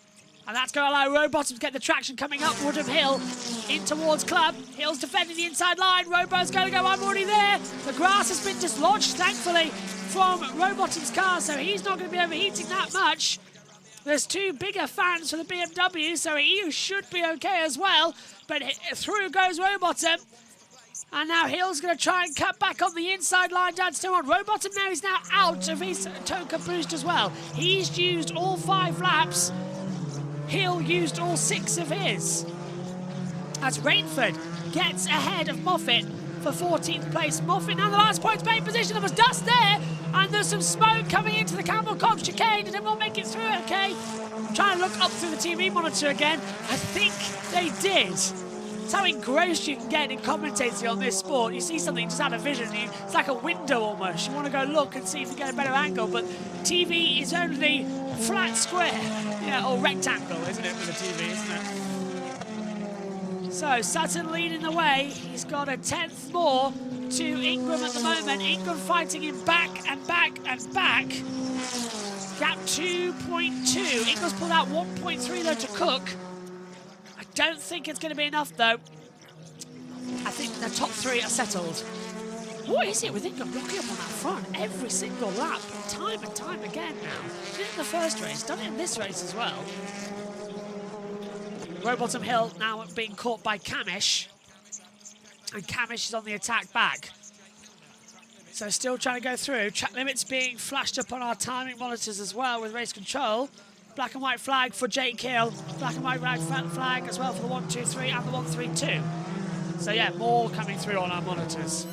Senna Proctor is ahead of Adam Morgan, so Adam, having praised him early on in 6th, after that drama at the chicane, is going backwards. Maybe the car's got some damage, having had to punch its way through those barriers. Yeah, quite possibly a little bit. Both sides of the front bumper got a good whack, didn't they?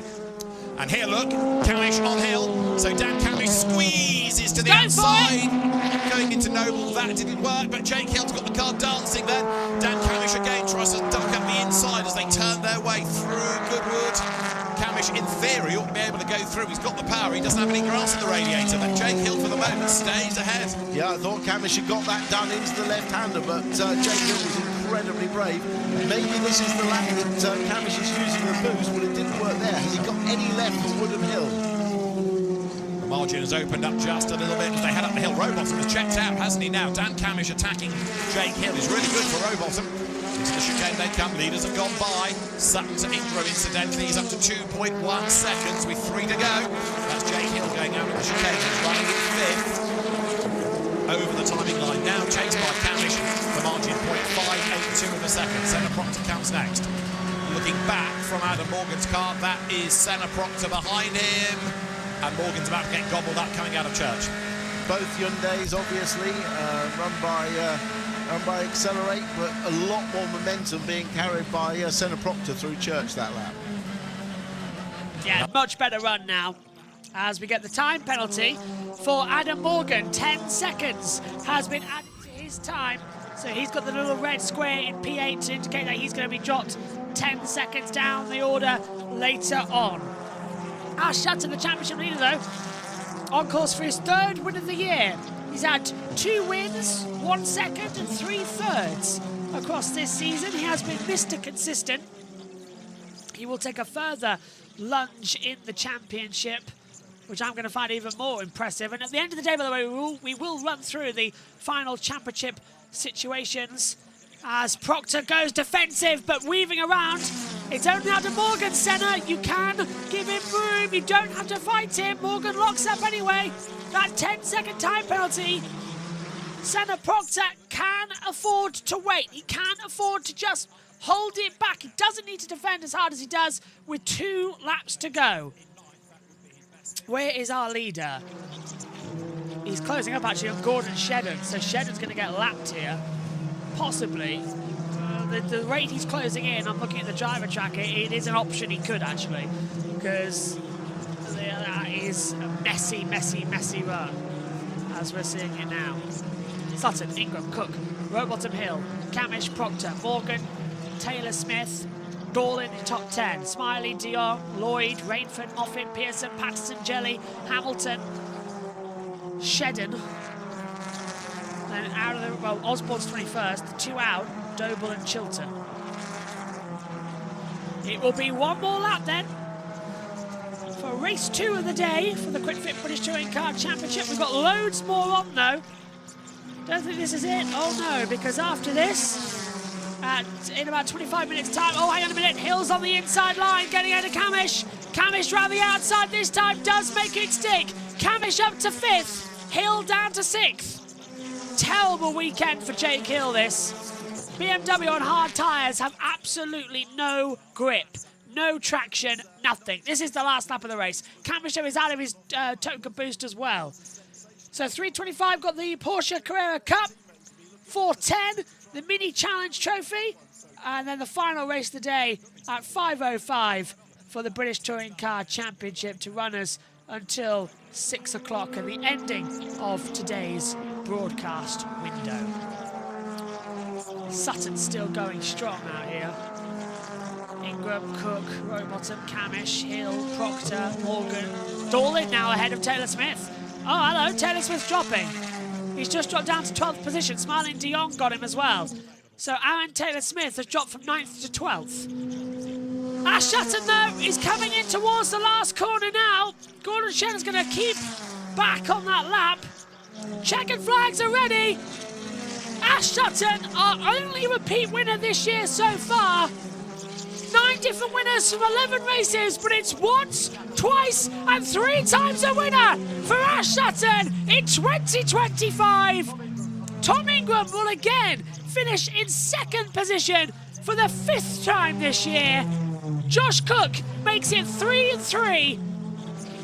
Rowbottom 4th, Camish 5th, Hill 6th, Proctor 7th, Dorlin in 8th, Smiley 9th, Darrell de Jong finishes in 10th.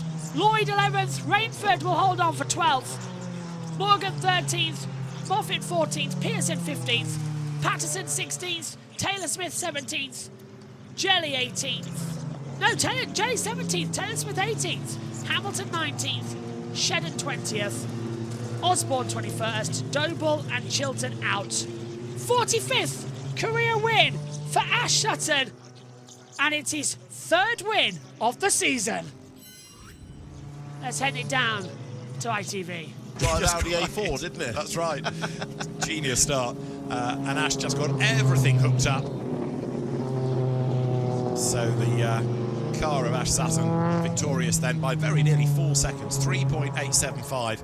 And that means a lot to Ash, that race win, after the disappointment of earlier on. So as requested, look at Sutton, the yellow car. He gets a great roll that splits the 2 cars in front without having to lift.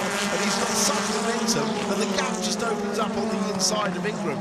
You're flat all the way through that corner, right up to the complex on lap 1. And it just was inch perfect. And that was Tom Ingram that he was able to outfox in turn 1. Tom Ingram. Yes. You don't do that very often. Ash Sutton wins round 11 of the Quick Fit British Touring Car Championship from Tom Ingram and Josh Cook. Dan Rowbottom 4th ahead of Dan Camish and Jake Hill. Senna Proctor's return to the championship nets another good result, 7th ahead of James Dorlin. Chris Smiley 9th this time, and Darrell de Leon into the top 10. Dan Lloyd 11th ahead of Charles Rainford, a penalised Adam Morgan 13th, with the final point scorers being Scotsman Aidan Moffat and Roland Pearson. Dexter Patterson out of the points ahead of Stephen Jelly. Aaron Taylor Smith, though, fell right at the very end to 18th position. Nick Hamilton was 19th, Gordon Shedden delayed early on, and he was 20th, with Sam Osborne making pit stops. We lost Mikey Doble again, and I'll be concerned about that car for race 3. Tom Chilton also in strife. So there is Ash Sutton, taking an orthodox line to sort of help with the pickup on the tyres for the ride height, but lots of applause for him from the many, many fans at the chicane, and he's now 14 points ahead of Tom Ingram in the championship, with Jake Hill now 3rd. It's Dan Camish 4th ahead of Dan Rowbottom and Josh Cook, Adam Morgan 7th, Chris Smiley 8th, Tom Chilton 9th, and the top 10 rounded out by Charles Rainford. 3.875 seconds then, that winning margin of Ash Sutton. And we head, of course, to the reverse grid race. First up, though, he's got to get through the technical checks. He talks about how well Aaron Taylor Smith was going. It's curious to discover why he is 18th. That's one to research for race 3, but that'll be a big disappointment after good pace early on. So once the car has been weighed and all the data taken, the thumbs up is given, the car rolled off the scales, and the sign that's placed is car under Parc Fermé conditions, in other words, do not touch. The board says go to Parc Fermé. I think Ash, as an old hand, probably knows that, but it's all part of the protocol. So down the pit lane he will go. Tom Ingram's Team Vertu Hyundai will be the next one towards the technical area, and there is Ash Sutton, who now can make his way past all the other teams and up to Napa Racing, where the celebrations will begin. One more race, of course, for the British Touring Car Championship. Still to go here at Thruxton this afternoon, but that was quite a drive by Ash. See the witness marks on the side of the car from earlier on in the day, but that was quite something, that start, and able to pull away so much over the first couple of laps really was outstanding. Tom Ingram second, Josh Cook third, and Josh Cook winning the independence battle as well. Ash Sutton out of the car, and a very happy man indeed. It is win number 45 for Ash Sutton, and he'll reflect on that after the break. Yep, so let's go down then and join Toka Radio. Pete Osborne, the team owner, team principal, and the rest of the team all queuing up to offer their congratulations to the driver that yesterday took pole. In race 1 it wasn't to be, but boy, what a start. And thank you, Lou. So Louise just telling me that ITV are once again in a break, which means that I'll be able to get the first word for everyone here at Thruxton, the first word from the race winner, and he gives his helmet over to the team for safekeeping. Boy, oh boy, what a rocket ship start. I don't think we just made it rear-wheel drive, wouldn't they? Jesus. That was amazing. Yeah, I'll be honest with you, it's something that we practiced a hell of a lot when I first got back in front-wheel drive, and because we knew how weak they were compared to a rear-wheel drive car, and we've just been chipping away at it, and that was awesome. Don't get me wrong, I think there was an advocate of everyone else maybe had a not so great one, but did it take you by surprise? The initial phase, I was like, oh, we're moving. And it wasn't when I was in the sandwich and suddenly on the back of Tom, I was like, oh, we're really moving. So, yeah, really pleased with that, really pleased with the result. I'm not quite sure what happened in the middle of the race. There must have been some form of oil or water or drops. So we can only surmise, but Mikey Doble's engine let go. Yeah, I nearly died 3 times on one lap because it was like an ice ring. So I think no doubt the other guys experienced it. But yeah, that was a wake-up call in the middle of the race when you thought you had it all under control. Josh, our commentator at the complex, said, oh, hello, the lap times are going up a little bit. Yeah, we were losing like nearly a second a lap just because you didn't know what you were driving into. So kind of got your head around that and settled back in. But yeah, mega, it was nice to do it all at the very beginning and get stuck in. You know, we often talk about your old mate Josh Cook being the king of Thruxton. You're getting ever closer, you know, 7 wins here. Yeah, I mean, it's I love this place. I mean, we could have had 8, couldn't we? Let's be honest, if race 1 went our way a little bit. But yeah, we'll keep chipping away, survive race 3. Top man Ash, thank you very much indeed. So while we hear from them, let's head back over to ITV and also for the reverse grid draw. Let's hand back to Steve Ryder, who will then throw down to Louise Goodman, and our top 3 for our interviews here from round 11. Round 11 of the Quick Fit British Touring Car Championship, and one of the great starts from Ash Sutton off road 2. He led by the complex. By lap 2, he was over 1.5 seconds ahead as the others scrapped and got their elbows out for the minor places. Sutton's jet-propelled start will be the story of the race. It finished Sutton, Ingram, Cook. We now understand Josh Cook may have failed the ride height test, but what a start, what a performance from Ash Sutton. Ash, every race win is good, but you really, really enjoyed that one, didn't you? Yeah, that was mega. I mean, all done off the line. I'm sure the other guys had not the best of starts, but we hooked the thing up and got the best start I've ever had in a front-wheel drive car, especially on the hard tyre. So yeah, really, really pleased with that. Damage was done at the very beginning. It's kind of settled in. Not quite sure what happened in the middle of the race. There must have been some oil or water drops. I heard Mikey Doble was in the pits, but that woke me up. I was sort of settled in, right, okay, we've got a decent gap, we'll just manage this. And next thing you know, I'm sided everywhere. So I'm sure it was the same for everyone else, but it's nice to bounce back and get them points we needed. I mean, the car was absolutely hooked up, so I don't know what you did to it between race 1 and race 2, but, I mean, you were absolutely on fire. The car was on fire as well. Did you make some changes? Yeah, we made a few little tweaks. Ultimately, we just... we learned from race 1. It was a bit nervous in race 1, caught me by surprise. We loosened it up, got it a bit faster, and yeah, made the most of it. And I was easily managing the pace. We didn't need the hybrid. I don't think I even used all of it. It left some on the table, so we were just doing it off raw pace with the car. It was mega. So huge credit to Upper Racing UK. Great stuff. Well done. Great result. Let's bring in Tom, P2 this time out. Let's talk about your start. And how did you feel when you saw that man coming through on you? Probably a little bit unexpected. With the start, sorry. Yes. Yeah. They were cracking. Got a great launch, didn't they? So yeah, fair play. And once the race, we've seen that once the race settles in around here, it becomes a bit stagnant. So yeah, sort of stuck in behind Astra a bit of the dirty air. And I'm thinking with the offset of TTB as well, there probably wasn't much point in trying to offset that. So to be honest, was happy just to settle in second. And there was a little bit of, I don't know if there was oil or water or something came down at Goodwood, which was fairly leery on a couple of occasions. So when it was like that, I thought with the offset of TTB, with the gap that I've got to close, I'd have settled for second. I'm fine. I think that woke everybody up. But to use your parlance, nonetheless, that's a pointsy race, and that's what counts, is just keep putting them in the bag. Yeah, exactly that. And that's the name of the game.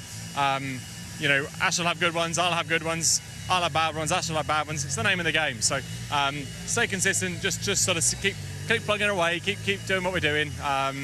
Because, you know, at that, I'm fine. You know, I'm absolutely fine. We've got a good pace in the car. Team Virtue are working well. So let's see what happens when we start from 12th in this next one. All right? Ash will start 12, 11 and 10. So let's see what goes on there. See you out there for the next one. Josh, I was going to say jump up and down and say well done again, but a few problems at the other end with the technicals, I understand. Well, we had a little bit of a nose to tail at the first lap at the first couple of corners, so I think a little bit of damage, but I don't know, we'll see. It's very small. It's like as marginal as you can get, so we'll see. But yeah, I'm comfortable with the performance of the car, with the result. It wasn't quite what we wanted. It probably had the pace to push on a bit more, but unfortunately, out the back with the risk of track limits on the exit of Church, you've just got to play the game and not take any risk and just bag the result. Bit boring for racing because you can't go for the extra manoeuvres and try and get a run on people and take extra risk, but not going to do that for the 5-second penalty or the 10-second penalty as it is now. So yeah, just happy with that one. We know how much you always gel with this track, but that aside, I think just in terms of getting the results, a question mark over this one, but the pace is there. That must mean a lot to you at this stage, because it hasn't, maybe the start of the season hasn't gone quite as well as you would have liked. Yeah, it's okay. We're making progress. You know, it's we always knew it was going to be a steady start to the year. This championship's so competitive. I've come back to a team that's had a year out, although stuff's been going on behind the scenes. It takes a while to get back into the rhythm of this high-paced racing. So we are getting there. We are making improvements to the car. I'm getting more and more comfortable. The team is still doing an excellent job. So yeah, we've got to do it consistently and get to the front the right way, and that's how we're doing it. Good stuff. Good stuff. Right, well, let's see where everybody's going to be lining up in the next race. Over to Steve for the reverse grid draw. Ash joins me for the reverse grid draw. Well done. And what is the feeling like when you nail a start like that? Well, at first I thought we had a rear-wheel drive car, but it was, I think it was a mix of them not getting the best start, me getting it hooked up, but the feeling is phenomenal. When you do all the damage before you get to the complex, it's the best start you could probably ask for here. Into lap one, best part of 2 seconds ahead, you thought, wow, this is over. Yeah, well, it's never over. We know what British touring cars is like and how quickly it can change, but we made the most to try and go after that fastest lap on lap one using deployment, so we managed to stretch out that gap. Brilliant stuff. Is making a start like that the same feeling as drawing 6 out of the bowl here? We will find out in a minute. Yeah, well, fingers crossed it's a low number. Okay. Right, let's check the numbers we do have. We have number 6, Jake Hill, number 7, Senna Proctor, number 8, James Doolin, number 9, Chris Smiley, number 10, Daryl De Leon, Dan Lloyd is number 11, and number 12 is Charles Rainford. Still that slight question mark over Josh Cook and the ride height, so that order may change. But you know what to do in there. The numbers that relate to those names and who you're going to put on pole position. And you have drawn number 7, which is a good effort. Senna Proctor on his return to the championship. What an opportunity for Senna. He'll be on pole position for our reverse grid race. He's made an incredible impression this weekend already. I missed that, sorry, Steve. Senna Proctor, you just put him on pole position. Yeah, no, it's mega to obviously have Senna back on the grid, and fingers crossed he can convert that return to a win in this one. Yeah. We'll look for you at the start. Make another one. Ash Sutton right back to form with a terrific race win in race 2. 10 past 5 for our reverse grid race, and we'll have live coverage, of course. And I think we can give you a full check on the reverse grid now with Senna Proctor and Jake Hill sharing the front row. Dan Camish and Dan Rowbottom row 2. Josh Cook and Tom Ingram on row 3. Ash Sutton will be making a flying start from 7th on the grid alongside James Dolan, and then Chris Smiley and Daryl De Leon completing the top 5 rows. And as I say, that race is underway at 5 past 5, and that's how the rest of the grid looks. Round 12 of the championship, the reverse grid race. Right, we're going to take a break, and we might have time the other side of the break for a few more reflections on what we've just seen in the touring car action. And after that, it'll be live coverage of the Porsche Carrera Cup. Cheers, Steve. Yeah, so we've got a few more coming up then ahead of today, but Senna Proctor on to pole position. That is a stunning turn of events. Now, Tim Harvey did say that Senna Proctor is going to win a race before the end of the season. And it's his first weekend back in the championship. If he does it this weekend, I think I want Tim Harvey to pick the Super Bowl numbers for the lottery. What a chance he's got from pole position. So I might message Tim in the break and see what's going on there, because that is a remarkable effort, but Signal apparently at Thruxton is not the most 100%, so hope so he get through.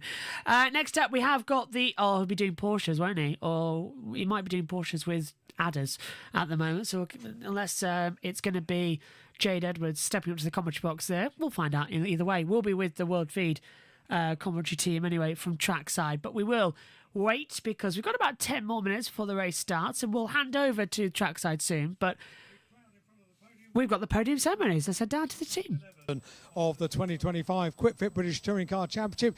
To make the presentation, please welcome onto the podium, everybody, Strategy Manager Mark Flaherty onto the podium, who will go to the far end of the podium to first of all make the presentation for round 11 to the winning manufacturer constructor. The winning manufacturer constructor for the second time today are Alliance Racing Ford, and to represent them, Anna Hayward from Napa Racing. Well done. Congratulations to Alliance Racing Ford, and thank you to Anna. Far end of the podium, Anna, all the way down to the far end, and Anna Hayward will take the award on their behalf. Hold the trophy up and get a cheer. There we go. That's the Manufacturer Constructors Award for round 11. Anna, it's safer to leave the podium now and keep your silverware nice and safe, because we are now going to welcome the top 3 drivers onto the podium. Third place, what a day he's having here, the King of Thruxton, Josh Cook.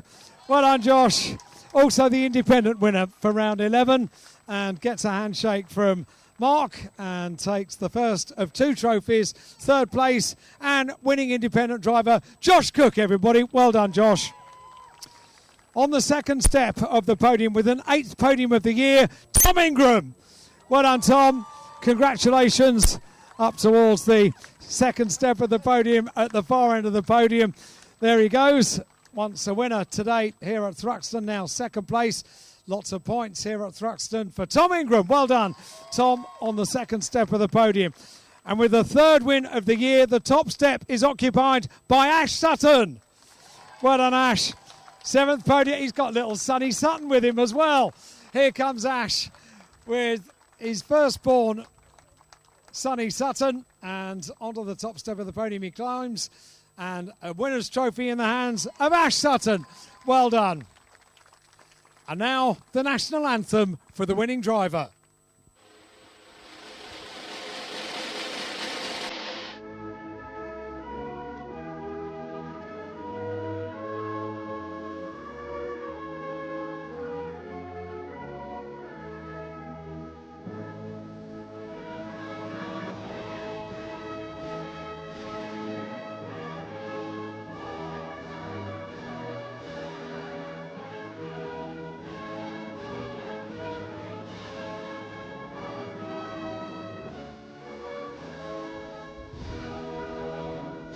Ash Sutton wins round 11 of the 2025 Quick Fit British Touring Car Championship. And those of you that were watching on the big screens, you may have noticed Sonny only did half of the national anthem and then was taken into safe custody on the podium. All three drivers now posing with their trophies on the podium. And what are they going to do? Yes, I'm sorry, that didn't come out right. Yeah, you're quite right. And so they celebrate with champagne. It's champagne time. Let's head down to Stephen Paul. Ash would manage that gap, but I thought Ingram had put up a little bit more of a fight, but obviously difference in boost, so yeah, and he just managed it so well. Ash did say when he was making the reverse grid draw, oh, well, it was the others who were a bit sluggish, but no, it's a bit more than that. Yeah, you know, sometimes you do get starts where people are, they creep and then they stop and then they don't get going properly, but that was all Ash Sutton. To do that is just unbelievable. It's the stuff of dreams. When you dream a start in your head, or a lot of these drivers, they'll creatively visualise how the start of the race is going to go. And that's what Ash would have hoped for, and that's what he got. It was stunning. I mean, it must have sounded amazing in the car. It would have been great. Yeah. I don't know how you do it, but you said ahead of the reverse grid draw, he's going to draw number 7. He's going to put Senna Proctor on pole position. How do you do that? It's weird. Alan Gow told me. And that's a joke. That's a total joke now. I always think, I just look and see where I would want someone to start who could give us a great race, and I just put all my mental power behind it, and it happens.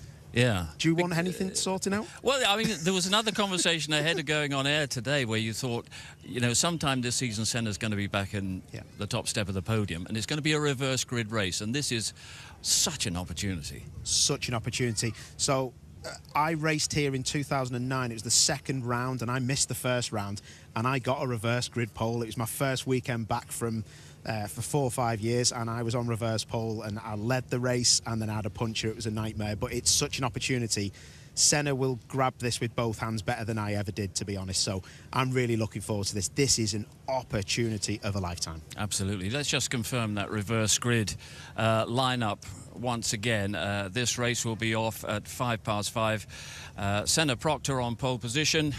Jake Hill, I think, the man alongside. And we don't quite have it at this moment, but it's one to really look forward to and savour, and maybe a little bit of salvation for Jake Hill as well. Yeah, I would have said so. Rear-wheel drive, obviously. He's pretty much not too far back, so he can take some good points, and he'll be hoping of a top 5 finish, I'm sure. It's just looking like a little bit of a struggle for the BMWs. Don't look as punchy as we're used to seeing them. OK, let's get one quick opinion from the pit lane. I think Louise is with Dan Robot. Dan, a lively old race. Yeah, just talk us through it. It's always like that at Thruxton, isn't it? We had a really good start, and then we all went into the complex and bunched up, so it was a bit, I don't even know what happened, to be honest. Ash got out in the lead, got a good gap, and then it was really just a battle between Jake and myself for the rest of the race, but it's quite frantic because the BMW and we've got disadvantages and advantages across the track, so and we're trying to figure out how much boost we've got to use, but it was good. We had a bit of a touch through the complex. It was probably a bit hard, to be fair, from me, and then I dropped the car, filled the radiator full of grass, so then I let Jake back through, and luckily the grass cleared, but we got very, very hot, like very hot. So, yeah, lucky race, got back through, and I think we've ended at P3 because one of the cars failed ride height, so, yeah, good points.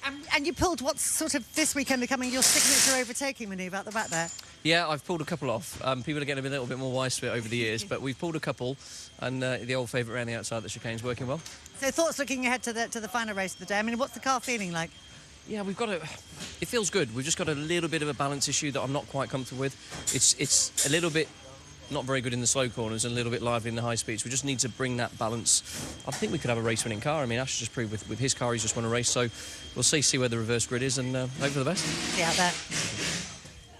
Still a little bit of a delay before the Porsche Carrera Cup runners get out onto the track, but he's building on the good weekend that he had at Snetterton. Yeah. Got a bit roughed up today. He got a bit roughed up today, but like he said, that's the kind of thing that can happen just to anybody at Thruxton. It's so fast out the back.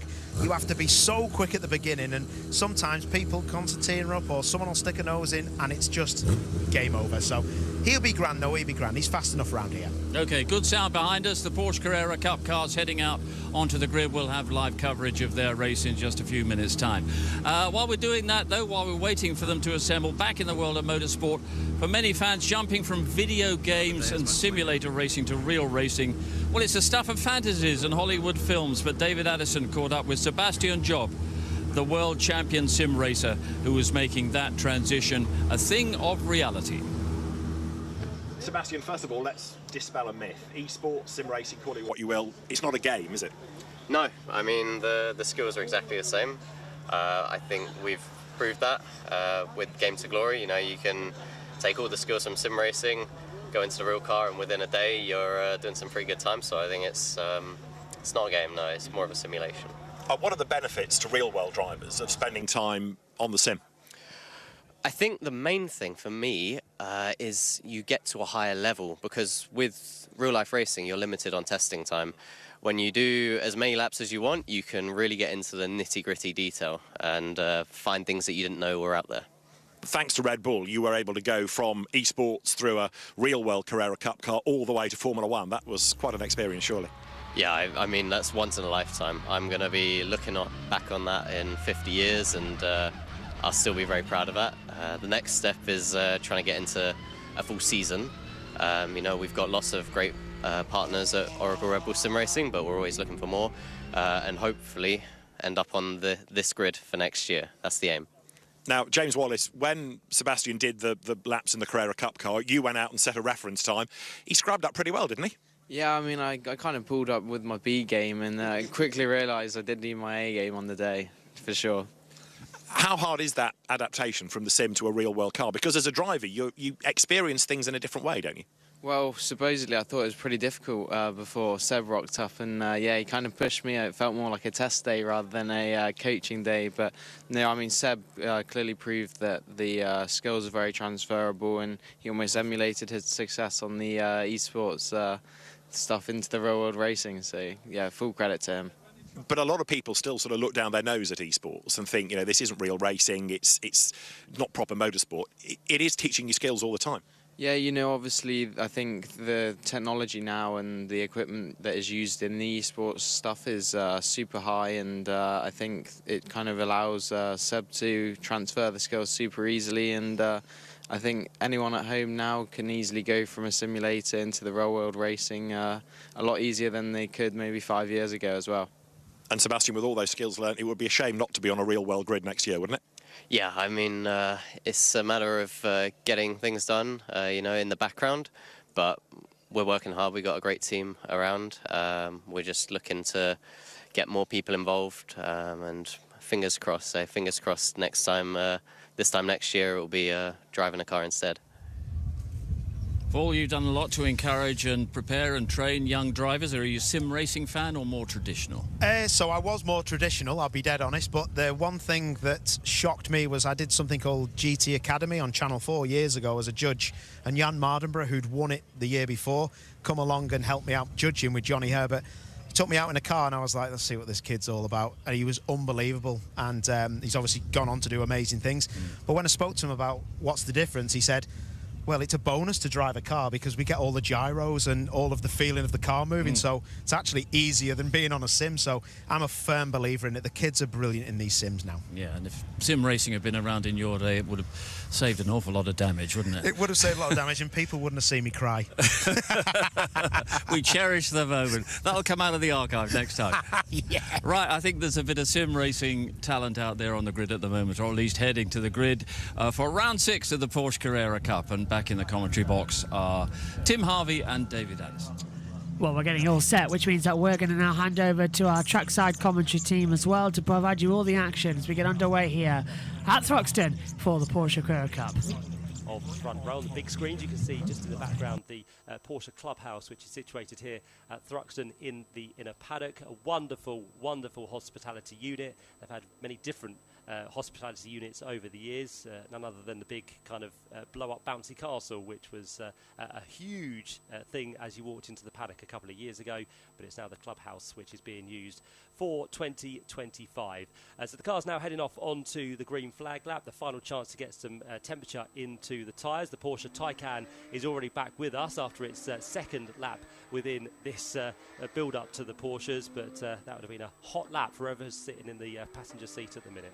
Yeah, that's right. I'm sure they will have thoroughly enjoyed themselves, even if it was nerve-wracking maybe at times.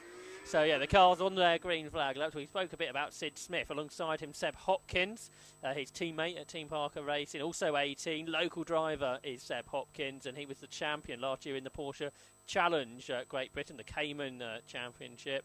He's also been a podium finisher in British GT. But as he told Ian earlier on, he hasn't been here for 4 years, and the last time he was here was in a Ginetta Junior. These cars are about 20 seconds a lap faster around Thruxton, so I think when he had his first laps here a week or so ago when there was a test day, it sort of really got his attention. But he's obviously going well, because that was his best result of the season this morning, Seb Hopkins, in 5th place, and now he's got a chance to stand on the podium for the first time in the Carrera Cup of Great Britain Championship. He has indeed, yep. Andrew Rackstraw is going to try and keep himself extending that championship lead over what is going to be now James Wallace. But as it stands, Andrew Rackstraw needs to work his way past that car ahead of him, which is the 400 machine, the pink machine, which sits there on the outside of row number 2. But the car's working their way in towards the club chicane for the final time at reduced speed. They'll be a lot quicker next time round as they come up to the completion of lap number 1. But it's Scott Stringfellow who leads the safety car with Kieran Salmons into the pit lane, and it's up now to Sid Smith to take his place on the grid, look towards those lights and wait for all 14 cars to line up in their respective grid positions. We've got, of course, the battle in Pro-Am to look out for as well. Max Coates lining up alongside Ollie Jackson. That's going to be a great battle, and I'm sure the battle is going to be very intense between Cole Cavers and Jonathan Beeson towards the back of the grid as well. So lots to look forward to. Jonathan Beeson just waiting to get into position. He left it very late there to catch up with the field, but he has now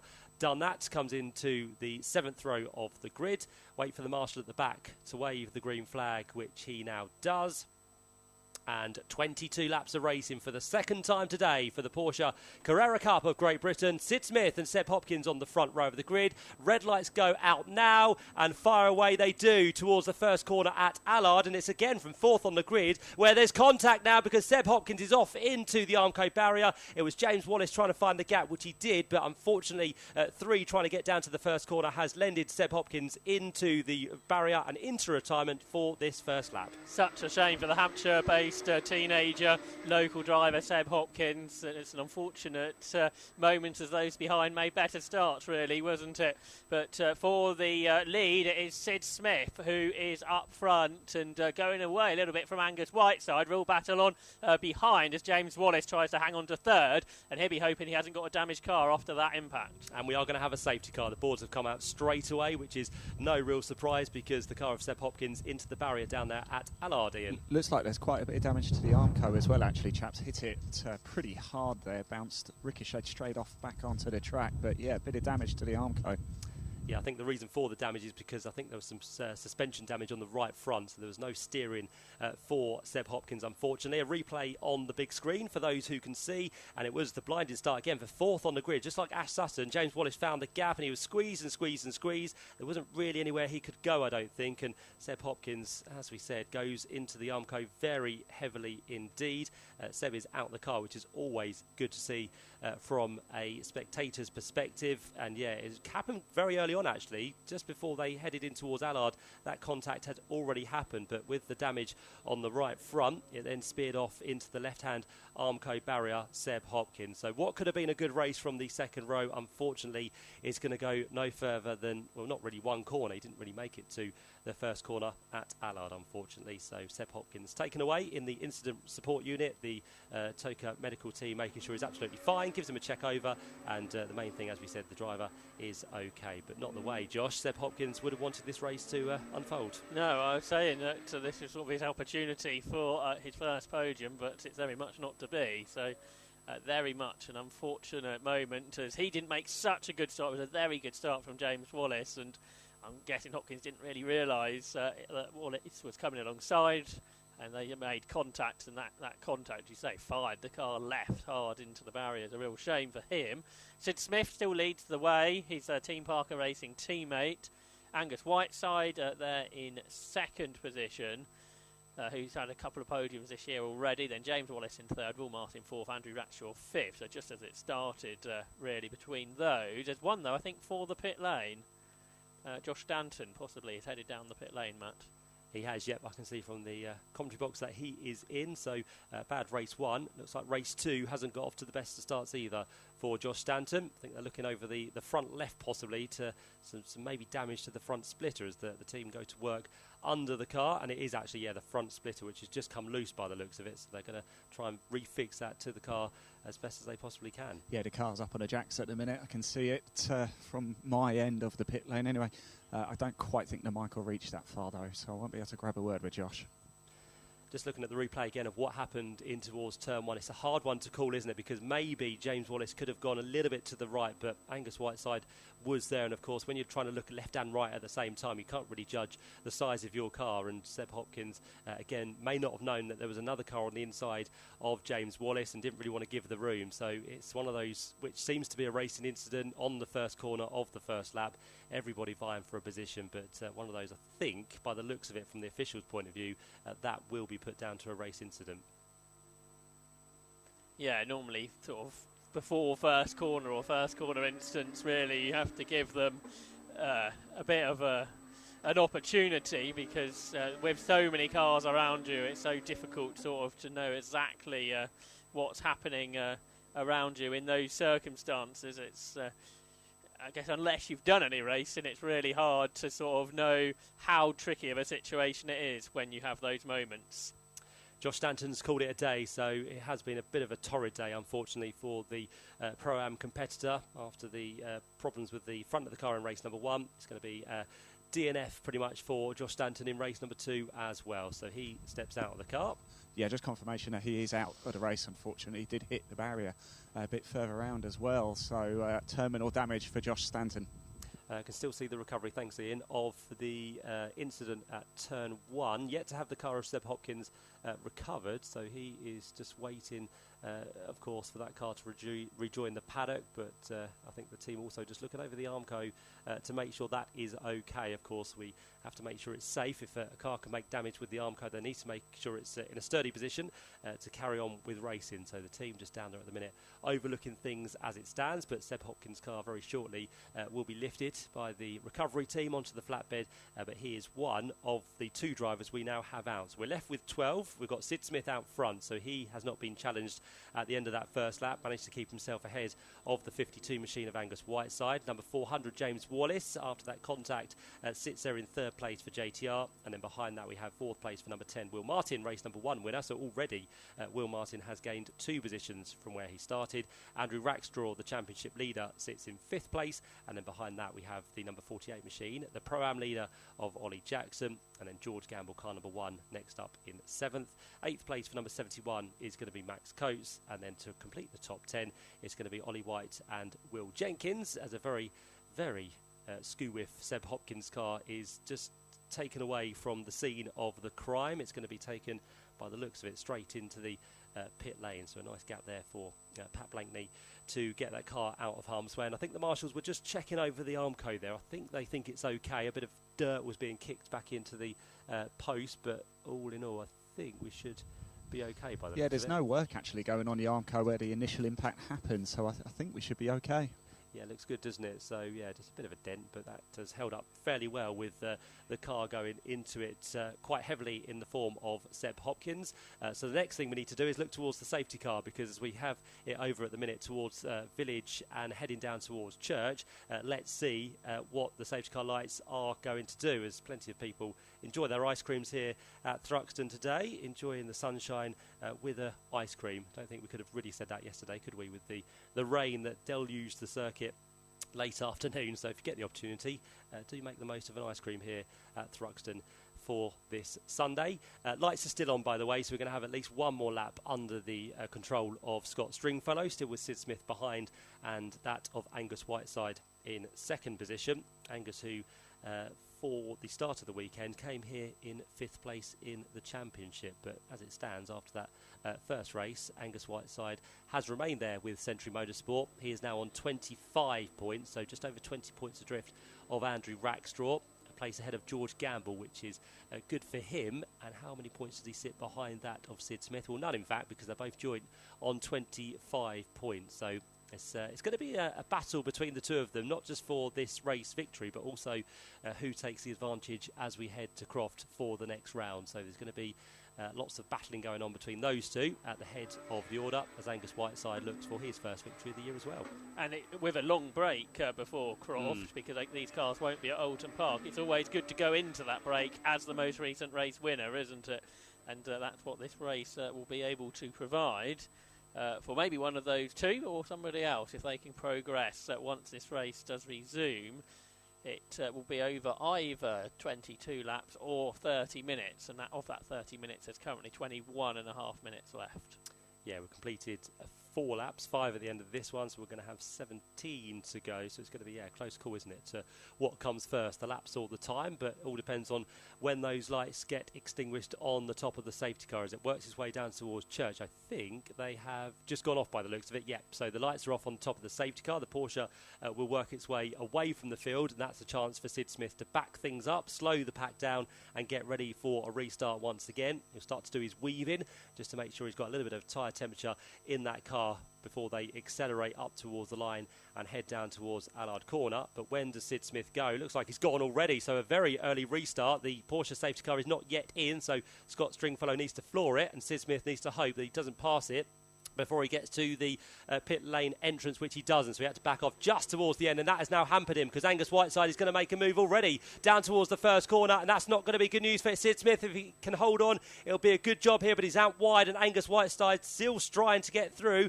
as they work their way down towards the complex under green flag conditions. Yeah, to the outside in the end is Whiteside. Meanwhile, behind, Rackstraw's on the inside of Will Martin. They got very close to each other. Remarkably, we're in the same order as we were, but it was all very busy, as Matt described, down towards Allard Corner. As Sid Smith thought he'd made a really good restart, instead it was a little bit too good. He had to back out. There is a change now up towards Noble because Will Martin, just like he did to Andrew Rackstraw towards the end of race 1, has done to James Wallace this time to get 3rd position. Round the outside of Noble, Will Martin up to 3rd. Yeah, that was a mistake from James Wallace out wide as they approached in towards the left-hander at Noble, so Will Martin needed no second invitation. So race 1 winner now up into 3rd place already, riding on board on the big screen with Ollie Jackson, taking a heap of curb through Church Corner. He's tucked up nicely just behind Andrew Rackstraw, so a great run that the Pro-Am driver is having. And George Gamble might be under attack here from Max Coates, another Pro-Am driver working his way past a Pro driver. So again, we're having mixed fortunes this year for some of the Pro drivers as George Gamble shortcuts the chicane. Surely he'll have to give that place back to Max Coates as they work their way down towards the first corner at Allard, but George Gamble is actually now going on the attack of Ollie Jackson as they work their way down through the left-hander of Green Corner. And the race leader starting to get away. Sid Smith, big look up the inside of James Wallace from Andrew Rackstraw. He can't make that work, at least into the complex. Behind them, George Gamble has got himself ahead of Ollie Jackson. So that means Jackson will have to turn his attentions to his Pro-Am rivals, Max Coates and Oliver White just behind. So that was pretty busy. Meanwhile, up front, Will Martin going after Angus Whiteside for 2nd place. So Will Martin, the winner of race 1, his 3rd win at Thruxton in the championship for Will Martin, is now chasing after the top 2. He is indeed, yep. So the charge is on for Will Martin as they work their way again towards the conclusion of this next lap. Sid Smith starting to build the gap now over Angus Whiteside, and this will all be determined by what happens between Angus Whiteside and Will Martin, because if they scrap, it will, of course, give a bigger lead to Sid Smith, who has lights ablaze as he works his way down towards the club chicane. The 2nd and 3rd place battle now emerges through the right, left and right flick. James Wallace still there in 4th place, and the 2 Rosalind Gold by Century Motorsport cars are together as well. So George Gamble has made his way past Ollie Jackson on that lap, and now George Gamble sets sights on his teammate, which is the championship leader, Andrew Rackstraw. Yeah, and for Ollie Jackson, he's under a lot of pressure for the Pro-Am lead, just like he was in race 1 from Max Coates. So multiple battles going on, particularly in the different classes. But as you say, George Gamble putting the pressure on to Andrew Rackstraw for 5th position in those Rosalind Gold Century Motorsport run cars. Behind Ollie Jackson hangs on to the lead of Pro-Am, the JTR car. the Joe Tandy Racing Machine then ahead as they turn their way in towards Noble. But up front, Sid Smith getting away, 9/10 of a second margin over Angus Whiteside. Yeah, and these two cars which are battling for the lead within Pro-Am are not too far ahead of both Ollie White in car number 94. That is the farm livery which we have on the car for this year. And behind them we have also Will Jenkins, who's having a better run here in race number 2. But those four all vying for the top 4 places in Pro-Am. And I think Ollie White and Will Jenkins are definitely starting to close down the 2 cars ahead. Now Max Coates is starting to flash his lights all over the back of Ollie Jackson on the run down towards the club chicane. Outside line for the Duckham's Yuasa livery car, which cannot make it through in the hands of Max Coates, but if he gets a better exit, he might be able to charge down towards Allard Corner. He gets a good run, but again, Ollie Jackson goes defensive, so no way through on this occasion. But again, the tighter that Ollie Jackson goes, the more run that Max Coates will have through the corner and might be setting up a move down towards the complex. Yeah, that's right. And just ahead of them, it's side by side between James Wallace and Andrew Rackstraw. Where do we look? Because they're side by side behind as well. Rackstraw is way up the curb, but he can't find the way past James Wallace as of yet. Out of the corner, it's George Gamble that gets the best run of all. They're going to be free abreast, are they, as they get up towards Noble Corner? George Gamble, I think, ran out of road there, didn't he, Matt, to gain the position. So George Gamble has to sit in behind, and somehow James Wallace hangs on to 4th place. Yeah, he was pushed towards the grass there, was George Gamble. The brake lights came on 2 occasions. He wasn't quite brave enough to make it through past his teammate, but you're absolutely right. It was 3 wide on the run through Noble. It's brave enough to do 2 wide, but 3 wide wasn't really going to work there. So Wallace holds on for now in what's going to be this 4th position. Rackstraw still there in 5th, and Gamble on the tail in what's going to be 6th place as they work their way up Woodham Hill. But it's still very close between the 4 Pro-Ams who make their way back in towards the club chicane. Ollie Jackson is managing to hold on this time round. He's not going to be under attack through the final corner. So Max Coates will have a lap where he just breathes and lets Ollie Jackson just get back into a rhythm. But I'm sure Max Coates is going to strike before too much longer. But in fact, Will Jenkins this time looks the quicker as he gets closer to Ollie White.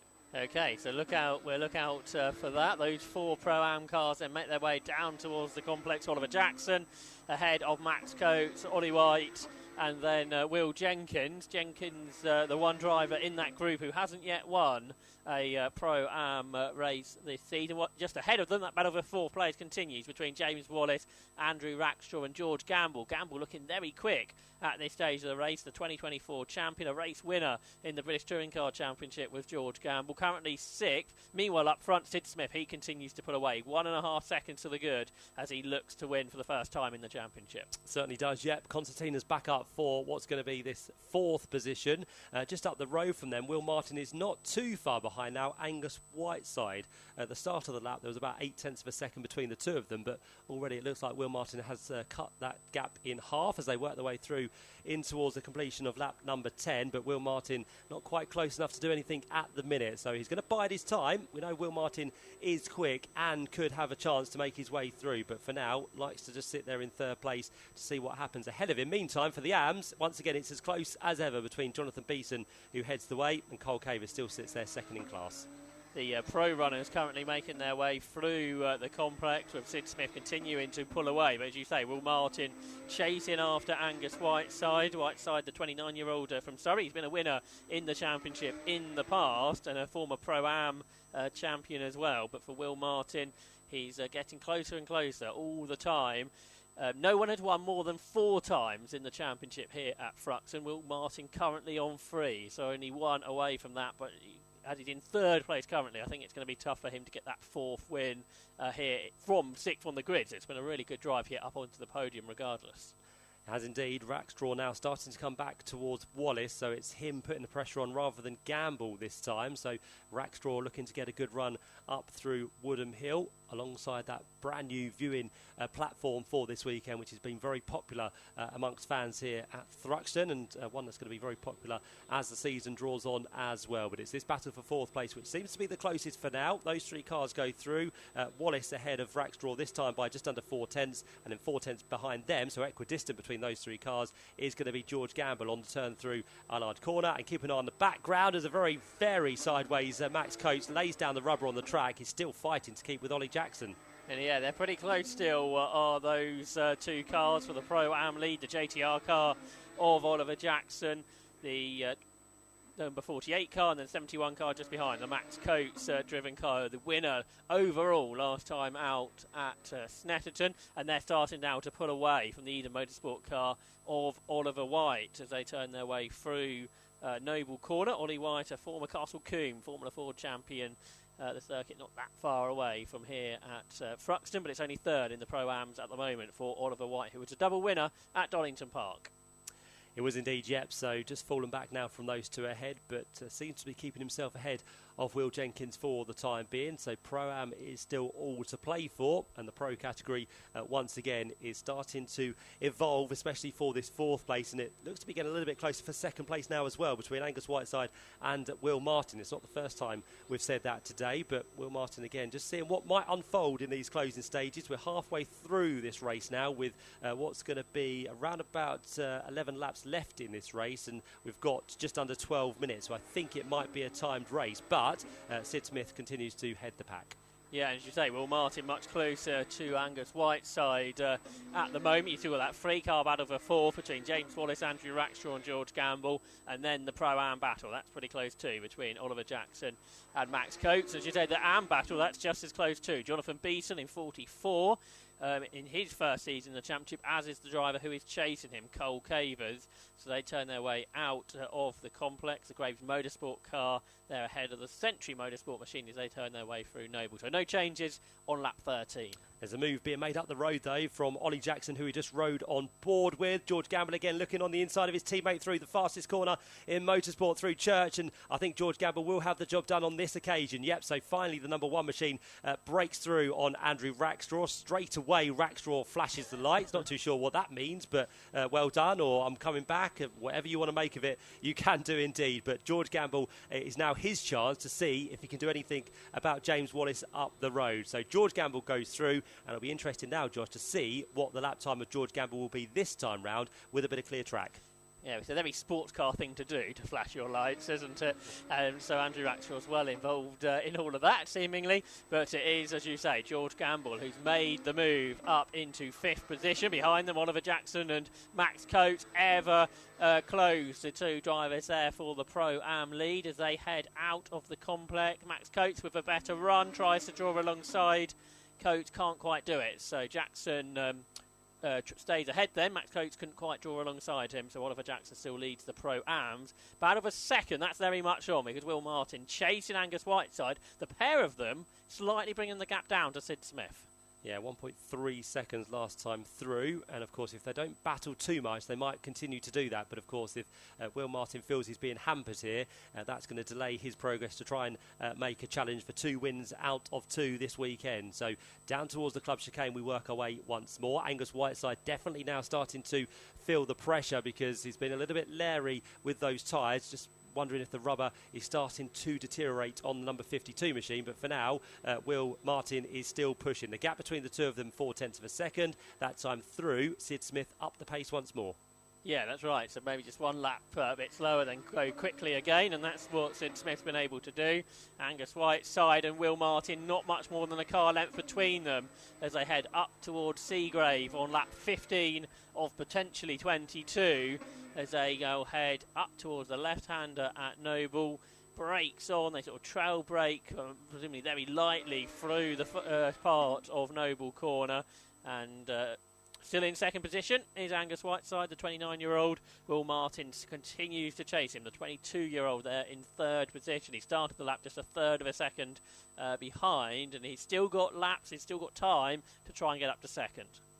Has indeed, yep, and he's getting ever closer as he works his way again through Brooklands, starts the climb up through Woodham Hill once again. But of course, whatever happens between these two in second and third places, if they do squabble, I don't think they're going to massively fall into the clutches of James Wallace because he's got his own battle on his hands. He tries to keep himself ahead of the car of George Gamble. We said keep an eye on the times from George last time through, 1:13.7, which was half a second quicker than the car ahead of James Wallace. This time through, he's 0.2 of a second quicker, so the gap continues to come down for George Gamble, so fourth place could be on the cards here.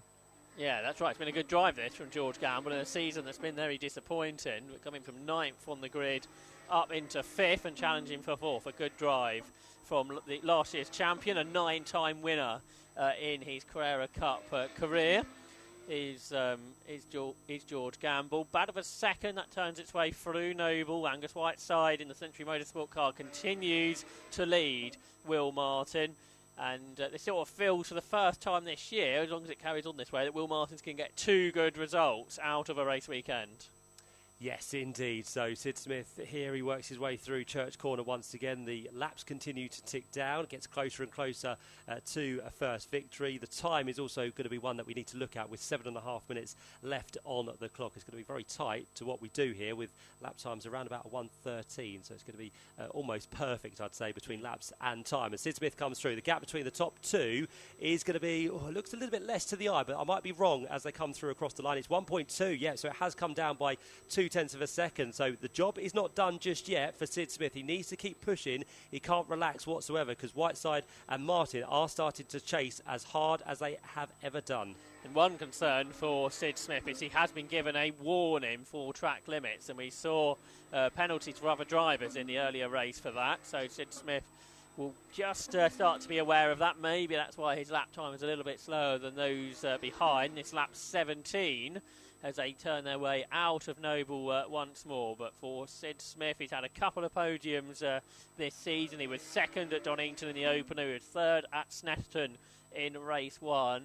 And he leads, as you say, Matt, by 1.2 seconds. Yeah, through the first sector, the gap is pretty stable, to be fair. Slightly quicker was Whiteside, and the second sector seems to be okay as well. So Sid Smith just kind of keeping a good, keen eye on the rear view mirror, making sure that those 2 cars behind don't get any closer than the 1 second mark. So Sid Smith just keeping it under control for the time being. But, of course, Angus Whiteside still having to defend here from Will Martin through the final chicane. Up towards the line, those 2 cars do go. Accelerate through to complete lap number 17. Meantime, for Pro-Am, Ollie Jackson, just like in race number 1, had to defend immensely from Max Coates, and race 2 is almost a deja vu moment because Max Coates has not really been off the rear tail for quite some time here. So Max Coates again looking for a move, but it didn't come in race number 1. Let's see what happens this time. And Will Martin right underneath the rear wing of Angus Whiteside for second overall. Wonder if a challenge is coming very soon there. Meanwhile, that Pro-Am battle that you were describing, Matt, yeah, that's just as close between Ollie Jackson and between Max Coates. So they go out of the complex. They put all that power down, 500 plus brake horsepower. You can see the car moving around all the time, but Ollie Jackson's been able to hold off Max Coates. Meanwhile, the battle for second position heading off towards Church Corner. And for the first time in a while, they were less than a second behind Sid Smith at the start of the lap.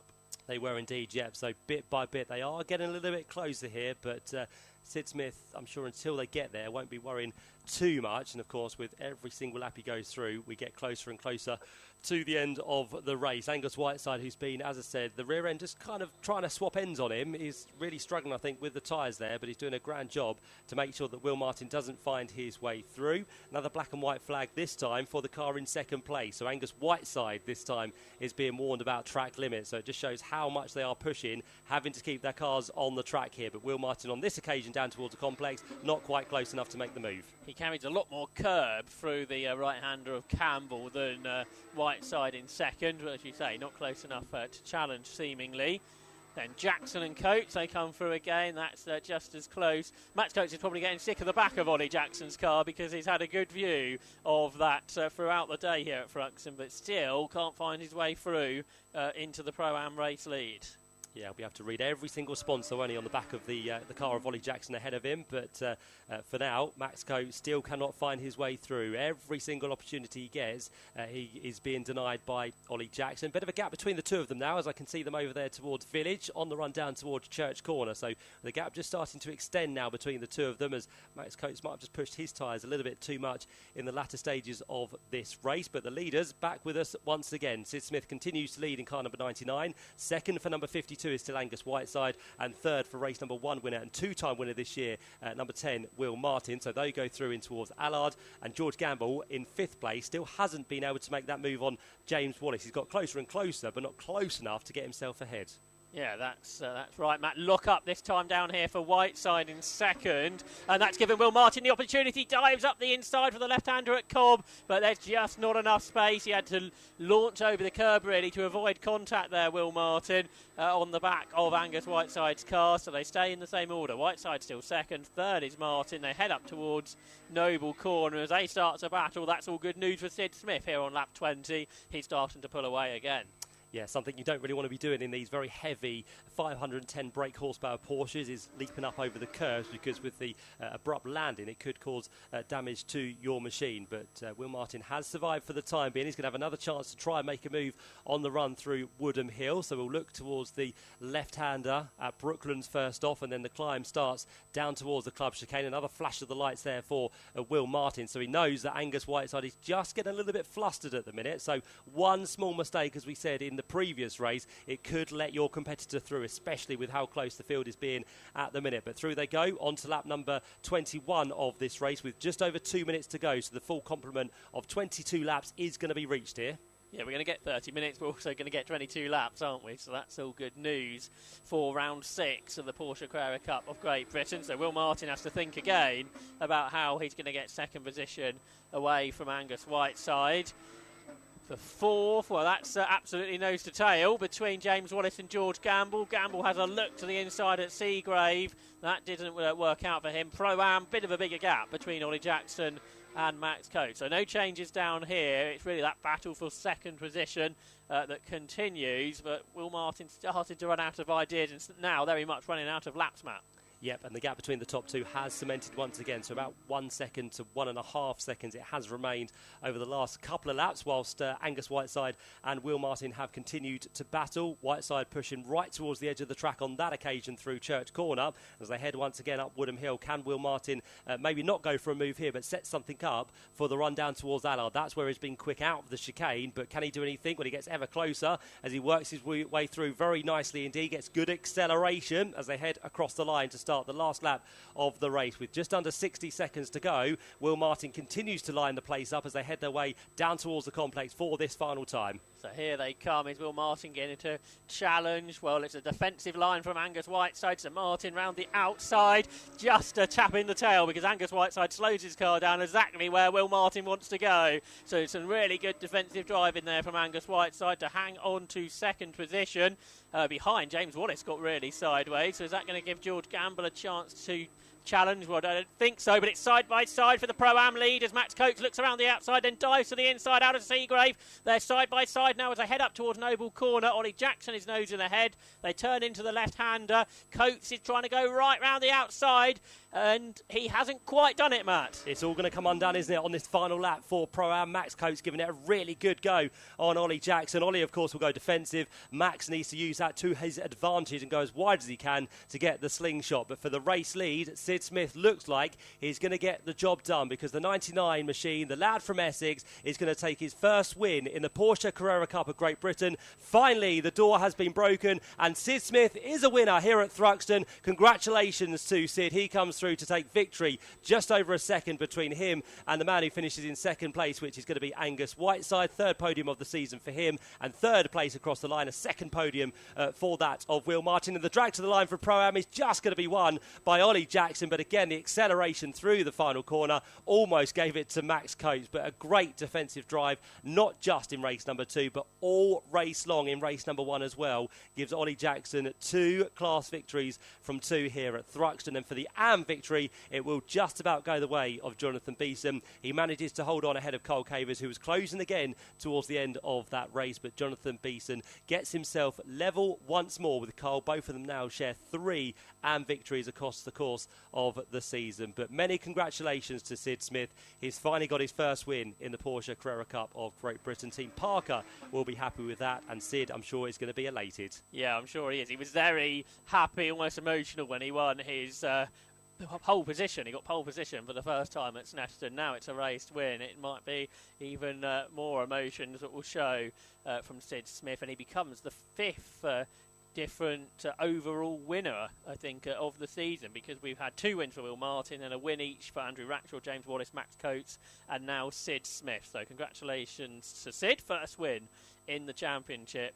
But great battles throughout the field once again here at Thruxton. Certainly was, yeah. Top 6 home are pro competitors. So Sid Smith, your winner by 1.8 seconds from Angus Whiteside. Third place goes the way of Will Martin, so a good haul of points for him this weekend at Thruxton. James Wallace picks up 4th ahead of George Gamble and Andrew Rackstraw. And the first of the Pro-Ams home was Ollie Jackson ahead of Max Coates and Ollie White. And Will Jenkins completes the top 10. In the championship, Andrew Rackstraw does go to Croft in a couple of months' time as the championship leader by 12 points over James Wallace. And Sid Smith, with that win, jumps up into 3rd place on 36 points, with a very close battle behind with Will Martin on 35. In terms of the Pro-Am, it's 1 point now between Max Coates and Ollie Jackson. They've been the class of the field here at Thruxton, and Jonathan Beeson heads the Am category by 8 points over Cole Cavers. So brilliant stuff. Hopefully you enjoyed the 2 Porsche Carrera Cup Great Britain races here this weekend. It's a long wait, as we said, until Croft, but make sure you are there, whether in spirit or on the TV, to see what unfolds between the class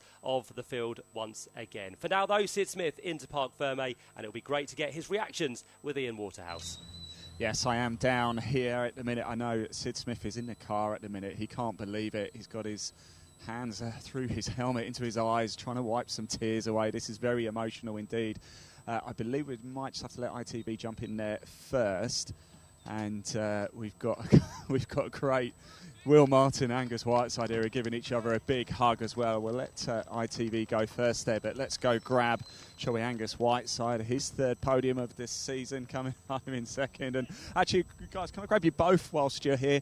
Will, Angus, it's so nice to see the competition between you, but great racing, wasn't it? Yeah, it was amazing. I loved it. This guy's my benchmark. He's been doing it so long, so to beat him is better than a win, in my opinion. Oh, fantastic. Well said. It's not been a bad day for you, though, has it? No, not at all. You know, I think we've come away with the most points out of the weekend, and that's what we've just got to keep on doing. So, but yeah, I had really fun against Angus. It was a great race. He made the back of that Porsche quite wide, didn't he? Yeah, I think it's the widest Porsche on the grid. Thank you, guys. Congratulations indeed. There is Sid. I wonder, have we got time just to very quickly jump in? Sid, wow, I'm so happy for you. The emotion I could see through your window there. How are you feeling? Oh, honestly, amazing. It's we were given an opportunity where we thought we was meant to be originally, and we just took it.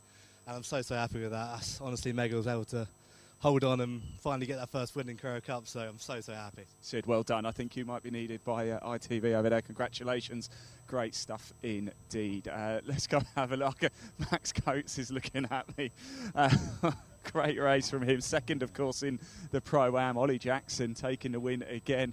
Max, you tried everything there, didn't you, to get past Ollie Jackson? Yeah, it is so hard to get anything when you're in the draft round here. So the understeer through turn 1 just meant I was never close enough to have a go into the first complex, and the same out the back with kind of Goodwood and Church. So I felt quicker, but just had nowhere to get it. And I thought the last lap we got it. I had a run out the last corner for the first time in the race, and then he covered it off brilliantly. But I thought he'll go around the outside, so I thought, sod it, we'll chop back. Then he still had me covered, and we were neck and neck around Noble. He was bouncing around, he was on the grass. It was hairy. I mean, I know that sometimes people think these Porsche races may be a little bit processional, but from the driving seat, that felt nothing but. I don't know. From the races we've seen today, I mean, yeah, in all of them, in the Am class, the Pro-Am and the Pro class, it's all been close. Yeah. And thank you for putting on a show for us. Cheers, thanks.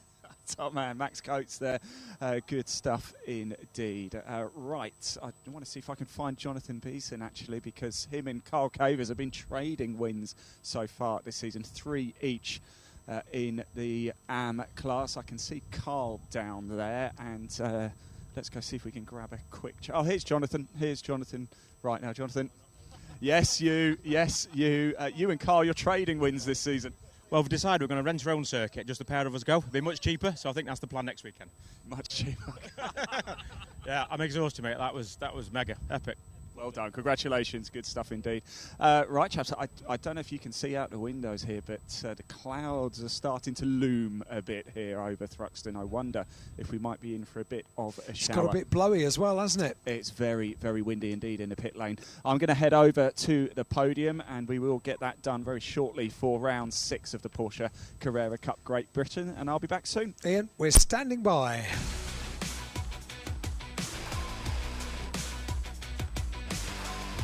This is the sound of the BTCC Toka Live. And while Ian makes his way over towards the podium ahead of the Carrera Cup podiums, and there are multiple podiums, we've got a few messages that we haven't yet got through today. Can I have a big shout out to Andy Bell for bringing Andrew and Teresa today? Amazing day. Thank you so much. Thanks, Andy. This one from Kieran. Please shout out to the boys sat up at Campbell for the 5th year running. Love the weekend's racing and glad the weather has improved. I hope you haven't spoken too early. By the way, I have been told that this is the biggest BTCC crowd here at Thruxton this century. I mean, certainly on the television pictures, it looks like there isn't too much grass available around the banking, around the circuit, but to have a crowd this big here at Thruxton today is absolutely superb. So hope you're enjoying it, everybody. There's loads more action yet to come. This one says, happy birthday to Nancy, enjoying Thruxton on her 10th birthday. Nancy, happy birthday. Great to have you here. And this one is from Moira, says, hi Alan, just been and donated to the Hampshire Air Ambulance. Also visited the Quick Fix stand to help the wider air ambulance causes as well. Moira, well done. Thank you very much indeed. I think the Air Ambulance Teddy is here today. Quite a big teddy bear as well.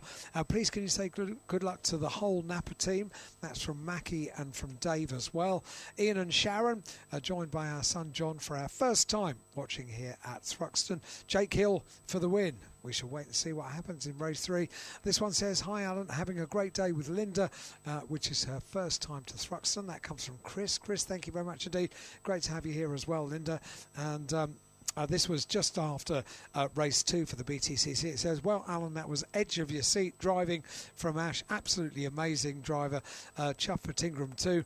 And that comes from Sue and Mark. You know, we've still got more time. If you'd like a little shout out on the radio here or on the speakers or online at tokalive.net, all you have to do is to send us a WhatsApp message. A message plus your first name to 07482 877 877. 07482 877 877 is our WhatsApp number, and you can get in touch with us on that number throughout this year. If you're not at the race meetings, you can listen online at tokalive.net. Right, in the meantime, how are Porsche drivers doing with their ITV interviews, Ian? Ian is down there. I know, he's headed over towards the podium. Hopefully he hasn't run out of batteries. If he has, let's get up to the main commentary box and set the scene for our next race of the afternoon, which is going to be the final race of the weekend for mini challenge cars that are appearing on the grid now. Let's get back to Matt Suckling. Thanks, Alan. Yep, so Mini's already being ushered from Parc Fermé onto the grid. As Ian said, it's getting a little bit darker overhead now, isn't it? With a few... Bit windy. Yeah, a bit windy, but... Bit overcast. We've survived most of the day, but I think we're going to be all right. We'll be fine. We'll be optimistic. We'll be absolutely fine. Don't you worry about that. If you haven't brought a brolly, then probably more fool you. But no, we should be good.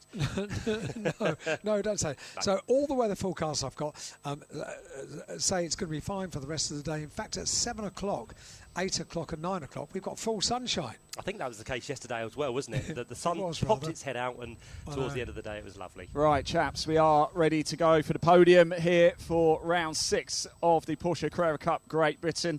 And delighted to say once again, we've got James McNaughton, the motorsport manager for Porsche Cars Great Britain. He's going to hand over the trophies. Please give him a round of applause. We saw another fantastic race, didn't we? Let's go into the AM category. In second place this time, Carl Cavers.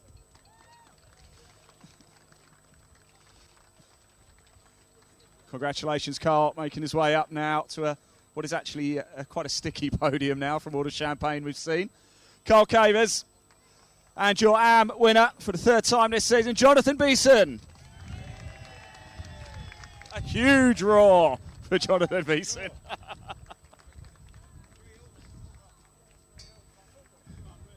3-3 indeed between these two drivers for wins this season in the AM category in the Porsche Carrera Cup Great Britain. Congratulations, guys. Now we move into the Pro-Am category in third place of the day for Oliver White. Well done, Ollie.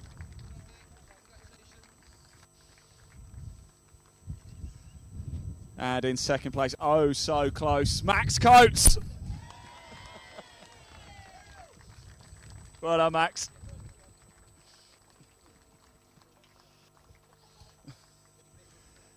Well, you wait all season for one, and then two come along like that. Ollie Jackson takes the win in Pro-Am.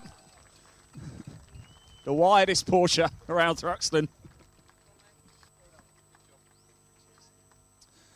There you go, your Pro-Am category. Oliver White third, Max Coates in second, Ollie Jackson in first, second win of the day.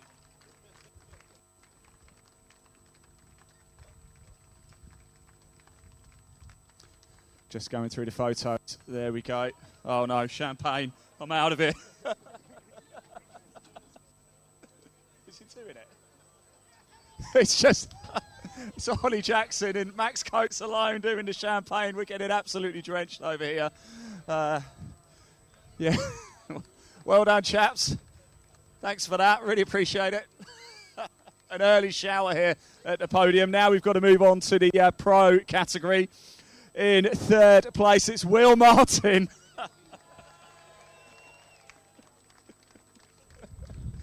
Will, up you come, buddy. Well done. Congratulations, Will Martin. Took a win earlier today. Now he's on the third step of the podium. In second place, third podium of the season for Angus Whiteside.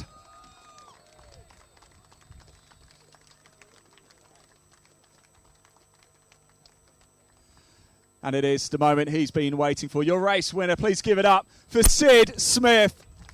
The first win of the season. It means so, so much. He takes his trophy from James McNaughton. James, get out of there quick. Champagne is coming. Congratulations. Huge thank you to Porsche Carrera Cup Great Britain for joining us here at Thruxton as well. That is the podium for round 6 completed. And I am going to head off back to Parc Ferme.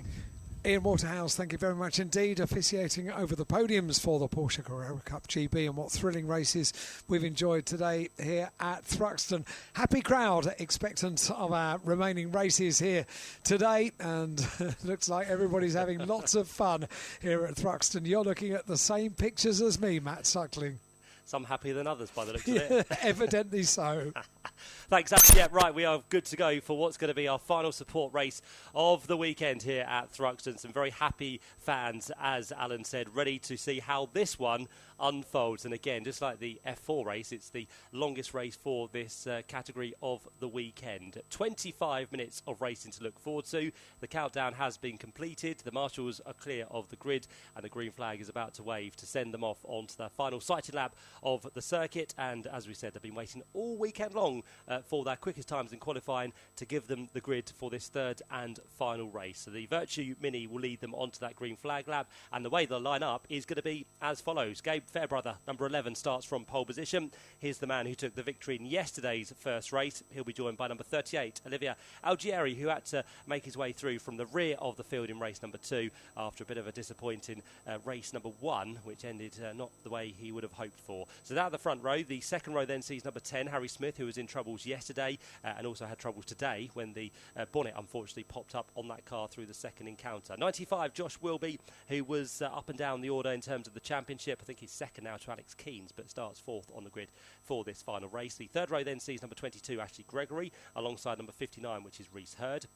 The fourth row will see number 40, which is James Sherrington, joined by number 62, Alex Keynes. The fifth row headed by number 78, which is Kieran Roberts, and 96, Ronnie Smith, is on the outside, another one who had a few troubles with his bonnet in that second race of the weekend earlier. We saw that. The 69 machine is on row number 6, which is Monroe Renard. The 46 machine of Paul Manning is alongside. The seventh row then sees number 171, which is Leo Purchase, joined by number 185, Jensen Mason, who took the victory, first one in Mini Challenge Trophy earlier today, but some work to do from 14th on the grid. The 8th row then sees number 138, which is Henry Foote, joined by number 88, which is Alfie Garford. The 9th row headed by 81, Luca Marinoni Osborne. Luca was on pole position for race number 2, but dropped down the field and again finds work to do from 17th place alongside number 43, which is Cam Wood. Then further back from them we see the 610 machine of Louis Fleet. He'll have company from 37, which is Charlie Barr. Then on to row number 11, where you'll find number 8, Murray Richardson, making his debut here this weekend. I think he said to me earlier on when he popped up to the commentary box that he's not done any prior racing to this weekend. So Murray Richardson, very new to racing in general, but nice to have him on the grid for this mini challenge trophy race alongside number 4, which is Simon Sweetland. And at the back we will be seeing number 51, the car of CJ Morgan. So that's how they'll all line up with 23 starters. Quick look at the championship before this race gets underway. It's been back and forward, as I said, all weekend long between Alex Keens and Josh Wilby, but the gap is back down between the two of them. Alex Keens ahead for the Graves Motorsport team by 1 single point. So bear in mind you get 50 points for a race victory in Mini Challenge. There's just 1 point that separate the top two. Gabe Fairbrother, after his win yesterday, now sits on 243 points, which is 25 points adrift of the two ahead. And Ashley Gregory, after a good podium earlier on, sits now on 241 points, 2 second places to her name so far this year. So 25 minutes of racing to look forward to. As ever, mini racing is very exciting. I don't think this final race in front of the ITV cameras is going to be any different. But who's going to come out on top? We've got Gabe Fairbrother and Olivier Algieri on the front row of the grid. Perfect conditions, 16 degrees air temperature, 28 track temperature. 25 minutes of racing gets underway. When the red lights go out, a long hold for the drivers, but we do get the minis away from the grid. They head down towards Allard Corner, and it is going to be a good start from Gabe Fairbrother, and also from the second row, Harry Smith with that inside line will just pop ahead of the number 38 machine as well. So the two on the inside get up into first and second places. Olivier Algieri will sit there in third place, and fourth place is going to be a roll-in battle down towards the complex for the first time. Challenge for the lead from Harry Smith. He looked around the outside of Gabe Fairbrother. Joshua Wilby, one of the championship contenders, is off the road. He's gone straight on at the complex, and maybe a problem with that car. He's going to drop right to the rear of the field if he's able to continue. Meanwhile, up front, it was Fairbrother that held on. Smith is second after he challenged, and then Algieri in third position. But for Joshua Wilby, who came into this race as the driver just 1 point behind in the championship, has dropped right down the order, Matt. Yep, and that's going to be eroded very quickly indeed, isn't it? So there's either some damage on the left front or a puncture. As you said, there's some issues with him as he went across the grass. We'll see what the indication is as he heads back. I think he's up to speed, actually. He's just rejoined in front of the doctor's car and seems to be going fairly quickly. So it might not all be done and dusted just yet for Josh Wilby in this longer 25-minute race for the Mini Challenge Trophy. But out front, let's get ready for a battle, because already we're going to have a change for the lead. Coming through there is going to be Harry Smith in the number 10 machine. We're going to be 4 wide down towards the club chicane. Hold your breath, everybody. Let's see if they can all safely make it through. Ashley Gregory's going to squeeze her way into second. No, make that Olivia Algieri, who comes through in the number 38 machine. Gregory down to third place, and Reese Hurd has made a good start as Simon Sweetland goes sideways across the grass at the final corner. And just ahead of that, Josh Wilby's about to make up 2 places, so it's going to be inside the top 20 at the end of the first lap. So Gabe Fairbrother, who led out of Church, is fifth. So once again, if you're at the front of the queue, they all come past in the slipstream. So it's Harry Smith, who had all those problems in the earlier race, who leads.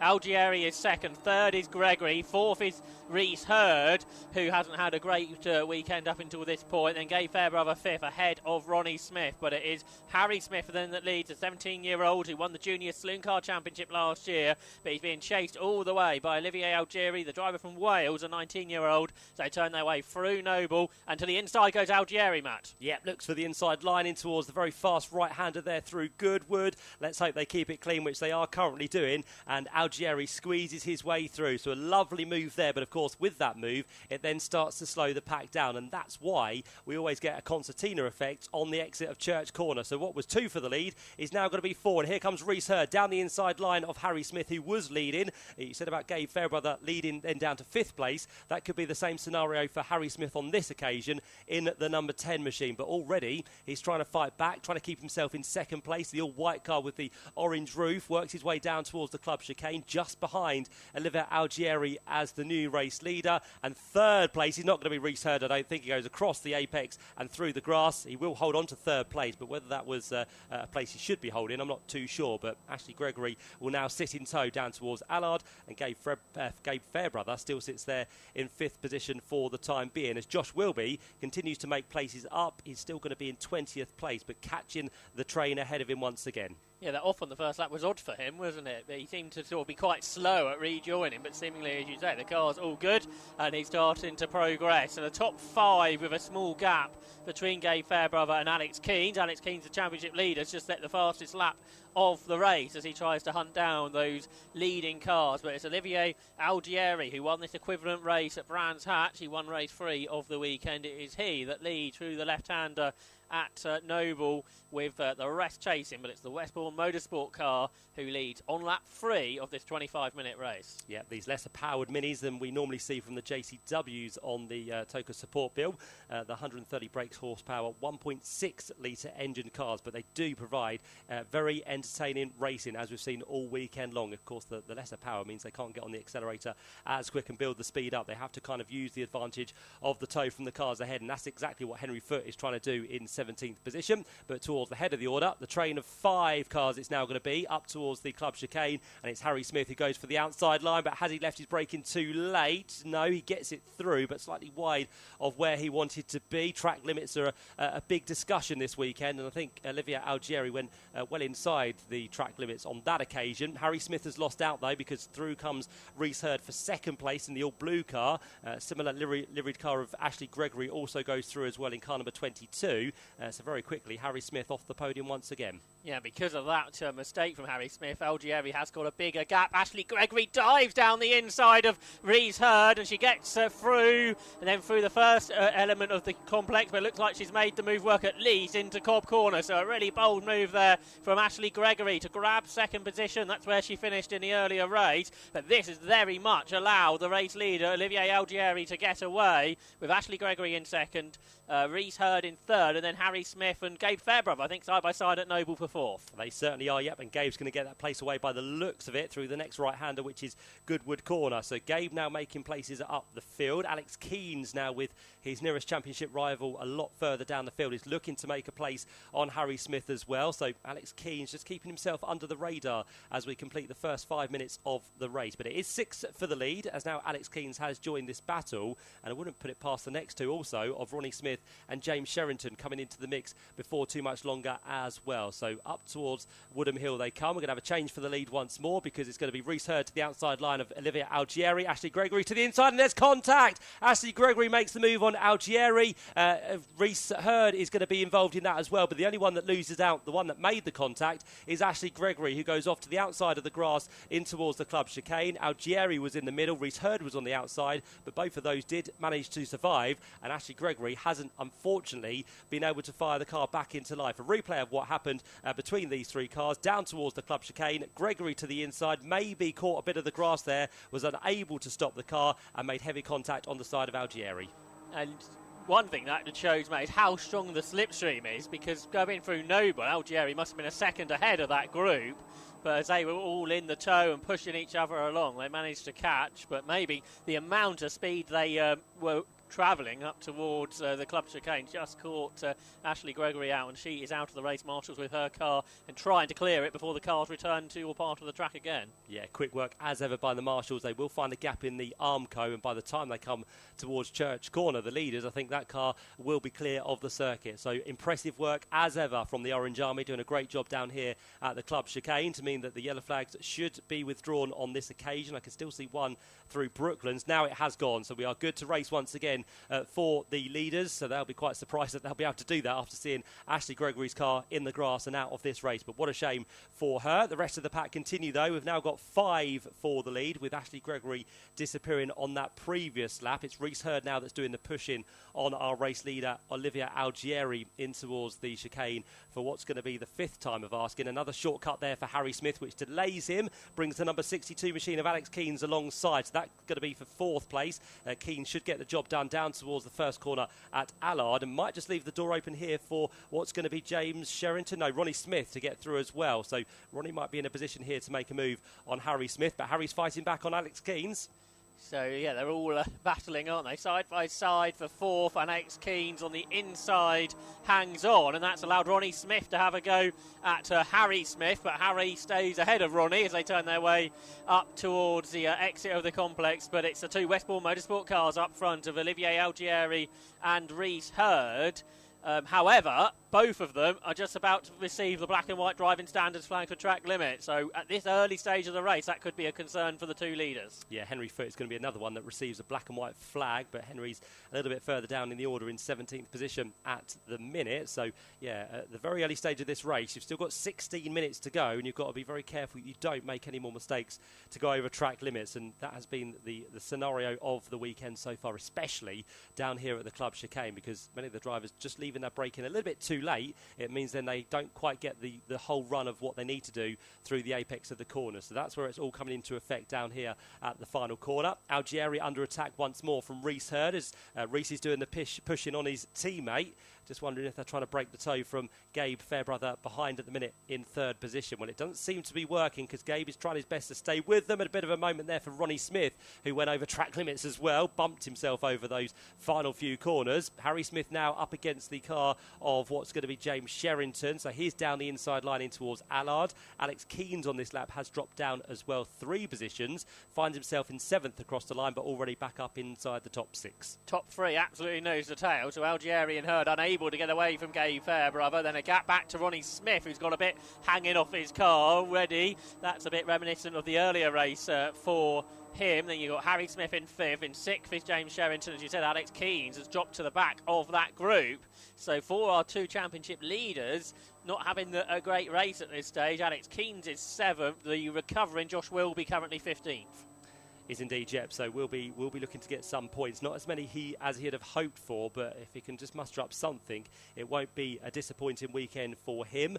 Smiths do battle once again through the right-hander of Village, and it's going to be in favour of Ronnie Smith this time, and hung out to dry. Harry Smith, no one to play with, no toe to grab. He's going to drop now to the back of that 4-way scrap. So Ronnie Smith goes through, Keynes has gone through, and James Sherrington has popped his way ahead just before they reach Church Corner on this next lap of the race. You've got the top 3 tied together once again. So Gabe Fairbrother definitely not letting the 2 teammates get away in 1st and 2nd positions. Just wondering if those behind might be able to catch as well. If they start battling out front, is that gap going to come down? It currently stands at about 2 seconds, but growing once again as Ronnie Smith and Alex Keynes both shortcut the chicane on this occasion. So James Sherrington is now going to be the one that tries to benefit down the inside in towards Allard. He's going to try and pick one off from Alex Keynes. The 62 machine on the outside, and also getting into the mix now is going to be Alfie Garford by the looks of it. So a real good run he's had from lower down in this race. So lots happening for the lead and lots happening for 4th place. Yeah, particularly for 4th. There are at least 3 or maybe even 4 abreast in the middle here.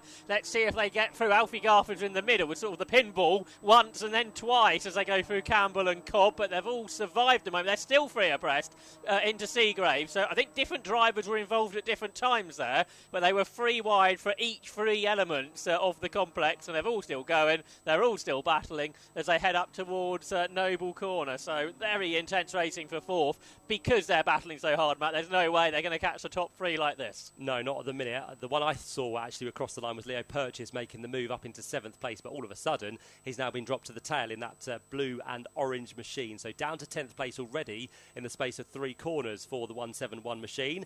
Meantime, Alex Keynes now trying to work with Ronnie Smith to break away and possibly try and get themselves a gap over the chasing pack here, but with that slipstream being very apparent at Thruxton, especially through Woodham Hill, I don't think they're going to be able to shake off those 5 or so cars behind as they work their way down for the 8th time in towards the club chicane. Just under 13 minutes to go. Still Olivier Algieri that leads the way. What's going to happen for 4th place as they turn their way through again side by side? So there's going to be another one that shortcuts the chicane. That's going to be Alfie Garford in the Vera Tools black and green livery, but on the outside now trying to make the move is going to be that of not Harry Smith. I think James Sherrington is going to be involved in that in the number 40 machine. So lots happening still side by side through Allard Corner, and the top 2 ahead of them are now starting to break away as Alex Keynes goes for a move.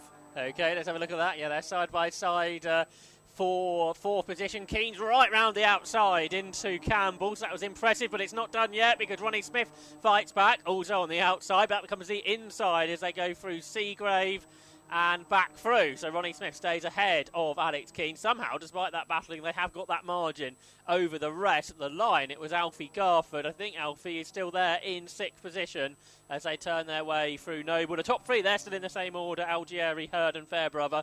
They're close, but we haven't seen a challenge yet in those 3 positions. But now as we head into the second half, that might change. Yeah, they're keeping it nice and easy for us at the minute, aren't they, the top 3? So nothing really to talk about there as James Sherrington puts a couple of wheels on the grass. So Leo Purchase almost makes a move, but with some momentum somehow, James Sherrington does hold on to the place round the outside in towards Church Corner. So they work their way now through the exit of there. They're going to be running side by side again, almost 3 wide up Woodham Hill. Hopefully it all ends with no tears involved as they reapproach us in towards the club chicane. You're right, there's nothing to change between the top 3 with Algieri ahead of Hurd, ahead of Fairbrother. Keynes is almost losing the rear end there. It's going to flick back the right way, which is good for him. But again, everybody over the inside curve there. Again, Alfie Garford for the 2nd time. So he needs to be careful as more black and white flags start to appear on our screen. So some warnings there for the 78 machine of Kieran Roberts, and also one for number 96, which is that of Ronnie Smith. So not good news for them as they work their way towards the complex. And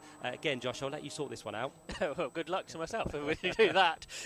Here they come. Well, Keynes is ahead just of Garford, as you said. He came through, but with an interesting line through the chicane. Then you've got Ronnie Smith. So he's got himself back ahead of Kieran Roberts, who's having his first weekend in the championship. Is Kieran Roberts, the nephew of the former champion, Matt Hammond. He's using Matt's car this weekend, local driver to Thruxton. Well, they've all got through the complex in roughly the order I think they were with you, but it's about to change as they go out of Noble, because on the inside is Alfie Garford, I think, for the next corner. Yep, squeezing his way through there, and it's going to work, I think. So Alex Keane is now deposed of that position. We've got side-by-side behind. We've got someone else coming into the mix here, which is going to be Kieran Roberts, as you described, the red and white number 78 machine. But how many we've got in this mix now? I think 8 in total by the looks of it. So count them through, count them in, count them out, and hopefully they all survive for another time as we get now a little bit closer for the race lead as well. Olivia Algieri coming under attack for the first time in a long time from Reese Hurd. They've all kind of played ball in just a line formation, but Reese Hurd looking to possibly make a move before too much longer. This time Kieran Roberts is sideways. He jumps over the curve there. The windscreeper wipers come on for good luck as well, and somehow he does make it through still at the head of the pack there, but that was a very, very leery moment. And what was 8 cars, let's give you now 12 cars as they work their way down towards Allard Corner. Got a round of applause from the media centre, that did. Good jump in there. He landed back on all 4 wheels in the right direction, which is good. And he's at the front of the group still, so the move worked in all of that as well for Kieran Roberts. They turn in. You've got Harry Smith, Alex Keane, Leo Purchase, James Sherrington, Roddy Smith. Josh Wilby's in the middle of this as well now. So the driver who is battling for the championship, remember he was almost last on the opening lap. He's in that group now and into the top 10. So he might, be able to beat Alex Keane's the way this race is going. As he climbs his way up. The top 3 don't know anything about this, do they? They're 8 seconds up the road, still in the same order. Olivier Algieri looking for his 2nd win of the season. Reese Hurd, he was a winner at Snetterton, also looking for win number 2. And Gabe Fairbrother, he was a winner yesterday. So he's, as the other 2 are, looking for his 2nd win of the season. A bit of grass track in this occasion, so we've got CJ Morgan by the looks of it out wide on that occasion, and the other one possibly would have been either James Sherrington or Harry Smith, but they both survive, continue in that battle for 4th place. Unfortunately, they're not going to be battling for the final step on the podium. It's these 3 drivers down towards the club chicane once again that are battling for their respective podium places, still with Algieri ahead of Hurd and Gabe Fairbrother, and we've got more drama in towards the club chicane. This time, again, Kieran Roberts goes all the way around the grass, all the way around the outside of the chicane, still rejoins ahead of the pack there with Harry Smith doing exactly the same. So both of them are going to probably be looked at for track limits as we have a replay on the big screen of some problems there for Murray Richardson with one of the left front tyres. Okay, top 3 come through on lap 12 of the race. Algieri, Hurd, Fairbrother as it has been. Well, they're a little bit more spread out after some of the cars, by the sounds of it, didn't quite go the correct way through the chicane. And Kieran Roberts is ahead of, this time, Alex Keanes has got himself up ahead of Harry Smith by the looks of it. And how's Josh Wilby getting on? Well, he's up to 8th position now, so he's going to be pretty soon up with his championship rival, Alex Keanes, despite, on the opening lap, being so far behind. Yeah, what a turnaround that would be. Back of the grid at the end of lap number 1, but if he could finish ahead of Alex Keynes here, that would be a real turn up for the book. So it's Alex Keynes in the green and yellow car. That is our championship leader by 1 point.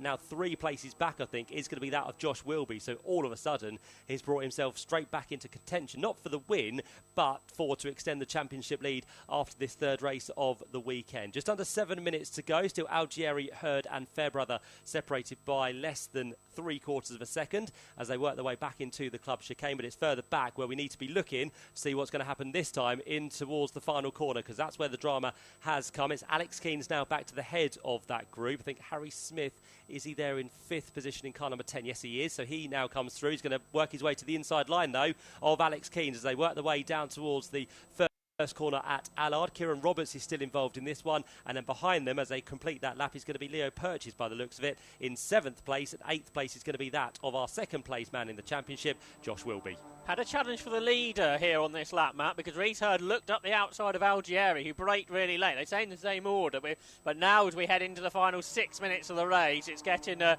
bit more racy, I think, at the front. Perhaps a bit less working together and a bit working out who's going to win round 9 of the championship. Meanwhile, that battle for 4th position, as you've been describing, is as close as ever. The top 5 in that group, though, have got away a little bit, led by Harry Smith in the Chandler Motorsport car. The 17-year-old still leads the car of Alex Keynes, a 22-year-old local driver from Liphook. And he is there in 5th position. But the race leader's heading, I think, down towards Church Corner with Olivier Algieri just ahead of his teammate Reese Hurd. They've got a small gap to Gabe Fairbrother this time.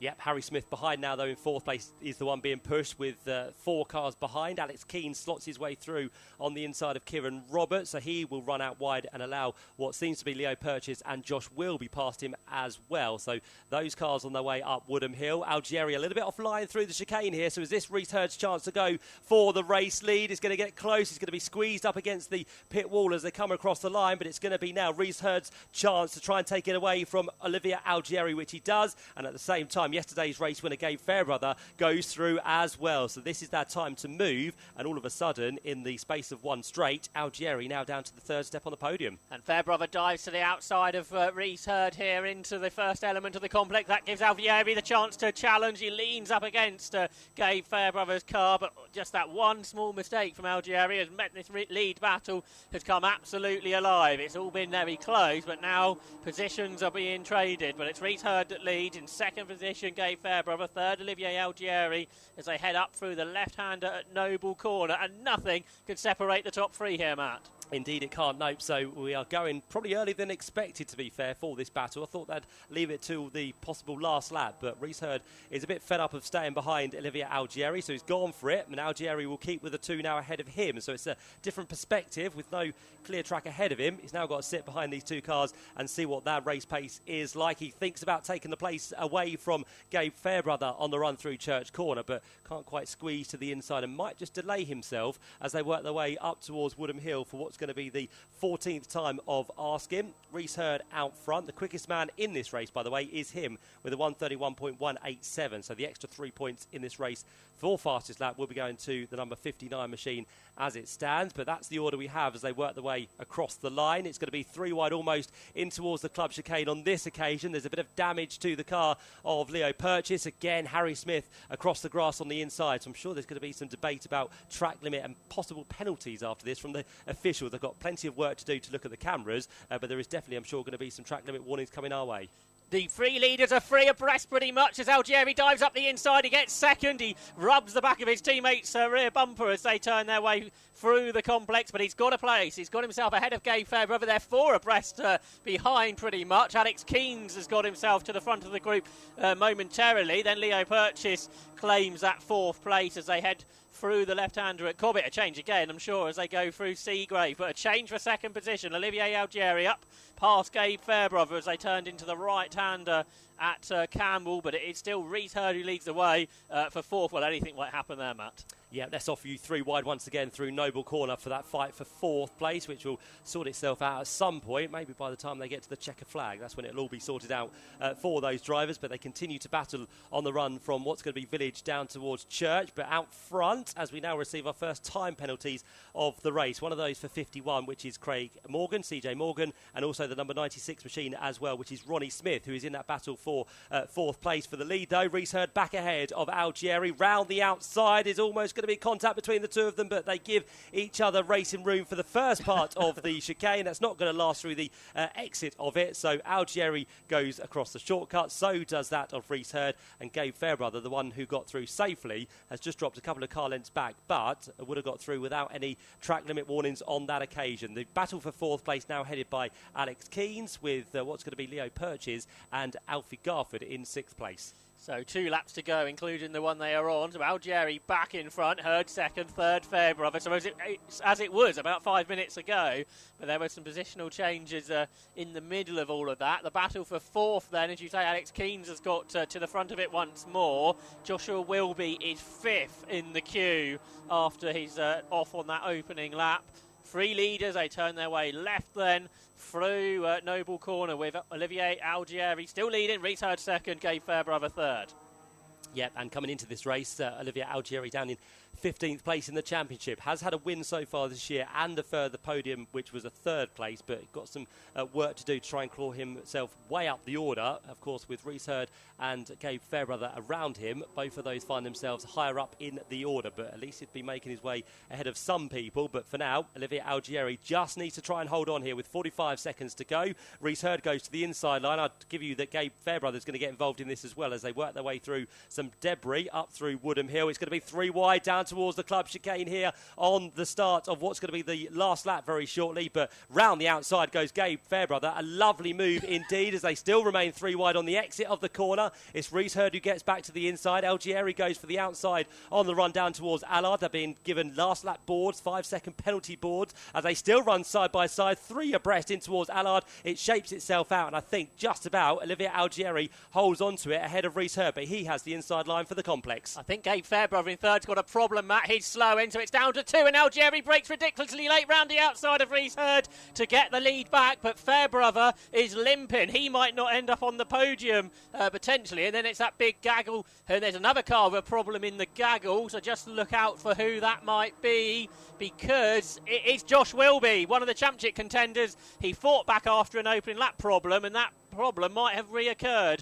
for Josh Wilby because he's going slow too, but it's just 2 for the lead. It's the 2 Westbourne Motorsport teammates. It's Olivier Algieri, but being in the lead might not be the best place to be at Church Corner, Matt. Indeed, it might not be yet, so hopefully they play it fairly as teammates. Both of the Westbourne Motorsport cars have been there in the trio for the entirety of this race. They've lost one now, of course, with Gabe Fairbrother, as we heard from Josh, but what can Reese Hurd do now on the back of Olivier Algieri? Both of them have taken wins so far this year. It's going to be not a slipstream battle, but it's going to be a drag race side by side between the 2 cars. Reese Hurd in the blue machine on the inside. It's Algieri on the outside. We've seen the outside move work, but are they going to safely make it through the chicane for the final time? The clock has ticked to 0. Algieri's giving it his all round the outside. There's a bit of a lock break there from Reese Hurd. They try and safely make it through. There's another jump over the curbs there from Algieri. He goes through the shortcut across the grass. He'll keep himself ahead. We'll see if that stands, but for now on the track, a second victory of the season for Olivier Algieri. Second place goes the way of Reese Hurd, and for third place it's going to be crawling to the line. He will hold on to it. Gabe Fairbrother, who comes through there to take the spoils for the final step on the podium, but he did slow towards the end there with some sort of issue. And then behind that we had Alex Keynes, the best of the rest after that titanic 25-minute battle for fourth place. He finishes ahead of Leo Purches in fifth place, and James Sherrington and Harry Smith next up. Alfie Garford was the man who finished in 8th place ahead of what's going to be the race 2 winner, Jensen Mason. And then we have what's going to be the 69 machine of Renard, who comes through to complete the top 10. But yeah, it's going to be interesting to see what happens there, because Algieri was going for the move. He did go across the inside, but again, as I said, officials are going to have some work to do to decide what happens between that on what was the last lap. Yeah, regardless of that, Matt, I think we've just had the biggest cheer of the day down here at the complex for all the drivers in the Virtue Mini Challenge Trophy, because that was pure entertainment, wasn't it, for 25 minutes? Absolutely extraordinary racing. It all started on lap 1, didn't it? 4 wide up towards you at the club chicane, and then it just carried on lap after lap. And yeah, that was thoroughly entertaining. That's what we hope from the Virtue Mini Challenge Trophy here at Thruxton. But over 25 minutes, it's a real mental and physical game for the drivers as well. But the club chicane sort of did what the club chicane can do, doesn't it? With some drivers braking a little bit later, and meaning they couldn't quite go around the corner as they would have liked. So that's the headache for the stewards. We haven't got to worry about that. We just got to enjoy the racing. We did indeed. It's relentless from start to finish there, but again, good control from Olivier Algieri as he worked his way across the bump in the road, where normally at this meeting we do have tyre stacks, but for this weekend new cameras and new bits have been put into the road to control track limits.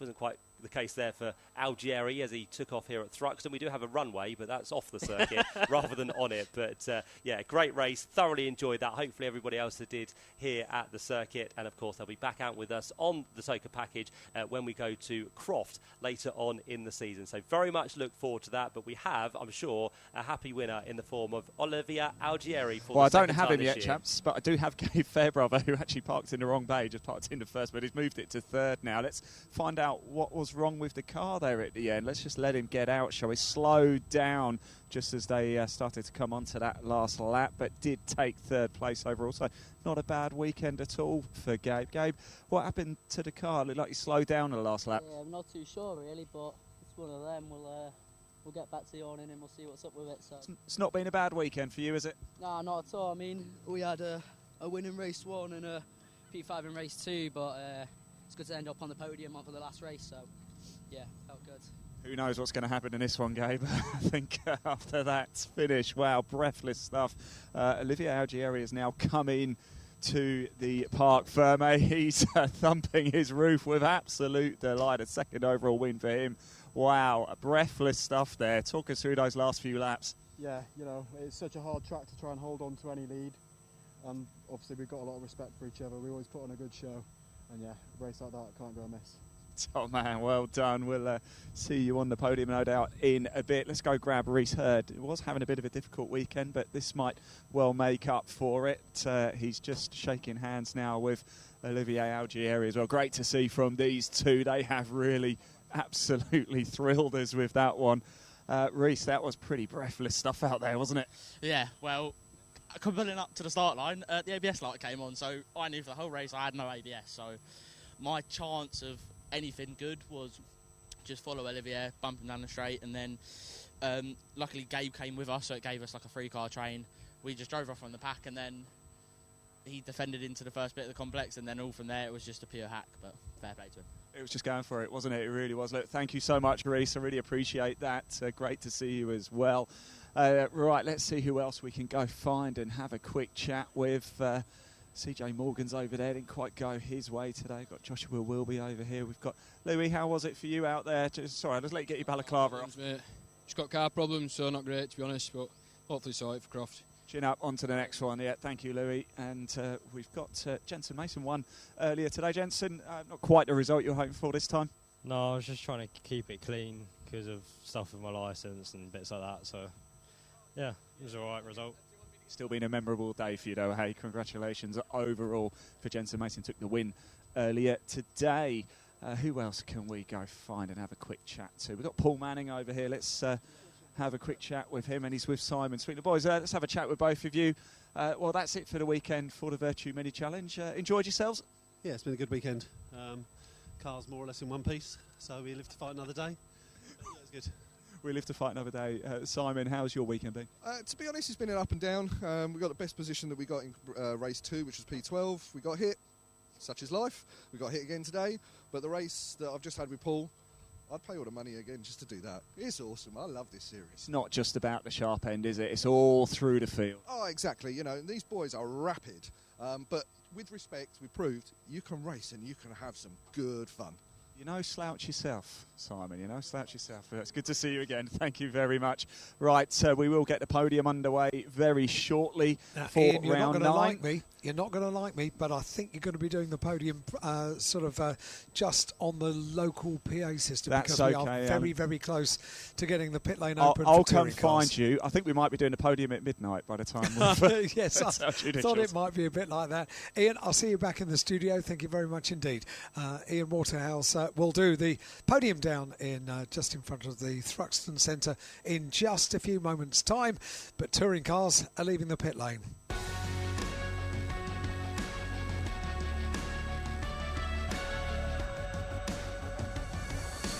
On speakers, on radio, online, this is Toka Live. All set then for the final race of the day for the Quick Fit British Touring Car Championship. Welcome back to JB Motorsports. Let's send it downstairs for a recap of race 1 and 2 with Steve. Round 9 of the Virtue Mini Challenge. A typical mini challenge race? Well, that's an absolute understatement. That was Ashley Gregory. She was a casualty at the chicane, but that's where all the action was. Olivier Algeri was the driver who hit the front early on, and for a while it looks as if the front three would just sort it out between themselves, and they certainly did that in the last handful of a memorable race. The last handful of laps were absolute drama, and Gabe Fairbrother, he dropped out of the battle. It then became Olivier Algeri against Reese Hurd on the final chicane, and this was how the whole thing was resolved, with victory in the most dramatic fashion for Olivier Algeri, leading home Reese Hurd with Gabe Fairbrother in third. Olivier, don't know where we begin with that. We thought that you were all three coasting round and maybe had sorted this race out between yourselves, and then it all sort of took off in the last few laps. Yeah, you know, when it's race 3 on a Toka weekend, everyone wants to put on a good show, and I think that's what we did. But yeah, really good, really happy with that. Tell us about the battle with Reese in particular and the run down to that last chicane, and you weren't going to yield anything, were you? No, you know, obviously being teammates, we've got a lot of respect for each other, and the least thing we want to do is ever make contact with each other. So we put on a good show, we managed to hold it, and then, yeah, a really good race. Yeah. But you all knew together that the last 3 laps were going to be absolutely decisive and, you know, pretty full on. Yeah, I'd like to say it was a little bit plain sailing for a lot of the race, just trying to keep the lead and then getting a gap with these guys, but then the last 3 laps, it's game on, isn't it? Tell us what it's like physically to attack the chicane like you did at that last time, hit the curbs. I mean, what does that feel like, and how do you keep a car pointing in the right direction and staying in front and taking a checkered flag? Yeah, you know, obviously I thought I had Reese on my inside, so the last thing I want to do is try and come over and end up knocking him out, so tried to give him as much space as I could, and then, yeah, it was good. Yeah. Let's bring in Reese. Let's get your verdict of things. It was all to play for at that last chicane, but, you know, teammates, you had a great deal of respect for each other. Yeah, exactly. There was no contact made, so I mean, which is extraordinary. Yeah, how I don't know, but yeah, it was good, clean racing. Well, coming up to the grid, I had no ABS. The ABS light came on, so I knew the whole race had no ABS, so it was just sit in the train and just push away. And then luckily we had Gabe as well to help with the train. And then yeah, sort of 5 minutes to go, the hack started, but fair play to Olivier. He won it, so. Yeah. Is there a signal for, you know, something like that to kick off? Do you think you look across to each other and say, right, last 2 laps or whatever? As soon as I saw him defend a little bit, I thought, all right, go on then, it's game on. But yeah, it's a good race to be there. Yeah. And when Gabe was gone, you know, that was the signal that it was between you two. Yeah, well, I don't really know what happened with Gabe. He suddenly just slowed down, but yeah, then I knew it was just me versus Olivier for the win, and it was just a last lap hack, but it was a good race. A last lap hack. That's an understatement. Gabe, let's bring you in. It looked like, was it a misgear or something like that? No, to be honest, I completely don't know what happened with it. Just seems to have lost power, but luckily, because of the gap we had, we managed to keep 3rd place. So it's been a good haul of points for the HSS All-Round Security Dolman Carbon Mini. So it's been a mega weekend. We had a win in race 1 and a very pointsy weekend, so can't really complain with it. But what a race, and the way that you'd fought your way back, from about 5th or 6th after a disappointing start. You must have thought, when it was 3 for the win, this should be mine. At Thruxton, anything can happen. I mean, so it was a 3 cars, and I couldn't really have asked for two better drivers, really, because they're all smart. We used our heads, we worked together, and we got away, created a gap between me and Orson 4th, and knew that we'd end up on the podium no matter where we finished. So it was a good idea from the 3 of us, and I'm glad we executed it quite well. You seem pretty calm, but you all must be buzzing after a race like that. Yeah, absolutely. I'm over the moon with this weekend. Bit hot, but over the moon, so yeah, good points, good weekend, and can't thank the team enough.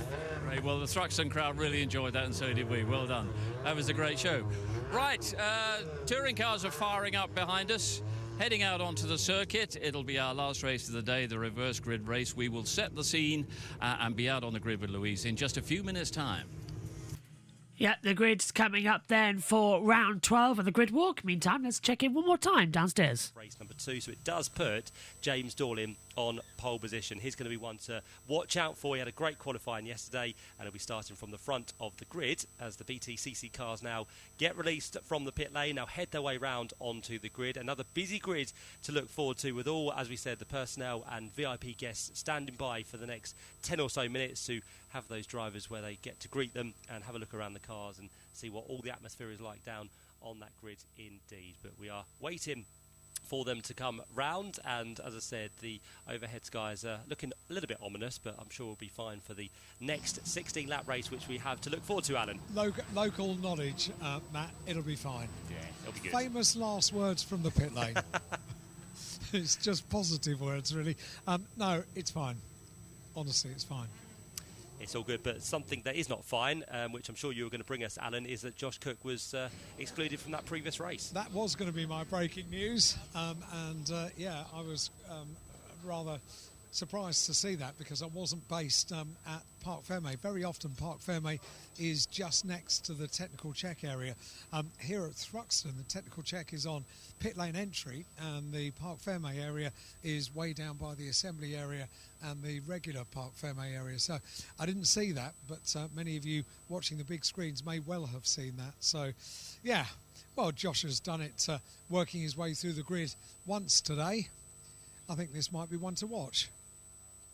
Certainly will be. Yeah, we look forward to see what Josh can do from the back. As we said, he's kind of pumped up. He's got the adrenaline. He'll have the red mist in front of him as well. So yeah, there's a potential for him to work his way through. The countdown continues then, 13 minutes until the green flag lap. But Tom Ingram working his way onto that grid now. Another man who's pumped up this weekend with the battle he had with Ash Sutton in race number 1, and then he was almost kind of out of it by the time they got to the first corner in that second race, with Ash Sutton having a tremendous start from the second row of the grid. But in many of the races so far today, it does seem that 4th place on the grid has been the place to be.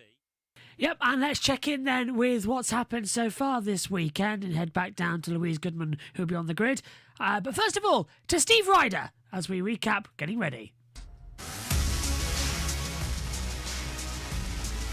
It is lights out. It is a good start by Sutton. To the inside line goes Sutton, to the outside line goes Ingram.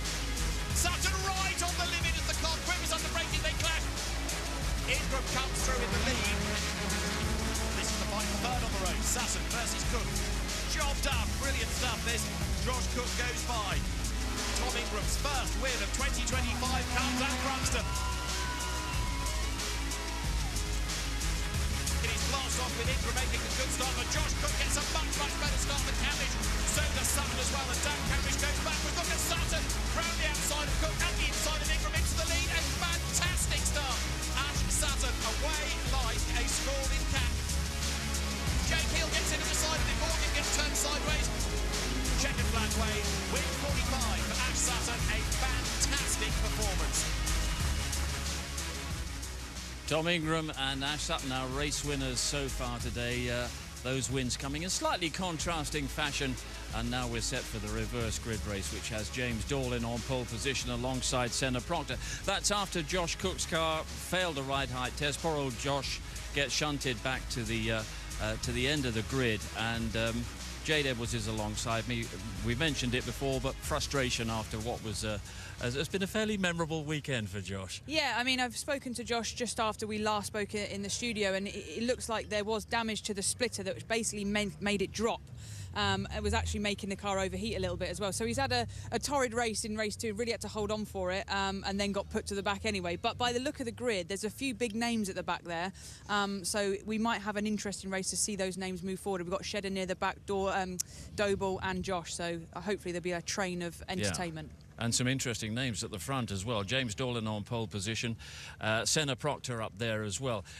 Give us an idea of their respective claims to be the next race winner here in the Touring Car Championship. Yeah, there's different vibes in the sense that James is first year in touring cars, so he'll be pretty nervous, I'd imagine, sat on pole here, but wanting to prove a point. For him, the challenge will be getting it off the line. You've got a process in the car, but it's not letting the nerves get to you. With Senna, he's been here, done it before, but he has been out for a while, and there are new processes in the car, and also the new boost button as well he'll have to get used to. So we've got different styles on that front row, experience over rookie as well, but I'm excited to see how this one goes. We've obviously got Jake hot on their heels in third as well, who'll be looking to make momentum in these first few laps. Yeah, but for the likes of Dorlan, I mean, there must be extra nerves and trepidation when you're sitting on a pole position for a touring car race for the very first time. Absolutely. For James, being on pole is not new. He's very successful in other categories he's done, but this is different. This is what we all aim for as drivers, to get to British touring cars. So like I say, the process in the car is almost foolproof if you do it right, but you've got to make sure that you don't let the nerves, the anticipation and the adrenaline take over, and you do something slightly differently. OK, let's see how nervous he is. Let's go out onto the grid. I think James is talking now with Louise. Yeah, what a great weekend he's having so far. First time qualifying in the top 6, first time getting 2 top 10 finishes, and first time on pole position. The guys were just talking about the fact you've been on pole position previously, but it's not been for a while, is it? How are you feeling? And I have to say, being on the pole position for a touring car race is something else as well. Yeah, it's a credit to all the hard work that's gone into making this happen, from all our sponsors, friends, family, the team. Everyone at Toyota. It's nice to finally be getting making some progress and getting to where we should be. It's certainly nice not seeing another car in front of me right now. So yeah, all this weekend has been more and more progress, good results and good points finishes, but I'm just going to give it absolutely everything now and see what we can do. You will have done some practice starts yesterday, I've no doubt. I didn't. Oh.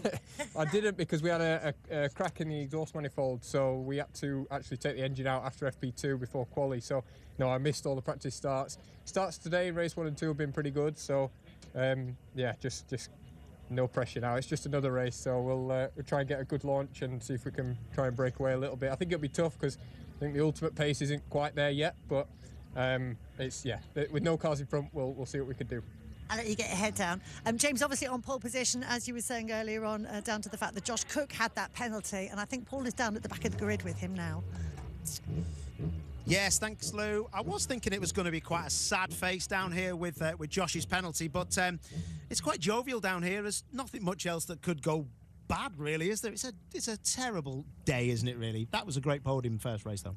Yeah, it was unfortunate. The car, was actually set up fine, set up legal. Got some splitter damage, and when the splitter came down, it pulled all the rad ducting and everything down, so my engine overheated. That's why I dropped right back from Ingram and started short shifting and just sort of nursed it home. So it's really unfortunate. We didn't gain anything from it. Actually, it was a big disadvantage, but the rules are the rules. We failed it, and we just got to get on with it. So what's really annoying is I've got to start here with the with only the 3 laps of boost that I would have got if I finished third. So it's going to make this race a little bit more difficult, but we know what race 3s are like, so I'll just get my head down and see where we end up. Speaking of heads, you've got the Toka scrutiny. Look at that. Josh has got his own cans on the side of his head, so I don't know how he didn't get away with that technical infringement. Well, I thought if you can't beat them, join them. It turns out that doesn't work either. There's no getting around it. Yeah, you definitely need some other things going on, mate, and you'll be all right. Have a good one. Right, come on, let's go and speak to Mikey Doble. He's in the Astra, which is weird because I have to find out which side the drivers are on. It's a Vauxhall Astra. You'd think it'd be right-hand drive. It's not. It's left-hand drive because it's probably an Opel shell. Right, let's have a quick look. It's probably best if I pop you in there. Mikey, it's very noisy around here, mate. Lots of fans going off. Speaking of which, your engine's been a nightmare, hasn't it? What a day. Oh, I know. Just not been our day at all. I mean, race 1, we were sitting there strong up in P4. The engine expired. Luckily, we was able to get it back and get the engine changed before race 2, which was amazing from the guys. And then race 2, we had some pace there. We were up to about P14, P13, looking like getting in the top 10. And then we just had an oil pipe just come off slightly, and it's dropped all its oil out. So that was the end of that one as well. I'm sure you'll go well in this one, mate. Good luck. I hate doing the back of the grids because it's just doom and gloom. So over to you, Lou. Oh, happy faces at the front here, Paul. I'm up with Senna Proctor, who would have been on pole position. Obviously, but the change of the order has put him on the front row. Familiar territory for you. I mean, you've been here before, haven't you? Yeah, you know, we've started on the front row many times in touring cars, so yeah, looking forward to getting the opportunity again and really having a good stab at trying to win this race. It's been a good old day so far, hasn't it? I mean, a little bit of argy-bargy in race 1, but tell us about race 2. That was a lot smoother there. Yeah, we had a bit of an incident with one of the Toyotas in race 1. Race 2 went really smoothly. You know, we finished P6 in the end, and then benefited from the reverse grid to start second. So, yeah, looking forward to getting going in this one. You know, the car's been very good all day, so just want to try repay the team somehow. I mean, no doubt you had an idea in your mind of what was going to happen this weekend. How has the reality compared with those expectations? I'm thinking it might have gone a bit better. Yeah, I maybe didn't think I'd be sat on the front row this weekend. So yeah, it's gone well. I always believed I could do it, and you know, to get the opportunity to come back into British touring cars and prove that I can. You know, it's just a credit to the team and the sponsors and stuff like that. So yeah, really happy that I can do the job, and we're going to be pushing hard in this one. So what's the plan for this one? Just pedal to the metal, elbows out, and see what happens. Yeah, we're gonna be pushing hard. We're gonna push hard early, and we'll see what happens. Whatever happens after that will happen. But yeah, we'll definitely be giving it our best shot. That pretty much sums up a race 3 at touring cars. Whatever happened will happen. It's going to be coming up after this break. Yeah, thanks very much, Lee. Round 12 of the season is closing up ahead of us as well. Let's check back in down the grid. Super work that they do, and it's a very visual presence that they have, holding the boards up and of course being shown on ITV's coverage. Right, so most of the team members and most of the guests and VIPs are making their way off the grid now. We talked about the weather, didn't we? It is cloudy. We can't see the sunshine anymore. The other thing that we probably need to point out is that the wind has really picked up now. It's really quite gusty down on the grid and down in pit lane as well. But it is going to be dry. Pretty sure it's going to be dry for this final race of the day, which we are thoroughly looking forward to. So the gate is almost about to be closed as the final team members make their way off the grid. Here we go. Everything is set for our third and final race. It's round 12 of the 2025 Quick Fit British Touring Car Championship. The grid is set. Pick your favourites, cheer them on, and we look forward to another thrilling round for the Quick Fit British Touring Car Championship. Thanks, Alan. Yep, here we go once again then. We're looking forward to the third and final race for the Quick Fit British Touring Car Championship. Round 12 to look forward to. And whilst you were down there on the grid, Alan, it was nice to see that Mark Proctor was standing by the car with Senna, with drinks bottle in hand. He's the gatekeeper, isn't he? Is he? Yeah. A man, of course, who used to race in the BTCC for many, many years. So great to have Senna back on the grid for this weekend and for the rest of the season. And let's see what he can come up with as he starts there on the front row of the grid. But as Alan said, weather conditions just slightly changing. The wind starting to pick up, which might just have an effect on the cars around the back of the circuit. Of course, at high speed around the likes of Goodwood and Village and down through Church. Might just unsettle the cars at certain points on the circuit. But it's all about driver skill and what's going to happen in this final 16-lap race of the weekend. The 1-minute board is about to be shown at the head of the grid. So let's run you through how the grid lines up then for round 12 of the Quick Fit British Touring Car Championship. A reversal of 7 drivers after race number 2. So it is going to see number 132, James Dorling, to start from pole position. Yeah, and that's going to be the critical thing coming into this one. It's round 12, the last race of the day. Let's check in once more with Steve Ryder and our 2 commentators alongside me, of David Addison and Tim Harvey from ITV Sports, as we get ready to go. Last race of the day at Thruxton, and it's going to be a good one. James Dorling on pole position for round 12 of the Quick Fit British Touring Car Championship, the reverse grid race, and we're back with our commentators, Tim Harvey and David Addison. And after a great day of racing, race 3 with its jumbled reverse grid is promising to round out the day in style, isn't it? James Dorling then for Toyota Gazoo Racing UK is on pole position. Senna Proctor alongside him. James Dorling in his first touring car season, first time he's been on pole. Senna Proctor back in the championship. having not raced since 2021, and he's making up for lost time. It's going to be a great battle on the first lap between those two, but behind them the likes of Jake Hill, Dan Camish, Dan Rowbottom, Tom Ingram, Ash Sutton, Chris Smiley looking confident as well. There's a lot to play out in this last race of the day, and it's been a great day of racing thus far. Race 3, Tim, should be no exception. Yeah, I'm really looking forward to this. Obviously great to see James Dorling get an opportunity off the front row, and Senna Proctor back with a bang this weekend. It's probably nice for the team, Accelerate, to have another front-running Hyundai and in the battle that to help take points off other cars and help Ingram. So yeah, Senna Proctor's been a good addition to the team.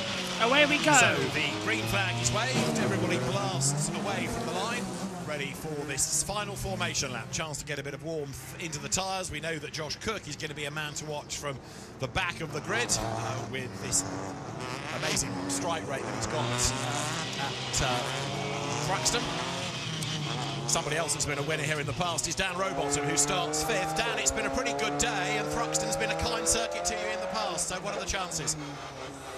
Well, we're feeling quite racy. We haven't had the best balance in our car all day, so we've made some adjustments based on some of Ash's data, and I'm hoping that we've got a fiery car. But yeah, Thruxton's been kind so far. Didn't enjoy the wet yesterday, so today's been a welcome surprise. And I guess the first couple of 3 corners are all about keeping out of trouble, because there are people around you that aren't normally up at the front and might get a bit giddy. Yeah, there's a couple of inexperienced drivers up there, but ultimately everybody, everyone here is here and they're quick, so, we've just got to do the best job we can. Obviously we've got Ash and Tom behind us. That's a challenge in itself, so let's see what happens. Good luck, we'll leave you to it. Thanks, guys. So this is going to be a very interesting round 12 of the season then. Let's take a look at how they line up on the starting grid then. James Dorling is on pole position. Alongside him is Senna Proctor on row 1. Row 2 sees Jake Hill. Hard tyres don't really work with that BMW. Let's see what he can do. Dan Camish starts 4th. Row 3, Dan Rowbottom alongside Tom Ingram. Row 4, Ash Sutton and Chris Smiley. Row 5 is Daryl de Jong alongside Dan Lloyd. Row 6, Charles Rainford and Adam Morgan. Row 7, Aidan Moffat and Ronan Pearson. Row 8 sees Dexter Patterson alongside Stephen Jelly. And row 9 is Aaron Taylor-Smith and Nicholas Hamilton. Row 10, Gordon Shedden alongside Sam Osborne. Mikey Doble and Tom Chilton have row 11. And row 12 is Josh Cook, excluded from race 2 due to ride height issue. David Addison. Hasn't it? But he will start at the very back and inevitably is one to watch. Remember that you carry the extra turbo boost that you would have carried as you crossed the line. So if you get a penalty, you're disqualified. Like in the old days of ballast, you still carry that number into the race. So even though Josh Cook was excluded, he was 3rd across the line, so he carries that number of laps of boost rather than the maximum which you would have had by being outside of the top 8. So there is a kind of extra penalty, if you like, on top of that disqualification. Everybody getting warmth into the tyres. Remember, 8 laps of boost is the maximum, and it's just 1 lap available for Ash Sutton. And I think, Tim, we're still reeling, aren't we, after that amazing start in race 2? Yeah, I bet you the guys in front of him, which in actual fact is Ingram again, is going to close that gap off as soon as the lights go out. He won't want Sutton to get a gap through the middle of him again. No, he will not. Welcome to everybody in the commentary box. We're ready then for the final race of the day. David and Tim will be alongside providing analysis. You get all the data as you normally would, plus some more with the stats just below about the race information. See the planned start about 10 minutes later than what we were expecting, thanks to the long safety car early on in the day and a couple more delays we've had naturally. Round 12 already of the QuickFit British Touring Car Championship. The season is flying by. We've had 11 races so far and 9 different winners. The only repeat that comes from 3-time winner Ash Sutton. What are we going to get today? James Dorling on pole position, Senna Proctor alongside, Hill and Camish behind. 5 signal board is out. Eyes to the lights. Red lights activate now. And it's lights out at Thruxton. Better start this time from Jake Hill on the hard compound tyre. He's immediately got ahead of Senna Proctor, and he's got ahead of James Dorling. Hill leads, coming into Allard for the first time. Camish trying to go out the outside of Senna Proctor. Already on the inside line. comes Rowbottom as well, all trying to take positions through. It's into the lead of the race then for Jake Hill as they all concertina up in towards Campbell and Cobb chicane at the exit through Seagrave. Where is Ash Sutton? Trying to make his way through. He has not gone ahead this time of Tom Ingram. He's battling with Senna Proctor, who has dropped from second all the way down to, I believe, around about 7th position. Yes, he has. He dropped 5 places. Dorlin's dropped 2. Hill leads Rowbottom, Dorlin, Camish, Ingram, Sutton, Proctor, De Jong, Lloyd and Rainford taking 10th position as well. Smiley's dropped 3 places down to 11. Stephen Jelly has dropped 4. And Camish already now under a bit of pressure as Osborne looks to the inside of Dexter Patterson, coming through Goodwood for the first time into Church, the fastest corner in Britain. Everyone just thinking through, apart from Osborne, who goes on the inside of Patterson.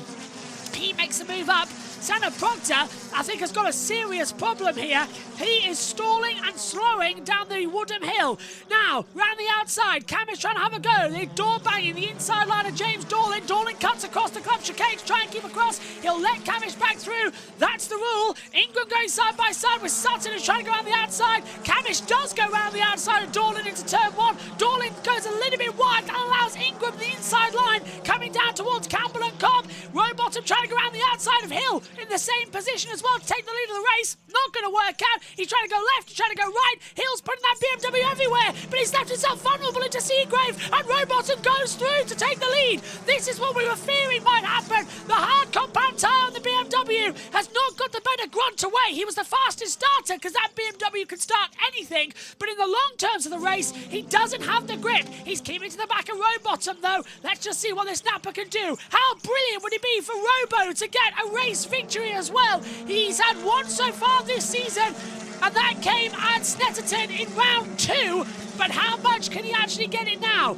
A little bit wide, coming through Church, nearly touching the grass. Hill's coming back in. Robo deserves it, he needs him, but Camish is coming. Ingram's blocking out Sutton here. We could have an opportunity where it's a Napa 1, 2, 3, and the only one out of it would be Osborne, who's running down in the order. Chilton's dropped down a couple of places. Osborne's down in 21st position. Time penalty for a jump start for the 1, 2, 3. So it is a time penalty added for Dan Lloyd in 8th position. He's behind Senna Proctor as things currently stand, and a time penalty for jumping the start. They've kept remarkably close together as we start lap 3 then. We've got the onboard camera from Rowbottom looking back to Jake Hill. Hill's falling into the clutches of Dan Camish, so much so I think Camish is going to have a great run coming out of Seagrave, coming down then in towards Noble and Goodwood. Hill's going to defend that inside line, but Camish can sense an opportunity coming. Will he go for a run out of Goodwood down towards Church? Hill's a little bit defensive. Ingram's having to hold against Sutton for 4th and 5th position as well as they come out now down the back straight towards Church. Fastest corner, as I keep saying, in Britain, but it is so determined to make it right. The camera's going to be wobbly. This is what happened. So Hill goes defensive. Tim Harvey. Hangs slow round the left-hander to set himself up for the exit, but Rowbottom just carries the speed and slings it up the inside. It's a really nicely thought-out, planned and executed. And that's Hill. Hill trying to go through on the lead, and Rowbottom keeps it, but Rowbottom's backed up. Hill's right there as well as Camish, Ingram and Sutton, the top 5, all battling together as they come across the line. So Hill has an opportunity. He's used a lap of hybrid power. They all used 2 laps there, in fact. Ingram hasn't used any, neither has Sutton, but they're still on the back of this battle. Dorlin, James Dorlin has dropped. I hope that's a transponder issue. He hasn't dropped off my timing monitor so far. No, Dorlin's missing. His transponder's missing on the timing monitor. Dorlin stopped! James Dorlin, who had pole position, it has gone from bad to worse, and he is slowing with some form of mechanical issue. So if he stops on the circuit, that could bring out the safety car. The transponder has stopped him out on the circuit, as you can see at home. Can't see anything so far. Differentials on our timing monitor. We will ride with it at the moment. Tim. Who is with more boost at the moment, sitting behind him in 2nd place. In fact, Hill has more boost available than Rowbottom, and so does Camish in 3rd place. So Dan needs to be careful when and where he uses it. Yeah, but they've all pushed hard, haven't they, at the start of this race, so it's going to come down to the end. But as you say, Hill's got the most out of anyone, double what Rowbottom's got. 4 laps to 2 of boost available. And we saw Rowbottom's graphic go green coming up to the chicane, so I think he's using it to try to get away. There's Proctor. Yeah, he's trying to use several bits of the information that we get on the track, but it's just not gripping at the moment. It's not wanting to. almost jump away at the front. You've got the intervals on your screen alongside the drivers as we ride on board with Adam Morgan, who is running in 9th position behind Lloyd. There's Rowbottom, Hill, Camish, Ingram, Sutton, all flying in together. Senna Proctor. Then it's Smiley, Lloyd, Morgan, Rainford in 10th position as things go. So this is actually the beneficial, better race run as we were expecting. All thought it'd be something different, but boy, oh boy, is this a really hard for race 3. A little bit of a wheel on the dirt there, coming on the exit of Goodwood for Ash Sutton. He's now dropping back in that 5th position. Dorlin stopped off the racing line.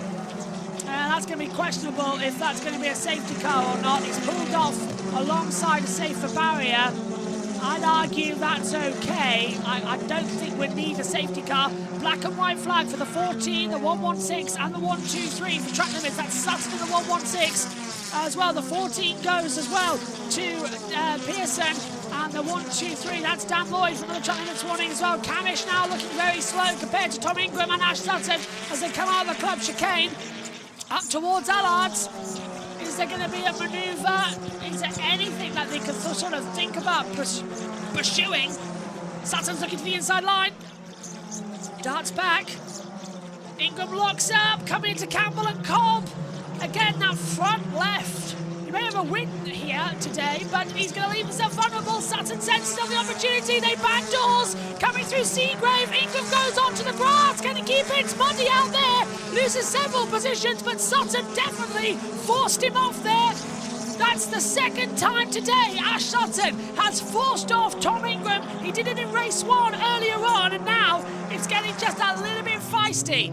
So he looks through on the inside line. He tries for the opportunity and just loses the rear once more. That time it was deliberate. I think Sutton might get a warning there from race control. That's a bit too far. Hill on the back. He was using hybrid power to try and get it on a Rowbottom. Rowbottom got 4 laps, whereas Hill has 6. And they've both used 3. I wonder if they use the 4 now. They've got to not use it, remember, that much. It's only lap 7 of 16. There could be a safety car. Yeah, Hill's used 4 of the 6 laps now. He's only got 2 left. Rowbottom's only got 1 more lap left of of boost power. I can't correct myself for saying that. Side by side over the line with the One Motorsports as that is Josh Cook trying to go on the outside, and there's Patterson, door banging him. Osborne's trying to come in for a little bit of a look-sees as they come through. Cook on the outside, Patterson on the inside. Osborne directly behind them. Patterson locks up, coming into Campbell and Cobb. Cook gives him enough room, but he's got the inside line coming through Cobb. But Seagrave will have to be given back. Yeah, Patterson backs out of it. Osborne's under attack from the other One Motorsport, Stephen Jelly. So they're really in the mix together, trying to go through. As here's Rowbottom now, coming up with Hill, trying to find the momentum, trying to find the grunt as well as they come out of the backstretch. This is through Church, through Woodham Hill, down towards Club. On board with Adam Morgan. He's used 3 of the 8 laps of hybrid power. He gets the maximum boosts in this strategy as well because he was outside the top 7 or the top 8 even in that race. Dan Lloyd in 8th position right now for Restart Racing. They're all on the hard compound tyres, let's not forget.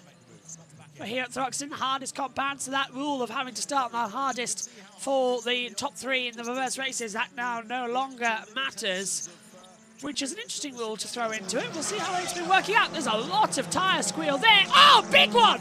It's the barrier for Adam Morgan and Allard. You can hear the tyres screeching. Safety car is out immediately. It's damaged the tyre wall. And Adam Morgan looks to be okay, but losing it at Allard, hitting the outside barrier into the tyres, and the safety car is caught at the half distance of this race, lap 8 of 16.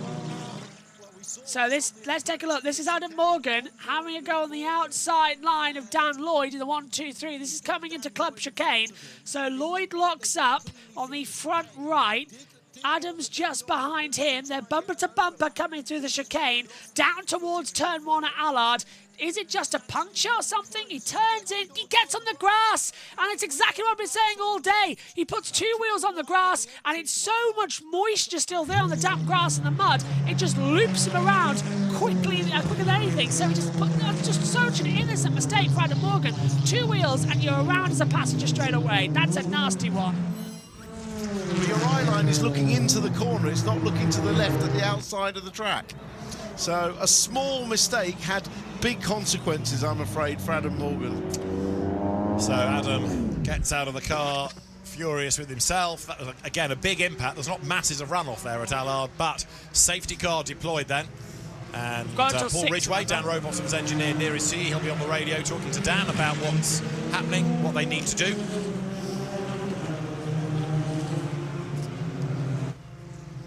So the safety car will be out for a good couple of laps, I think, as Rowbottom, Hill, Cavish, Sutton, Ingram, Proctor is that top 6. They're just evaluating whether that car can be towed or whether it needs the lift. Adam Morgan talking to the marshals, asking what they want him to do. If it can be towed, then he could get back in it and steer it, but it looks like they've got the straps around the wheels. I was asking if he could walk across. Right, here we go with the start. Watch Jake Hill. He comes, get a nice launch through. Watch behind, 2 minutes behind. He runs across the front of Ash Sutton to cut him off, but Hill is through into the lead. Then there's a little bit of grassy moment, isn't there? This is on board with Rowbottom. A little bit too much clutch slip. But he gets a better start than Dorlin, but the road is blocked off. He has nowhere to go. And Hill managed to get round the outside. Dorlin is up to speed now and in a clear second. They all go to the inside, which is what you do if you're in the first 2 or 3 cars. Oh, a little touch there from Rowbottom. He was rubbing up the back of Dorlin, which allows Hill to get a bit of a gap. Right, we'll be back at Thruxton after the break for more drama in this last touring car race of the day. I thought they would go to an ad break. I honestly did, as the safety car is out. Let's cross back over then to the international feed at the track. But it would have been a much more horrible moment if he was leading the race and a mechanical drama put him out of it. I'm sure James Dornan will have another opportunity, because as we heard with Christian Dick down there with Alan Hyde on the grid, after such a limited time in a front-wheel drive touring car, he's very quickly become one of the quickest drivers on the grid. Yep, Adam Morgan's car has been cleared of Allard, which is good. Just a bit of tyre work to be done, and the quick fit advertising boarding just to be put back into place as well. We can see Adam Morgan trudging his way down towards the exit of pit lane, and he's absolutely fine. But yeah, just walks with the marshals and the TOCA technical team, and he'll be to the paddock to get himself home fairly quickly, I'm sure. But getting a nice round of applause from the crowd as well down there, which is good to hear. Certainly is, yep. So unfortunate for Adam Morgan with the mistake he made. No one else involved on this occasion, but yeah, he is not going to take any further part in this third and final race. We expect the safety car to be in very shortly. Just before that does head for the pit lane, let's give you the running order of the top 10. It's Dan Rowbottom, car number 32, that leads the way from number 1, Jake Hill in the BMW. Third place, number 27, is Dan Camish, ahead of his teammate, which is 116, Ash Sutton. Fifth place, number 80, is then Tom Ingram, who won the first race of the weekend here today. Senna Proctor still holding on inside the top 6 in car number 18. 7th place, number 22, is Chris Smiley, and then behind them we've got the 1-2-3 machine of Dan Lloyd, who of course has got that 5 second to be added at the end of the race for a false start. Charles Rainford next up in car number 99 in 9th place, and to complete the top 10, number 2 is Daryl De Leon. Safety car into the pit lane. We're about to go racing once again then in round 12 of the Quick Fit British Touring Car Championship. A few extra laps to be added, 2 in total under the safety car, so we're now up to a maximum of 18 laps as we start lap number 11, and it's Dan Rowbottom who leads them back to green flag racing with in tow Jake Hill, Dan Camish, Ash Sutton and Tom Ingram. We are racing again then here for the Quick Fit British Touring Car Championship, and for the first time ever we're missing green flag laps thanks to ITV not being on. Side by side then, Rowbottom leads, Hill second, Camish third, Sutton fourth, Ingram fifth. It's an 18-lap race distance. Rowbottom's got the lead of the race as we come into it now, finally with TV Pictures. Thruxton, and it is Dan Rowbottom in the lead on the restart. This is the restart lap. He's got Jake Hill and Dan Camish behind him, and big drama for another of the Toyotas. It's Ronan Pearson with the bonnet up. Pearson's got his bonnet up then. It looks like he might be out of it. That's typical from ITV. They'll never do that mistake again, will they? Going to outbreak on board with Ronan Pearson. He cannot see a thing with that bonnet up. He'll be driving on pure instincts. Jake Hill has been given a track limits warning. A black and white flag has come out, and that's Charles Rainford. Rainford's looking in trouble there further back. What's happened there? So Hill's been given the warning for track limits. It's an 18-lap race then. That's great. I thought we might have to go through a red flag situation. Round the outside, Hill's under pressure from Camish. And Camish round the outside at Club. Fantastic manoeuvre from the Napa. Hill's going to try and fight him back though. Over the line we go, side by side. But Camish has the inside line. Coming on the inside into Allard. Well, remarkable situations going on here in the touring cars. They do love some of their action here. And now Hill's under pressure because Ash Sutton's directly behind him. Sutton's jumped Ingram at the restart. So Sutton's now 4th, Ingram down to 5th on said restart that we didn't see. This is the restart line. So, yeah, Hill braking early, Camish braking later and sending it round the outside. We need to see that replay of the restart. Oh, Hill! Oh, my goodness! Hill's hit Sutton! Sutton goes for a spin in a 360 and keeps on going! Coming through into Goodwood. Hill cuts across the track, hits Sutton. Sutton 360s, and they're both plummeting down the order, which gives Ingram 3rd position. And if things are right in the championship, that might mean there's an 8-point gap in the standings. Ingram is going to close in on Ash Sutton, hand over fist. Wow, amazing, amazing. You can't ride this race. Let's just see in a second. Sutton's down at, well, the computer says 8th. There's bodywork flying up everywhere here at Thruxton. It doesn't disappoint, does it? Hill's in the pits. And a miserable weekend for Jake Hill comes to an end. There's loads of grass in the air intake. They might get him back out there if they clear it. Let's take a look at it. So this was the thing. Look, everyone's sliding, coming through, but Hill gets out of shape, tags the back of Sutton. Sutton was around the outside trying to overtake him. Sutton 360s in front of everybody. Hill bounces back across centre. Proctor and Chris Smiley right in the centre of that melee. Smiley's up into 5th position. My goodness me. The championship leader goes around, caused by Jake Hill. So, let's just take a look. That's Porsche Shedden. Shedden now in the mix. He's now into 9th place. That's helped him out. He's had a bad day. The gap in the championship will be 9 points. Sutton 179, Ingram 170. Spices up the drama, doesn't it, nicely? Robo leads, Camish Ingram. Napa 1-2. Yeah, but he's also got to make up 1.4 seconds, has Ingram. Let's see what the lap time is, because last time he was slower, but he did have to dodge spinning cars. Over the line goes Rowbottom, over the line goes Camish. The gap is 7/10 of a second.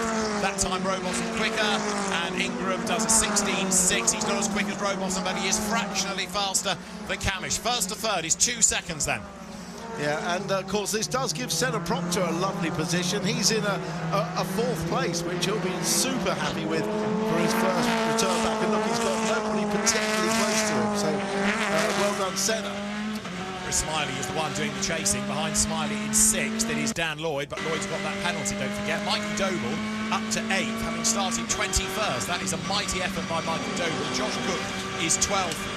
From 23rd, another great drive, possibly helped by the safety car, and Jake Hill is circulating again, but in 19th. So Hill has got going, but so far down the order. That 14 of 18. Rowbottom, Camish, Ingram, Proctor, Smiley, Lloyd, Sutton, Doble, Shedden, Taylor Smith, Chilton, Cook, Moffat, De Jong, Osborne, Patterson, Jelly, Hamilton, Hill, Rainford, and then out of the race, Pearson, Morgan and Doble. Race control, black and white flag for Senna Proctor track limits. So more information flashing up on our control systems. Camish is out of hybrid boost power. It's still hybrid, it's hybrid. It's boost, the Toka boost. We're halfway into the season nearly and we still do it. Right, let's take a look at it again. Sutton dives to the inside line, Tim. Hill had a bit of a moment out of the complex. Sutton gets well alongside.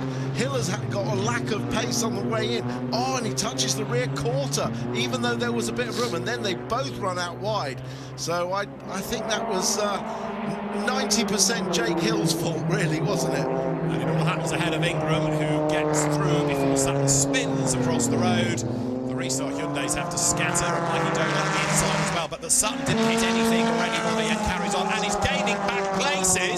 He's on the inside and gets ahead of Dan Lloyd, who's got that time. Sutton back up into 6th position. 3 of the 4 championship leaders coming together, and all of a sudden it's still okay because Sutton is back in contention here. He's going to close back in, so that's extending his lead in the championship now. So as things stand, that now puts Sutton on 180 and Ingram on 170 in the championship. So not quite the disillusionment as we were expecting, but you know, it does justice fair enough, which I think at this stage of the championship is okay.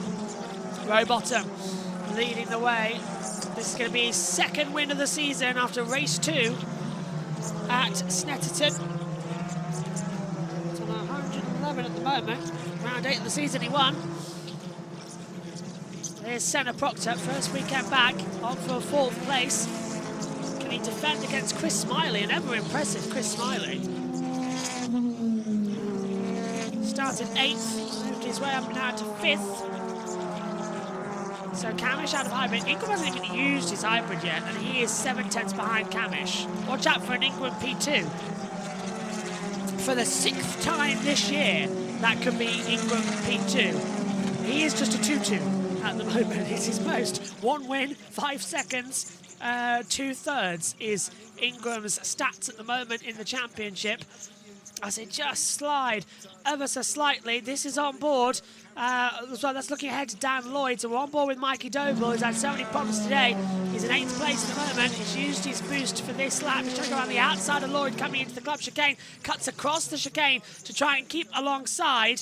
Don't think that's going to be too much of an angle to change the stewards to say, no, that'll be a track limits warning. You didn't gain a position, you didn't lose a position. So it's cheeky, but we'll warn you about it. We won't issue a time penalty. And he's given the time back ahead. The stewards here a bit more fairer. But we've got new 8K cameras trackside this weekend at Thruxton that monitor the track limits. So the race control can see everything in crystal clear clarity with the security cameras that we have here.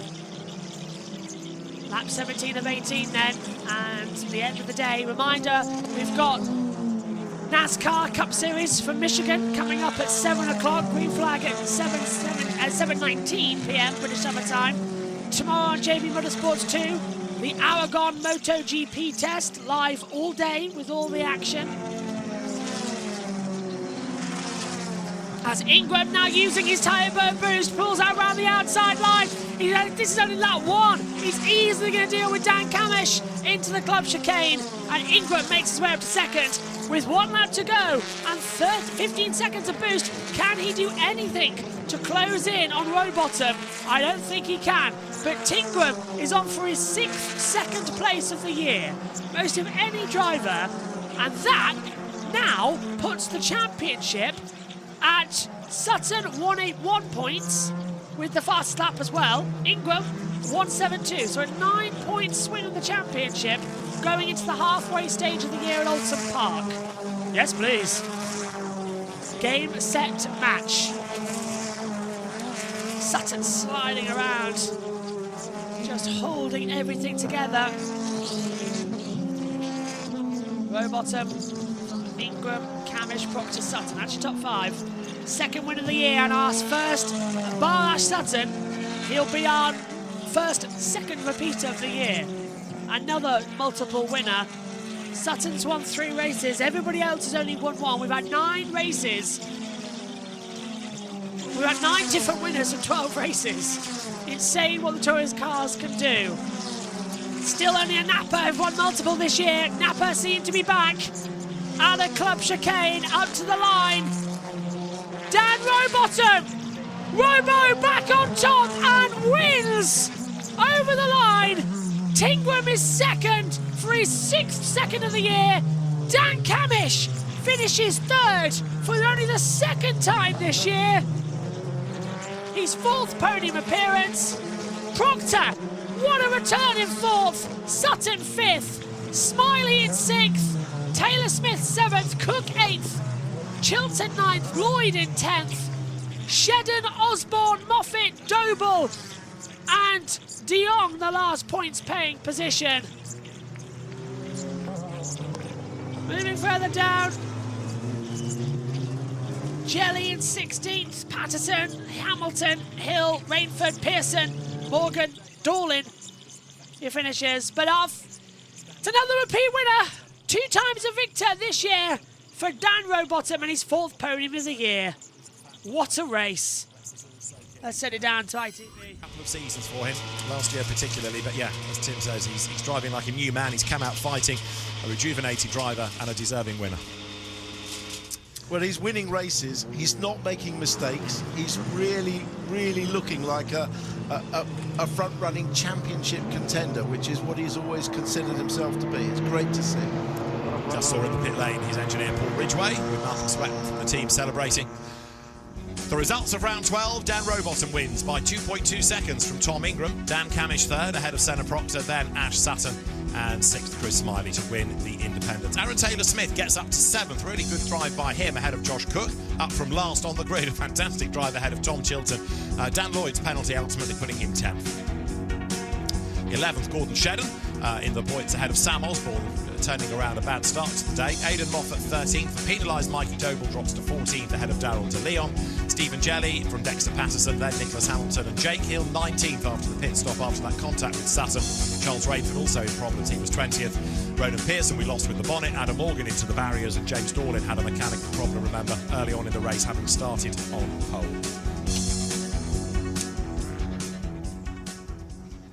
So, Ash Sutton after a race win, Tom Ingram after a race win, Dan Rowbottom after a race win.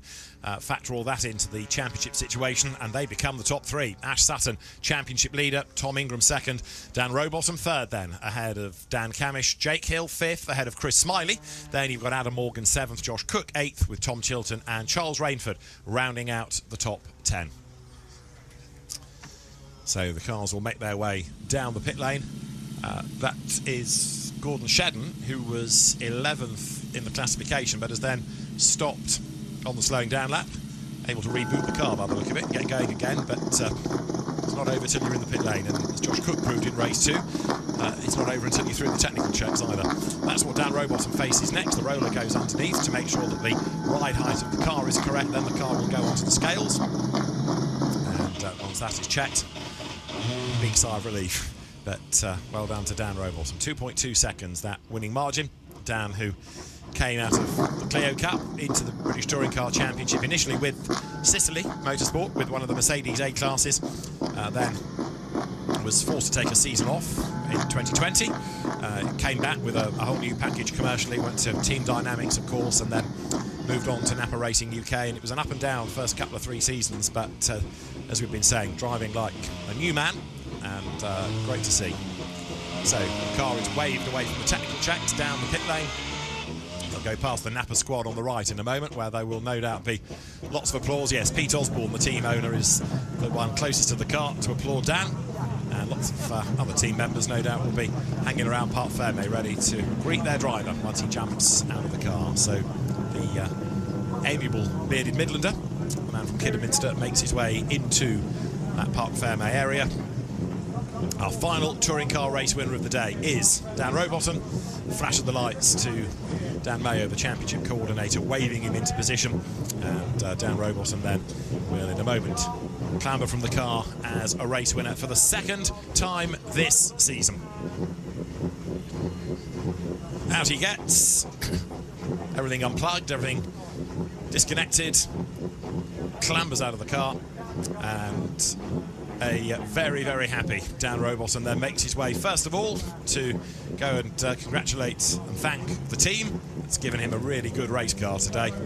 Dave Kelly, his #1 mechanic, a regular partnership they have established. So, Dan Rowbottom is the race winner. He can tell all to Louise. Yeah, he's as we've seen with other people, he's possibly better at driving the car there than he was getting out of it. Took him a little while, but Dan, what a fantastic result. I mean, that was a really well-controlled race and 2nd win of the season. Yeah, it was amazing. I mean, the car, we've had a few balance issues all day. I think we spoke about that earlier. And we just looked at the data and thought, well, make a couple of tweaks, see what it does, and the car was phenomenal. The guys at Napa Racing UK done an amazing job. Can't thank my crew enough, Paul and Dave and all the guys. It's amazing. Really, really good result. And it was that favourite move again, got you in the lead. I know, every year I do it and they still haven't cottoned on. Maybe next year my time will be up, but you know, me and Jake have been racing together all day. It's been hard and fair, I think. So it's been really enjoyable, actually. I've had a good day. And it's moved you up to P3 in the championship as well, that win. Probably didn't want to do that, did we, before Alton Park? But, you know, needs must. Yeah, we're having a great season so far. We've got to obviously try and take the points out of Ash. And that's going to be a tall order, but we'll do our best. We talked last time out about the fact that, you know, you're feeling like you're really back on form now, and this is demonstrating it not just to you but to everybody else out there, isn't it? Yeah, I'd like to think so. We've had a couple of years where it just hasn't really clicked for whatever reason, many different reasons, and I think finally we're in a place where we've got a good package, so I'm looking forward to the rest of the year. Great to see. Well done, you. And let's dive in here with Tom Ingram. P2, you just kept hold of that boost, didn't you, and used it very well. I didn't catch any of that because they've got noisy fans. Lots of fans. Good race, basically. And also, it was great. You had boost left when Dan Camish didn't. That was the idea, is to try and hold some back if we had. Yeah, really pleased. It's sort of just a case of picking your battles a little bit as well. Ash was super quick in that race as well. Messy with Jake and Ash. I was lucky to sort of be that side of it because I very nearly tried the same thing Ash did and thankfully didn't because it looked like Jake was a bit out of sorts. So yeah, good obviously to hold some boost back towards the end. Lucky that we did because, you know, I don't think we'd have had the pace to really get them without the boost. So a mega result with Team Virtue. We've been strong this weekend. We've got to make sure we're there at the next one as well. And that one came back to you nicely, didn't it? Yeah, it's sort of that classic case of just, you know, it's not over till it's over. Just keep fighting. And I think that's really been case in point for this weekend. So yeah, very, very pleased. Handful of points between Ash and I at the moment, but you know, the main thing is car's fast. I'm in a good place. So well done. And Dan, great to see you back on the podium again. It's been a good day for you, hasn't it? Yeah, considering we've got no speed whatsoever, we've hung it on, haven't we? Because wow, yeah, you know, good results, good points, got 2 trophies, but not in the Class A race, unfortunately. Just made the best of a Class B battle today, I'm afraid. Yeah, some setup changes have definitely showed that we need to go away and understand because, you know, really expected to go better over one lap here than we have done this weekend. So, but I've got to be happy with those kind of points. Anywhere else you go this season where you run the different tyres, I'd snap your hand off if you said you can have that many points. So, no, 2 podiums is great. Just need to find that extra little bit so we can compete with Ash and Ingram on a more regular basis, which is, we'll get there. Good stuff. Well done. Steve, back to you for a final quick thought. Yeah, thanks very much indeed, Louise. We're here with Paul and Tim for a very quick final thought on the day's events. I mean, you ventured forth with the observation Dan Rowbottom is still part of the championship mix. He's some 50 points back, but he's showing the kind of form that with a decent second half of the season he's right in there. Dan's always had the speed. He's never had the consistency in the right approach, dare I say it. He's a joker. He likes to muck around, but when he puts that crash out on this year, he's all business, and it's great to see. Yeah, so too is Ash Sutton. Oh. Story of his day, a start and a save. Wow. Incredible. Yeah, but some of that, you know, that start he had was amazing, but look at this spin, and for him to get back into the pack, not lose too many places. He didn't even have time to get the rubbish off his tyres. He went straight into Goodwood flat out, a lift at Church, and then started making passes. That's the kind of luck that you need to have a championship win. Is that instinct? I mean, what gives the driver that sort of quality? Yeah, it is instinct. I mean, a lot of things go wrong when you're driving a racing car, and you learn over time to put them out of your mind. If you dwell on them, you make a mistake at the next corner, and you keep carrying it on. But at his level, he's forgotten about it straight away. The car's under control. Bang! I'm racing again. Next corner, on with it. Tom Ingram is still there, relentless, consistent. It's sort of looking like a 2-horse race at the top of the championship at the moment, but they're definitely leading on points and on consistency and on wins, but don't rule the others out because a couple of bad races can happen anywhere down the line. This is not a 2-horse race, but they're doing very well at the moment. We head to Alton Park next. You like that place, don't you? Oh, Alton Park's pretty cool. Look out for tears. Yeah, look out for tears. Look out for Toka Turbo Boost. Big boost because of the undulation and the torque you need getting out of Knickerbrook chicane.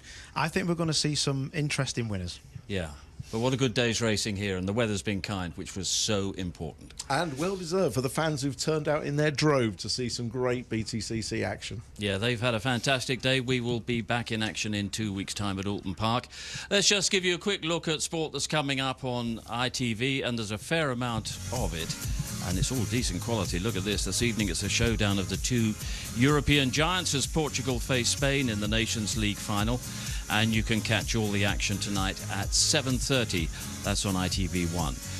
And more football coming up on Tuesday as Thomas Tuchel's England face Senegal in an international friendly at the City Ground. That's at 7 o'clock, also on ITV1.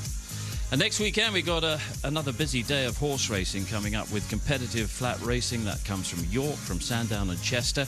Join Rishi Prasad and the team on Saturday from 1:30 on ITV4. And as I say, we'll be back in 2 weeks' time for the next instalment of live British Touring Car Championship action. That's from Alton Park. Join us all on Sunday the 22nd of June at 11:30 a.m. As always, qualifying is live the day before on our YouTube channel. That's from 2:50 in the afternoon. But Thruxton has given us a really great day of high-speed racing, but at the end of it all, it's still Ash Sutton who leads us into weekend number 5. Join us at Alton, but goodbye for now. Well, my thanks to the ITV team. Let's head down the trackside, ready for the podium. It's from it just says, thank you so much for keeping us form today. Racing's been great, and it certainly has, hasn't it, Matt? It's been a good one, yep, always good. And of course, the sun has shone on Thruxton after the weather we had yesterday. It wasn't kind of looking too good, but things have definitely turned around here on day number 2. So, yeah, massive thank you to everybody that's come along. And we also need to say a massive thank you to the marshals, because they do a fabulous job as always wherever they may be, on circuit, on post, down in the pit lane, in assembly. They of course keep the racing going and making sure that we can all come along and enjoy these meetings. So a massive thank you to the Orange Army yesterday, but looking like it's going to Looks like their radio mics are going today, so they will head off and get ready for some more motorsport in due course. Yeah, can I just say as well about the marshals, they make my job so easy as well, because they're so nice, they're always smiling, always happy, and it is an absolute pleasure. It really is. So a big thank you to the Orange Army. Thank you so really mean it. Yeah, without them we would not be able to enjoy the sport we love so much, and of course the drivers would not be able to get out there on circuit as well. So thanks to the good old British Marshals doing a fantastic job as always. Thanks to all of you for coming along as well, the spectators. Hope you've enjoyed all the action wherever you've been around the circuit, whether it be on the start-finish line, down here at the Club Chicane, over there at the complex, or of course over at Noble, or maybe over on the new viewing bank at Woodham Hill, which has been very busy across the course of the day. It's been well received by many people indeed, and I'm sure that's going to be a very nice final point for the rest of the season as well. We've got some good events to look forward to here at Thruxton. The Thruxton Retro is next up on the 20th and the 22nd of June, so a 3-day extravaganza of historic racing. Kids go free for that event as well. They've got lots of 70s fun to look forward to, and some brilliant live music, including Bjorn again, who'll be the Saturday headline event. So if you love your historic motorsport, then make sure you're here in a couple of weeks' time on the 20th, 21st and 22nd of June. The website you need for that one will be thruxtonracing.co.uk.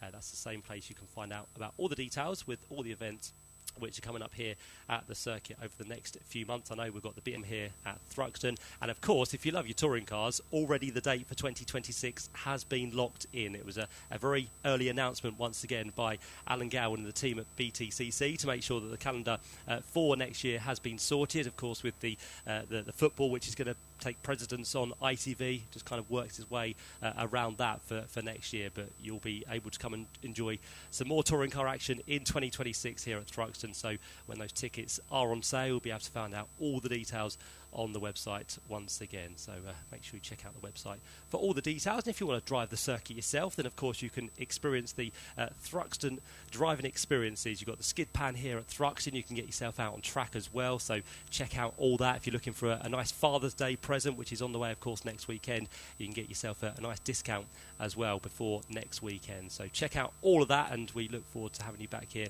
at the circuit with either a track day as a spectator, or maybe one day you might want to be a marshal. All the details of course are on the web for you to find out how you can get involved at one of the fastest circuits here in the UK. So Alan Hyde is standing by. He's ready to go very shortly. All the drivers are being ushered together, and we'll have a final podium of the day to look forward to. More than standing by. We are ready with our podium presentation, Matt. Thank you very much indeed. With a big crowd in front of the podium who can be as loud as you like for our final podium of the day. To make the presentations for our final podium, round 12 of the championship, please welcome from Goodyear, Mickey Butler onto the podium, who'll make the presentation, who normally carries his own fan club as well. And the first award that he will give out is for the team award, which is the points over all 3 races here at Thruxton, all added up together. And the winners of the team award this weekend are Napa Racing UK, and to represent them, Hannah Hayward onto the podium. Well done to Napa Racing UK, and Hannah comes onto the podium for a second time today to receive the team award on behalf of Napa Racing UK, and she knows what to do this time. Holds the trophy up to the crowd. Well done, Hannah. Thank you very much indeed, and well done to Napa Racing UK. The next award is the Manufacturer Constructors Award for the race we have just seen. The winners, once again, done rather well here at Thruxton today, Alliance Racing Ford, and to represent them, I think it's Hannah's dad, Nick Hayward from Napa Racing. So well done. Congratulations to Alliance Racing Ford, and Nick will receive the award on their behalf and holds it up to the crowd. Well done to Alliance Racing Ford, and our thanks to Nick Hayward for receiving the award on their behalf. Once again, the next award is points added up over all 3 races. It is for the Jack Sears Trophy, and the winner, Darryl De Leon. Well done, Darryl. Congratulations. He's an overall race winner in 2025, thanks to a race at Brands Hatch. And he gets congratulated by Mickey Butler. And the Jack Sears Trophy winner for the Thruxton meeting is Darryl De Leon, everybody. Well done to him. The next award is for round 12. It is the winning independent driver with his 5th independent win of the year, Chris Smiley. Well done, Chris. Congratulations. Getting congratulations before he gets on the podium and waves to the crowd. Mickey Butler is there with a handshake and the Independent Winners' Trophy. Chris Smiley, everybody, well done. Congratulations to him. On to the top 3 drivers. 3rd place, Dan Camish. 4th podium of the year for Dan, and he's been an overall winner this year as well. But onto the 3rd step of the podium, doesn't even know where the 3rd step is, and gets the award after congratulating both Darryl and Chris, and Dan Camish in 3rd place. Well done. It's been a very pointsy and a very podium-y day. For 2nd place, Tom Ingram. well done, Tom. Here he smiles to the camera, smiles to the crowd, congratulates Dan Cam and Chris Smiley and Darryl De Leon as well. And Mickey Butler offers the 2nd place trophy to Tingram. Well done. And on the top step of the podium for the 2nd time this year, the winner of round 12, Dan Rowbottom. Here's Rowbottom. Popular win, that. Big cheer from the crowd. Over to the far end. Handshake with all the other drivers. Climbs aboard the top step of the podium. Mickey Butler offers congratulations and the winner's trophy in the hands of Robo. And now the national anthem for the winning driver.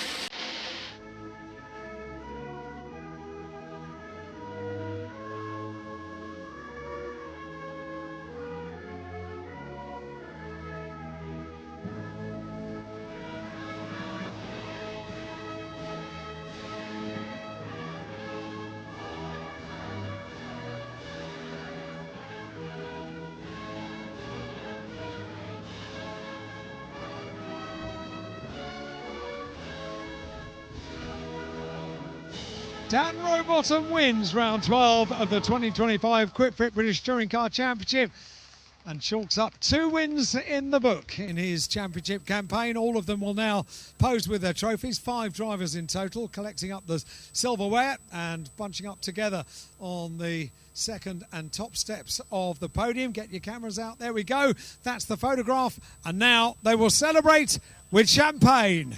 Yep, that's the only way you can do it, with champagne to end the weekend here at Thruxton. Just to say, if you want to keep up to date with everything to do with British Touring Car Championship, make sure you tune in to Autoglim Tin Top Tuesday, every Tuesday, of course, after a BTCC meeting. Catch it, of course, on tokalive.net. You can also head to the official BTCC website, btcc.net. Click on live audio and you'll be able to catch up with everything that Alan Hyde does this coming Tuesday. There'll be special guests, there'll be chat, there'll be talk about this weekend, and of course we'll all be looking forward to the next of our weekends, which takes place in just 2 weeks' time. So it's a trip from down south up north next time out at Oulton Park on the Island Circuit. It's going to be another fabulous weekend. Oulton Park is always a tricky one to nail for the touring car drivers. It's tight, it's twisty, and it does once again provide plenty of action along the way. So if you are a keen follower of the Touring Car Championship, then make sure you head up to Oulton Park, because that's the final chance you'll see them for the first half of the season. And then, of course, we have the summer break, and we look forward to doing it all again for the next 5 events, which take in Croft, Knock Hill, we head off to Silverstone, we've got Donington Park on the Grand Prix circuit just before that, and, of course, the final round coming in the beginning of October at the Brands Hatch Grand Prix circuit. So it's still a long way to go, but, of course, this weekend things have just been shaped by some of those drivers who want to stay in contention and want to keep the name at the top of the championship order. But very much do join in to Autoglim Tin Top Tuesday, this coming Tuesday, 8 o'clock, as we said, on tokalive.net. Matt? Well, thank you very much, everybody who's joined us here this weekend on JB Motorsport.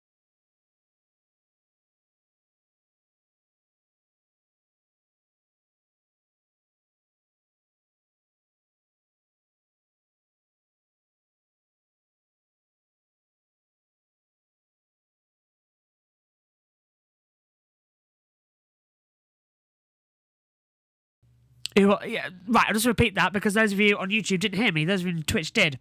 Massive thank you to everybody who joined us here on JB Motorsports. It really is a high honour. We will be trackside live at Thruxton. Trackside live at Oulton Park in 2 weeks' time. Omi and JT will be in the studio. Myself, Tom Cannons, and LA Wilshaw will be at the track to say goodbye to Steve Ryder, as well as he'll hang up his microphone. What a racing weekend we've had here at Thruxton. It really has been something else. Truly spectacular racing. Boy, oh boy, are we in for a treat. Ash Sutton leads the title from Tom Ingram in second. 9 points separate them. Bring on the rest of the year. Thanks for your company. We'll see you again soon. Take care. Goodbye.